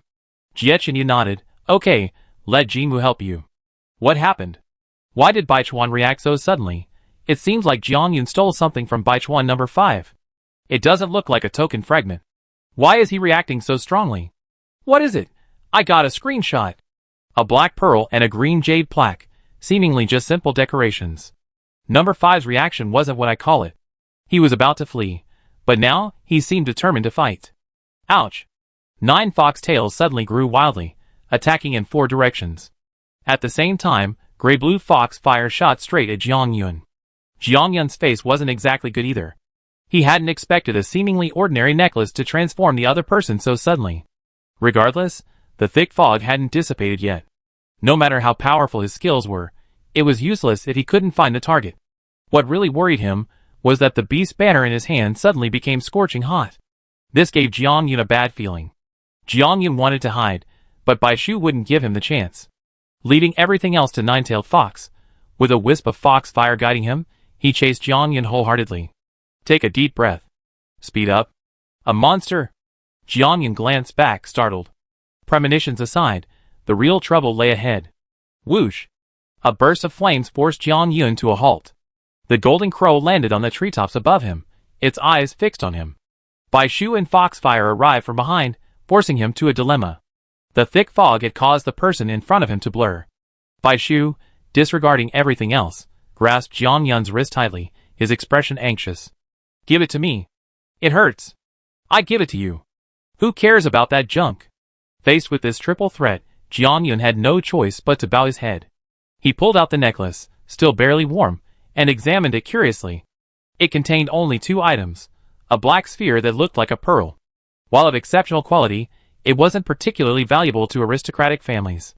Survival in the apocalypse was already a struggle, so this item wasn't as precious as it once was. There was also a piece of green jade. From his perspective, the material didn't resemble jade, nor did it resemble any other stone. Its color was gray and unremarkable, and it wouldn't even be noticed if it were placed on the ground. This thing made the elder of the Gongsun family, and this newcomer so nervous, then he couldn't give it to him. Jiangyun, with a rebellious attitude, threw the necklace back without warning. I don't believe it. You? Bai Shu was furious. Don't regret it. Ah! Jiangyun's inhumane roar echoed through the forest. His face paled as he stared at the seemingly delicate and well-behaved boy. What a devil. He thought he'd just been eliminated, but he'd been tortured to vent his anger. Both of his arms had been violently broken by this man, or was he taking this opportunity to avenge number 1? What a jerk. It's just a temporary dislocation. Don't scream, unless you want to get your legs ripped off too. Jiangyun, shock. Why had he thrown that thing away in such a tantrum? Otherwise, he'd still have a hold. Even if he'd thrown it, he should have run forward, let him chase, and maybe he could have escaped. No matter how much Jiangyun regretted it, it couldn't change the fact that he was being dragged along like a dead dog. Ah! Bai Shu lowered his head. That wasn't me screaming. Jiangyun shuddered. It didn't seem like an illusion. Bai Shu looked up. The scream seemed to come from far away, and soon the owner of the voice was announced. Songwei number 3 is eliminated. Everyone was shocked. Only Bai Shu's face grew graver. With the departure of Guofanyu and Xianling Mirage, the thick fog gradually dissipated. Chapter 204. The scene before him startled Jiangyun. He looked down at the beast's banner in his hand, which was so hot he could barely hold it. Is it a beast tide? Hundreds of unsettling red eyes converged upon him, each hideously ugly face gaping with mouths drooling, a chilling sensation. Living in the relatively peaceful central district, even Jiangyun, who came from the beast clan, which had the greatest connection to alien species, had never encountered such a situation. Even though there were beast tides every year, the first to hit were the southern district or a few other areas. The central district's geographical location was advantageous. Although it wasn't completely surrounded by the other areas, Its location in the innermost region meant that by the time they faced the beast tide, its scale had been significantly reduced. It's not like no one has complained about the Central District taking advantage, but there's no way around it. The 5 districts are all based on the locations of secret realms, and secret realm generation isn't something that can be controlled manually. Furthermore, the Central District understands the principle of lips and teeth are cold, and has been quite active in combating the aliens. Furthermore, due to their deeper understanding of the ancient spirits, many of the teaching materials in the 5 districts are now updated by the Central District, which has led to the current balance. It's not a beast tide. What is it? The instigator wore an innocent look. Bai Shu couldn't help but roll his eyes at him. He didn't answer, but simply lifted him up. Now, do your best to control the aliens in that direction. Bai Shu turned his head towards where the necklace had fallen. If you don't, I rip your legs off and throw them in. Bai Shu whispered in his ear, his voice low, but to Jiang Yun it was like a demonic whisper. He could sense he wasn't bluffing. His legs. He was already crushing them. Bai Shu's expression was cold. Just like in his previous life, his original intention to protect humanity was ingrained in him, unchanging. But sometimes, after comprehensively considering the best option, necessary measures must be taken. The scene before him brought back memories of being cornered by the centipede. Reclaim the necklace, end the match. This time, there was no room for error. Looking back, Jie Chenyu, Guan Zhizhe, and a panicked Jiang Ruochen were not far behind them on the right. After the fog cleared, they weren't far away. Bai Shu and Jie Chenyu exchanged a glance. Honestly, being surrounded by aliens, and having their plans interrupted by a flurry of mishaps, was a blessing in disguise. However, a greater challenge arose: how to quietly retrieve the necklace amidst the alien swarm. With less than 10 minutes left, the match wouldn't be enough for the two of them alone. Everyone, how about putting aside our differences, cooperating, and killing the aliens with ease? Jie Chenyu's voice wasn't loud, but it was loud enough for everyone present to hear. That's easy for you to say. You have the highest points right now, so cooperation will only benefit you. Seeing no one speak, Jiang Ruochen spoke. Oh! Jie Chenyu scoffed. Do you really think you still have a chance to turn things around? If we had wanted to, Jiang Yun wouldn't have survived until now. What a boast, but he was telling the truth. With one attacker dead, and one disabled on both teams, the initiative now rested with Bai Chuan. They could easily eliminate Jiang Yun, and leave the 2 healers with the aliens, without them having to do anything themselves, and just sit back and reap the rewards. Indeed, I was surprised to hear Bai Chuan number 1 bring this up. Although Bai Chuan was ahead, they were besieged too early. The point difference was only around 300, a number of aliens that gave them a chance to catch up. Jiang Ruochen was speechless for a moment, looking at Jiang Yun, but getting no response. He panicked. He was only in his 2nd year, and because his team was so strong, he hadn't even participated in the regional tournament, but had gone straight to the national competition, received an invitation to the youth training camp, and everything had gone smoothly. He even participated in exchange matches, scrimmages, and even went to the outer circle. But after all, he was with the team. With a godlike captain and 2 powerful, reassuring attackers, all he had to do was utilize his healing talents and activate his skills when appropriate. It sounded like a puppet on strings.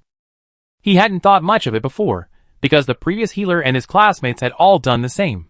But who was his opponent this time? Although he was a healer, he was the captain of the 2nd team.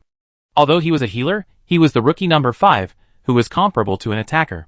He looked mediocre. The pressure of competition suddenly washed over him.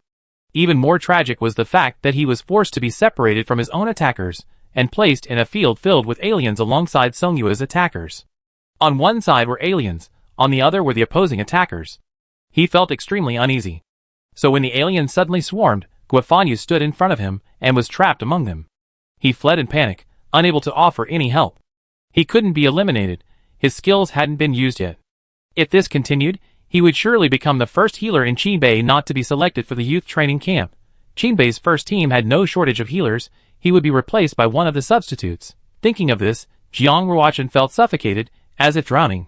He had thought that after eliminating Song Yue's attackers, Bai Chuan would have been nearly defeated, and their chances of winning would increase. But the reality was quite the opposite. Jiang Yun, a look of dejection on his face, was being held in the hands of healer Bai Chuan. Jiang Ruochen's eyes nearly popped out of their sockets when he first saw him. Is this still the same arrogant Jiang Yun? Even if he wasn't eliminated, shouldn't he be dying from the double teaming? Is Bai Chuan's strength truly that terrifying? Before Jiang Yun could even make a move, a healing water ball was thrown. This change broke the stalemate between the men and the alien. The other party tried to escape in the chaos, but with someone under his control, Baishu couldn't possibly allow them a chance. Baishu remained unmoved by the charging alien, stomping down decisively with his foot. Ah! Are you serious? Jiang Yun's voice trembled with pain as his legs throbbed. Jiechenyu and Jiawei stood in front of him, one on each side. I agree with Bachwan's proposal. Guanzhai's glanced at Jiang Ruochen, stepped forward, and joined the battle. We barely have 2.5 attackers right now. With aliens around, internal strife is pointless. I look forward to working with you. Whatever Guanzhai's true intentions, Baishu admired his broad-mindedness and words. Please advise. As the water ball appeared, Baishu lifted Jiang Yun's arms and was about to push. No, I promise I cooperate. Jiang Yun shook his head repeatedly. Guanzhai's, this sanctimonious fellow, had actually betrayed him. What else could he do but agree? Idiot. He mentally cursed his teammates. They didn't even consider the time to heal, making him suffer for nothing. Jiang Yun, furious, seized on Guanzhai's words and raised his head with difficulty, retorting, How can you say 2.5? Are you mentally ill? Guanzhai's was very calm, isn't it? Baiduan counts as 2, and you count as half. Jiang Yun, Baishu pulled Jiang Yun up. Since you agree, why don't you start? Time passed, and seeing Jiechenyu and Jiawei struggling against each other, with little progress, Baishu grew anxious. Jiang Yun, They both agreed. So why is there such a huge disparity in treatment? But he couldn't be happier to be free from the devil's clutches. And because he was in close contact with Baishu, he could tell from his rapid breathing and the force of his movements that Baishu's strength was only 1/10 of what it was. It wasn't impossible for Qin Bei to catch up. Ah! Jiang Yun suddenly felt pain and screamed, What are you doing? The situation was urgent, and Baishu didn't care about the severity of the situation. I help you get back in place, save the healing. This is urgent, so bear with me. Jiang Yun's eyes were dead. You have a point. Secure that area. Baishu had kept him alive for this very moment. I know. Jiang Yun had already somewhat grasped the connection between Baishu and the alien's arrival. After all, they had swarmed over him the moment he removed his pendant. Even if Baishu hadn't mentioned it, he had been planning to retrieve it. After all, it was better if Tang Sanzang's flesh didn't exist among aliens. As for the Gongsun family's reward, while he was tempted, it didn't matter if he didn't have it. Jiang Yun took a deep breath and waved his beast banner, halting the movement of a small group of aliens. Hurry! I can't hold on much longer. Jiang Yun gritted his teeth and said to Jiechenyu in front of him. A figure flashed by, and behind Jiang Yun, there was nothing. Baishu had already flown away. A faint orchid-like flame emanated from him, rapidly spreading in all directions. What was he going out for? I help you. Guanzhai's followed closely behind, and at the same moment, Sheng Qing's group healing skill suddenly activated on everyone. Points plus 100. 300. The sound of increasing points echoed one after another, but without exception, none of them contained a team prefix. The final minutes of the national finals turned into a perfect collaboration between the three teams, something no one could have imagined. But faced with the aliens, this group of young people were able to abandon their mutual hostility and prejudices under human rules and unite against the enemy. This outcome was all the more inspiring, especially when they saw even the healers charging into the alien swarm and fighting bloody battles. Some couldn't help but applaud. As if contagious, the applause spread from a sparse corner to the entire arena. That's how it should be. Compared to the three teams' ingenious strategies and thrilling competition, this scene surprises and moves me even more. That's all I can say, but why are you crying? I'm old, and my eye sockets are a little shallow, isn't it? You're just saying whatever you want. For some reason, I felt warm inside. This scene was far better than just fighting each other, determined to determine a winner. Yes, perhaps this is what hope is. These views mostly come from ordinary people. However, those with more insight see more than just tacit cooperation, but also numerous doubts. How could the aliens suddenly attack them all at once? An alien tide? No, this is fundamentally different from an alien tide. All alien tides in history, without exception, have come from the outside in. The inner and middle circles, the aliens under human observation, have never shown any signs of an alien tide. The question should be, what happened to them in the thick fog? There. Clearing a space, Baishu's forehead was covered in sweat, his body drenched, yet he excitedly pointed somewhere. He had initially thought the jade shard would attract the attention of the alien, but it didn't. The alien crawled over as if no one was around, and Bai Shu was extremely relieved.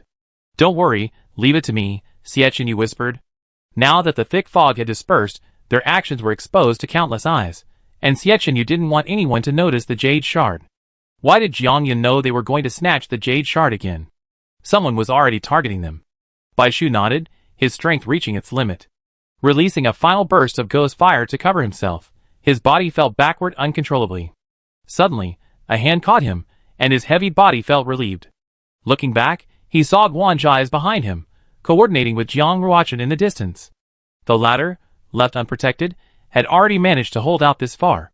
Though he felt resigned, it was every summoner's instinct to utilize their skills effectively, and not waste them. The two, one water type, the other ice type, shared the same skills, and their combined group healing was quite effective. Experiencing the feeling of being healed for the first time, Bai Shu was taken aback. He thanked them earnestly, and then joined the fray. With the two healers' dedicated support, the battle was revitalized. "Thank you." Bai Shu steadied himself. "You're welcome. I've been looking forward to working with you, but I didn't expect it to come so soon." Guanzhai smiled. Bai Shu's eyes widened slightly, a touch of surprise. The other person's overly direct and sincere expression left him at a loss for words. Following his gaze, Bai Shu spotted the necklace on the ground, and his heart skipped a beat. As expected of Captain Songwei, he was incredibly perceptive. He hurriedly said, "I'm looking forward to it too." "Well, there will be opportunities in the future." Guanzhai shifted his gaze, and Bai Shu felt a slight relief. Shameless. Amidst the bloody battle, Xiechunyu perked up his ears, listening to the conversation behind him with a wave of disdain. Twisting his toes, he supported himself with one hand and spun around, seamlessly retracting the necklace. He rushed out with even more ferocity, his words provocative. "It's the last minute, and some people aren't rushing to grab points? Are they convinced they can't win?" Who would listen to that? Jiangyan couldn't listen, and neither could Guanzhai's. The scene finally froze on the four people engaged in a bloody battle. The fifth round is over. Points being tallied. Unknowingly, with the exception of Jiang Ruochen, who left the field after using his skills, the four of them had fought to the end, barely alive. Back at the teleportation array, the four collapsed in a heap, momentarily lost in thought. Until the alien roars gave way to deafening applause. In the end, facing the alien siege, the four contestants forged their friendship and united against the enemy, persevering until the very last second under the siege of hundreds of aliens. 01 was also deeply moved. The three returning teams deserve glory, and the warmest cheers. 02 nodded vigorously. "Rankings are unimportant. In my heart, they're all champions." Since the contestants ultimately chose to cooperate to earn points, the tournament organizers have decided to use a more complex algorithm for calculating points. The calculation standards will be announced later, and the final results will be announced tomorrow morning. Those who disagree with the points may request a review before tomorrow evening. This was the first unanimous rule change since the Nationals began. The exhausted individuals were quickly carried away for treatment. The Grand Nationals concluded with this. Listening to the sounds coming from the stadium, Bai Shu finally fell asleep, clutching the necklace he had lost and found. The same thing happened to Xiechunyu. He lost too much blood, and even though he was later treated by Bai Shu and appeared fine on the outside, the underlying weakness remained. The others who had been transported out with him also looked exhausted. But why can't these two be separated? The person who came to treat them looked at their clasped hands, perplexed. Shan Liangzhe hurried over and, observing the two sleeping in a natural, intimate embrace, their hands intertwined, he smiled helplessly. "Don't move them. Just combine their beds. They're tired." Chapter 205. Is Xiaobai really okay? Should be? The doctor won't frame us, will he? The award ceremony is about to begin. Xiaobai mustn't miss this important moment. If all else fails, why don't we just carry him over? Yeah, it's not impossible. Amidst the clamor in his ears, Bai Shu's eyelashes fluttered, and he slowly opened his eyes. Perhaps from a deep sleep, his vision was blurry when he first opened them, but he could feel his body light, his previous fatigue having mostly dissipated. Outside the window, it was pitch black, and Bai Shu sat up abruptly. Gurgle. Bai Shu glanced at his stomach in disbelief. He was so hungry. He felt like he could devour a cow right now. Are you awake? Xiechunyu appeared in front of Bai Shu in a flash. Seeing the man sitting in the middle of the large bed, his hair still messy and sticking up in clumps from sleep, His collar askew, revealing his slender figure, Jiechunyu frowned and subconsciously used his body to shield him from view. This state was too private. It wouldn't be nice if others saw it. As for himself, he was naturally excluded from the category of others. But considering everyone was still immersed in joy, and there were more pressing matters, he suppressed the urge to chase them away. Are you feeling all right? Bai Shu nodded. He felt full of energy and comfortable, but his eyes drooped, the corners of his lips flattened, and he opened his mouth in a grieved tone, hungry. He was startled by his own hoarse voice. Water? Confirming it was his own voice, Bai Shu glared and raised his hand to cover his mouth. Jiechunyu's eyes softened. He poured a glass of water and soothed him in a softer voice, drink some water before eating. The packed dinner was brought up. Bai Shu wolfed down a glass of water from Jiechunyu's hand. The food was dazzling, and Bai Shu's eyes sparkled as he hurried to take it.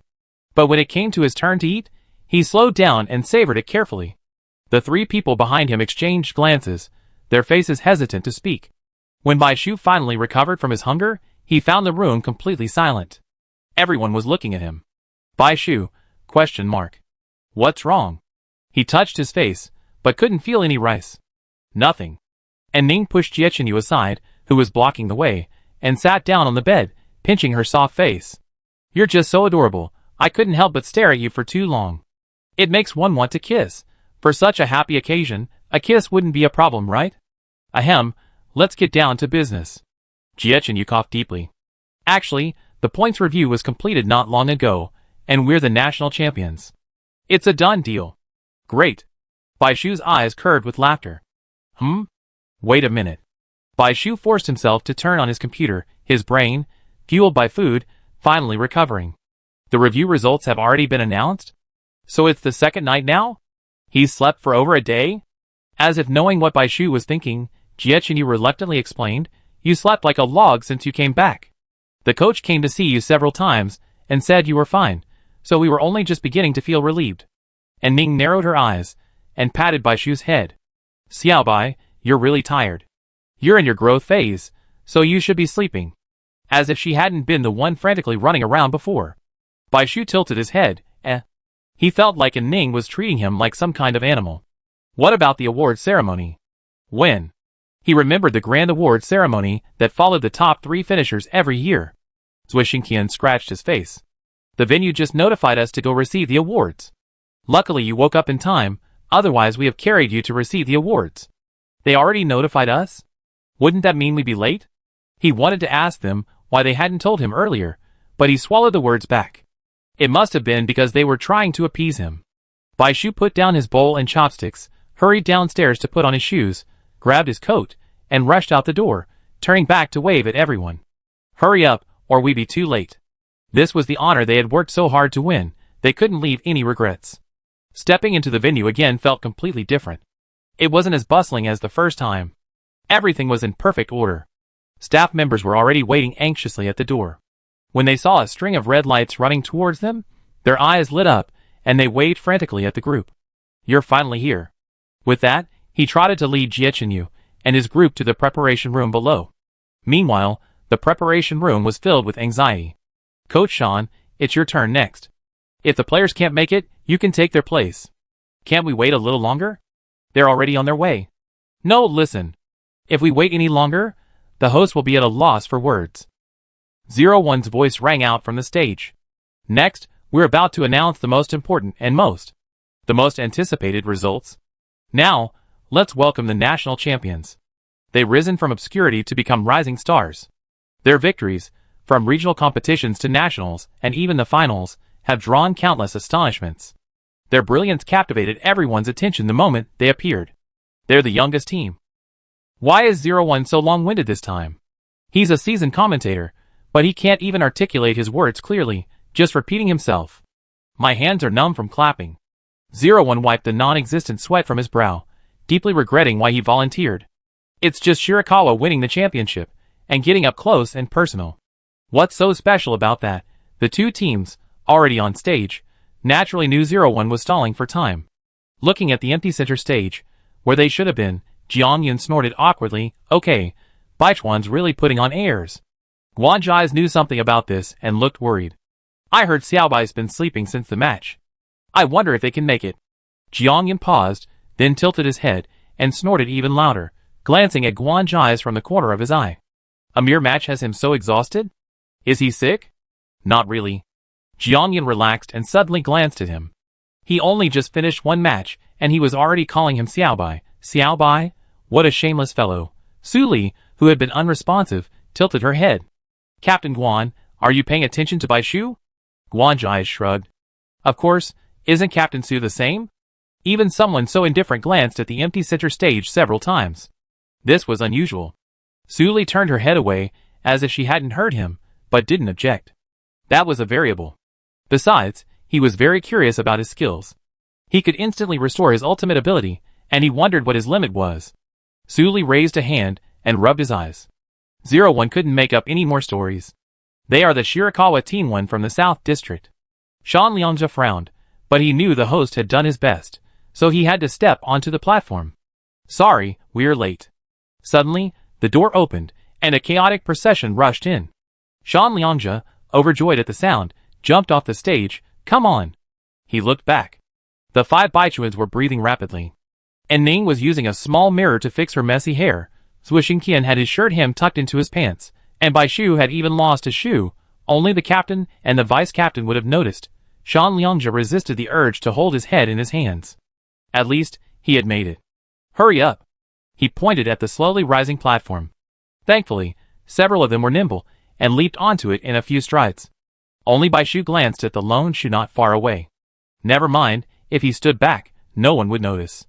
Just as he was about to leap, Jie Chenyu had already swooped in behind him. Then, everything in front of him spun, and all he could see was the ceiling. Bai Shu's anxious hands rested on his shoulders. Jie Chenyu lifted the person horizontally and leaped forward. It seems our applause isn't loud enough. Let's do it again. 01 was really sweating this time. Even the audience noticed something was wrong and started to murmur. What's going on? Why hasn't Shirakawa appeared yet? I don't know. One last time. He muttered to himself. Let's welcome this year's champion team, Shirakawa Teen One from the South District. As if the louder the voice, the more likely it would summon someone. 01, the mature and steady demeanor of a veteran, broke his voice for once. He already given up hope, but this time the applause was incredibly enthusiastic. 01 looked back in surprise, a look of inexplicable wonder. Even as a self-proclaimed veteran, he never seen such a bizarre entrance. Well, such a messy group, such terrible posture, exposed under the stage lights, exposed to everyone's gaze. The incessant clicking noises made Bai Shu unable to open his eyes. This? Why are you still holding him up? Are you hurt? A wooden stake. Saying you just got out of bed is no exaggeration. I told you. There's absolutely nothing innocent about them. Puff. This was a truly unique way to make an entrance. Bai Shu blushed in embarrassment as he heard the uncontrollable laughter from both teams. Jiangyan laughed the loudest, still remembering the vengeance of having his arms and legs dismembered. He sarcastically said, even if some teams haven't participated in a formal event, they wouldn't be so foolish as to oversleep before receiving their awards. The audience's gazes burned, and the two teams cast their gazes at him. Bai Shu's grip on Jie Chenyu's neck tightened slightly, and he leaned his head in to whisper, "Put me down now. Don't move. I help you put your shoes on first." Taking advantage of the gap where the 3 men stood in front of him, Jie Chenyu nimbly hooked his fingers and helped him put his shoes on. Bai Shu's face burned even more, but he couldn't tell why it was burning again, and he fell to the ground with a blush. At this moment, someone had already brought up the trophy and their prize. A luxurious golden trophy, engraved with the words National Competition and surrounded by dragon totems. However, with points replacing gold and silver as a higher-level currency, its actual value far outweighed its symbolic significance. Even more eye-catching was another prize, a black sandalwood box containing the exclusive prize for the champion. Jie Chenyu opened it and took a look, his pupils trembling. The national and regional competitions were indeed on a different level. The regional competition's grand prize was a top-grade shard, but that wasn't a rare find for them at this point. With their upcoming journeys to the secret realms, and even their missions in the outer rings, there were plenty of ways to obtain top-grade shards at their current level. Inside the box were 5 token-like objects, divided into 5 colors corresponding to the 5 elements. Their surfaces were smooth, without intricate carvings, and at first glance, unremarkable. But closer inspection revealed intricate patterns, resembling formations. The tokens had a depression in the center, roughly the size of a complete shard. Xiech and Yu immediately recognized them as artifacts developed jointly by the Tianji sect and Dao sect to help track down the remaining token fragments. Chapter 206. As they left the arena, they looked back at the magnificent venue, feeling a bit reluctant to leave. After all, they had spent a long and unforgettable time here, from the initial nervousness and unfamiliarity to the gradual formation of a mature team. "I probably never forget the memories of this place," Jiang Zhengping muttered, recalling the throngs of people, the excited cheers, and his own uncontrollable shock on his first visit. And this would probably be his last time here. Of course. Zui Xingtian raised his hand and casually hooked it around his shoulder, pointing his other hand at himself, his chin raised. "How could I possibly forget? When I get back, I'm going to compile all my appearances and leave them for future generations to see. It's a matter of great honor for our family." He didn't seem to feel the slightest bit of sadness at parting. Jiang Zhengping silently pushed his head away. Talking with someone like him, he had no place to vent his delicate emotions. After waiting in the car for a while, Shan Liangzhe finally emerged from the arena. He smiled broadly at Baishu and Jiechenyu. "The notice for the youth training camp has just been sent out." He handed them 2 boxes emblazoned with a spiral snake pattern, depicting 2 overlapping tails and heads. "Congratulations, you passed." "Excellent." "Congratulations." Captain Jia Xiaobai. Opening it, he found a delicate round badge about 2 inches in diameter. It featured a pattern of 2 intertwined snakes against a pure black background. A string of small numbers was engraved on the back. 3054. 3055. Touching the totem, Baishu was slightly surprised. Although the upper bodies of the 2 snakes were not human, he couldn't help but think of the 2 ancestral deities, Fuxi and Yuo. When Baishu first learned about this world, he was curious. If most of the gods, demons, and ghosts recorded in his previous life still existed, why were these 2 such important gods absent from the 5 secret realms? "Everyone who joins the youth training camp will be given this badge," Shan Liangzhe continued. "Keep it. Although this badge has only one function, it's extremely important.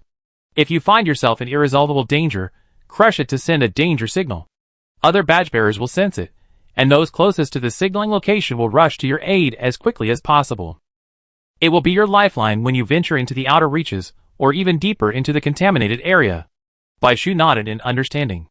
The teleportation array extends only as far as the outer reaches of the central area. The bracelet is useless beyond this limit.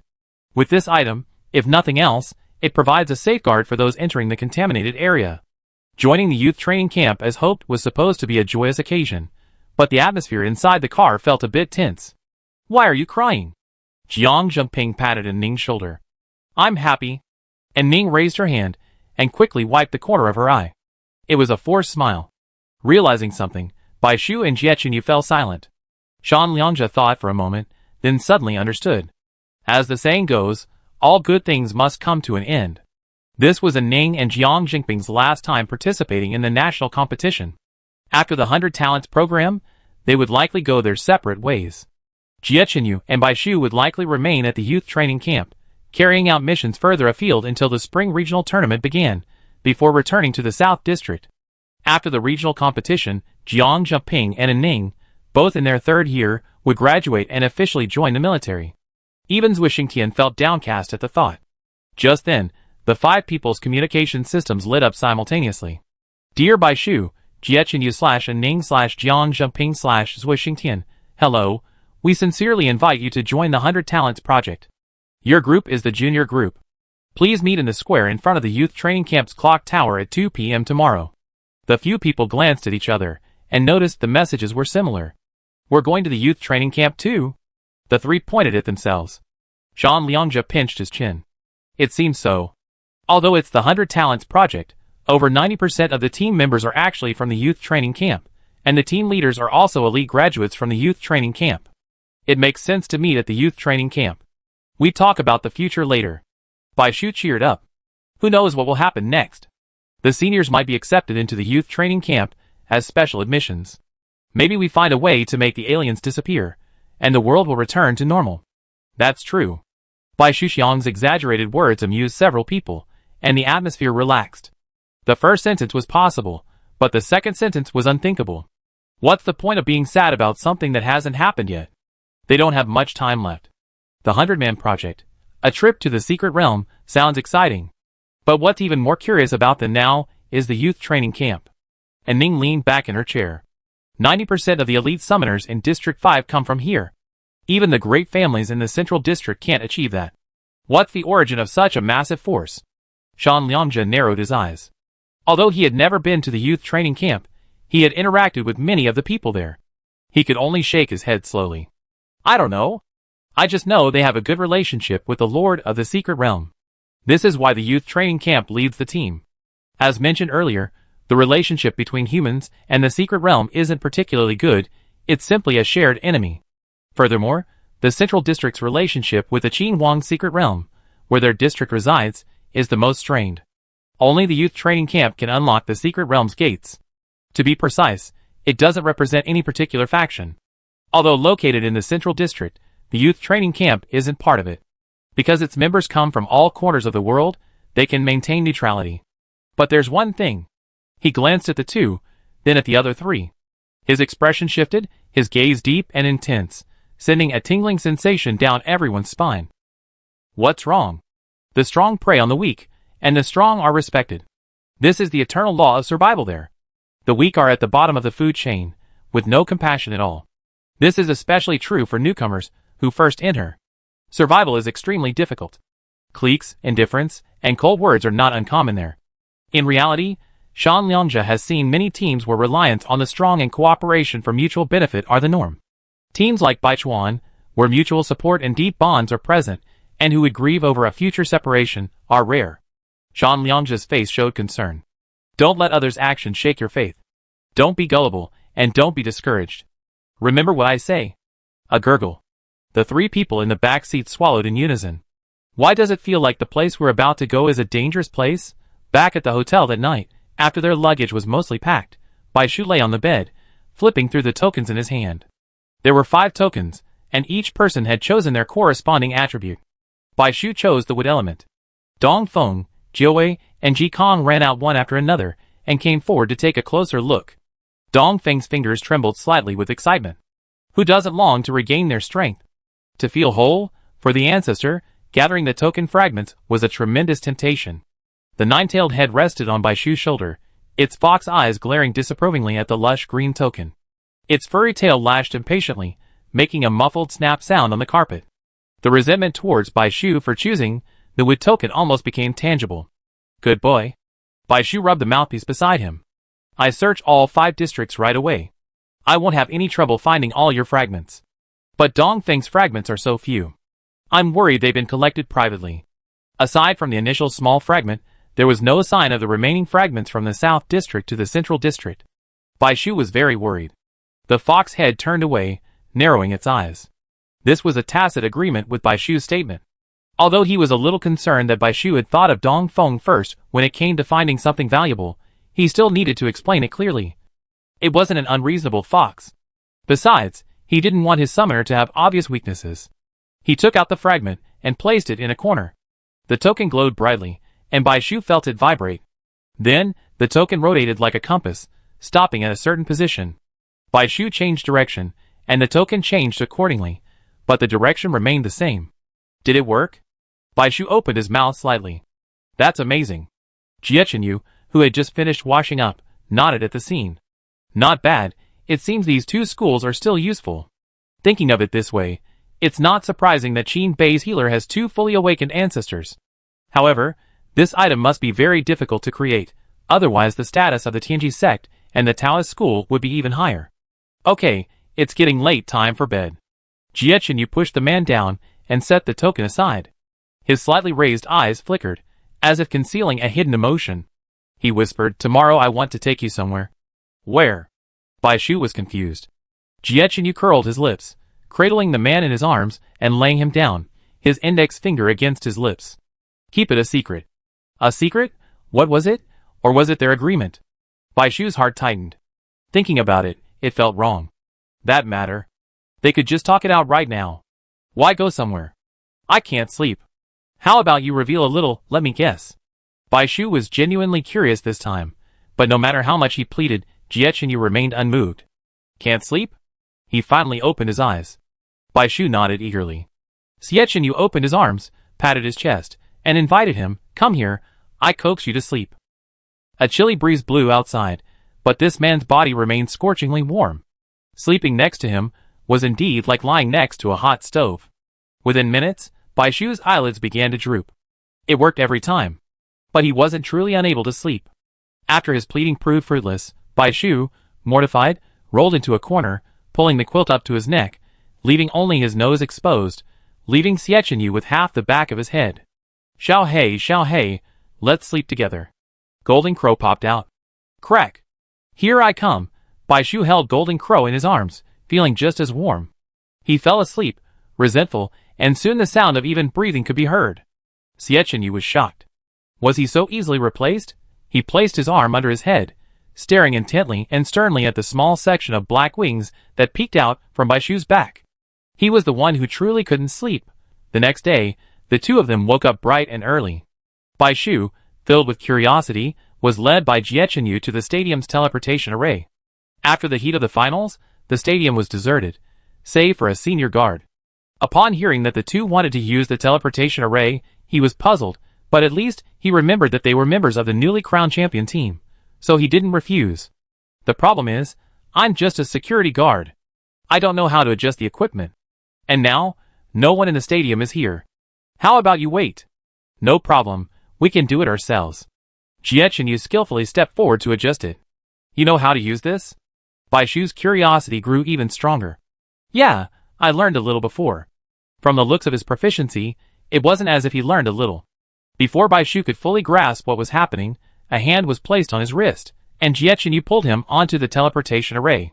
Let's go! Watching the two disappear onto the teleportation array, the old man sighed repeatedly, so eager to kill aliens right after the competition? You're the champion team, worthy of being called the champions. Bai Shu, gradually adapting to the teleportation array, opened his eyes, and was startled by the familiar scene. He looked at the people around him in surprise. Where is this? The unique architectural style of the century-old building still had traces of the craftsmanship. Old City Ruins? Chapter 207. Bai Shu looked back at Xiaoqinyu, his eyes filled with surprise, even a hint of panic, his face pale. What are you? Realizing he wasn't controlling his expression, Bai Shu quickly lowered his head, his clenched fists visible. Bring me here? Xiaoqinyu stared at the top of Bai Shu's head, his eyes dark, but only fleetingly. A faint smile crossed his face, and he took Bai Shu's hand, walking towards the ancient building where they had fought, now in even greater disrepair. He didn't answer, feigning a casual air. Thinking back, I was pretty awful during that match. Of course, he hated to recall that memory. It was a complete black history. Nevertheless, many details of that match were worth revisiting. Undoubtedly, during his period of dementia, Bai Shu's contribution to the victory was undeniable. Many seemingly insignificant actions were actually crucial. He had a completely invisible presence at the start, avoiding pursuit, but he was able to quickly and accurately position himself in strategically appropriate positions. During the maneuvering between the two teams, Bai Shu appeared, distracting Buji and Shuyu. This was the key to Zhuo Xingtian's defeat of the opposing team's number 4, securing the team's victory. In the middle stages, he was affected by the golden cage, causing Bai Chuan to fall into a slump. Both of the team's attackers were seriously injured, and Imo was hot on their heels. Furthermore, he was causing trouble everywhere, refusing to reveal the location information provided by Huaer. Under such circumstances, Bai Shu forcibly led everyone to a perfectly hidden shelter. The traps and underground passages were undetectable even by Huaer. All of this demonstrates Bai Shu's extraordinary familiarity with the old city ruins. What Xiaoqinyu remembers most vividly is Bai Shu's state at that time. It was complex and nostalgic. It was like revisiting an old place. It wasn't an exaggeration to consider him a land-enclosing ancestor, born from the ruins of the old city. The strange feeling of incongruity that had intrigued him when he first met Xiaobai, which he had then deliberately ignored, returned to him. His frail body, devoid of any signs of training, yet he could mobilize his muscles with the precision of one trained 1,000 times. His hands, smooth and supple without a trace of calluses, yet he could expertly manipulate various weapons. The contradictory qualities of cowardice and incompetence, yet steadfastness and fearlessness, coexisted in one person. All the signs pointed to only one answer, and though it was unbelievable, Xiaoqinyu accepted it calmly and without any burden. Moreover, it wasn't completely impossible. There were ancestors with the ability to summon souls and resurrect from the dead. Xiaoqinyu was more grateful than anything else. Wasn't it heaven's compensation for him that such a rare event had allowed him to meet him? It's okay. That incident happened for a reason, after all. Bai Shu replied absent-mindedly, clasping his hands together and tightening them again and again. Even as Xie Chenyu stared at Bai Shu's hair, he could sense the overflowing tension, helplessness, and even self-blame. He couldn't let his thoughts run wild any longer. Xie Chenyu bent slightly, slid one hand down Bai Shu's arm, separated the entangled hands, and tightly grasped the right hand closest to his heart. With his other hand, he slid down the side of his hair to his chin, his slender fingers circling underneath. With a flick of his fingertips, he saw a tearful, kitten-like face. He was trembling, even if only slightly, but Xie Chenyu could still feel it. His round eyes, no longer the fierceness of battle, bathed in the watery light, seemed fragile, as if they would break at the slightest touch. Unwilling to let anyone see his weakness, he clenched his teeth, letting out a soft gurgling sound, both stubborn and pathetic. Stopping his attempt to escape, Xie Chenyu leaned closer. Was your original name Bai Shu? He was startled by the words, his pupils suddenly constricting, tears welling in his eyes, finally unable to hold back. Alas, my poor little thing. Xie Chenyu sighed softly, releasing his hand and gently wiping away his tears. The pale lips finally relaxed, and his voice trembled, a hint of sobbing. I'm not a monster. The word monster hadn't entered his mind for a long time. It would be discovered. Bai Shu knew it would happen sooner or later. He had never concealed his differences from the original owner. His teammates, who were constantly together, were all intelligent people. How could they not know? Especially Xie Chenyu, this unfathomable man, would only become more so. He thought he prepared thoroughly, but in the end, it was all for nothing. What would they think of him? A monster who's stolen someone else's body, shamelessly passing himself off as human, his eyes filled, extinguishing any remaining possibility of a thick-skinned disguise. This damn tear incontinence. His subsequent frantic explanations were forced back into his throat.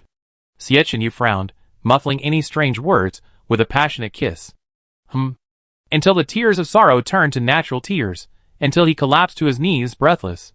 Xie Chenyu half knelt on the ground, a dark glint in his narrow eyes.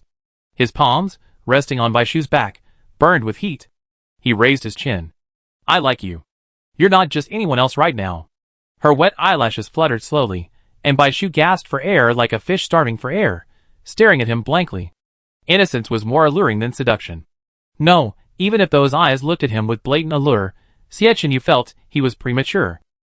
His heart burned with passion, but he restrained himself and placed a gentle kiss on those eyes. With the familiar, slightly flirtatious smile Bai Shu knew. I thought you at least believed this deeply. It seems I haven't tried hard enough. The expected accusation didn't come, and the voice above him remained gentle. Bai Shu sobbed, unable to speak for a moment. Then let me tell you a story. Perhaps you already know most of my past. The person in his arms finally moved, pitifully finding a place in his arms, her head resting gently on one of his shoulders, indicating she wanted to listen. He didn't look up, and missed the uncontrollable upward curl of the person's mouth above him. Over a year ago, my father, like my mother, disappeared without a trace and was declared dead.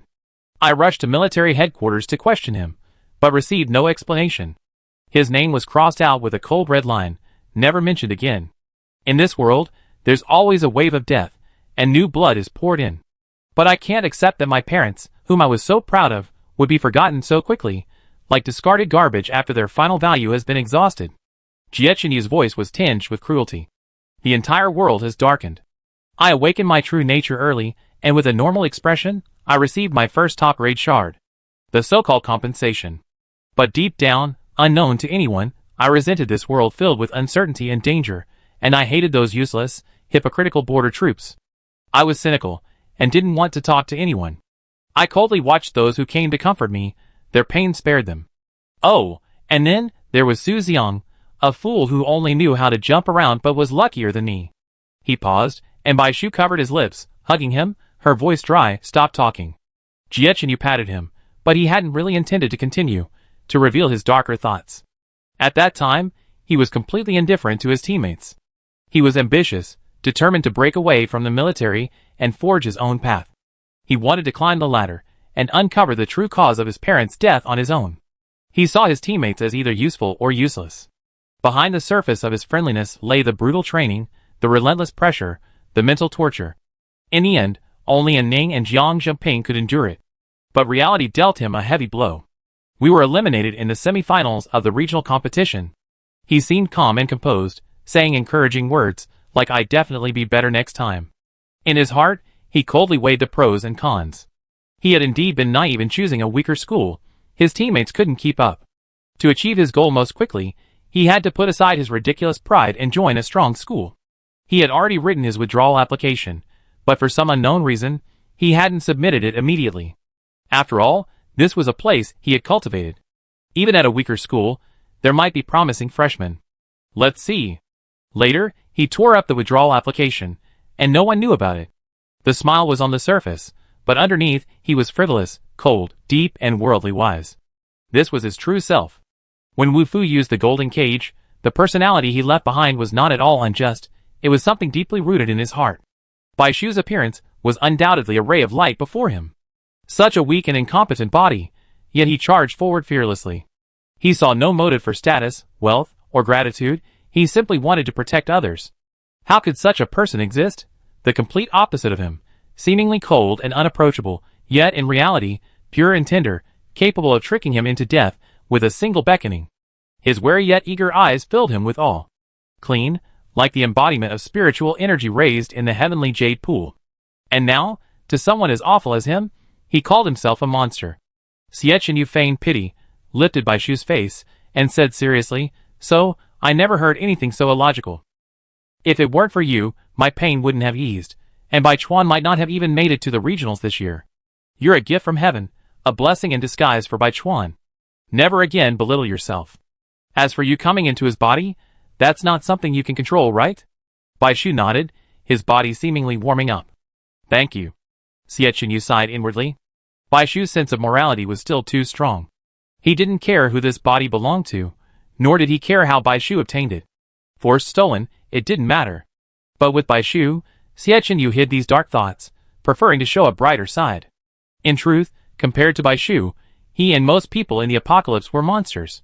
Xietchen Yu took Bai Shu's hand and stood up, gazing at the ancient building in the center. "I brought you here because I long to know the real you." "But..."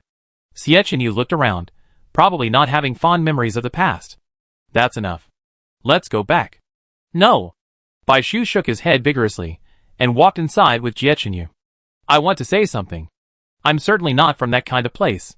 I come from 300 years ago, the era when humanity and the apocalypse first collided. Because of the disaster, I don't remember my parents. It was the doctor, the owner of this house, who raised me." Bai Shu held no hatred for the doctor. Although he was cold and unkind, at least all his survival skills came from him. As for those he truly disliked, he avoided teaming up with them, and gradually perished among the zombies. His pain wasn't due to physical injuries. After all, he couldn't feel pain. It was more about loneliness. But there was nothing he could do. He was different from everyone else. But all that no longer existed. Facing the ancient ruins, Bai Shu spoke in a light tone. However, as Bai Shu recounted his story, Xietchen Yu's eyes filled with pity. He had no idea Bai Shu's experience would be like this. He had assumed that a dangerous, yet at least warm, environment would have fostered his character. Bai Shu walked briskly into the dark basement with Xietchen Yu. Although it was inappropriate, he seemed to find joy in having a friend over. "This is where I lived for over a decade, huh?" Bai Shu was startled. Suddenly, the room lit up. The areas that had collapsed during the battle with Ma Zhou had been cleaned and filled. It wasn't restored, but at least it was intact. Xietchen Yu raised his lip, unceremoniously claiming credit. "I spent several nights repairing this with Jinwu and Nuba." Bai Shu's eyes welled up, and she buried herself in his arms, trying to cover it up. "Why didn't you tell me?" "Because it was a surprise." "Nonsense. You weren't even planning on bringing me in just now." "But you weren't an outlier back then," Xietchen Yu said firmly. "I discovered this." Xietchen Yu led him deeper into the room. Turning on the flashlight, he saw dense, crimson characters carved into a hidden corner. Layers of blood, etched deep into the wood. Compared to the messy handwriting on the previous wall, this one was more complete, clearly written by a single hand. At 5:43 a.m. on October 23, 2653, the doctor announced that he was dead. How could that be? He was a god. On October 25th, the basement, just across the wall, collapsed. The doctor died. He was truly dead. A dark cloud of mourning enveloped everyone, as if only belatedly realizing how precious we had lost. On the 27th, this place was impenetrable, the zombies couldn't break through. The incessant, Exasperated roars filled the air, a heartwarming relief. But we, fortunate enough to have escaped disaster by hiding here, are also unfortunate. With no supplies, we likely starve to death before the aliens arrive. Convinced his death will be the final straw, some are beginning to commit suicide. We are sinners forsaken by God. The base has fallen. Escape means death. Rescue is hopeless. Waiting here also means death. Are we, over 100 people, going to die in vain, pain, hopelessness? Baishu. Only when I recite this name can I find a little inspiration. We, incompetent and weak, once feigned ignorance under his protection, content to boast of our ability to survive in the apocalypse. Deep down, we feared him and shunned the masses. Now, lacking even the courage to make a final push, we are left to wait for death. The thought is truly abhorrent. We are guilty, and as we linger on, we decided to perform a sacrifice to atone for our sins. Even suicide requires a high-sounding excuse. Such pathetic cowardice. May he be loved by everyone in his next life. Here, 123 of us, with the most sincere hope, offer our meager sacrifice of blood and flesh. To the gods, to the demons. Chapter 208. Baishu didn't react. He simply stared at the words for a long moment, then raised his hand to touch the unfamiliar, time-worn handwriting. He looked down at his fingers, which were covered in a thick layer of dust, making the rubbed words appear even more vibrant red. Baishu suddenly smiled. It was as if all the turbidity in his body had been expelled, and he felt an unprecedented sense of relief. The hidden depths of his heart had finally cleared, and his mind suddenly became clear. It wasn't because of these people's gratitude or repentance.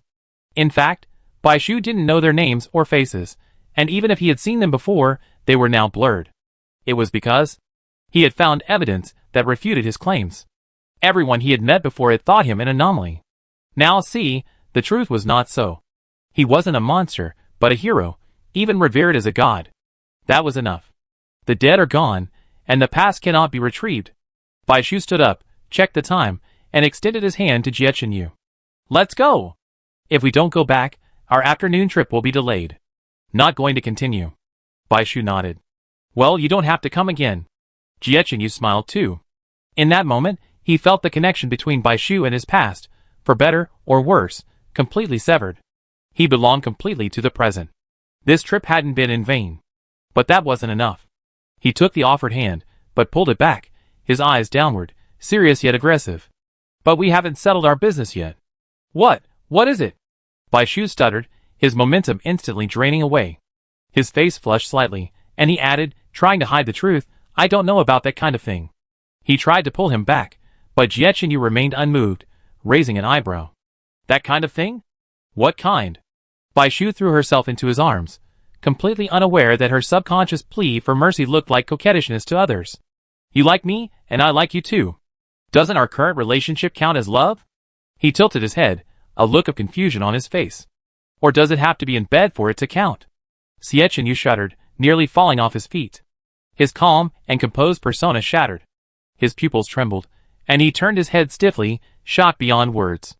What did he say? Or was there something else? Embracing him, Baishu was lost in his own thoughts. Oh no! He only seen the scene briefly, and only half understood the words. So much time had passed that he almost forgotten them. How did it happen? Seeing that Jiechenyu remained silent, Baishu had no choice but to press forward. It seems.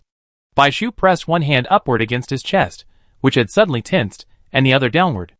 After a moment's hesitation, he chose the front, exerting slight pressure. Then insert. Baishu muttered, recalling, but mid-sentence, the person in front of him leaped 3 feet high. He spun the person 180 degrees, avoiding the two restless hands and the chattering mouth that dared to say anything. Veins popped on the back of his hand. What was that? Baishu looked at his empty hand, raised his head in confusion, and was immediately pushed back forcefully. Jiechenyu's blood instantly surged. Both physiological and emotional, he suddenly realized that his previous methods had been wrong. Terribly wrong. The huge obstacle before him wasn't love or not, but Baishu's definition of love. Of course, he couldn't be blamed for that. After all, he had lived in such a distorted environment before. Jiechenyu took a deep breath. It was okay. After taking 99 steps out of 100, what's left to do? Is it strange that pursuing love starts with universal sex education? After calming himself down, Jiechenyu returned to his relaxed demeanor. That's not how you talk about love these days. Those are centuries-old customs. When in Rome, do as the Romans do. We should follow the current rules. Baishu nodded without a second thought. He was certainly happy for the difficult situation, and his expression was obedient. Then teach me. Jiechenyu grabbed both of his wrists, lifted them up, and patted them lightly with his other hand. That was extremely rude and unacceptable. I'm sorry. Jiechenyu was so obedient that his conscience pricked. He curled his lips and extended his right hand. The first rule of love is that since we're entering a brand new relationship, we need to get to know each other better. Baishu nodded like a chicken pecking at rice. Jiechenyu, male, 3 months shy of 18, 191 centimeters tall, 84 kilograms, from a Southern District Border Troops family, points to his name, total value of fragments approximately 3 million. Baishu, male, 5 months shy of 17, 169 centimeters tall, 54 kilograms. Baishu followed the format carefully until he heard Jiechenyu's last sentence, nearly biting his tongue. What did you say? How much? Baishu thought of his own pitiful points. They were just shy of 10,000. He assumed that was a huge sum, but something else shattered his perception. Jiechenyu remained calm, fiddling with his communication device without even looking up. After all, my parents are in charge of the border troops, you know? Baishu, But he was genuinely a little jealous of that number. Oh, and this too. Jiechenyu handed him the fire token. He pointed his bracelet at him. Look up, look at me. What for? Baishu was stunned. Ding dong. Looking down, he saw a string of zeros appearing on his account's points balance. I can't have this. Baishu panicked, as if he had just gotten his hands on something hot. Jiechenyu pushed it back. Second rule, between true lovers, property is shared. But I have so little. I have nothing to give you. You'd be at a huge disadvantage. Third rule, between lovers, there's no such thing as loss or gain, only willingness or unwillingness. Besides, who said you don't have anything to share with me? Jiechenyu narrowed his eyes, grinning like a cunning old fox. Baishu felt a sudden panic. The next second, it came true. You hide under the bed, and I keep the snacks on the lampshade and behind the desk. No! His secret snacks were exposed just like that, even though he hidden them so well. Baishu raised his hand in protest, frantically circling him. I don't want to! I don't want to! No objection. Jiechenyu Wuching refused. Baishu hid them well, and his superb camouflage skills were also on full display. At first glance, the items matched the patterns on the floor, walls, and even the lampshade. But delicious snacks have a strong flavor. Thinking of being woken up every night by sneaky little mice, and having to turn a blind eye to avoid alerting them, Jiechenyu felt relieved when he finally discovered all their hiding places. Fourth, couples should supervise and encourage each other, and principles must not be violated. I only ate a little. Really? A little more. Eating that food at night is not only bad for your teeth, but it also affects your stomach. It makes it difficult to absorb truly nutritious food. In the long run, it's very bad for your health. Baishu lowered his head like a deflated ball and stopped arguing. He knew all this, but the temptations of the Central District were simply too great. Every day when he went out, he was greeted by a dazzling array of delicious food. Only a saint could resist. Besides, after hiding the food for the first time, the sense of security of having it at any time was truly addictive. But he really couldn't control himself. Baishu drooped like a blade of grass. Okay. Suddenly, as if realizing something, the bent blade of grass straightened up. This isn't fair. You're the one who made the rules, so of course, whatever you say is final. Who told you that you don't know as much as I do now? Jiechenyu tapped his forehead, a blatant accusation. Study hard. The more you learn, the more you be able to find loopholes and refute me. Baishu glanced at him. How could he let him find loopholes? You're not the only one who knows. I asked senior sister and Ning. Don't try to trick me. The two of them walked out, bickering. Just as they were about to reach the top of the stairs, Jiechenyu suddenly stopped and asked a nonsensical question. Is it okay for me to call myself your boyfriend now? Baishu frowned. Jiechenyu shuddered, but before he regretted asking, he heard him ask uncertainly, is it okay? Or are there new rules? Jiechenyu breathed a sigh of relief. That hasn't changed. Then you're my boyfriend. Although he knew Baishu was clueless, his heart skipped a beat when he heard such a straightforward statement. Whisper. The fire in the secret room suddenly went out. Hey, why did it suddenly go dark? Watch your step. Stepping back, hugging his arms as he walked up, Jiechenyu turned back, his dark eyes flickering slightly as he glanced sarcastically at the inscribed words, his lips curling in disdain. Their god? This was his man. Even after rushing back, they were still in a hurry. And Ning and the others were already waiting in the lobby downstairs for the car. Fortunately, their luggage had already been packed and taken down together. Completely different from the other two's moods, and Ning was stunned as she watched the two people running towards her. She rubbed her eyes in disbelief. Am I still half asleep? Those two. Jiang Jumping looked at her worriedly. You're not mistaken. The captain and Xiao Bai have finally arrived. Didn't you get enough sleep? Go away. And Ning, not a stone-headed person, felt alienated by these two people. Their actions seemed normal, seemingly ordinary, but a woman's intuition told her something was different. It was an intangible, sweet atmosphere that reached her brain, and the radiant smile on someone's face spoke volumes. No, she just gotten some sleep. She couldn't accept this, and Ning pinched her philtrum. Hey, senior? What's wrong, senior? Zui Xingtian frantically caught her. And Ning didn't want to talk. She could see Jie Qinyu's intentions before, but it didn't matter. Bai Shu was naturally insulated from such things. He was like a juicy cabbage covered in glass, allowing the scheming dogs outside to drool and run around in anxiety, but no matter how hard they tried, they couldn't pry him open. She was happy to watch the excitement. Now that the barrier was gone, the day had finally arrived. So quickly, so unexpectedly. Ding ding. The car is here. Shan Liangzhe stood up and waved to them. At this moment, not caring about anything else, everyone gathered around Shan Liangzhe, reluctant to leave. Coach. Okay, it's not a life or death farewell. Shan Liangzhe's relaxed tone and smile quickly dispelled the initial sadness of parting. Don't stop me from returning home. He lifted the bag in his hand, revealing a hint of gold through the gap. Their championship trophy. Xue Chengyong is so excited. I wonder how many people will line the streets to welcome me. You might not even get to enjoy such a grand ceremony when you return. That's great. Shan Liangzhe said seriously. As usual, the youth training camp is different from the academy. The personnel are complex. Even though they're all elite, the journey to the secret realm won't be any safer. Be careful. He patted Jie Qinyu on the shoulder. As captain, lead them well. Don't go crazy. He glanced at Jiang Jumping. Deputy captain, keep an eye on him. Also, if the sky falls, there are so many tall people holding it up. It's not your turn to carry it. I don't want to see you come back with anything missing. And Ning, don't join in the fun. Just bear with it. It's not like home out there. It could get you killed. Think carefully about everything, Zui Xingtian. Don't just bump your head. Finally, his hand fell on Bai Shu's head, and Shan Liangzhe sighed. Undoubtedly, this is the one who's the most worry-free. He has a normal personality, a good temper, but he has principles. He's calm, resourceful, and decisive. But when things get bad, it's really hard to detect. He grabbed Bai Shu's face and said, Control your snacks, Xiao Bai. Bai Shu looked at Jie Qinyu accusingly. He confiscated all his snacks, and yet he still complained. Jie Qinyu shook his head hurriedly. Your body fat percentage has been so unstable lately. I won't do that again, coach. Okay, good boy. Chapter 209. Watching the familiar, bustling cityscape slowly fade away, gradually transforming into a desolate, cold natural landscape. Finally, the car stopped at the foot of the mountain. You can just go up from here. Hurry up. The driver leaned out the window, his back to them. He clenched his left fist and pointed his thumb forward.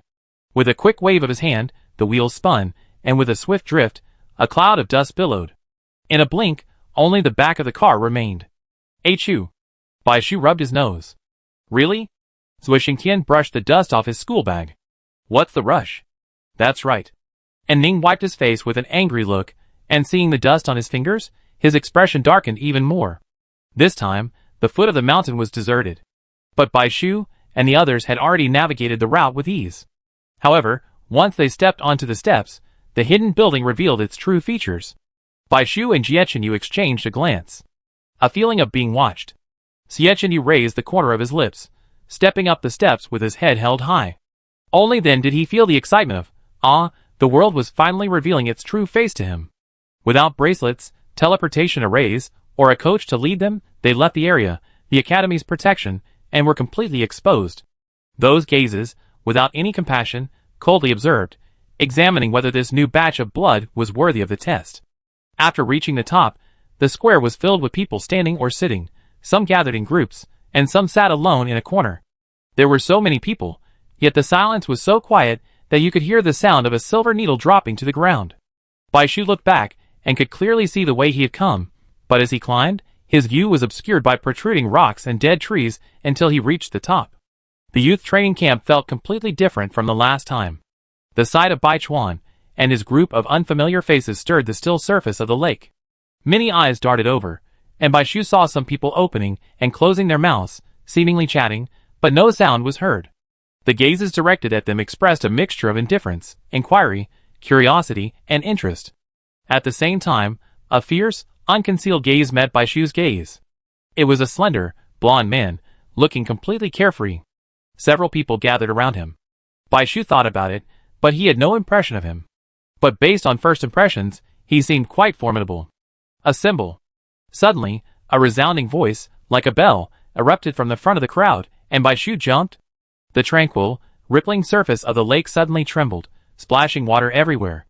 Everyone moved quickly, and before Bai Shu and the others could understand what was happening, the previously scattered crowd suddenly formed into a neat formation. The five of them also hurriedly followed the general flow and took their positions. Standing on tiptoe, he peered curiously over the crowd. Bai Shu gasped. How could he be so tall? Even the loose black fabric on his upper body couldn't hide his muscular, perfect figure. He was a giant. Jie Chenyu's gaze shifted downwards. What was he looking at? Such a covetous expression. Bai Shu's eyes flickered. If only this world could be transformed by height. A deafening roar rang out from the front. A giant gazed down at the crowd. His eyes were large. His eyebrows were barely visible above his prominent brow ridges, his lips thick, his nose high, his menacing appearance, and his sturdy, powerful frame reminded Bai Shu of the door gods we used to see posted on doors. Whether you're veterans of the 100 Talents Project or newcomers, who haven't touched anything, I'm only going to say this once. Listen carefully. The 100-Man Project will officially depart tomorrow morning at 4 a.m., proceeding in a dispersed manner. There will be 5 teams, each led by a youth training camp coach. The team formation rules are as follows. Each team will consist of approximately 20 people, divided into 4 groups. Each team must include at least 4 people from the adult and youth groups. After forming, each team will decide which zone to visit, except for the starting station, the Central Secret Realm. He spoke crisply, leaving no one to react. The large man clapped his hands. Okay, dismissed. The people in front seemed to have adapted to this brief manner of speaking. They immediately rushed off. Shokawa and his group were left in a state of disarray. We were used to Coach Dan's often tedious instructions, but was this really okay? It was so casual, it felt like we were going camping tomorrow. But everyone seemed to have their own agenda, their expressions eager, as if they were competing for something. Shirakawa, who remained motionless, felt isolated. No one paid any attention to them. And Ning opened her mouth. Even though Shan Liangja had warned them in advance, they were still somewhat bewildered. No one cared about them at all. It was completely free-range, pure wolf-like competition. Jiang Jiaping, we're new here, so we should talk to Si Li and the others to clarify the situation first. In this environment, the 3 Si Lis, all from the South District and having trained together in the border army, felt particularly close. But the reality was unexpected. Si Kong, take them to their rooms. Si Kong said, and he and Sha Huayu hurried away. There was no extra eye contact, as if the previous confrontation, the side-by-side, had vanished into thin air. Si Kong nodded yes. Bai Shu shouldered his bag and trotted after him. He wasn't overly sensitive to the tense atmosphere. He experienced even worse isolation. Many experiences had taught him that things would work out when they finally did. Rather than dwelling on confusion and anxiety, it was better to do what was within his power. For example, wash off the dust and then go get a good meal. Let's go! The smile faded from Jie Chenyu's eyes. He squeezed Bai Shu's hand, pulled the anxious figure to his side, straightened his back, and walked ahead of the group, his gaze glancing at the 3 people behind him. What are you standing there for? The words in his eyes were clear. Don't show your fear. With a core leader, the 3 men felt more confident. Besides, even the youngest in the company could hold their own, so they had to, too. The group suddenly transformed, charging upstream through the crowd with a heroic and confident air, disappearing into the square. You're paying too much attention to that new team, Lu Sheng. The man with long, flowing hair lazily glanced up at the blonde. Do you want to team up with them? He then scoffed, feeling absurd. The crowd below surged. Had they known this would happen, the 3 would have already taken refuge on the rooftops. If that first-year student invites me, their captain might consider it too. The blonde, Chui Lusheng, rubbed his chin and said, after all, I've been following them since the national competition. You're crazy. The long-haired man sat up in shock. Don't forget, if you're teamed with them, you probably have to team up with someone from their team. With the three of them, the juniors would only want to team up with them. Why bother trying to accommodate them? That's not bad either. Chui Lusheng glanced at the man beside him. Captain Qin Bei. The man spat out 2 words coldly. Oh, I almost forgot. Chui Lusheng slapped his head. That man is the future young master of your Tianji sect. What about you? Even if there's a chance, you should have an answer in mind. The long-haired man propped his chin up and counted on his fingers. Captain Songwei, Xiao Huayu from the South District is also good. I like beautiful women. Bai Chuan is beautiful too, but unfortunately I don't like being a burden. It's a hassle. He looked at Chui Lusheng. But if you're willing, would those 2 newcomers dare to invite you? They must be out of their minds now.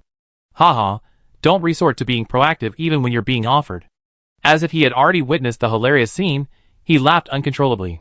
As the group walked down the long, narrow corridor, Sikong introduced the youth training camp to them one by one. Its casual style stems from its simple structure, and its purpose is also simple: to gather the elite and cultivate them. The youth training camp has only 3 departments. Data department, searching for outstanding talents from colleges, the military, and individual mercenaries nationwide. Responsible for evaluating talent and issuing invitations. Training department, serves internal personnel, providing training advice, team battle suggestions, and post-battle healing. Mission department, the largest department in the youth training camp, it handles external quests, including those inaccessible to other areas, and assigns internal tasks. The mission department leads the annual 100 Talents program. The latter 2 departments are comprised of formidable individuals capable of strangling high-level alien species in the outer circle. However, most are often elusive. The giant they just saw was a member of the mission department. Aside from these 3 departments, there are no other departments. There's no such thing as a fragment exhibition hall, presumably because they understand that keeping them here would significantly reduce circulation. We're here. Sikong paused. We be staying in the front room. The rest are empty. It's fine for 1 or 2, it's up to you. The one thing the youth training camp has the most of is housing. Okay, thank you. Bai Chuan went from initial excitement to being overwhelmed by the messages, from a slight sense of loss and confusion to his current composure.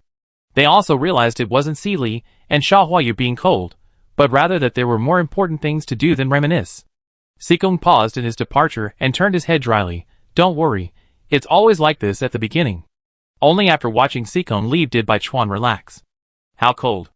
Zui Xingtian leaned against the window.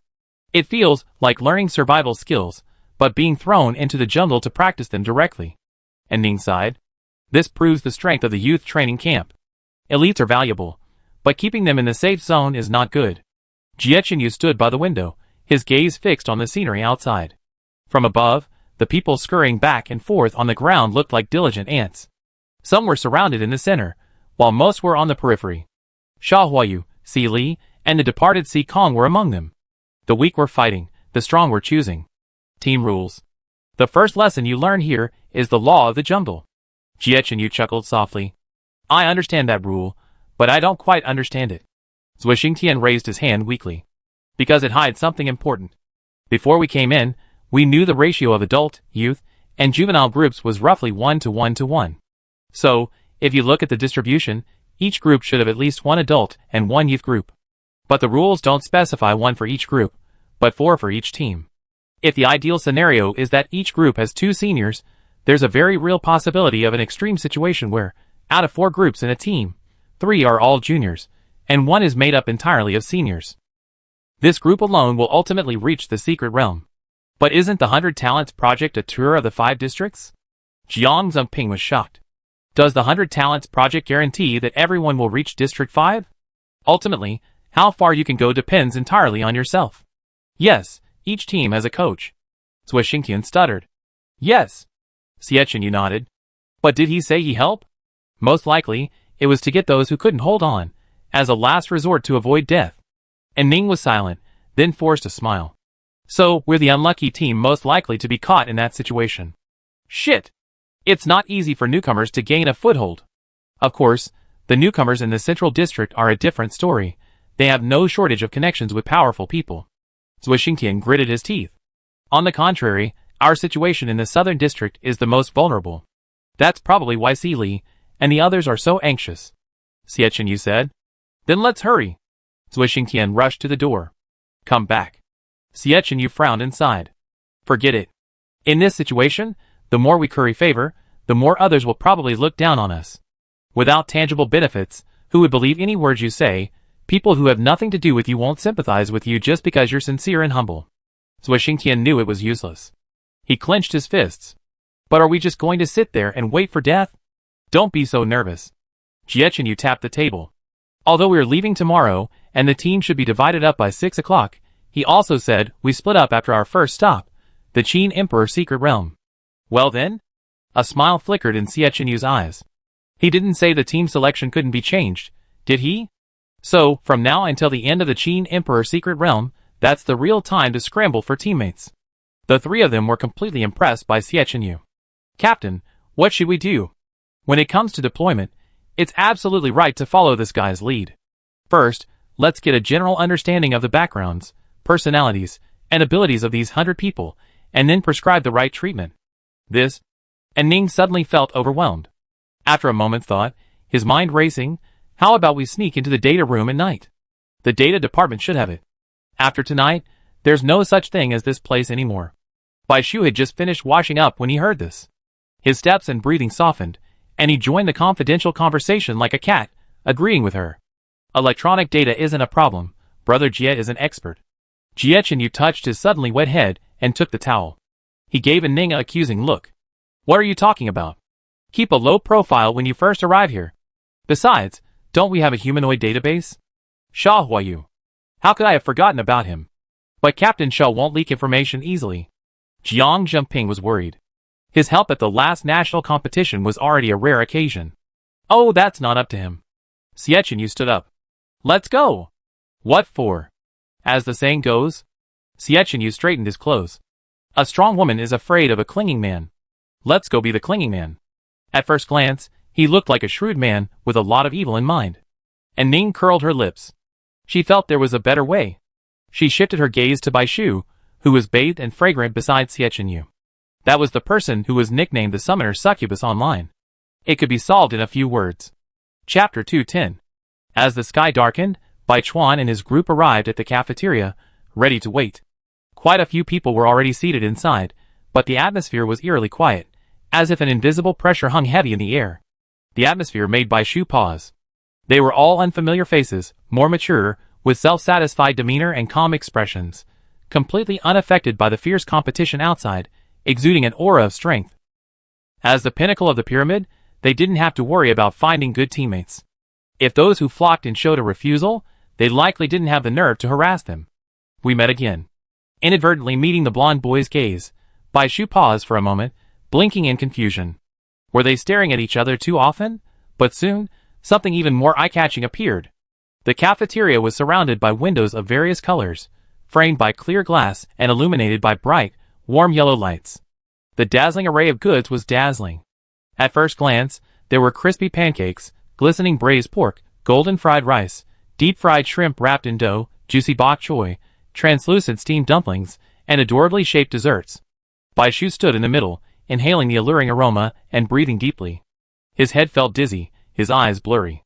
Right now, at this moment, he felt the same feeling as the rat that fell into the oil vat. So blissful. The target hasn't appeared yet.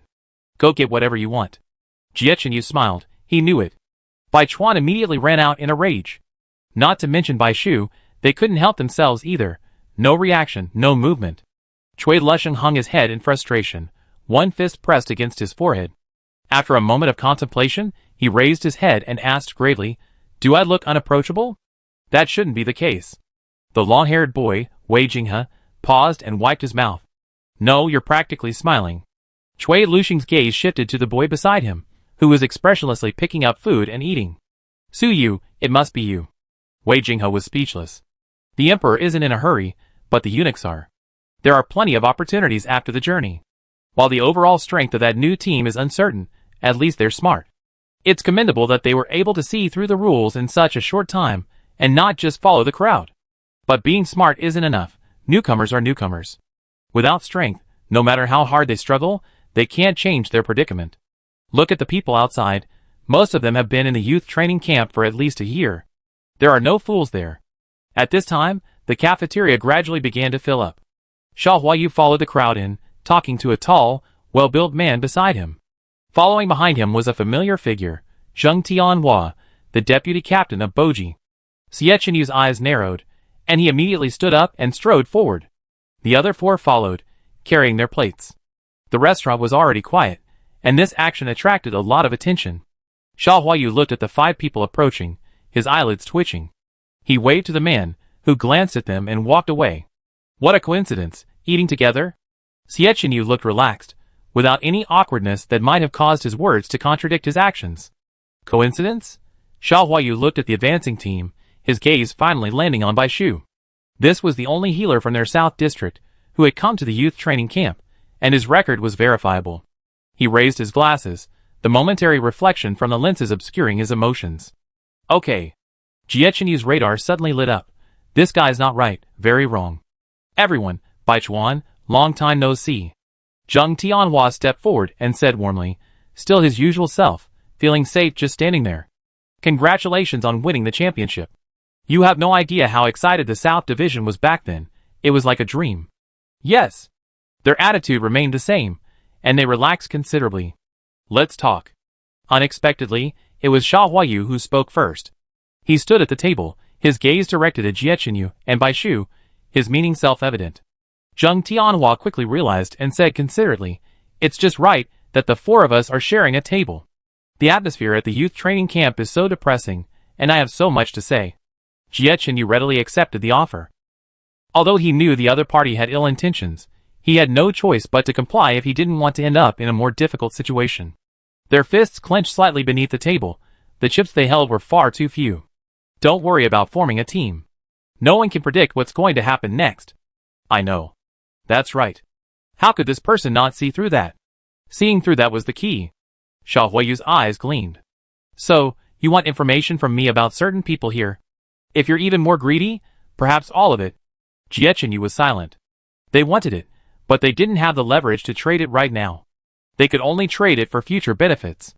But judging by the other party's expression, he already had his reward in mind. As expected, Xia Huayu was straightforward. I can give you the information. Not only that, I can also help you recruit 2 adults with above-average skills. And I have only one request. Xia Huayu wouldn't say anything he wasn't sure of, and these conditions couldn't be better. But he looked at Bai Shu, Xiao Bai, team up with me. As expected, Xie Qianyu's face darkened at this idea.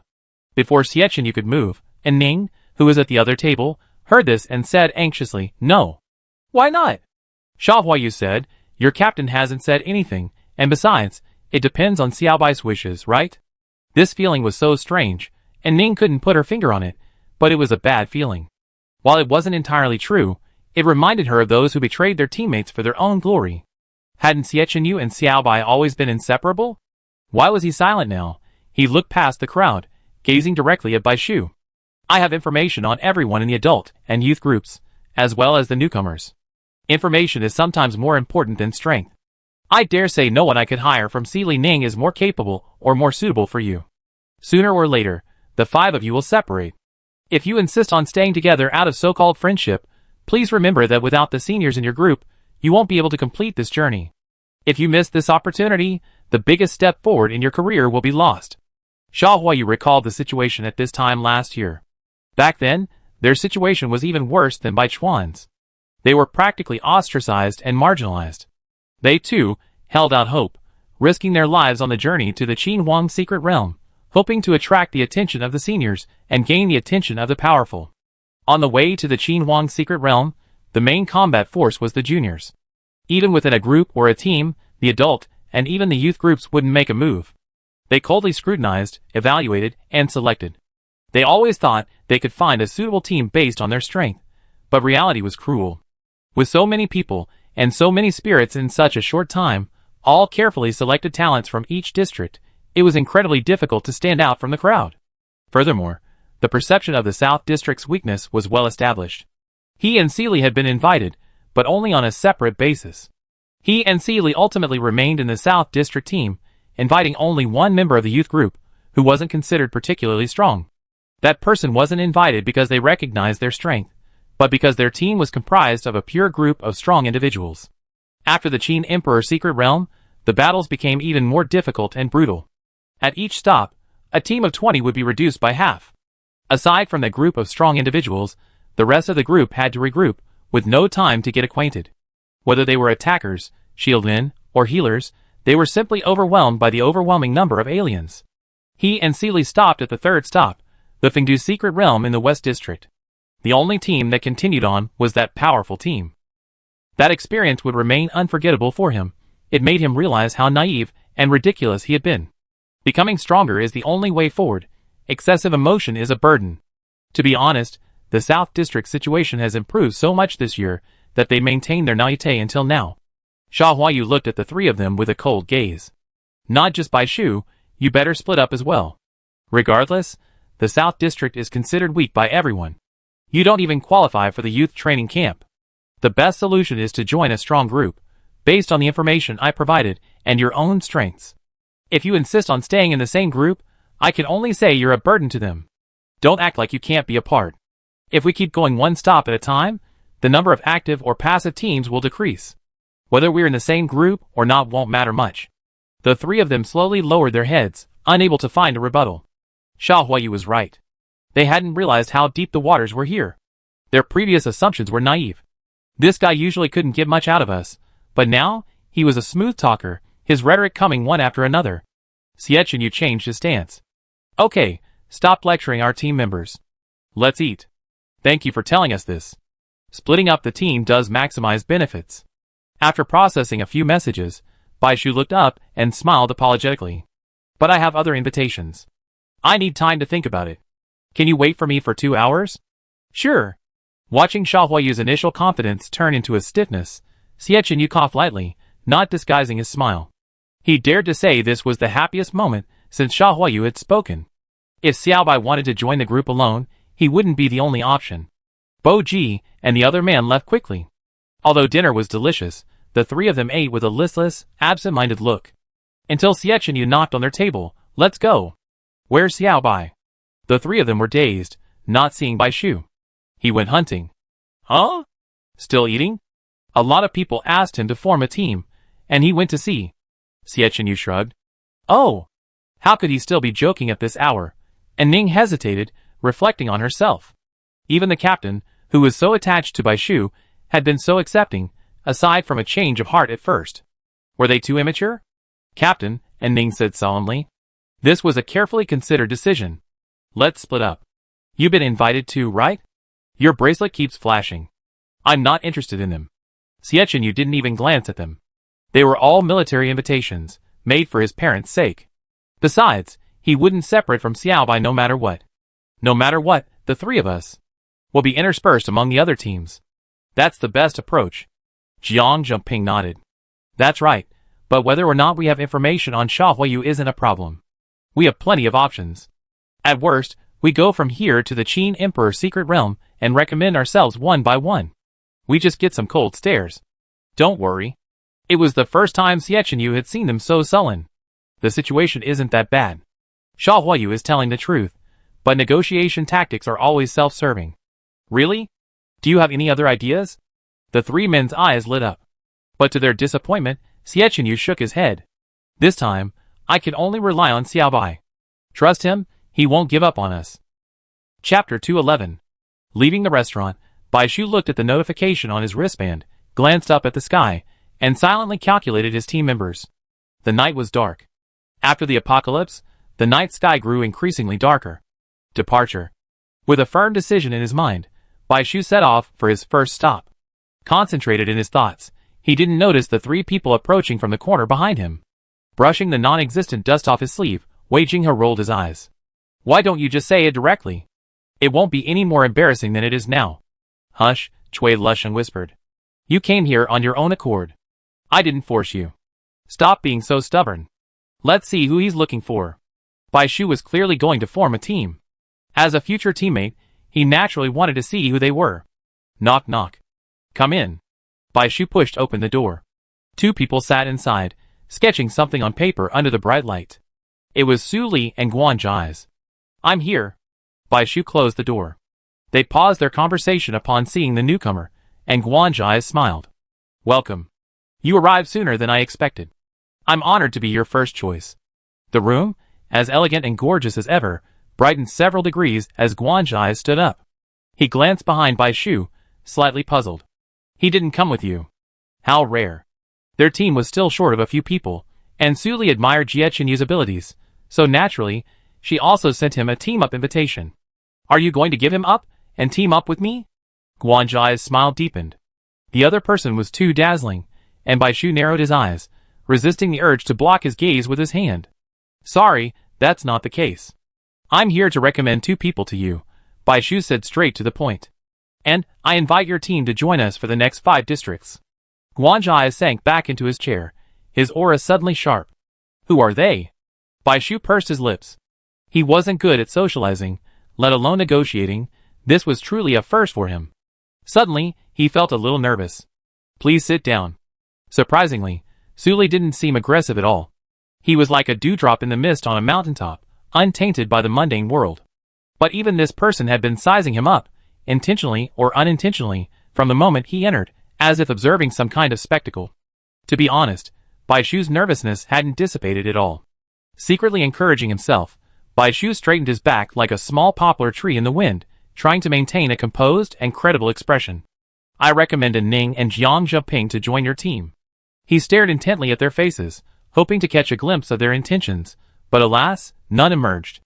"It's understandable that others may be prejudiced against us, but you should understand that our team members are not weak. Although they each possess only one fully awakened ancestor, both Ning's Kunping and Jiang Jingping's who, due to their unique characteristics, are far more effective in actual combat than they are in competitions." Bai Shu took a deep breath and spoke quickly. "If you need anything during our journey, Brother Jia and I will definitely assist, and will not refuse." After Bai Shu finished speaking, the room fell into a brief silence. Bai Shu looked at them.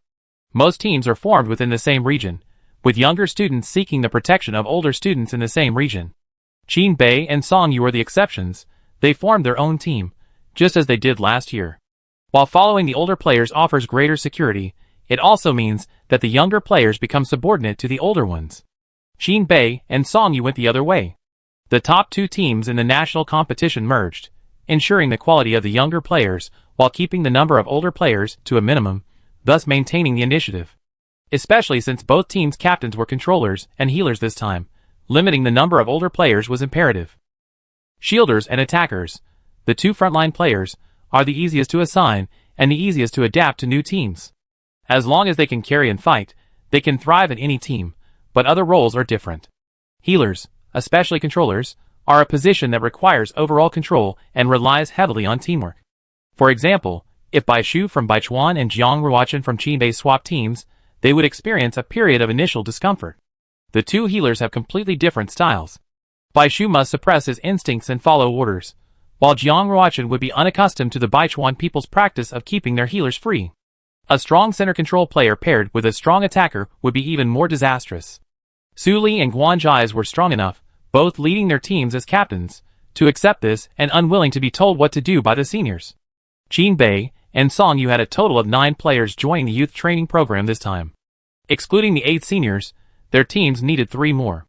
If they had to split up the team, this one would be the perfect choice for the senior and vice captain. However, there were too many candidates for them to choose from. "You must agree." Guan Zhai and Su Li exchanged a glance, seeing the helplessness in each other's eyes. Bai Shu's expression was incredibly serious. He boasted about his players relentlessly, even selling himself out, revealing everything in one fell swoop. Even though he appeared to be acting conscientious, speaking at a moderate volume and pace, giving the impression of a seasoned negotiator at first glance, a second glance revealed the urgency in his eyes, the occasional awkward frown, a touch of clumsiness. At a negotiation table that should have been cold and full of wit, his overly sincere nature made it harder to refuse. The fox, who was perfectly placed for this situation, huddled behind the scenes, but instead pushed the poorly disguised cat to the table. He longed to roar like a lion, but in reality, he meowed sweetly. Not to mention that Su Li couldn't separate himself from his variable. Even if he wasn't a variable, who could refuse in such a situation? "Then let Ning join my team." Guan's eyes retreated his edge, and smiled warmly at Bai Shu. Confirming he had heard correctly, Bai Shu felt a surge of joy. Great. But he quickly regained his composure, his sparkling cat eyes turning to the silent Su Li. As long as he nodded, everything would be solved. Su Li, She tilted her eyes downward 15 degrees, shifting her anticipation to the top of her head. Yes, sure. Great.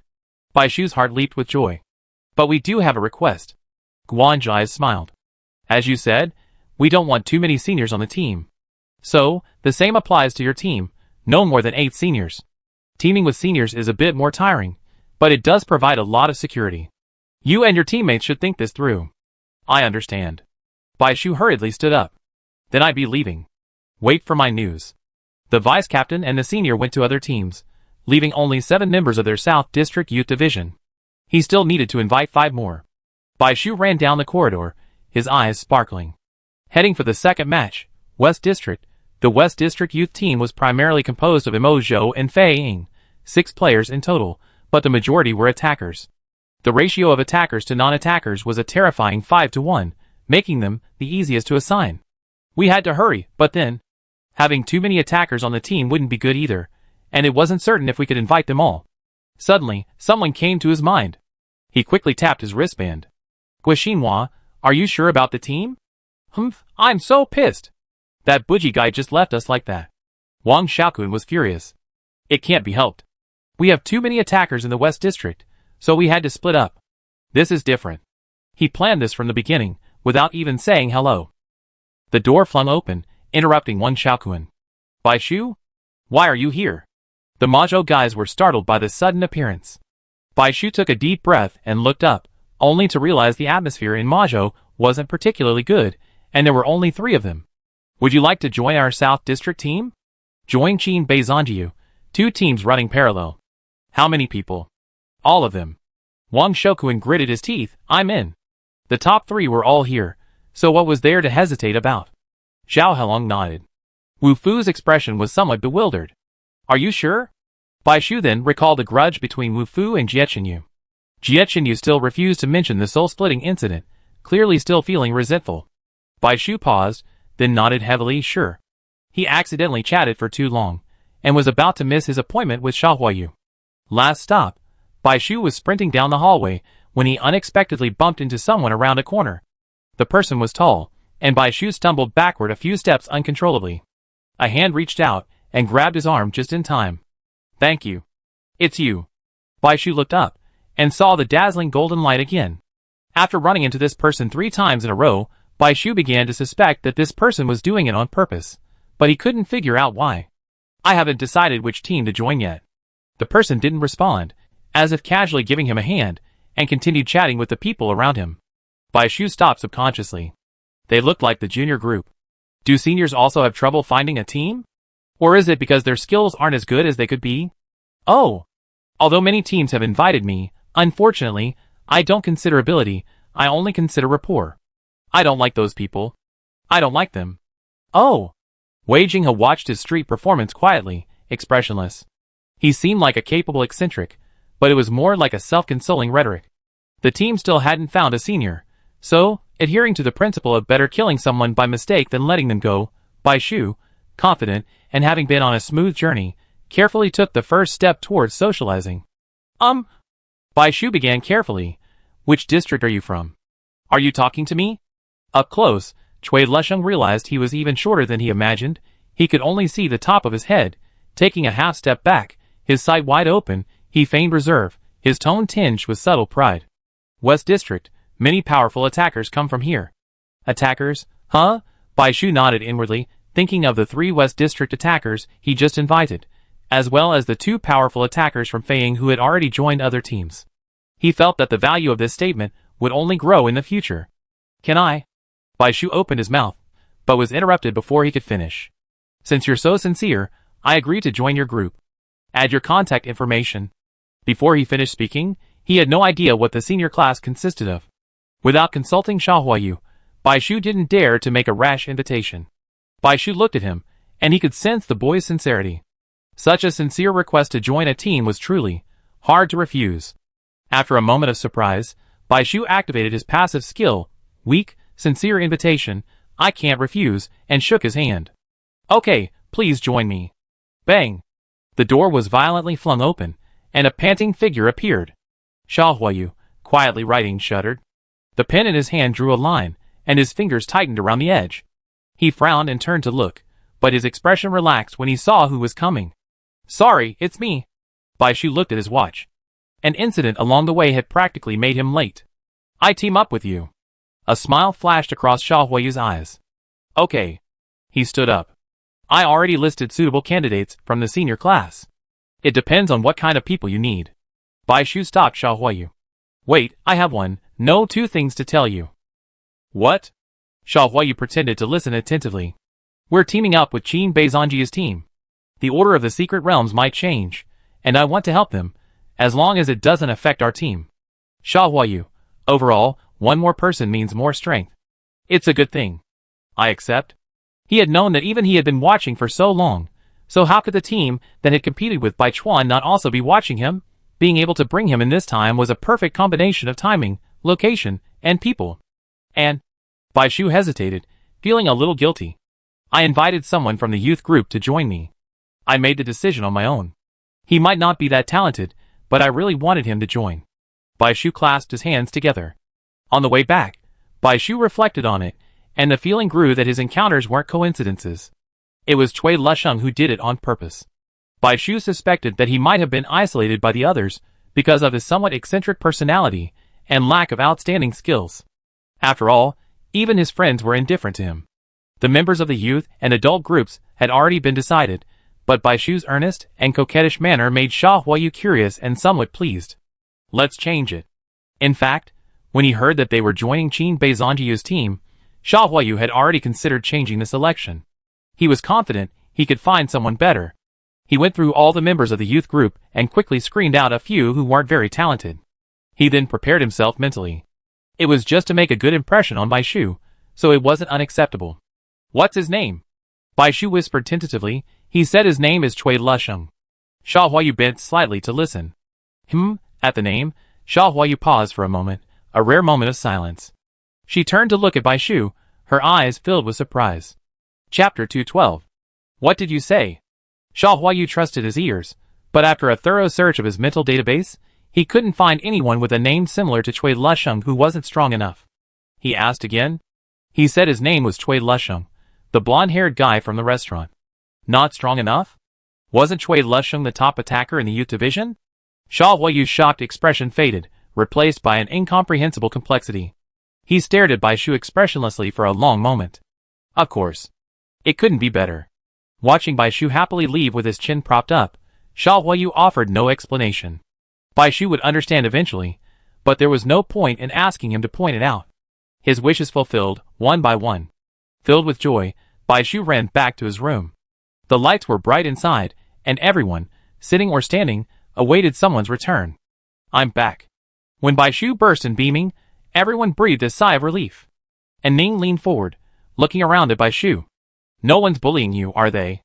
Although Bai Shu was jokingly called the summoner succubus, he was unfamiliar with the place, innocent and unsociable. She worried he'd be bullied without even realizing it. No, senior. Bai Shu excitedly recounted his plans and the journey. This maximizes safety, doesn't require us to be completely separated, and most of our teammates are familiar. This is the best possible outcome, and Ning smiled. Learning that she and Jiang Zhengping would be joining Su Li and Guan Zhizha on the same team, besides being happy to avoid separation, their fighting spirit soared.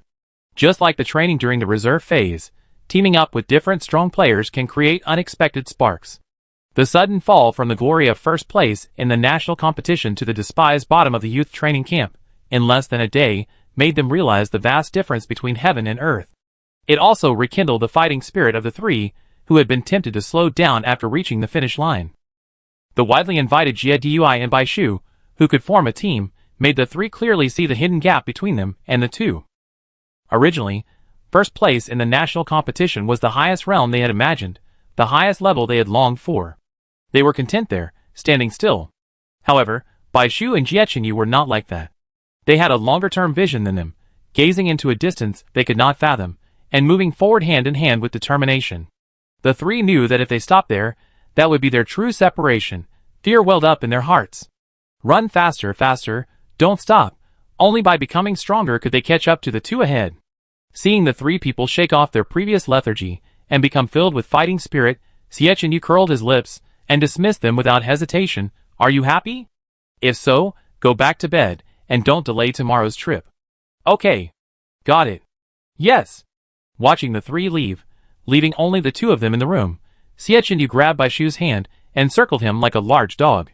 It's good to return you. Otherwise, they're all so sad and sighing, it's driving me crazy. It's not easy for the seniors either. Baishu checked the time and was shocked. It was almost 9 o'clock. Without a word, he pushed Xiachenu's approaching face away and said, go wash up.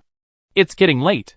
Xiechenu, Ever since they confirmed their relationship, they hadn't exchanged a single word, and Xiechenu felt aggrieved. But they had to leave at 3 or 4 the next morning. Baishu's words made sense, so what could he do? He could only curse inwardly while clutching his clothes and washing up. When he emerged, the bedroom was mostly dark, with only a nightlight by the bed. Baishu, however, remained awake, looking through the box containing all the token fragments one by one. Xiechenu frowned.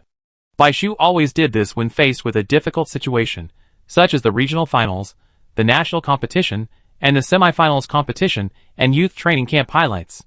At first, it was just to see if he could summon a new spirit, but it had become a habit. Xiechenu snaked his way onto the bed, sidling up to Baishu. He reached out to close the box, trying to pull it out and put it aside, but he didn't. So he pulled him into a hug, looking into his sleepy eyes. Didn't you say you were going to sleep? Why are you looking at this again? Worried about tomorrow? Baishu nodded. Qin Beizonjiu's team is fine. Our team has so few healers. Not counting the seniors, I'm the only healer in the team. He curled his fingers, holding the box, his eyes blurry with sleep. He looked pitiful, yet his words were incredibly arrogant and bold. The only solution is to summon as many healing spirits as possible. Xiechenu nearly laughed out loud and tapped his forehead. Do you think this box is a tortoise in a wishing well, giving you whatever you want? Even in all 5 districts, only Baishu would dare to say such a thing. But his expression suddenly turned serious, and he shook Baishu's hand. Don't take on such a huge responsibility. Everyone is responsible for their own choices and their own abilities. Not everyone can make it to the end.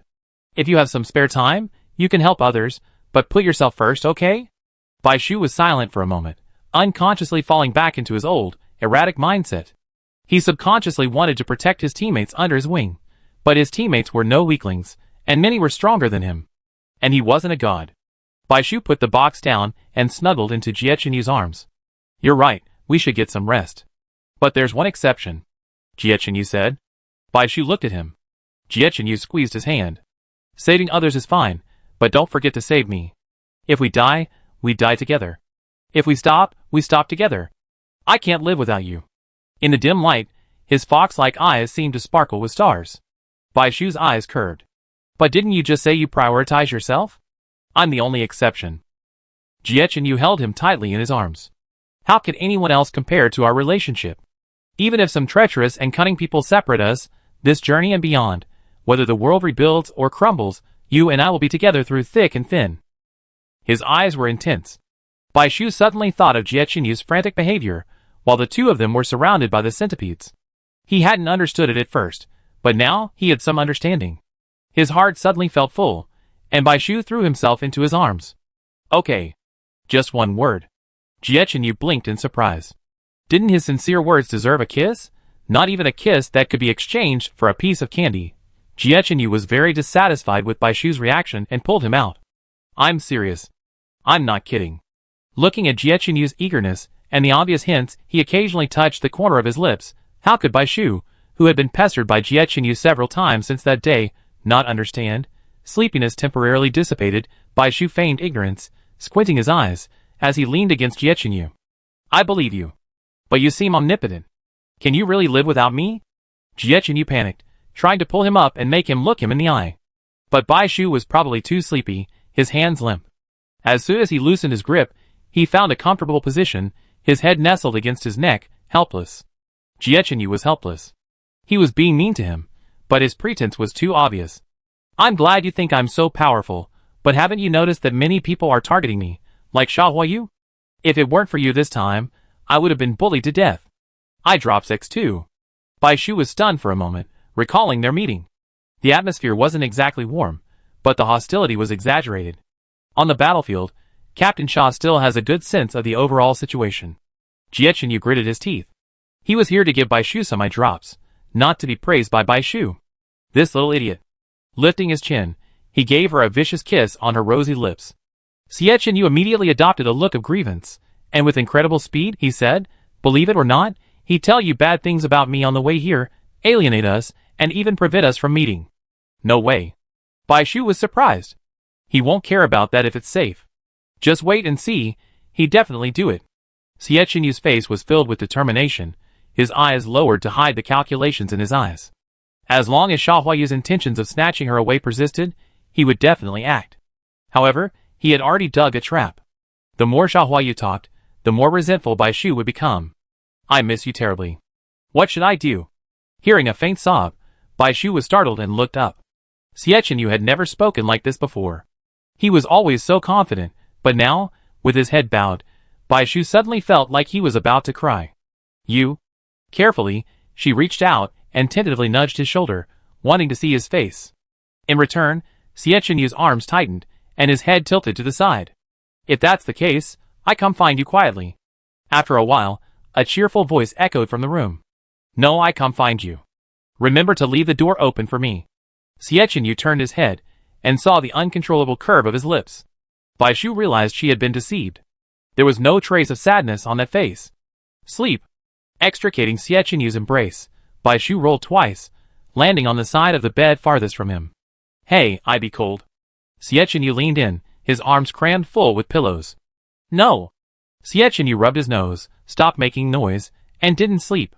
He didn't even close his eyes until he saw the person beside him fall asleep, turning back to find a source of warmth. Then, he smiled and closed his eyes. Before falling asleep, one thing lingered in his mind. Two teams moving in parallel. Jie Chenyu hadn't expected Song Yu and Qin Bei to agree to such a request, which offered them little benefit but presented a significant burden. Especially for the utterly self-centered Qin Bei, it wasn't their style. Why did they split up after the central secret realm? Besides the order in which everyone reached their destinations, it was also because the more people there were, the more likely they were to attract alien species. According to Bai Shu, they only requested Bai Shu's assistance in an emergency, and only if it didn't affect his own team. In Jie Chenyu's opinion, a situation where the South and West teams were well managed while the Central and North teams were in crisis wasn't going to happen. They must have a higher agenda for Bai Shu. He would have to suppress each of these troublemakers, who were targeting Bai Shu. In the darkness, the now larger boy, like a snake, domineeringly swept the unconscious sleeper into his arms, hissing and spitting out his tongue as he plotted. If Bai Shu could open his eyes and see this, it would probably be easy to imagine him after the golden cage had drained his soul. Before dawn the next day, the youth training camp was deserted, once again fading into the mountains and forests. At the junction of the middle and outer circles, everyone carried backpacks containing the most basic and necessary items, several sets of protective clothing, special tents made of a material that could conceal human presence, bandages, and some cleaning and sterilization medicines. Lastly, there were badge-shaped signal devices worn on everyone's chest. The teleportation array will no longer be available for the remainder of the journey. Everyone, follow your assigned teams and groups, and proceed separately. A voice emanated from the sky, and a massive black shadow obscured half the sky, casting its shadow over the entire team. Bai Shu looked up and saw an enormous bird, roughly the size of Kunping. Atop it were the 5 leaders of their team. They had barely been seen since setting out, their presence almost non-existent except for giving orders. Judging from their appearances, they likely wouldn't be helping out easily on this journey. Returning their gaze, the 4 Baichuans exchanged a glance, their words speaking volumes. Watching the 3 men leave the team, Sui Xingtian gritted his teeth, his voice choking with sobs. "Captain, although I know this is the best possible outcome, I still find it hard to accept." When it came time to say goodbye, Jie Chenyu lost all his playfulness from yesterday, his gaze fixed squarely ahead. "We eventually reunite, don't worry." Sui Xingtian felt the hand on his shoulder gain strength, and nodded strongly. The mighty army of 100 men was perfectly organized, forming neat formations. Bai Shu was already standing in the ranks. Sha Huayu Jinkong led the team, with Zheng Tianhua as the secondary fire attacker and Cui Lusheng as the earth attacker. The adult group consisted of a fellow Southern District border soldier from Heizei. He seemed easygoing and not overbearing. Bai Shu was surprised to learn that the not-so-burly man was actually a water shield man. Overall, the team's composition was perfect, a true Xiaohuayu style. Playing safe, not aggressive. The team possessed all 5 elements, a well-developed hexagonal structure, making it adaptable to any situation and terrain. More importantly, they hadn't brought anything hard to store like food. With all 5 elements, they could easily access water, making cooking easier in the wild. Bai Shu's group was in the middle of the Southwest District team. On the left, Xie Chenyu led the team, followed by Zui Xingtian and Gui Xinhua, who Bai Shu had invited, as well as 2 seniors whom Xie Chenyu had negotiated with after Xiaohuayu provided information. On the right, Xi Li led the team, followed by Si Kong. He had originally invited 3 seniors, but due to Bai Shu's collaboration with the Central and North District team, he had to reduce the number to 2, leaving a group of only 4. Bai Shu felt a little guilty about this, but Si Li, on the other hand, didn't care. He put down his teacup and said calmly, "It's okay. This year, it's rare to have the top 4 teams together, and many seniors are willing to join. I choose 2 of the better quality." Further to the right were the 3 West District team members, Wu Fu, Zhao Helong, and Wang Xiaoquan, along with the 2 seniors they had invited themselves. At this moment, Wang Xiaoquan was glaring fiercely to the right, towards the Central and North District team. Zhang Yiyan led the team on the far left, followed by Jiang Yun and Jiang Yu. They were cousins from the same clan, and their teamwork was remarkable. Seeing Bai Shu looking over, Jiang Yun's pupils fluttered, and a cold sweat nearly broke out. He immediately covered his neck with his hands, silently screaming. God damn it, he almost forgotten that collaborating with Bai Shu meant carrying a ticking time bomb. Please, make sure to protect your necklace. Brother, what's wrong with you? Jiang Yu looked puzzled and followed his gaze. Are you looking at that rumored first-year healer? Do you think he can compare to me? Jiang Yun slapped him. There's no comparison. I think so too. Jiang Yun glanced at him, his words unsettling. Further to the right, Su Li led the team, followed by Bu Ji and Jiang Zheping. 2 of the seniors looked familiar to Bai Shu. They were friends at the dinner table with Cui Lesheng, who seemed to have a shaky relationship. Then came Guan Zhais, followed by Han Pu and An Ning, and the long-haired man in the corridor with Cui Lesheng. Bai Shu was puzzled. The fact that those 2 could join Su Li and Guan Zhai's team showed they were quite capable, but why were they always with Cui Lesheng, ignoring him, leaving him desperate and resorting to picking up random people on the street? Thinking about it, there was only one possibility. Cui Lesheng was probably just a lackey for the 2, lacking any teammate camaraderie. It must be tough. Catching Bai Shu's gaze, Cui Lesheng grinned, only to be met with an encouraging, overly kind smile. Cui Lesheng, Why did he feel something was off? On the far right of the Zhongbei team was Zhou Yingsheng, Guo Fanyu, Zhang Jingxia, and 2 seniors. Let's go! Chapter 213. With this command, it was as if the 8 immortals were crossing the sea, each displaying their magical powers. Suddenly, some flew into the sky, some ran on the ground, and some darted through the forest. The cluster teams gradually separated, forming groups and teams. Then, the seniors and juniors gradually separated within their groups. But neither the seniors nor the newcomers objected to their teammates gradually leaving. Because of the temporary team formation, there was even competition among the juniors in the same group. The previously orderly team suddenly dispersed across the contaminated area. There was almost no conversation, and a thick atmosphere of coldness and solemnity permeated the air. Most of the teams were still in the initial stages of testing. Newcomers like Shirakawa, accustomed to teamwork, frowned uncomfortably, but they had to force themselves to adapt. In the contaminated area, with real weapons and weapons, this time they had no protection behind them. Everyone's first priority was to protect themselves, so it was understandable that they would choose strong teammates. In the face of life and death, the law of natural selection may be cruel, but it is practical. Only the weak will be eliminated first. Since they're a drag on the team, there's no point in them existing. The ground suddenly rose in layers nearby. Bai Shu looked back and saw Cui Lesheng standing on it, inviting Yifang, the senior water shield player. The rising layers of earth were twisted and shaped by his thoughts, demonstrating his mastery over his own destiny. Thank you, Yifang said in a low voice. Cui Lesheng saw Bai Shu looking over and raised his chin triumphantly. According to the rules, we're going to separate temporarily. This is partly to select suitable teammates, and partly to get to know the new ones. But if you ask me, I begrudgingly break the rules and take you along. He also took a closer look at the 2 people accompanying Bai Shu. Zheng Tianhua and Xiaohuayu's spirits and skills weren't suited to trekking. While charging ahead wasn't necessarily a good idea in this situation, falling behind wasn't an option either. Cui Lusheng had a helpless expression. "I'm so spoiled by you." Bai Shu was amused. To be fair, there weren't many seniors who could explain themselves and still offer help. However, having finally made it into the outer circle, he decided to give it a try on his own. Wow! What a huge bird! Just as he was about to refuse, he heard a commotion. Another enormous bird, similar in size to the one the coaches had ridden, had appeared.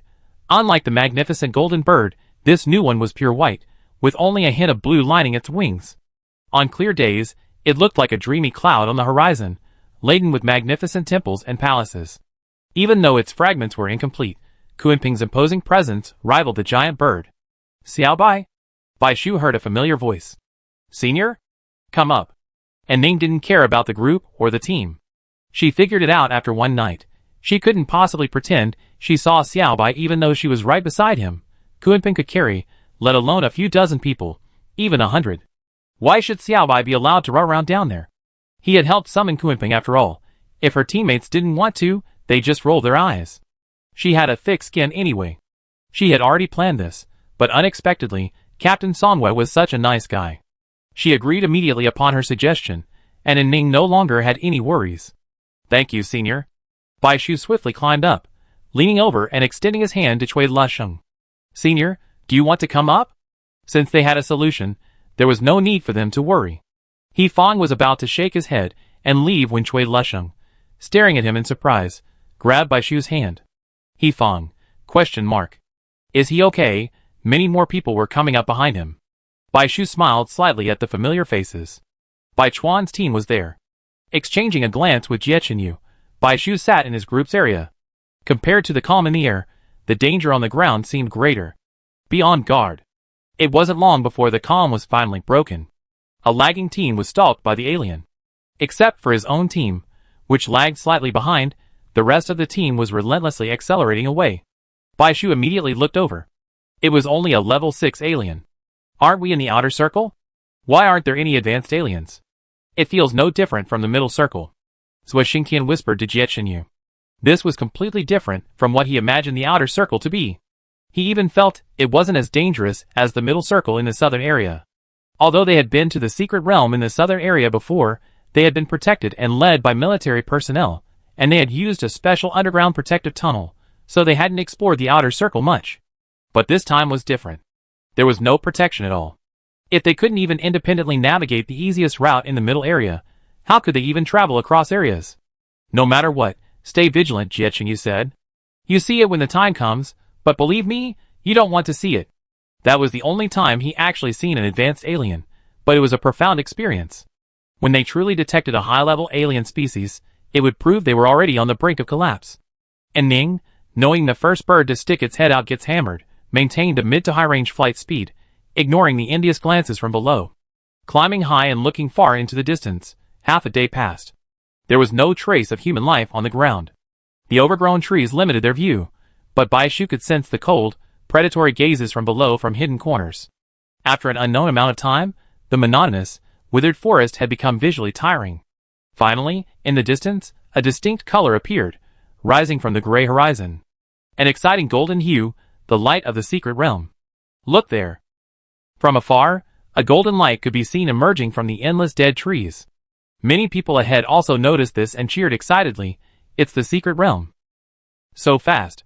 While it wasn't Bai Shu's first time seeing a secret realm, it was his first time gazing down upon it in its entirety. Compared to the dimness of the southern secret realm, the central secret realm's radiance was truly dazzling. But the sun-like light lacked any warmth. Instead, it felt cold and desolate, as if inviolable. And Ning land? Su Li suddenly opened his eyes. Okay. As a fellow prophet, and Ning also felt a vague, yet inexplicable, sense of foreboding. Upon hearing Su Li's words, he sprang into action. As soon as Su Li finished speaking, a giant, all-red bird swooped down from the opposite direction. Aside from its signature red eyes, its size and appearance were remarkably similar to Kunping. Su Li frowned. It was too late to land. Kunping. To avoid the impact, the previously leisurely Kunping suddenly changed direction and soared into the sky. This sudden change caused everyone to suddenly lose weight. With the exception of Baichuan and his companions, most people instinctively activated their skills and prepared to leave. Everyone sit tight. And Ning gritted his teeth.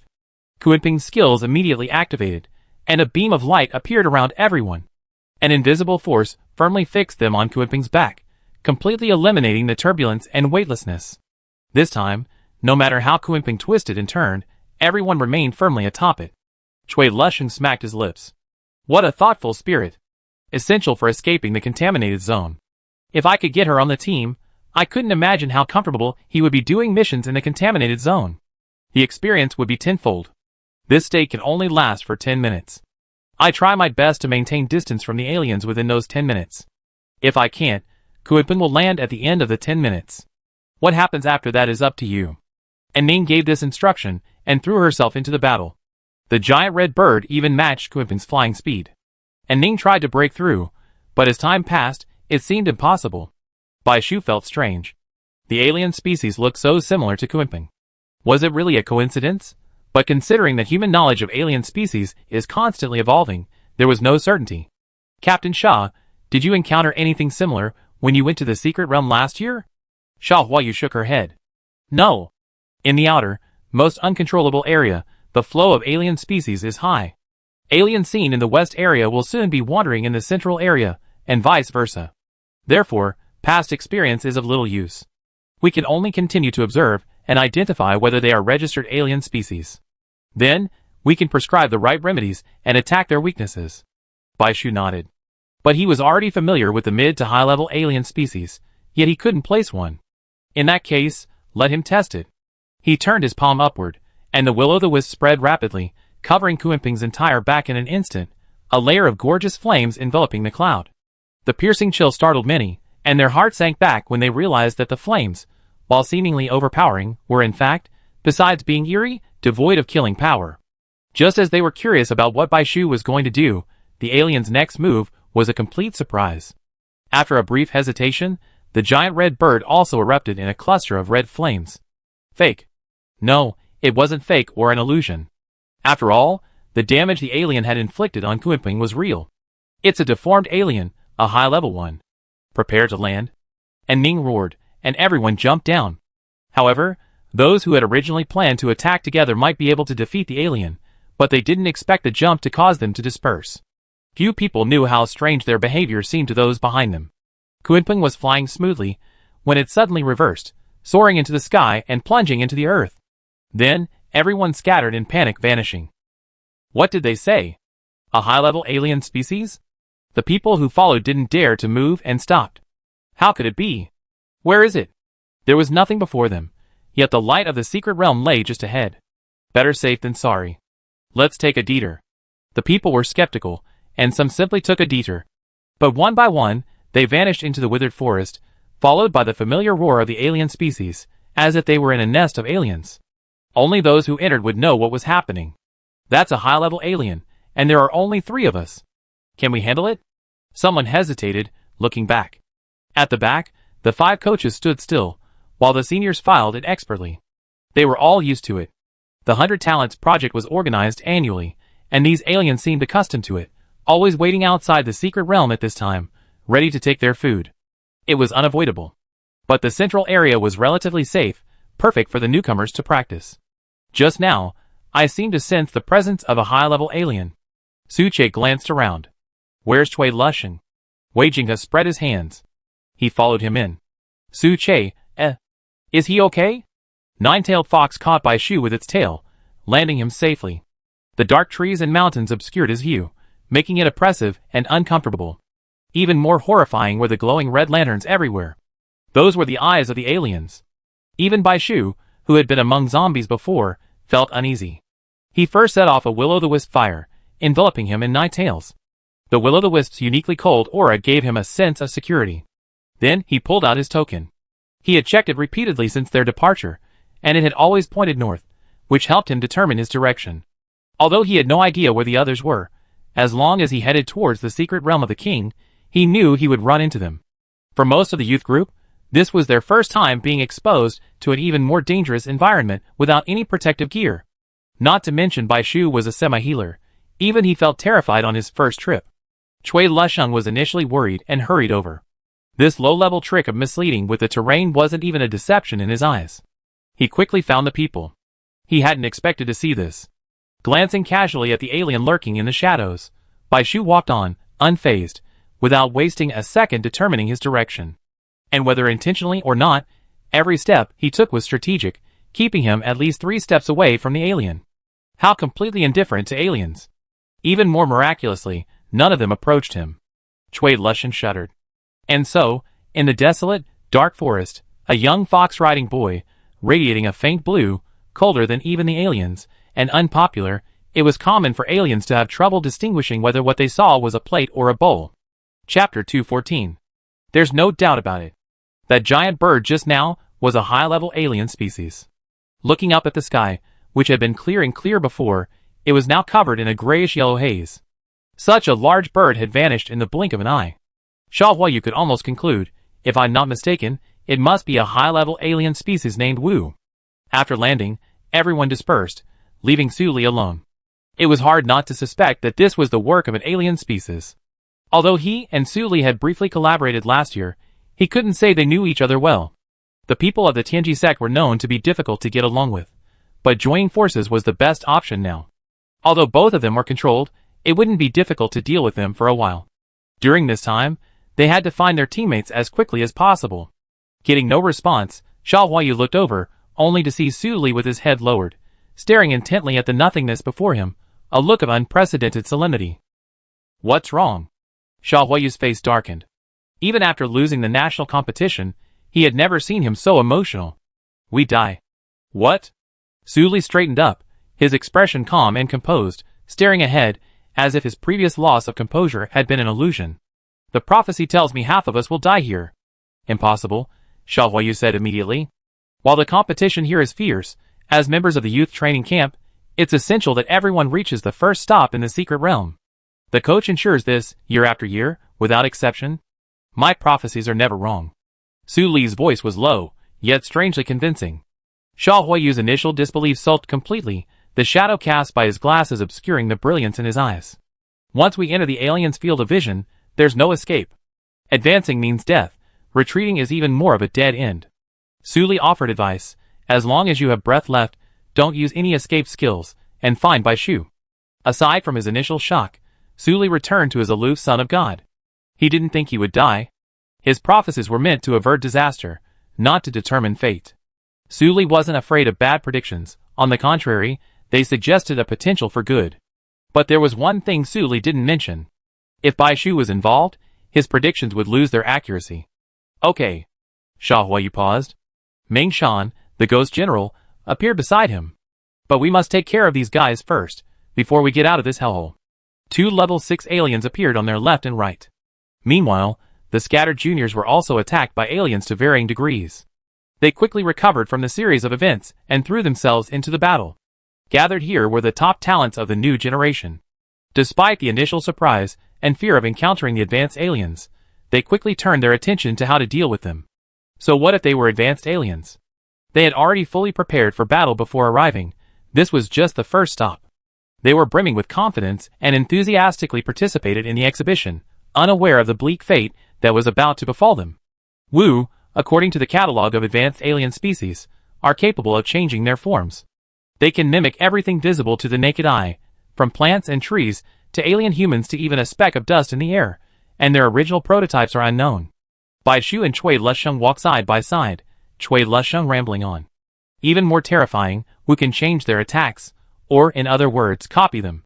They can quickly memorize the attack signatures of any skill they've seen, mimicking and performing them. Because of their inherent strength, the copied skills can be even more powerful. They're incredibly difficult to guard against, and their damage is high. They're a very formidable alien species. Chui Lusheng concluded with a final sigh, glancing at Bai Shu's expression. He glanced around warily and intently, showing no trace of the fear he expected, nor any intention of paying attention. Good, as expected of someone he'd chosen. Ever since teaming up with Chui Lusheng, the alien species had become restless. Bai Shu listened carefully, yet dared not let his guard down, maintaining his ghostly presence as he moved swiftly through the space. The alien species within the middle circle were already very familiar with humans, tracking them by appearance and scent. However, those in the outer circle were somewhat different. They seemed to still rely on their ancient instincts, driven by their obsession with the talisman fragments. At first, Bai Shu thought they were holding back because of the will-o'-the-wisp, but after Cui Lusheng joined, the alien species' noticeable agitation confirmed the true cause. He raised his hand and pressed it against the jade shard on his chest. Only he could see it radiating a brilliant light beneath his opaque clothing. The jade shard he had obtained from the secret realm in the southern area was the true source of the aliens' neglect. We must charge. There are too many aliens here. If we are surrounded, it will be fatal. Bai Shu touched the back of Nine-Tailed Fox's neck, and it flicked its tail in understanding. Bai Shu took out the token again to determine the direction. Hey, this isn't something from the Tianji sect. A head popped up from the right, interested. Are you trying to collect fragments? When Dai got a closer look at the tiny fragment held within, he was surprised and said tactfully, this fragment is too small. If you want to gather the fragments to summon a new ancestor, I suggest you cherish them. If you don't have any, I have plenty. Cui Lusheng hadn't even considered the alternative possibility. Gathering tokens for the already summoned spirits. Such a small fragment contained almost no useful information. It was impossible to summon them. Bai Shu put away the token. Thank you, but I won't need it. This is Dong Feng's token fragment. The slap in the face came so quickly that Cui Lusheng's eyes nearly popped out of his head. This can even be summoned? Shit, true or false, Cui Lusheng knew Bai Shu's spirits intimately. Dong Feng was fully awakened. His eyes nearly popped out of his head, but Bai Shu had no reason to lie, he had to believe it. Luck. Looking back, successfully summoning Dong Feng was truly fate. This is a 1-in-a-million stroke of luck. Cui Lusheng smacked his lips. He considered himself acquainted with many talented individuals, but no one, from Su Che, a descendant of the Tianji sect, to the self-proclaimed Gu Yun, a scion of an aristocratic family, could pull off this feat. Bai Shu smiled faintly, but a wary look etched in his eyes as he looked at Cui Lusheng. The conflicting feelings he felt about this person grew deeper and deeper. He claimed he wasn't very powerful, yet he turned a blind eye to the aliens eager to make a move. If he was powerful, why would he proactively confront them, someone everyone disapproved of, unless... Bai Shu suddenly leaned forward, close to Nine-Tailed Fox. Cui Lusheng was puzzled. Run! Bai Shu shouted softly, and Nine-Tailed Fox shot forward like an arrow. At the same time, seeing its prey flee, the aliens, who had been hesitant, roared and charged at the two of them. So you were prepared. The person beside him quickly caught up, using their abilities to match Nine-Tailed Fox's speed. However, this was Nine-Tailed Fox's fastest speed, not the others. Bai Shu was now certain that the other party was very powerful. Are you Cui Lusheng, or Wu? Bai Shu's gaze was piercing, the Nine-Tailed Fox fire already resting on Cui Lusheng's forehead. If it was the latter, rather than resorting to suspicion and feigning alien sympathy, Bai Shu would rather expose it. Cui Lusheng was stunned. He had never expected Bai Shu to doubt him, someone so enthusiastic and trying so hard to be friendly. Devastated, he raised his hands to his head. Of course not. Wu can't transform something it hasn't seen before. I can summon all my ancestral spirits to prove it. No, Bai Shu said firmly. I don't know what kind of ancestral spirit you have. Because of the rush before departure, Bai Shu hadn't had time to learn about the upper grades. Cui Lusheng looked distressed. If I were an alien, I wouldn't know about the summoning order in your hand. That thing came from the Tianji sect. Aliens wouldn't know about this, would they? If you don't believe me, I can tell you more. Sorry. Quickly retracting the foxfire, Bai Shu tightened his grip on the rope, feeling a little guilty about suspecting the wrong person. You're not Wu, and I can prove myself. No, that's not necessary. Cui Lusheng looked at him dimly. I know you're not. Bai Shu felt even more ashamed. Sorry, I'm just too sensitive. Never mind. It's understandable. It's good for young people to be more cautious. Cui Lusheng consoled him. I know you're not because I have my own way of identifying it. He didn't explain further. This method wasn't scientific, nor was it based on skill, it was an innate talent.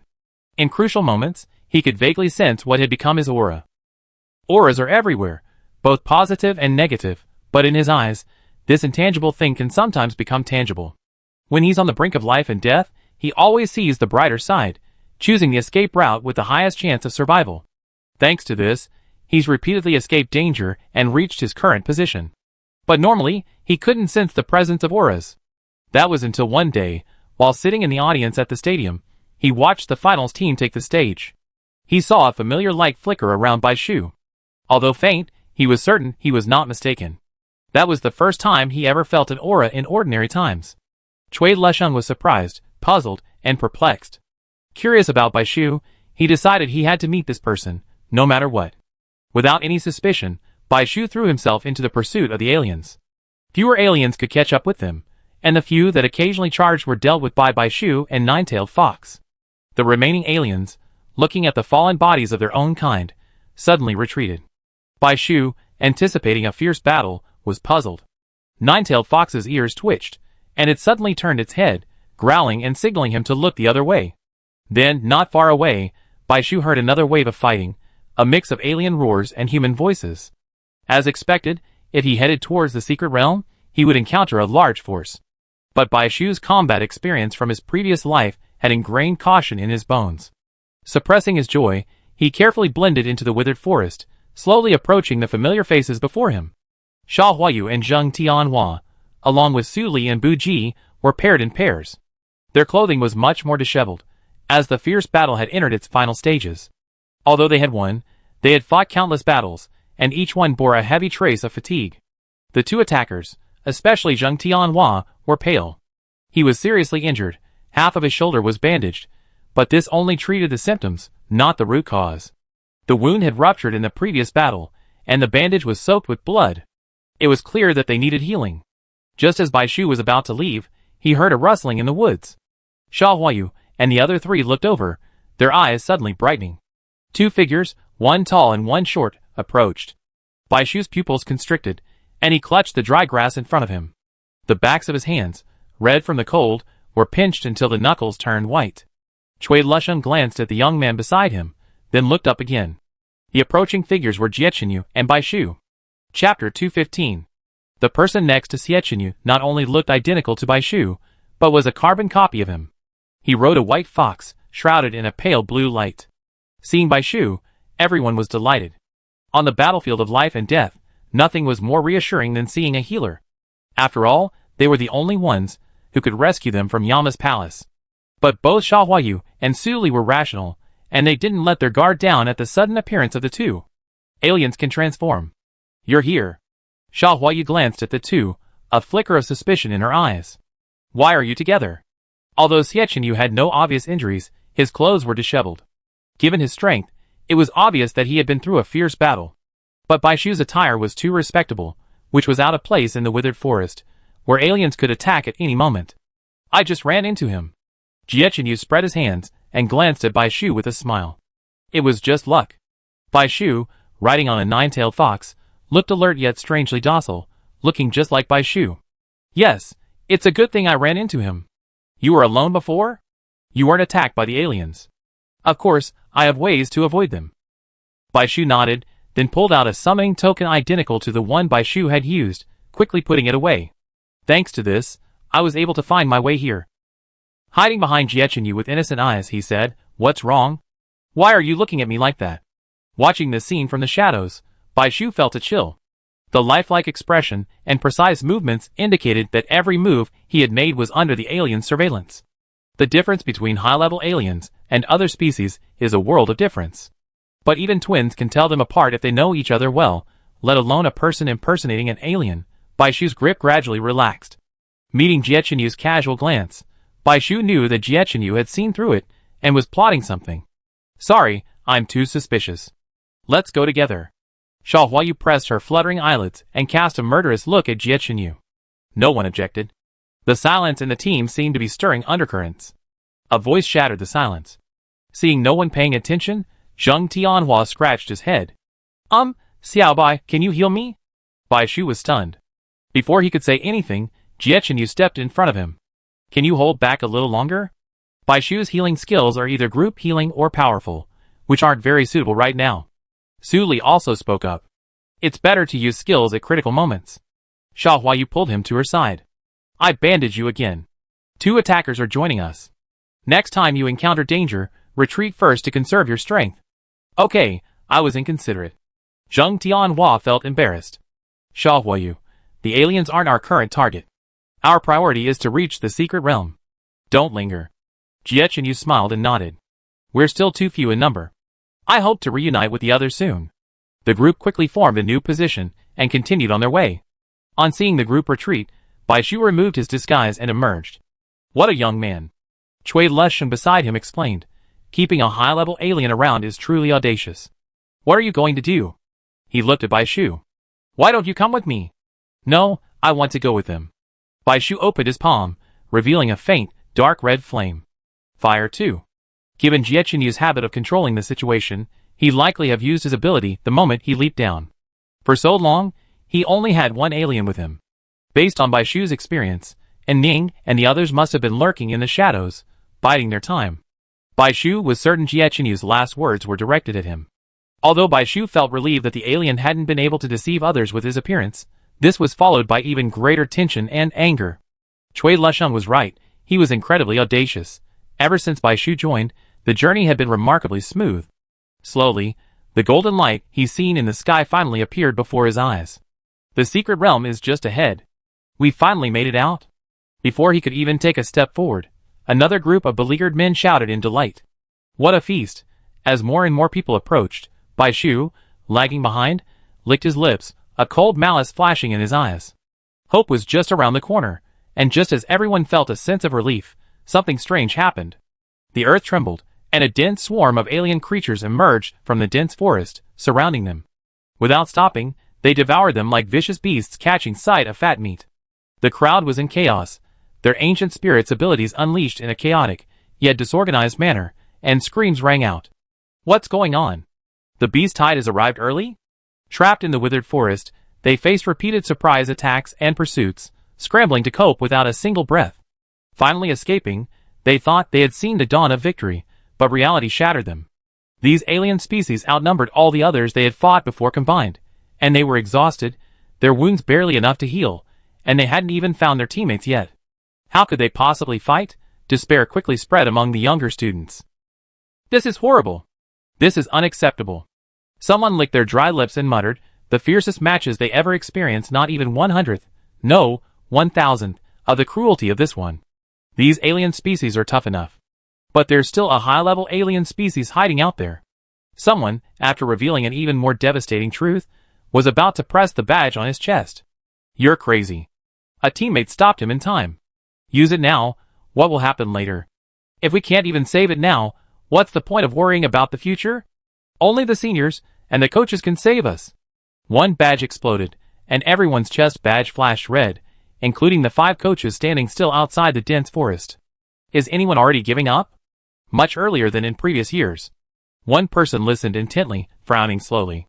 The juniors are being attacked by alien species. It might be the work of a higher-level alien species. Another person's face shone with worry.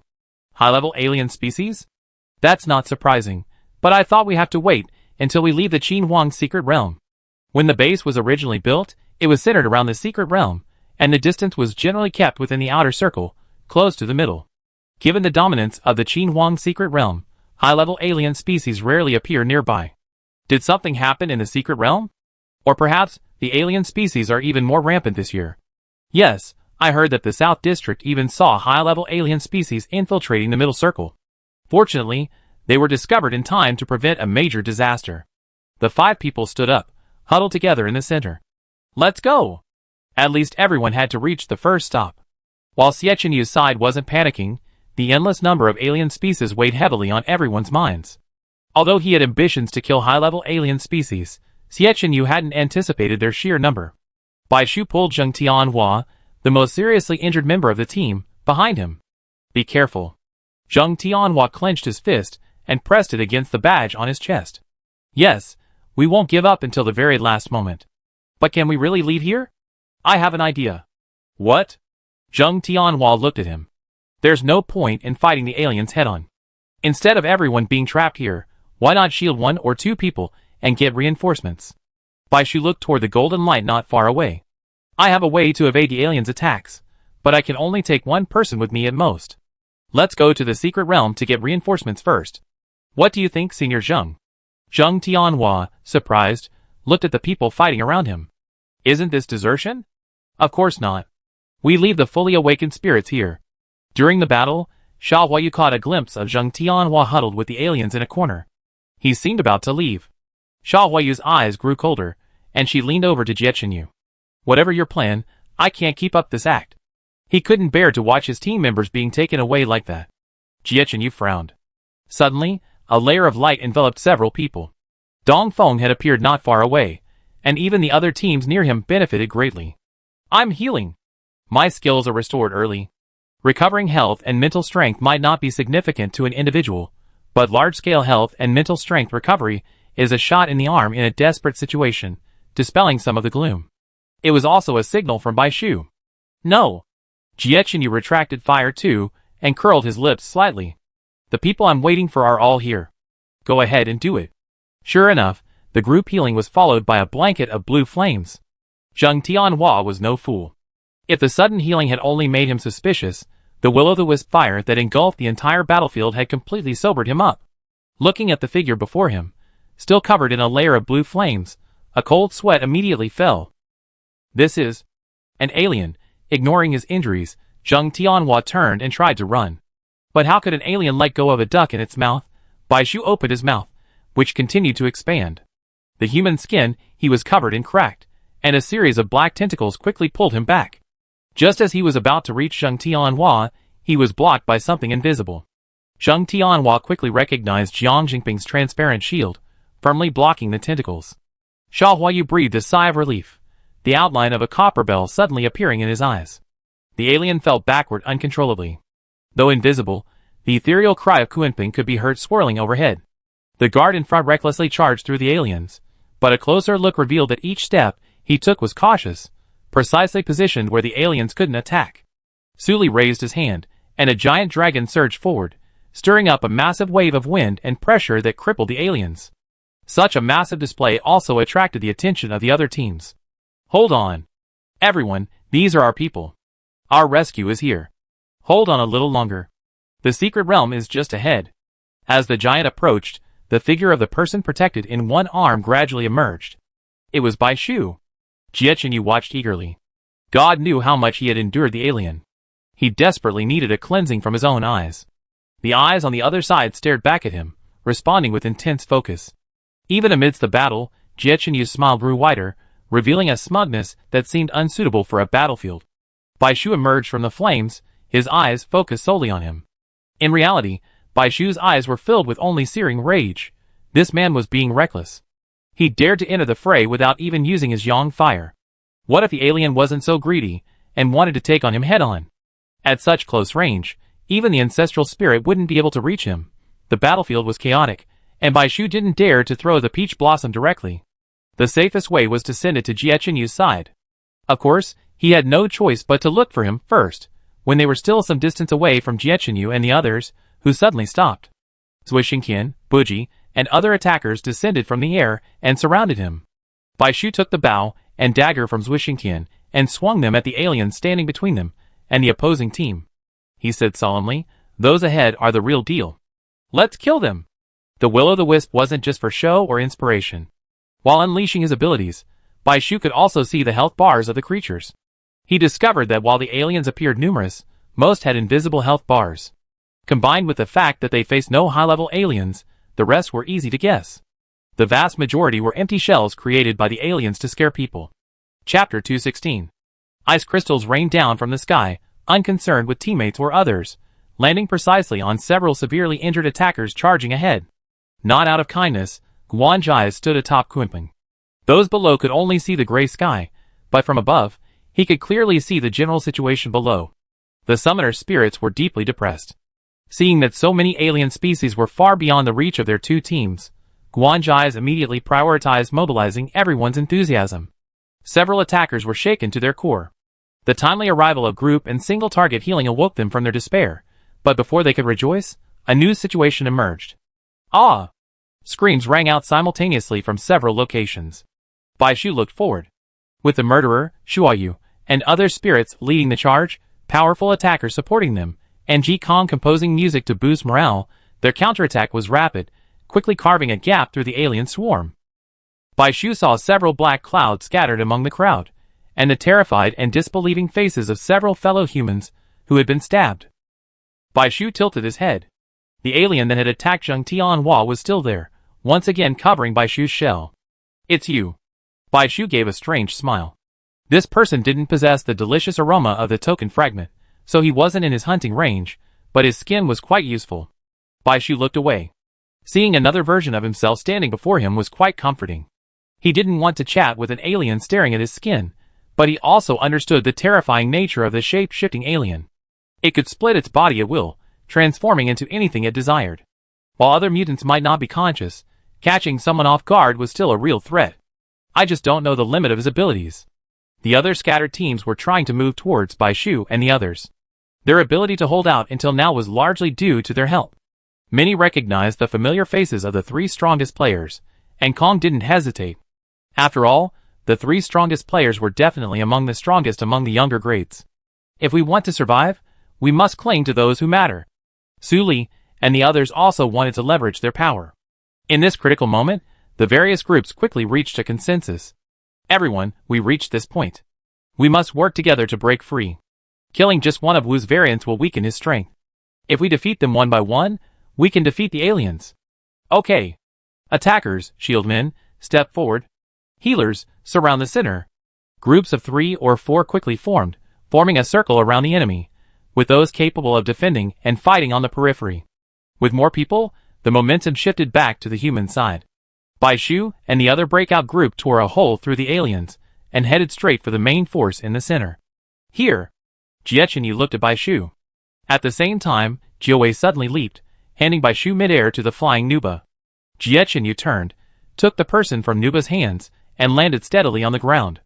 Before he could say anything, Bai Shu gritted his teeth and slapped his face away. White peach blossom disappeared between them. Hurry up! Understood. The feeling of being filled with power was simply wonderful. Bai Shu's strength was a bit too much, perhaps because he couldn't control it. Jie Chen Yu smiled. Turning around, the smile vanished, leaving only a cold and murderous look. A tiny golden flame, like a tiny goldfish amidst the magnificent sea of blue fire, silently yet incredibly swiftly flew towards the alien. I disliked it for a long time. Why would it choose to transform into Bai Shu's image? This was extremely disgusting, and Jie Chen Yu's expression was sullen. In terms of combat power alone, it wasn't strong among high-level alien species.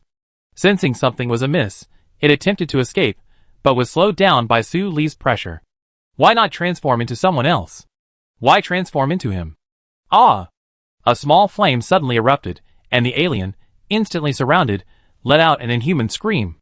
Everyone looked on, only to see a fierce battle between gold and black.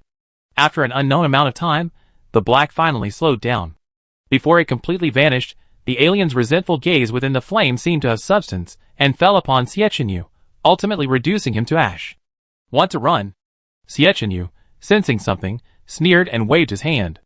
The golden fire transformed once again into a swimming fish, surging with a few puffs, igniting simultaneously in different locations. From the moment the golden fire ignited, it was so overbearing that it would not tolerate any interference. But the price was also immense.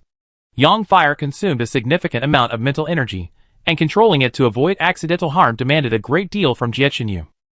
Bai Shu watched the sweat gradually beating on his forehead, worried but afraid to disturb him. His only solace was the knowledge that there were other summoners in the team who could recover their mental energy, and would always be able to hold on.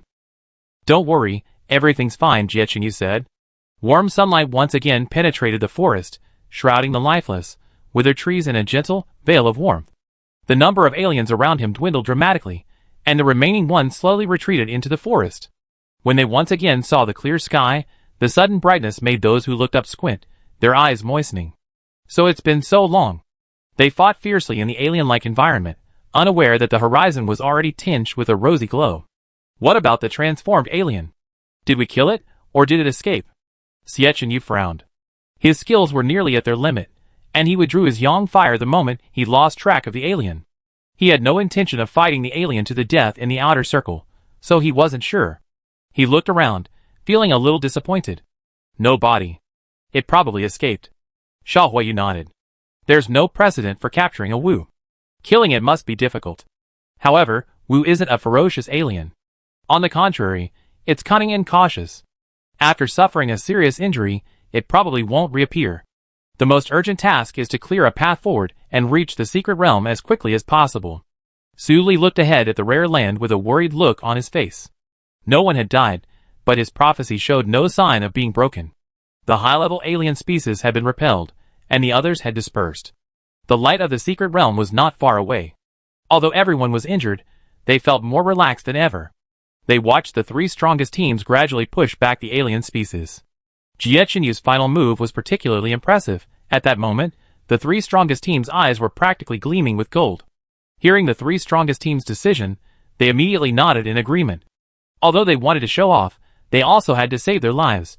It was so thrilling just now, and the seniors were nowhere to be seen. Perhaps they had already left. Yes, the secret realm is our core objective. If entering the secret realm wasn't our top priority, I really like to know what Wu's true form looks like. Stop bragging. Didn't you pee your pants when you saw the alien just now? No. Gurgle. Wu's stomach started rumbling first, a little embarrassed. Baishu was about to raise his hand when a sudden, gurgling sound followed.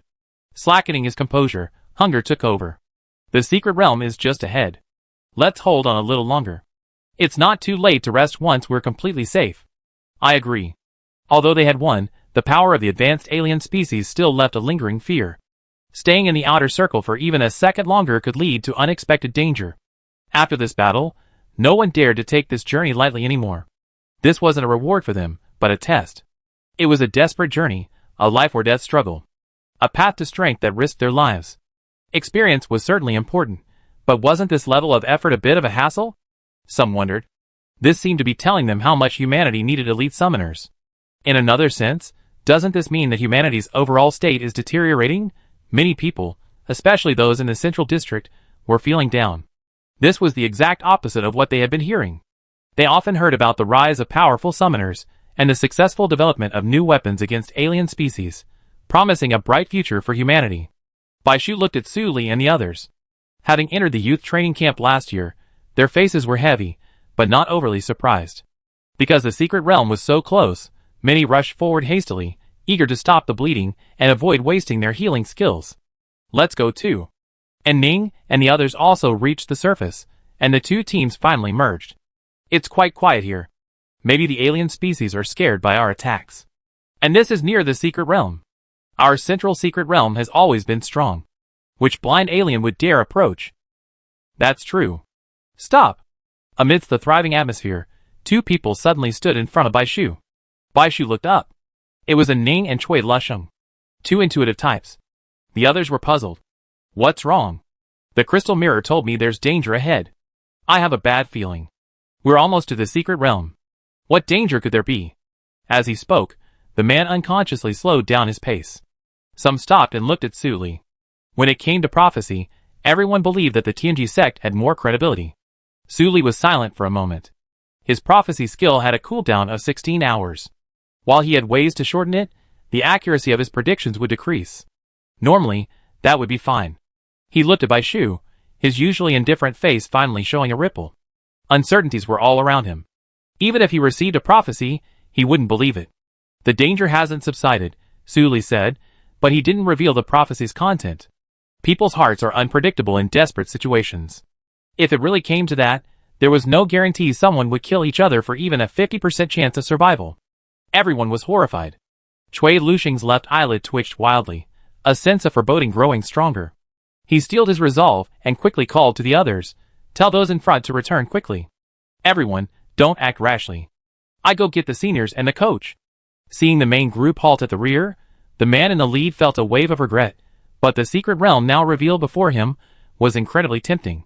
When he saw the ancient spirit outside the secret mirror, dressed in antique robes, his heart settled again. He trotted over, gazing at it with joy and reverence, and asked, "Has the secret realm been opened?"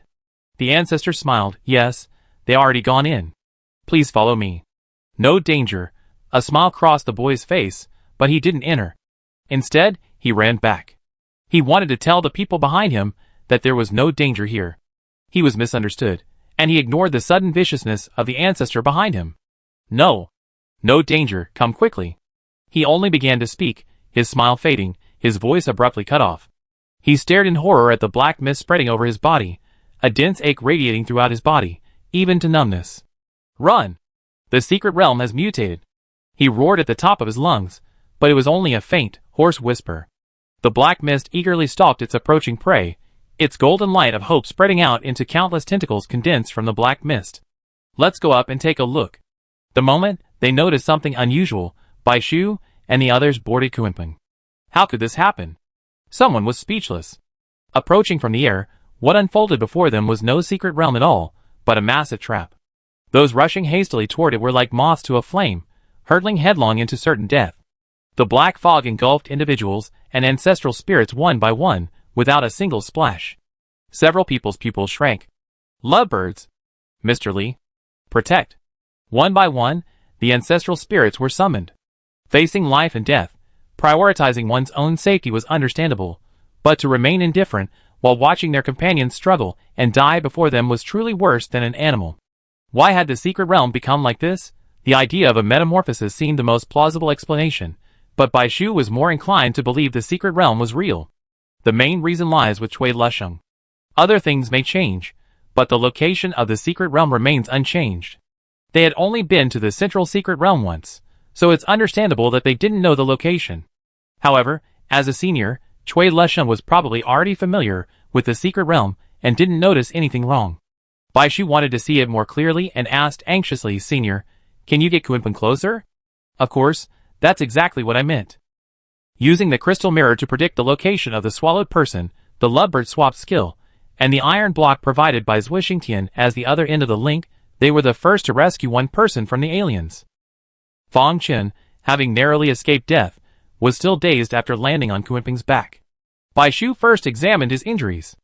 And Ning had rescued the person closest to the edge, who had been trapped in the alien trap the longest. He was nearly covered in wounds, deep but not fatal, which is why he survived.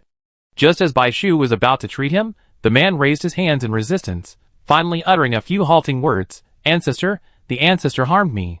Zhang Yan and the others from the central district were the first to disbelieve him. "Impossible."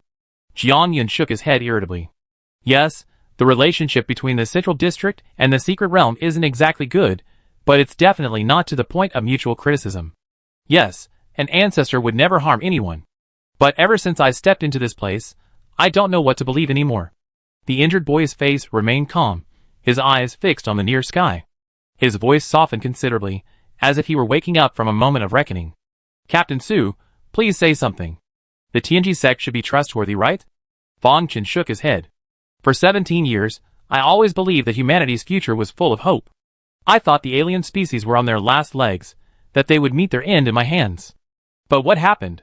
He tilted his head, tears streaming from his eyes filled with hatred. "I saw the vast, boundless, unfamiliar lands beyond District 5. I saw swarms of intermediate-level alien species everywhere. I saw advanced alien species that were no less capable than humans, free from their bestial impulses." His voice deepened from resentment to a low, choked sob. Before he knew it, his face was covered in blood and tears. He murmured softly, as if talking to himself. "Are we fighting, or are we being held captive? Is this world ours, or theirs? I can't figure it out anymore." Chapter 217. After saying this, Fang Chen's eyes glazed over, as if his last breath of life had ended, his life visibly slipping away. A moment of silence fell on the bird's back, eyes cast down, speechless, expressions heavy. There was mourning for the impending loss of their own kind, the sorrow of grieving for their own kind, and even the same questioning. Was he wrong? Didn't they have doubts? Of course they did. Everything they saw and heard the first time they left the protection zone and ventured deep into the contaminated area felt illusory. However, with no one to answer their questions, they could only constantly reassure themselves, appearing no different from ordinary people, hiding the question deep within their hearts. The deeper they thought, the more painful and tormenting they became. "This is our world." A calm, firm voice echoed in Fang Chen's ears. It wasn't loud, but loud enough for everyone to hear. In the dead silence, where only the flapping of wings could be heard, it was clear and bright, like sunlight shining through the clouds. "I prove it." Bai Shu squatted beside him, supporting his back and slowly rising. "Just let him." The man who knew Fang Chen had a look of pity on his face, unable to utter the last few words, swallowing them in his stomach. What was there to see in this place overrun with alien creatures? Just let him go in peace. But as he took a step forward, someone pulled him back. He looked around. It was the top 3 teams, and none of them showed any remorse for the loss of their own kind. The boy curled his lips sarcastically, feeling not only indignation, but also sadness. Are they so cold-blooded? Perhaps this is the only way to survive. Look there. Bai Shu pointed. Miraculously, the man, clearly on the verge of death, looked much better the moment Bai Shu approached. Fang Chen's eyes unconsciously followed Bai Shu's pointing direction. There are woods, swamps, and exotic species, but among the trees, beneath the loess, one can always find traces that don't fit in here. The remnants of ancient brick walls, man-made ditches and rivers. The traces of human presence can be buried underground, but they can never be erased. Not even time, let alone these beasts. Bai Shu gazed into the distant horizon. Although the scenery before him was vastly different from what he remembered, his gaze was longing, filled with hope and anticipation. He had the good fortune to witness humanity's heyday. When he was very young, human life was peaceful and happy. There was no war, no need for fighting, and the bonds of family and friendship held them together. Over the years, the few happy memories of his childhood have uncontrollably faded to a mere outline, but to this day, Bai Shu clings to that beautiful feeling, never willing to forget it. He longed to return to that golden age, even if it meant dying again. Really? In his arms, Fang Chen whispered hoarsely. He was recovering at a speed visible to the naked eye, like a dead sapling miraculously reborn. Resurrection from the dead. Everyone stared at the scene intently. Bai Shu ignored the intense gazes around him, and nodded in agreement. His expression, his every movement, was resolute, as if stating the truth. This is our world. To survive in difficult circumstances, one must have unwavering faith. To survive, to struggle until the very end. Fang Chen must live, and his crumbling faith must be rebuilt. He knew the past, so he remained resolute. For those living in a devastated world, confined to a small space, even blinded by deception, it was normal for them to occasionally lose their way. In other words, those who remained steadfast were the minority. Bai Shu looked at Jie Chenyu. This person was one of those few. Their eyes met, and Jie Chenyu, like a radar signal, immediately stepped over to Bai Shu's side. With an indescribable excitement, he embraced Bai Shu, rubbed his head, and his smile widened. He knew Bai Shu understood him. He loved Bai Shu's eyes, which never lost their focus, and admired his unwavering resolve, a level of resolve he himself couldn't achieve. You're right, the world. He chuckled softly, his eyes gleaming with ambition and hatred as he looked at the aliens on the ground. So what if it's not ours? Take it, and it's ours. So what if the world is ours? Lose it, and it's theirs. He helped Bai Shu to his feet, glancing down at Fang Chen below. What's the point of being a coward? If you're going to die, let's die in battle. Don't waste other people's skills. This is undoubtedly our world. Su Li, Guanzhais, and the others spoke up, their voices equally resolute. The dejected atmosphere shifted, and everyone's spirits lifted. This is our world. Even if I die, I scrape a layer of flesh off those aliens today. Yes. Let these guys know we're not to be trifled with. The timing was perfect. The shield attacker quickly strode to the edge. Jie Chenyu said, and Ning, have Guanping descend. And start. Okay, everyone be alert. The aliens are coming for us. And Ning's face was filled with alarm. The aliens seemed impatient, and countless black tentacles attacked Guanping. Looking down, there was no golden secret realm anymore. It was simply endless darkness, its tentacles scattered like a mass of giant seaweed wreaking havoc on the land. Snatched from the clutches of a tiger's mouth, the enraged alien revealed its true form. Su Li opened his eyes again, bloodshot, the gray veil still lingering. Give it your all. This is a do-or-die battle. Guanzhais nodded, and immediately unleashed his ultimate skill, Shengqing, significantly reducing the tentacle's chance of success. Everyone quickly took their positions, each taking their own place. Thank you. I never have that foolish thought again. Fang Chen's voice choked with sobs. He had saved his life. He had clearly felt death approaching, yet he had been pulled back from the brink. He knew without question how valuable that skill was. Thinking of this, his face flushed, a touch of guilt forming. I don't have a strong body, and my skills aren't particularly impressive. You could have saved someone more useful. He, too, was a newcomer, a marginal figure among newcomers. No, I think it's worth it. Bai Shu smiled. I really need your help. Bai Shu's observation skills were astonishing. He remembered that Fang Chen was the first person to be devoured by the alien, yet he was rescued before the others. This was definitely related to his skill, the spirit of the ancestors. Fang Chen was surprised, then overjoyed. You saved me. This life is yours. From now on, I'd be at your disposal. Bai Shu waved at him. Okay, I have a plan to share with you. Jie Chenyu, who had been ignored, raised an eyebrow. What plan did Bai Shu have to give up?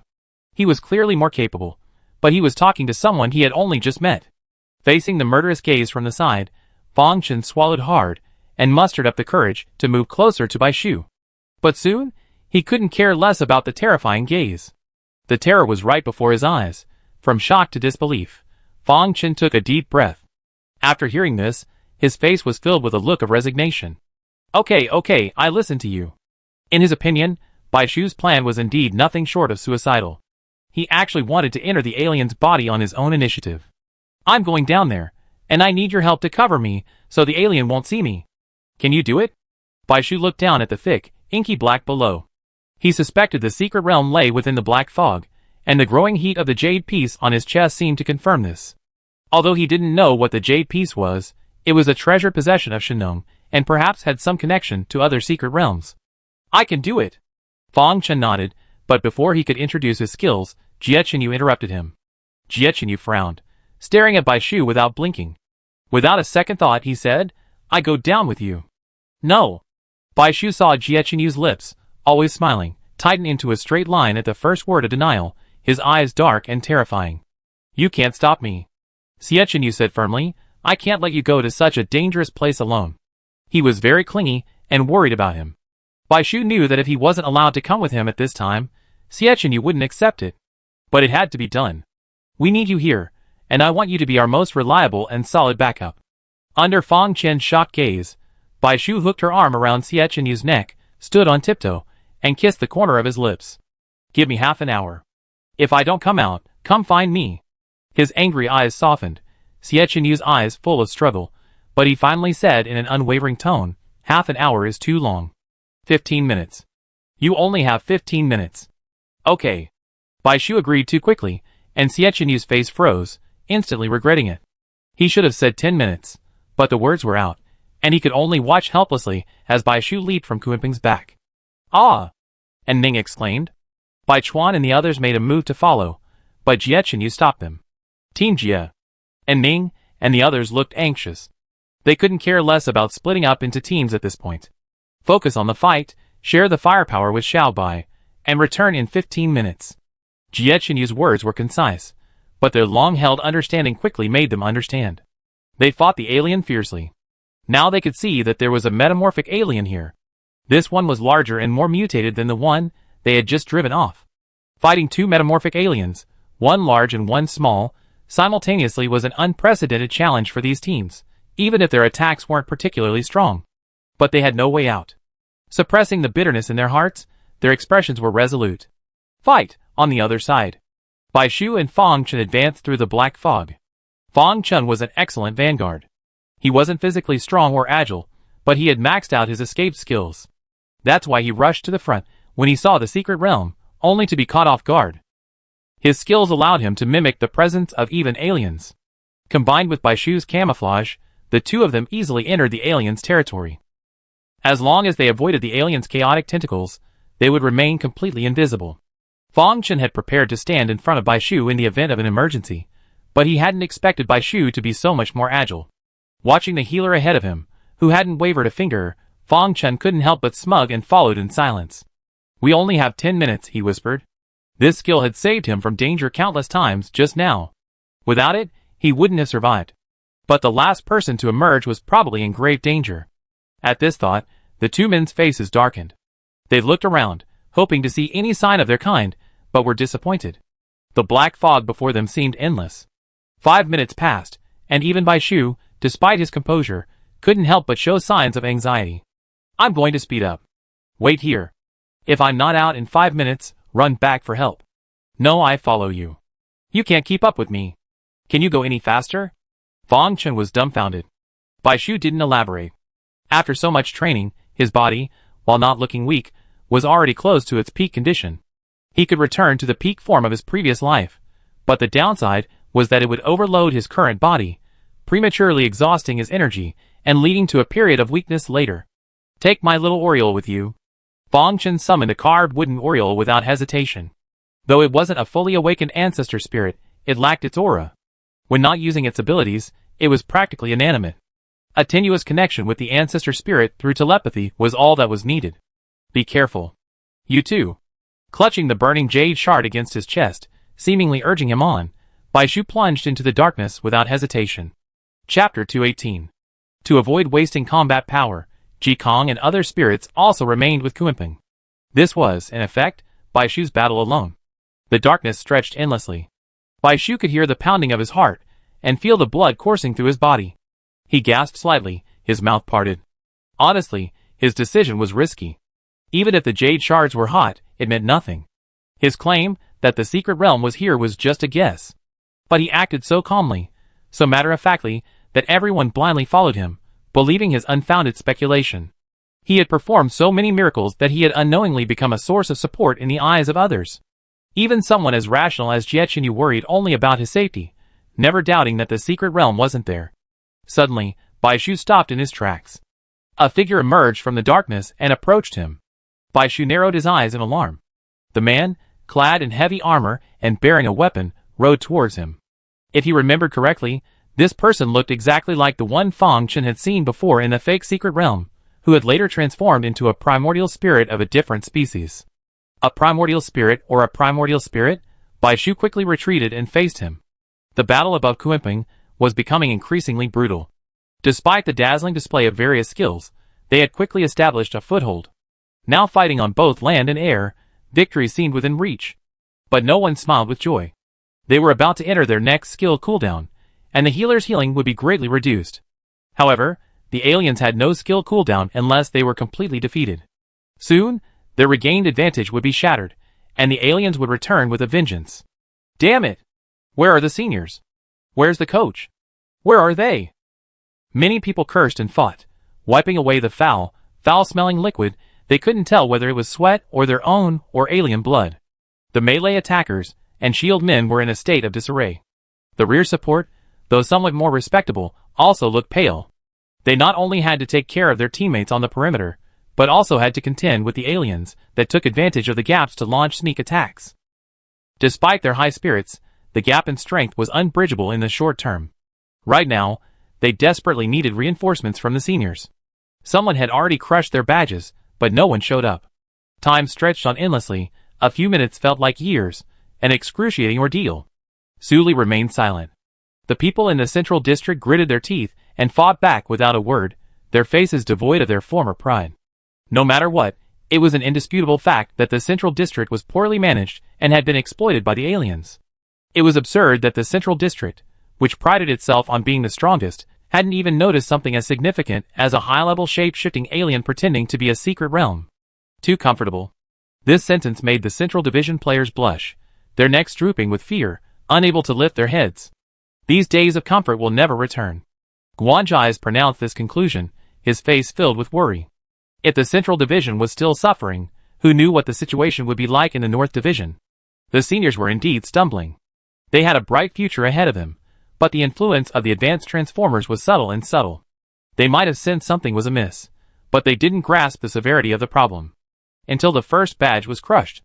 The flashing red light on their chests, as if urging them on, they rushed in the direction indicated by the badge, encountering Cui Lusheng and the coaches coming from two different directions. Just got word. The secret realm has sent a call for help, demanding we go immediately.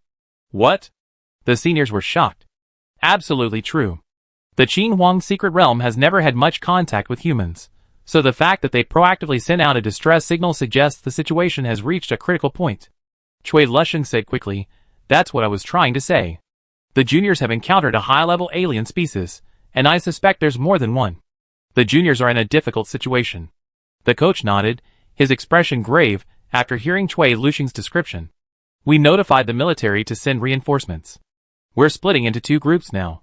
One team will explore the secret realm and encircle it from the rear, while the other will attack from the front. We must rescue the juniors." Cui Lusheng nodded eagerly. "I'm willing to lead the frontal assault." Okay. However, looking back, the seniors and coach realized the path ahead was no longer smooth. They were surrounded by the aliens. Clearly, they too were under the control of the aliens. This was a long-planned move by the advanced aliens, destined to be a difficult road. "Captain Jia, Xiaobai has been gone for 10 minutes. Jiang Zheping stepped forward and said to Jie Qinyu. After the initial 10 minutes, when their skills were at their peak, The human camp's advantage gradually waned. Jiechenyu and others, who could rely on their own strength and the aliens, took turns to become the main force in the battle. He was practically a bloody man, his sturdy yet handsome face covered in blood. Only his eyes shone brightly, as if they could see through the thick darkness, their depths concealing deep worry and indignation. 5 minutes to hell. He wanted to find Bai Shu, but his mind told him not to. Because Bai Shu's ancestors were still fighting, it meant that Bai Shu was most likely fine, and he couldn't break his promise. Someone's coming out.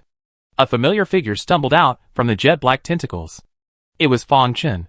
Without waiting for anyone to speak, he quickly repeated the code they agreed upon before setting off. After confirming he wasn't an alien in disguise, Xie face darkened. "Where's Xiao Bai?" He grabbed him by the collar, his muscles swollen with blood effortlessly lifting Fang Chen up. Fang Chen was startled by the man's intense blood-red complexion. Even his eyes were crimson, making him look even more alien than a human in disguise. But the genuine worry in his eyes proved he was a genuine person. Xie actions weren't exactly friendly, but Fang Chen lowered his brows and didn't resist. "It's my fault. We got separated halfway, and I don't know what happened to him. If he hadn't been so slow and unable to keep up, he wouldn't have separated from Bai Shu. He claimed to be entrusting his life to him, but in reality, he wasn't even qualified to sacrifice for him." Never before had Fang Chen resented himself so much for letting himself become complacent due to his unique skills and neglecting physical training. "What?" Jiechen유's mind exploded. He flung Fang Chen aside, his eyes filled with regret, the words practically clenched between his teeth. "You useless thing! I shouldn't have let you go. Why should I let you go?"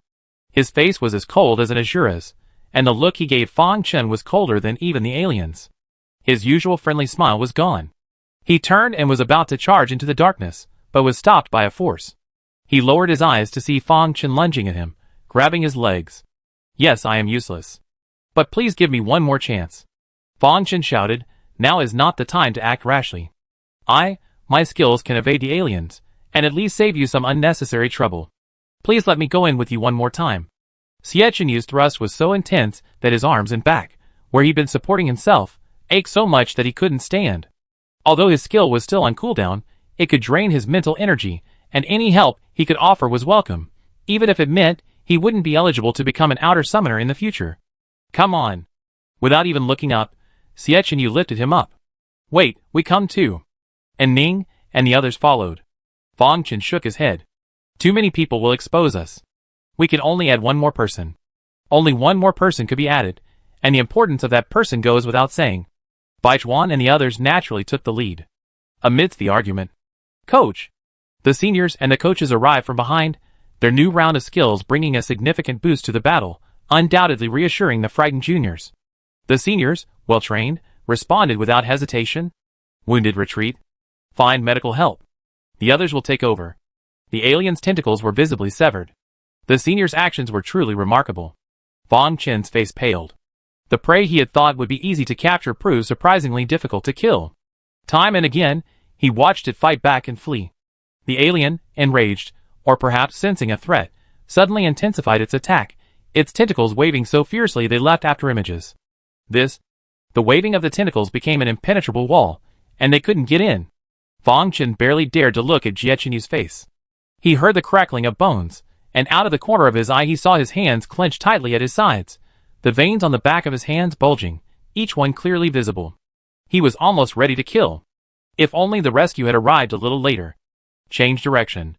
While Fang Chen was stunned, Jiechenyu had recovered his composure and picked Fang Chen up.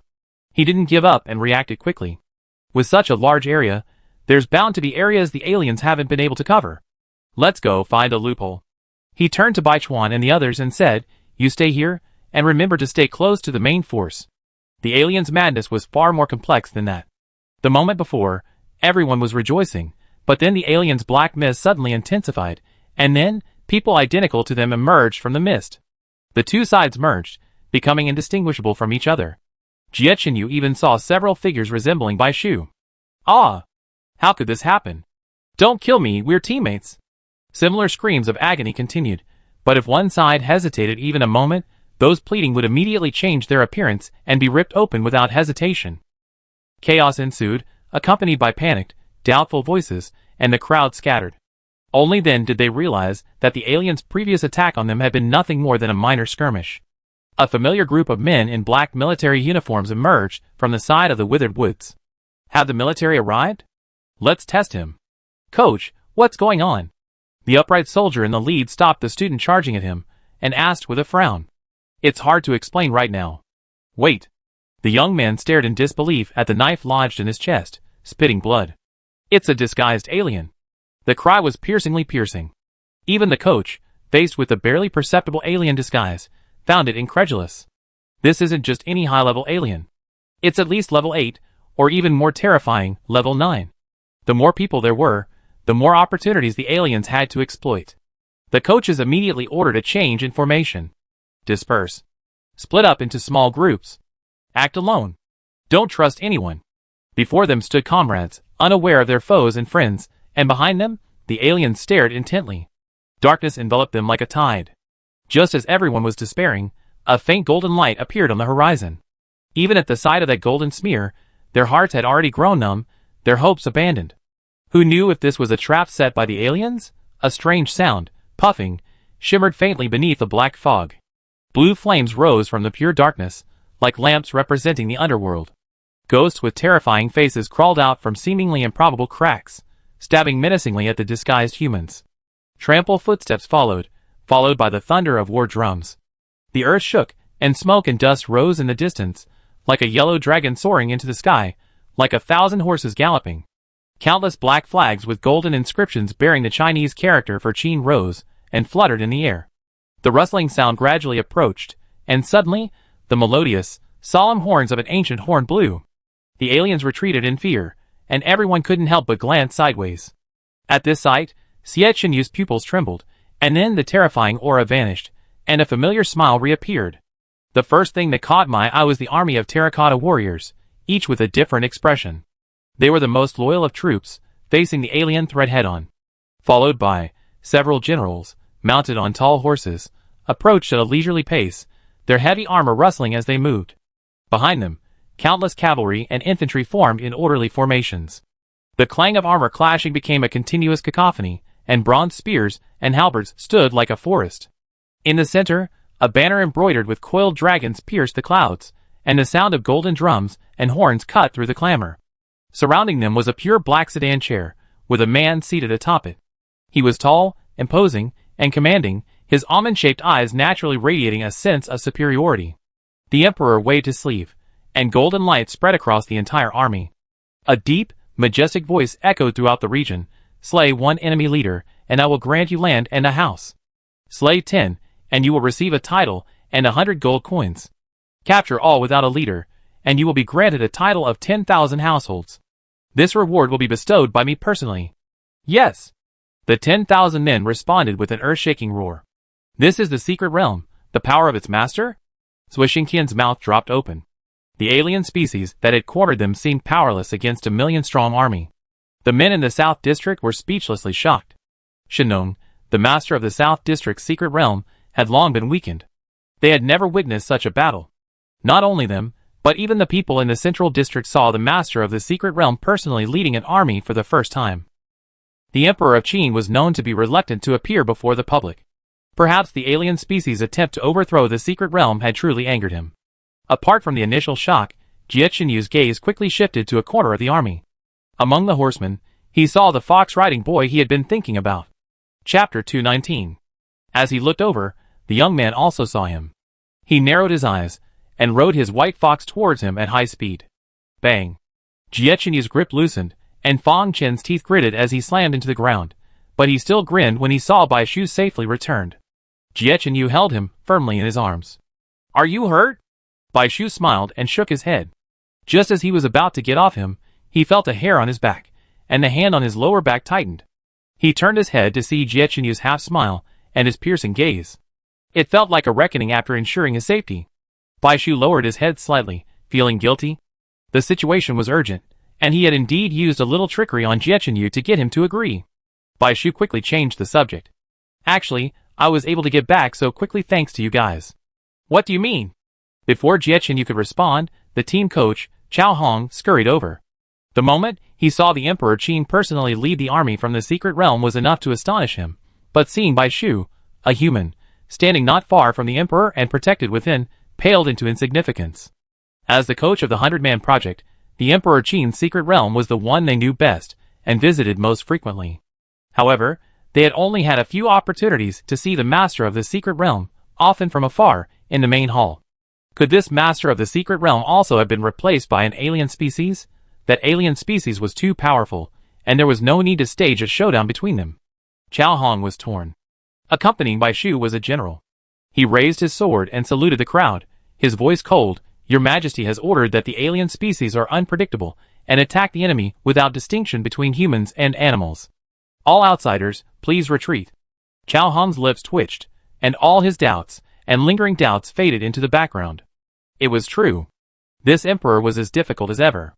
Thankfully, the Qin emperor wasn't so cruel as to force them to retrace their steps, and the general led them into the secret realm. The moment they entered the secret realm, they saw the military camp outside the city, the ancient, towering city walls, and the majestic palace roofs in the distance. They breathed a sigh of relief, as if they had survived a disaster. But then, thinking of their fallen comrades, a dark cloud descended upon their heads again. Fong Chun. Captain! Several tents were opened, and familiar figures limped out.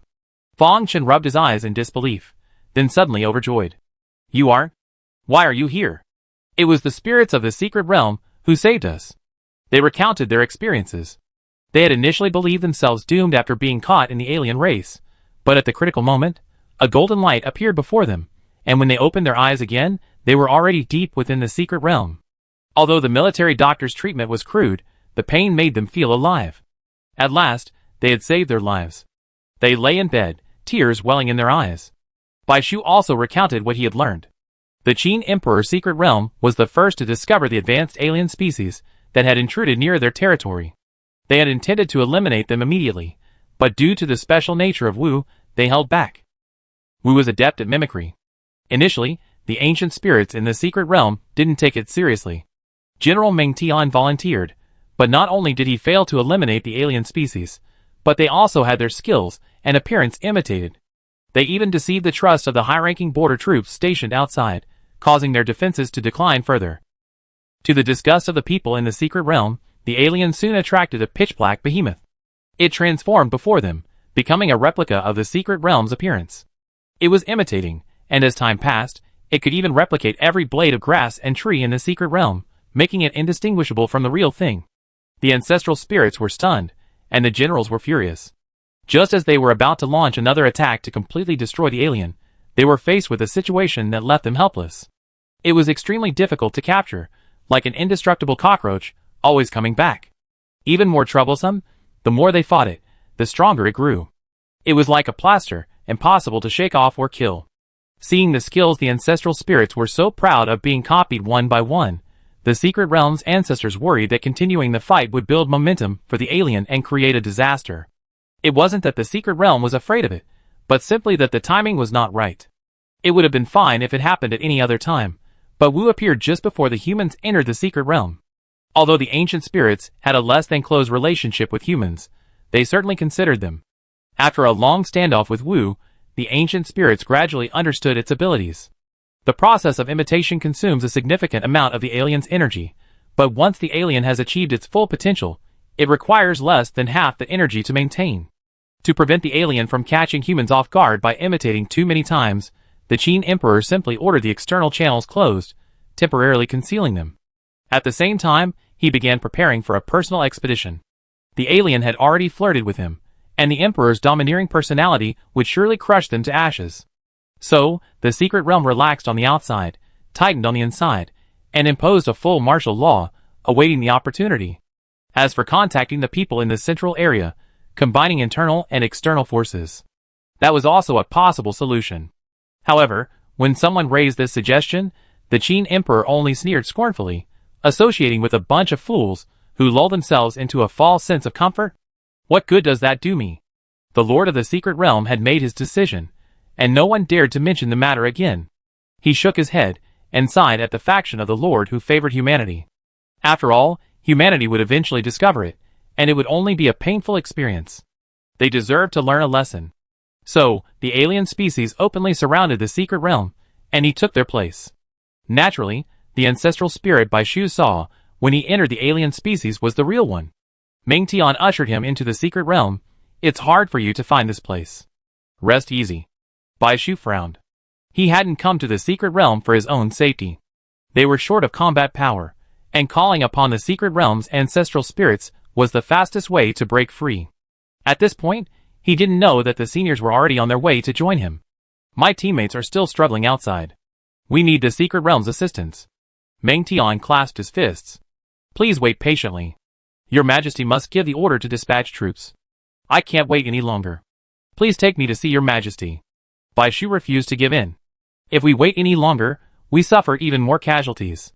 This matter is of utmost urgency. Your Majesty won't see anyone. Rest assured. Meng Tian led him into the barracks. Bai Shu was stunned. His companions, trapped by the aliens, who he had thought were dead, were actually here. Although we haven't dispatched troops, we are secretly providing medical treatment. The secret realm has always cared little for the lives of humans. They are a cooperative partnership. They made an exception this time simply because the aliens were wearing the secret realm's guise, and they were somewhat responsible for the human casualties. Since their companions were still alive, waiting seemed feasible. But time was running out. If he didn't return by then, Xietchen you might go mad. Bai Shu quickly stopped Meng Tian, who was about to leave. Please take me to see His Majesty. He won't see you. Meng Tian refused without a second thought. Since regaining consciousness, Meng Tian remained as loyal to His Majesty as ever. However, His Majesty had changed drastically. Not only did he avoid seeing humans, he rarely summoned his ministers, wives, concubines, or even his children. He didn't sleep in the palace, but instead lived in the underground palace, watching over his millions of terracotta warriors. How would we know if we don't try? You didn't even send a message. Bai Shu followed closely. Blushing, he followed Meng Tian stubbornly, a move he learned from Xietchen Yu. He couldn't think of any other way except to pester him. Meng Tian was in a hurry to report on military matters, but he couldn't bring himself to attack Bai Shu. The Imperial Guards he dispatched were unable to stop him. He paused at the hall entrance and said helplessly, "No need to announce anything. From the moment you enter here, the Lord of the Secret Realm is under his control." Just then, the hall's doors slowly opened.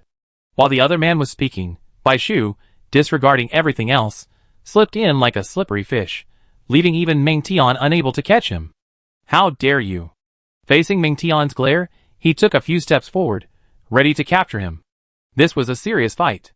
Bai Shu panted and dodged repeatedly, but was eventually caught by Meng Tian, his strength exhausted. Luckily, he encountered Meng Tian. Any other general would have thrown him out long ago, never having a chance to enter the hall. Now it all depended on whether the Jade Shard could catch his attention. Bai Shu raised his head and looked upwards, only to see a tall and majestic figure appear on the 9 steps. The Emperor was wearing a black robe and a crown on his head. The 12 sulfurs on his forehead made it difficult to see his expression, but one could get a glimpse of the Emperor's majesty from his knife-like jawline and his chilling gaze.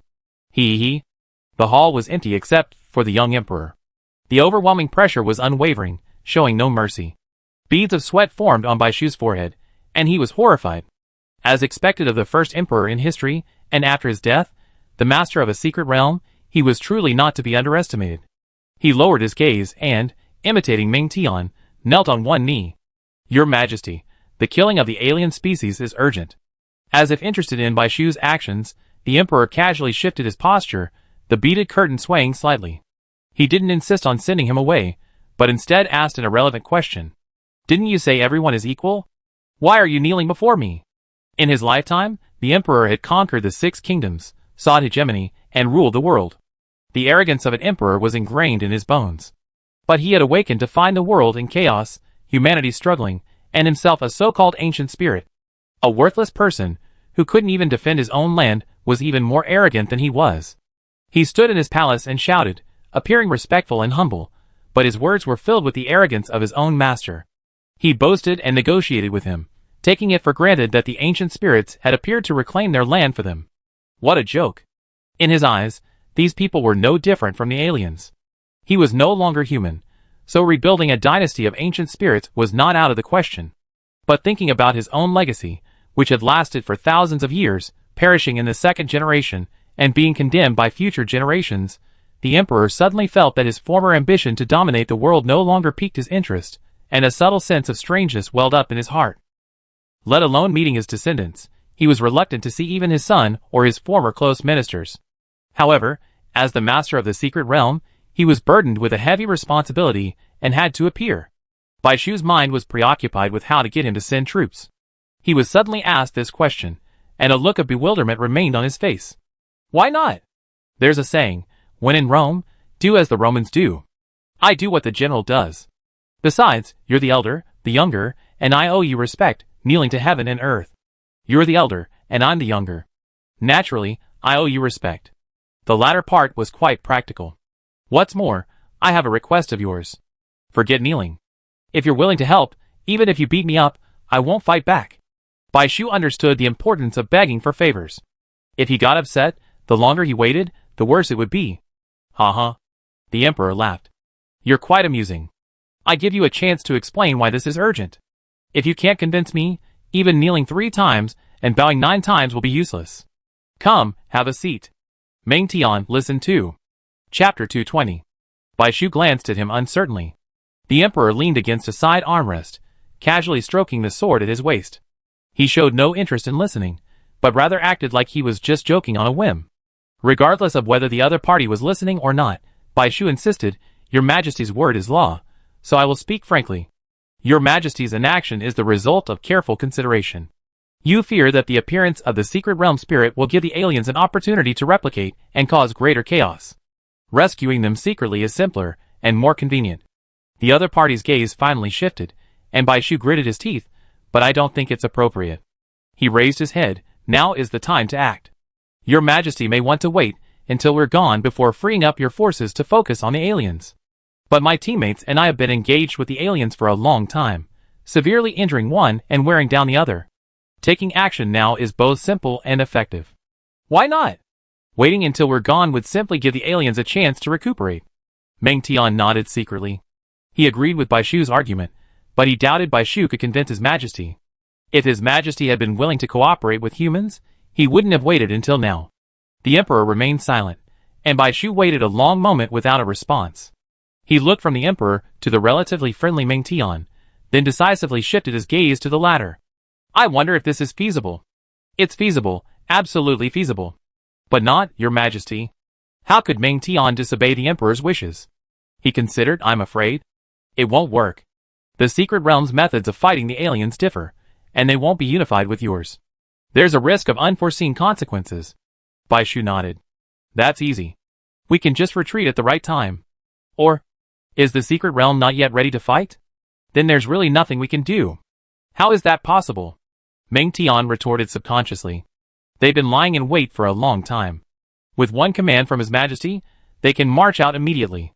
Bai Shu stole a glance upward, trying to discern the Emperor's expression through the flowing beads. Heh. The Emperor finally spoke, Child, don't try to provoke me. Bai Shu knew the other party hadn't immediately refused, so he said that he had been tempted, but he just wouldn't budge for some reason. Just as he was trying to find another way out, a soldier rushed in. Your Majesty, report. Human reinforcements have arrived. The aliens are going berserk and are attacking relentlessly outside. More and more people are being devoured by the aliens. I'm afraid you can't save them all, so I come to ask Your Majesty what to do. Bai Shu was so anxious that he wanted to rush out, but he stopped himself and looked earnestly at the Emperor on his throne. Never mind. The Emperor waved his sleeves and stood up. Driving the aliens mad was enough to convince them they had some skill. Meng Tian, tell all the troops to march. Thank you, Your Majesty. Bai Shu was overjoyed and rushed out. The 15-minute appointment was almost up. Stop. The Emperor waved his finger at Bai Shu. If you come with us, we reach the battlefield faster. Yes. Take your men and leave as quickly as possible. Don't disrupt my battlefield. Bai Shu saw him hesitate and seemed to have something else to say, but outside, drums were beating, and the army was rapidly gathering and ready to go. The timely arrival of the army finally gave everyone hope. Everyone responded to the ancestral spirit's request to leave.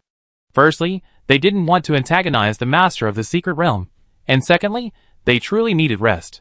Because the ancestral spirits possess special abilities, all civil and military officials, men and women, old and young, could fight in the battlefield. Only a few ancestral spirits remained in the secret realm. The secret realm seemed somewhat empty, as everyone rested and savored the ecstasy and exhaustion of surviving the ordeal and their teammates' resurrection. Baishu sat on the ground while the injured were taken to tents for healing. The entire process was completely silent, a truly bizarre feeling. If the newcomers were perhaps unsure of what to say out of excitement and unfamiliarity, then why were the coaches, familiar with the secret realm, also silent?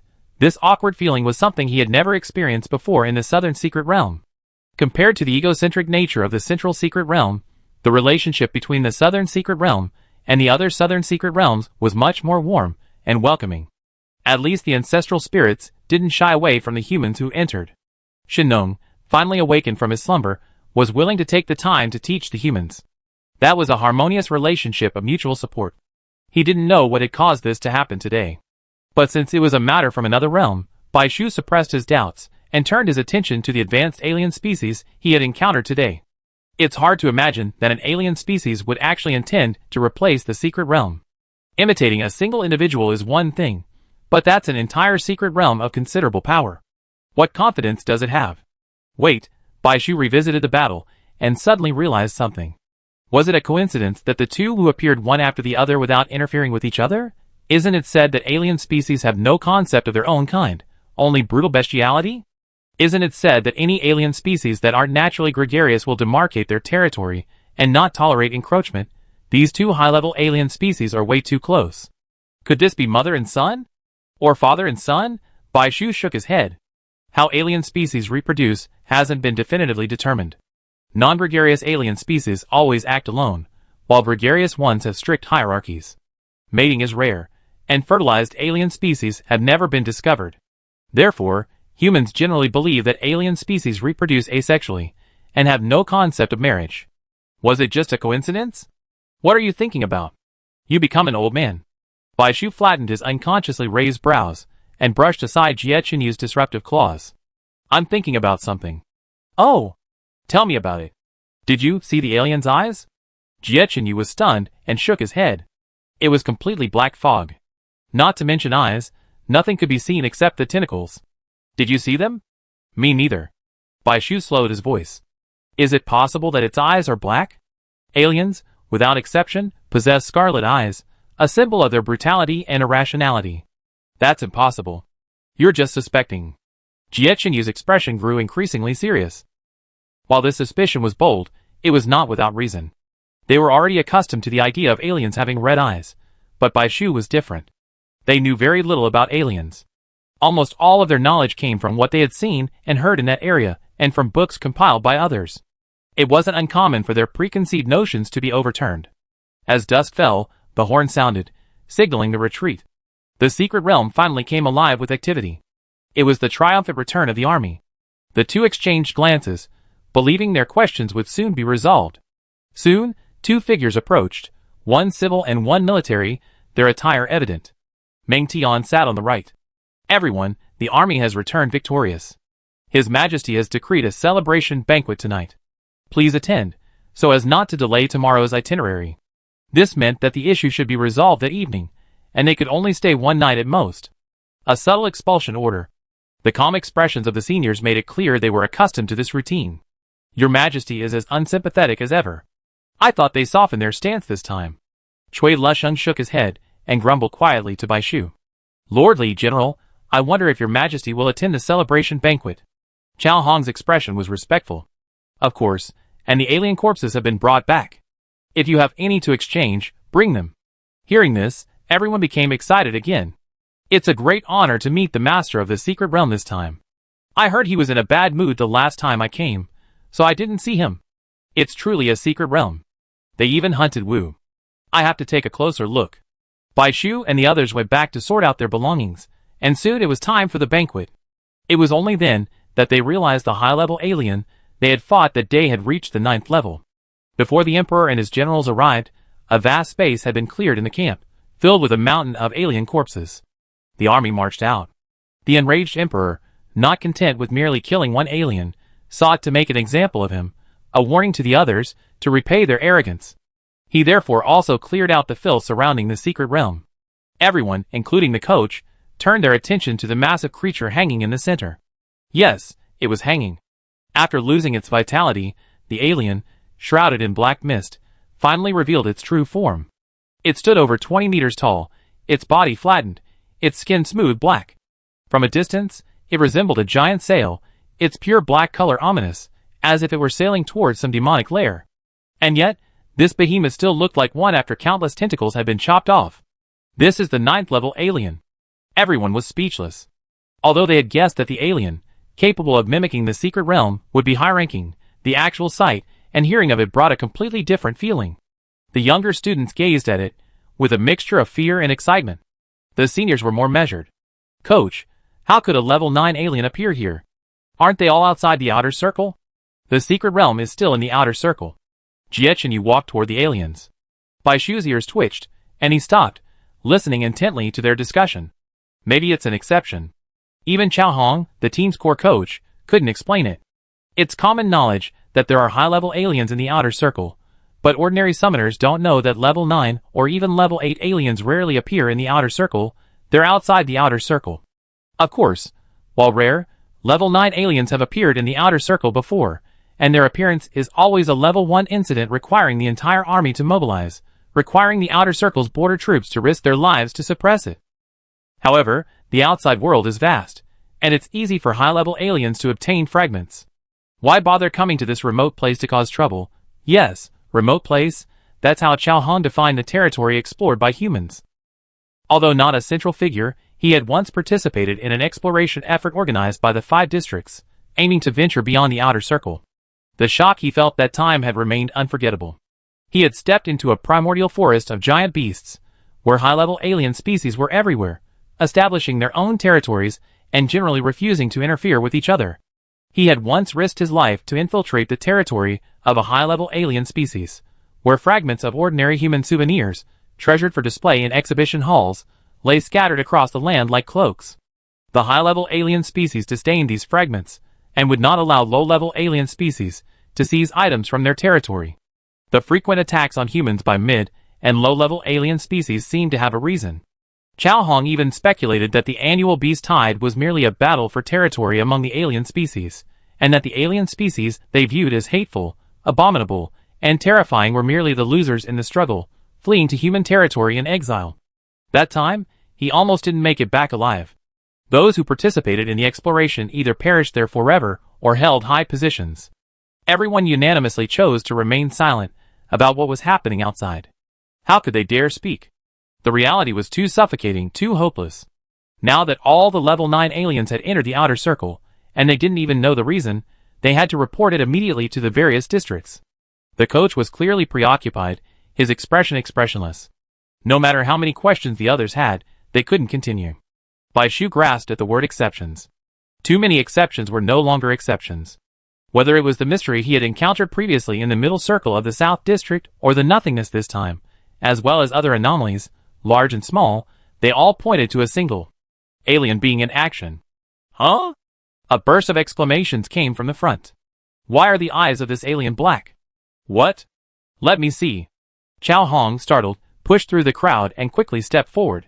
Jiechinu finally found what looked like eyes, and used a sword to pry open the eyelids. The alien's eyes were round, like a fish, and the same dark black as its skin.